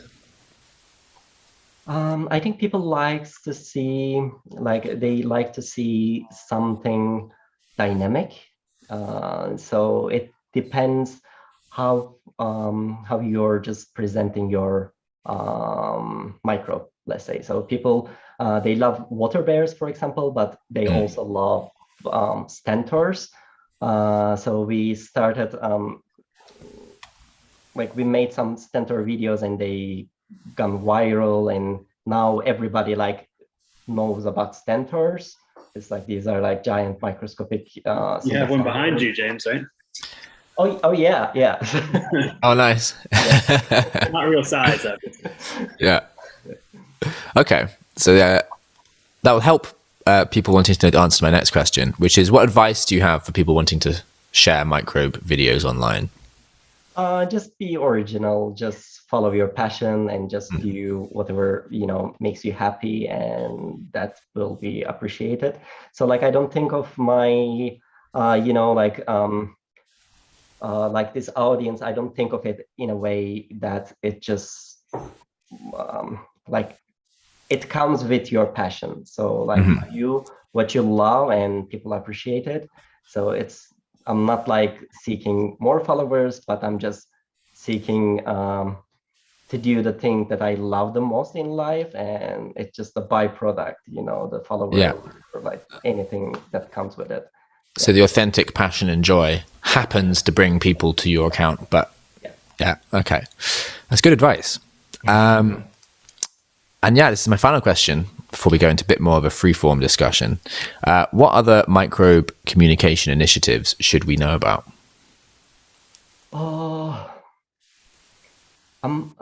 I'm not sure about this thing, because like I think there's nothing else than like some social media. Or, like, am I getting a question correctly? Or well, I mean, you have there are other communicators that you might have want to point towards. I think also you mentioned that you begun a new YouTube channel more recently. The Microorganism. Yeah, or didn't you? Yeah, it's been 2 years. Yeah, 2 years now. Yeah, we made over 100 episodes, like 10 minutes. Yeah, long 100 episodes. So it's like, it's not that new, but we are just it's wonderful. So people can go check it out, and I would recommend some scientists. I can recommend. I'm sure Hunter knows her because it was her PhD supervisor. She is also my PhD supervisor, so it's like we share that one with Hunter. And so people can go check books, like from amazing scientists. And I think I think that's it. Okay, nice. I'm not nothing really like there are some accounts, but no one is doing this like in a big way, like, so we are starting that now. One of the things that I think someone said this year and last year was like, space gets so many great films and videos and TV shows made about it, and it's not, and microbiology doesn't quite have the same blockbuster presence with long form film media yet. So it's kind of, how can we find ways to do that, I suppose, and get microbes on the TV more in a way that's positive and not just, zombies and plague. Yeah. I have a couple of projects going on, so it's like, okay. You can probably, we will get a series on a big network. So hopefully we're gonna reach to more people, and because it's such an alien environment, like as you said, like we know we have so much publicity about space, but we don't know anything about microbes. Yeah. So like when people think about microbes, they think about like just blobs not moving, staying and getting you sick. And so I think like we are changing that. Yeah, and I think making films like the kind that you guys do is a hugely important part of trying to engage and bring people into microscopy and microbiology. Are we able to join the camera the microscope camera. Cool, because I wanted to, in this next stage, we're going to have some live images up on the screen. And B, I wondered if you guys had some videos of your own to share. Any of your favorite videos, either from your accounts or sitting on your computer. Go ahead, James. I think you should go ahead now. I was speaking for 15 minutes, so. No, I already did this last year. They're sick of hearing from me. So let's see what you got, man. Okay, perfect. So yeah, I prepared some videos, but should we start with this? So what do we have here, Eleni? We'll just run through this one. Penicillium. Okay, so this is a slide of penicillium and stained, I guess, with some nice stains. And I guess are these the hyphae we can see running through here? Mm-hmm. Yeah. Okay. Nice. Does it have a video version? This one. You took the videos before, but I can't remember how we did that one. Yeah, but this is a big slide. Yeah. Okay. There's not much dynamic stuff to see, but yeah, we have a few like beautiful colored slides like this. Right. And I wondered, you mentioned you had some what's the word, fluorescence microscopy that you were attempting. So how did you use that with could you use it with any dynamic organisms, or was it only with static things? Like I can use it with living organisms. Also, like I don't do photography, so it's like everything has to be something living. And I can actually we can show some fluorescent light like images. From here. That one was very nice though. I like that slide. So yeah, okay, I can present. Can I share my screen? You should be able to, yeah. If you click the share screen, I think it's on the right. Yeah, it is.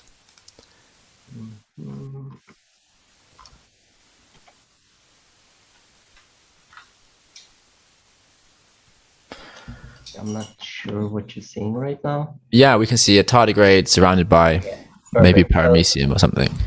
So let's start with fluorescent light microscopy. So we were recently just making a episode about phototoxicity, which is something, like with fluorescent light microscopy, it's a problem because you kill microbes if you expose them to UV light, and there are some microorganisms, they die quite beautifully. So we just I think this Monday we shared a video of this. So oops, this is a short video, I didn't realize that, sorry. So the red things around here, they're like chlorophyll based autofluorescents. Yeah, we have some moss leaves and some fungi hyphia here.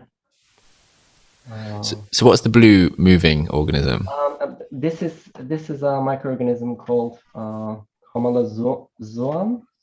And I'm sorry, these microorganisms are like Lord Voldemort. You don't pronounce their name. Yeah. It's like absolutely necessary. So I'm butchering the names. So I'm sorry for that. So I have some other footage of it. So it's a large single cell organisms in a group called the ciliates, and it shows blue autofluorescence. I don't know why, but they're like probably some proteins. They're emitting this blue light under the UV. So that's its own fluorescence rather than it's not been stained. No, this is these are all autofluorescents. So they're dying, and when they die, they explode like little galaxies and stuff. Wow. Yeah, it is like a whole universe. I mean, I'm not sure if you saw the last talk by John Warhol, but he was saying the microbes have stories and we have to tell the stories. And I think, telling the stories of these organisms is something you both do really well in your microscopy. Is this the one that's behind you? This one? Or is this a different microorganism? No, this is a stentor behind Yeah. me. It's, I can also pull out some videos of them. So this stentor is a large single-cell organism. They're quite common, but they're also some of my favorite microbes to view under the microscope. So let me, oops.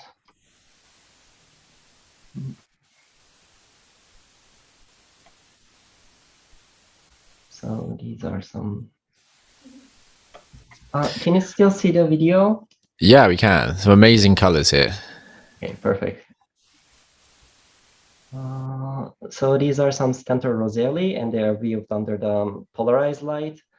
And I have some other Stentor species. This is Stentor amethystinus, and it has like this purple natural pigment, and it also has some algae living inside. It's in the symbiotic relationship. So the algae using the sunlight and producing sugar and sharing some of the sugar with the host, Stentor. And in exchange, the Stentor is just protecting them from predators, because Stentor is one of the largest organisms in the pond. So you want to be, friend with them, so they can protect you. And so we I'm sorry, I'm just pulling some videos from our Microcosmos archives. Oh, no problem. Yeah. So yeah, this is the one behind me. Yeah. Oh, cool. Yeah. They're really beautiful. Is it playing or is it frozen for us? Can you? Oh, it might be frozen for us. Oh, okay. Sorry, I was. Ah, here we go. Yeah, now it's doing it. Okay, sorry. Oh, amazing! Yeah. Yeah. Wow. So, is it covered in cilia then? Yes. Moving it about. Yeah. Mm-hmm. So you can see the, all the different symbiotic algae within it as well. The chlorella, the little green cells. This one's really cool because it has the circular Maniliphora macronucleus. So it looks kind of like a bead of rosaries. Those little clear dots are the nuclear apparatus. So it's really cool to see this just from a cell bio standpoint. It's such a massive creature, and you can see its internal organelles. And those rows, those lines are the actual rows of cilia, which project out of it. You can see them really nicely at the top there, coming out of the mouth. Beautiful, beautiful footage, James. Well done. Wow. Yeah, it moves just so gracefully. Yeah. And they, as I said, they can be quite big, and they can look at the size of this, for example. Yeah. And this is like I think this is 2 millimeters in size when it extends fully. So we have some other ciliates. These are Frontonia. Hunter wrote a paper about Frontonia, I think. Which one was that? Frontonia Frontonia vesiculosa, yeah, the largest one of the Frontonias. Have you found that yet, James, in Europe? Not yet. But I'm waiting. For that. Yeah. Hey, you give me a call, and Eva will be very happy as well. Yeah. Some healthy cross-Atlantic rivalry, I guess. No, really, it'd be great if you could find it, because no one's found it before in Europe. It's only known from these really warm environments. So I found it here in Florida. It's known in Africa and South America. So if James or somebody else, on YouTube or Instagram can find it and post a video, it'd be really cool record, the first for Europe. So that'd be really exciting. Yeah. Hopefully he will. Yeah. But do we think it exists somewhere, it's just not been found, or could it just be it only exists on the American continent? Yeah, I mean, the stuff that we publish is it can thrive wherever it finds its preferred ecological niche. So, theoretically, it should be able to thrive in parts of Europe where it is warmer. It likes warm, shallow waters with a lot of, stuff to eat, which Europe obviously has. It just as Europe has a bit, cooler waters. But I think in a time period, in the summertime, when you get warm waters, these things should thrive there. So only a matter of time till somebody finds it. Okay. So we need a warm country with lakes or shallow lakes.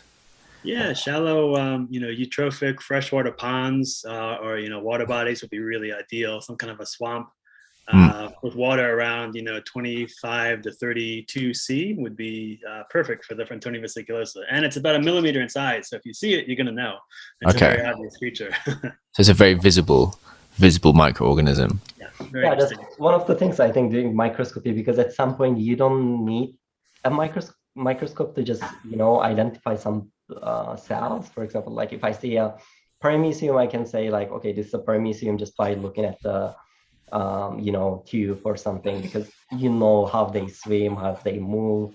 So it's like if I see Frontonia, I would be like, okay, this is interesting. What is this? So so I'm just keeping my eyes open. But it's like in Poland, I think we like it's quite cold, but still, because as Hunter said, like it's the theory is like everything is everywhere, but the environment selects. So Frontonia, this species of Frontonia should be everywhere, all around the bird, but it prefers to live in a certain environment. So if you find the environment, if you sample enough,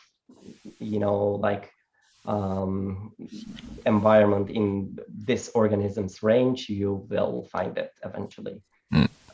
So with this lovely blue background you've got, are you just using a blue underlight, or? No, this is because this is a DIC footage, but with DIC you need DIC illumination based on polarized light. So you need to set 2 sets of filter, like with a correct angle to get the DIC footage. But this blue footage is when you set the DIC in a wrong way. So it just like, this is not a correct thing. So if you talk to not a microscopist maybe, but like an engineer, they would tell you, okay, this is a wrong way to set it, but it looks beautiful. And so, so you wouldn't do research like this, but for making nice images, it adds so much color. Yeah. Can you set it in such a wrong way that you get different kinds of color? Yes, exactly. Yeah. You can do that. I'm not sure if I can find any footage right now of that, but yes, you can do that. That's one of the cool things with Instagram. Some of the other accounts I follow, which do similar stuff to James and I, they'll publish on Instagram some crazy colored videos, and you think, what the hell are you guys doing? But it looks so amazing, and it's such a unique technique. You almost want to, have them write it in the description so you can kind of emulate it, because it's really cool stuff. Nice. So we've got about 13 minutes left. Should we see if we can find anything in that soil sample? Yeah. Do you want? Yeah. Yeah, so we basically have just some soil here in water, and we're just going to see if we can find anything alive in it while we have a few more minutes. So I'll pop this over here, and we'll see what we can do. But in the meantime, feel free to show us some more lovely videos, because this will take a couple minutes to set up. Oh, yeah? James, do you have any Sporosum semiverescens you can share? Yeah, sure. Like when I found it, I'll tell the audience the story. So Sporosum semiverescens is a really cool ciliate. It's well over 1 millimeter in size. It's full of symbiotic Corella algae, and I found it years ago with Dr. Hanabeva Esteban, my PhD supervisor, who's now James's as well. We found it in England. We flew to Sweden to find it there, and showed that this ciliate is looking the same and also has the same morphological signatures. So it's really neat, but it's very rarely recorded. So a really cool thing with social media, James is literally live online doing an outreach thing for Journey of the Microcosms, and he found this ciliate for the very first time in his samples. So it's really cool, and like a great example of how social media can actually produce some real science, because that was a new record for his country, and somebody could be finding this in a totally different continent no one before seen it in. So it was a neat bit of kind of collaboration there. And here's just a fabulous shot that James is showing now of this very ciliate from his samples. Yeah, it's a big one. And really cool too to have a real discovery made live on YouTube. So that's just such a fabulous piece of science there James was involved in for this particular species. Yeah, I was blown away, because I didn't expect to find it, and it was like just a live stream, and your reaction is so good. Was like swimming, and it took me like 5 seconds to realize. Yeah, anything that big, right? Yeah, one thing I could be. Like, yeah.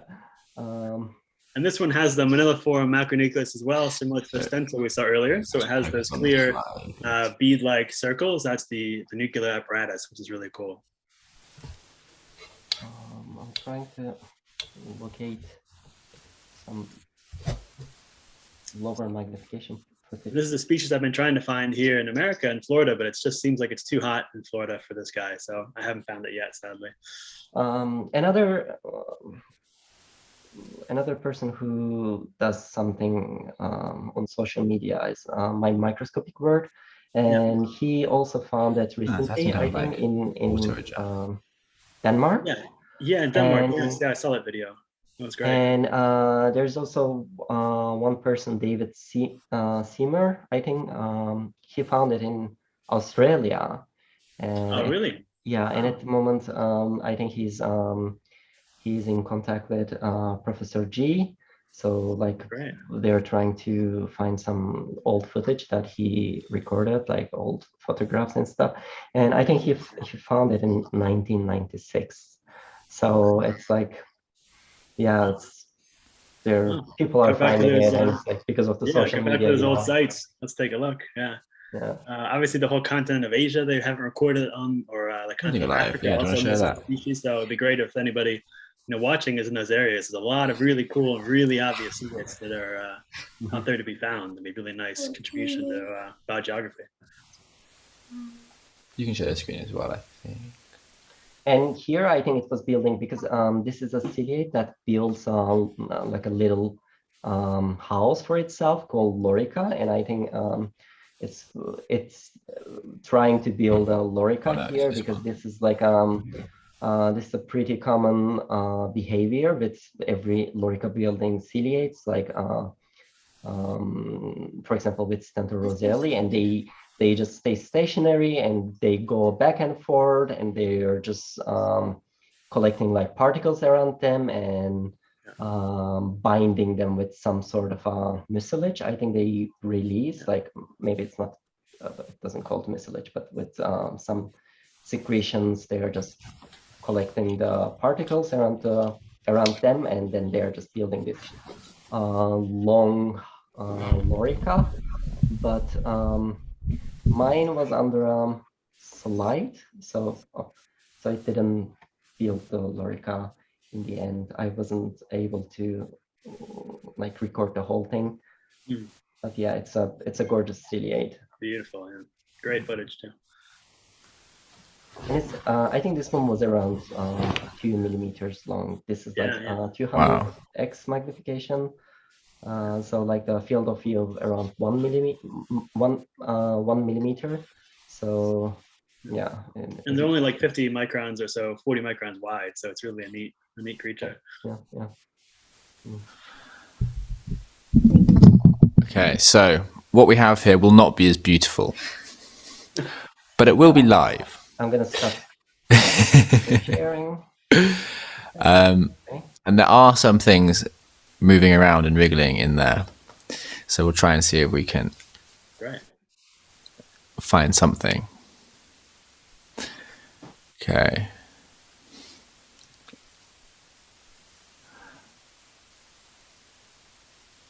Ooh, there's something alive. Something alive. That's most likely a cold-blooded. Like, I have a book next to me trying to identify one. Yeah, that's the Feusner book, right? Yeah. A series of like 6 he wrote.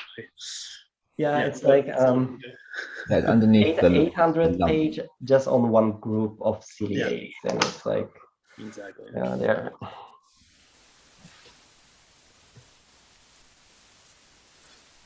Yeah, so this Colpoda, they're very common in soils, and they make resting cysts. So once they add water or add different foods, they'll come back to life. So pretty much immediately you're going to see colpodids in these kind of samples. So that's probably our best guess. I mean, so we took this soil from the plant pot in this room. So there's life everywhere. Yeah, we're surrounded by that. There it is. So it does bob up and down a bit, making it hard to focus. Yeah, ciliates are not super easy to work with, that's for sure. The bigger ones are a bit easier sometimes, but not always. Can we get in closer? No.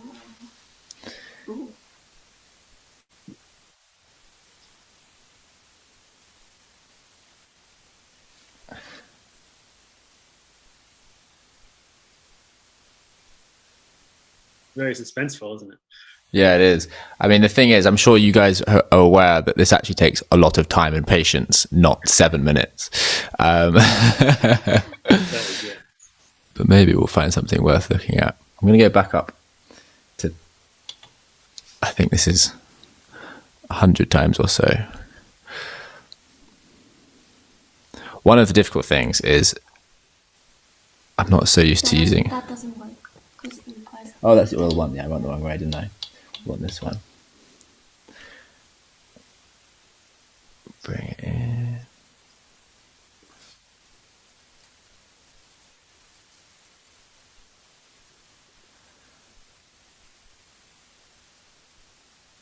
Let's see if there's. Oh, there's something tiny there. Yeah, I'll let James identify that one. Yeah, which one's that one, James? It'll be in that orange book you have for sure. Yeah. There we go. It is quite suspenseful in the sense, you know, looking for something alive and seeing what we find. And the cool thing with soil is too, there might be a lot of cysts which aren't yet, you know, active. So if you were to feed it something or change the temperature, you might have a huge bloom of some species which is, you know, cryptically present, which is kind of interesting. Yeah. I mean, I only added water to it like this afternoon, so Maybe a couple of days would be a lot more, and that's another confounding problem, you know, with identifying all these species. Yeah. Well, we'll keep an eye on it then. We'll keep the soil sample around. Hours, right? Yeah.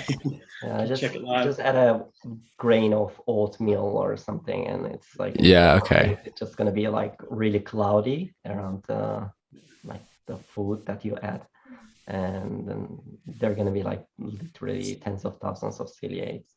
Yeah. Oh, that'd be cool. Okay. Well, we'll do this and then hopefully find something fun in the next few days. Maybe I can show some videos I took the other day. Yeah. Do you have them, are they on this laptop? Yeah. Yeah. Okay. We've got 3 more minutes before we have our scheduled break. So we'll just show a few final videos. Yeah, go for it.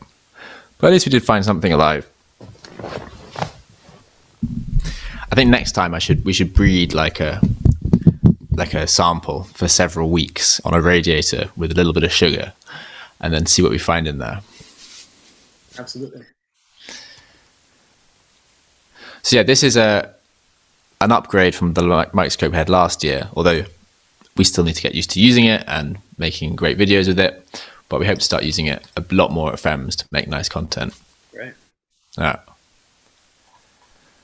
So yeah.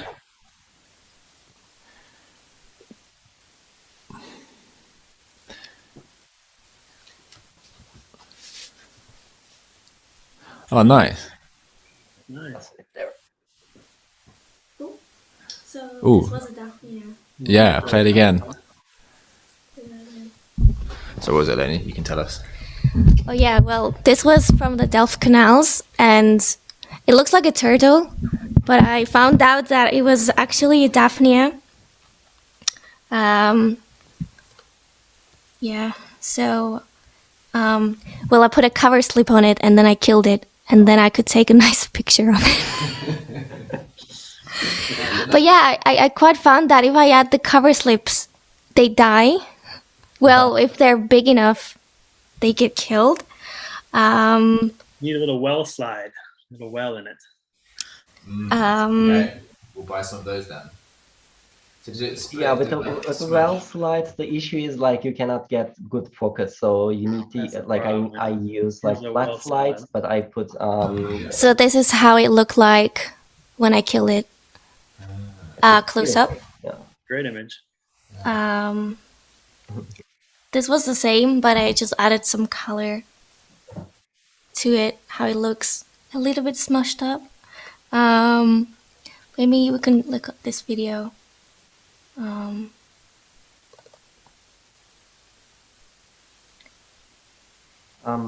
It's called, I think, Cymocephalus. I'm not sure if that means. So yeah, this is like a the whole body.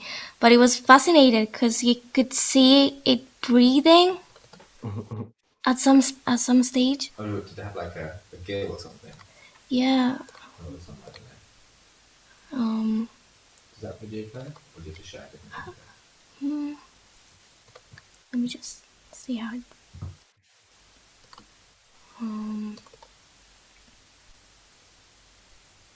Bees are not playing.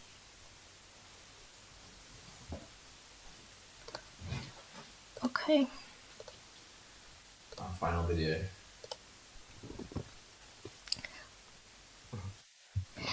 It just happens that they swim quite fast, so it's just really hard to chase them under the microscope when it's like. So skittish. Yeah, I think it's at the end that I got it. Yay. It's just difficult when they fly, and then it's difficult to, get a close-up. Yeah, okay. We know, trust us. Do you have any tips? I like to make a bunch of slides and let them wait for a little while, because as the water might evaporate or as the light might start to bother them, they'll start to slow down. So there's that sweet spot before they die or they get smushed, but they're just slow enough. So that's what I do for ciliates especially. Okay. And the more you watch these things, the more you get to know the motion. So it's a bit like a video game. You can follow. So this is my best. Lovely. This is my best shot, I think. Very artistic. You can see the spot there. I was like, get in the middle. Yeah, that's cool. You You can see the heartbeat in there on the left. Yeah. There. Like you can see the muscles controlling the eye. So that circular part is its heart, and then Middle left. it has like internal legs that it uses for respiration and stuff like that. Yeah. This was like my second try on this microscope. You did great. Yeah. Yeah. Well done. You had fun doing it. That's all that matters.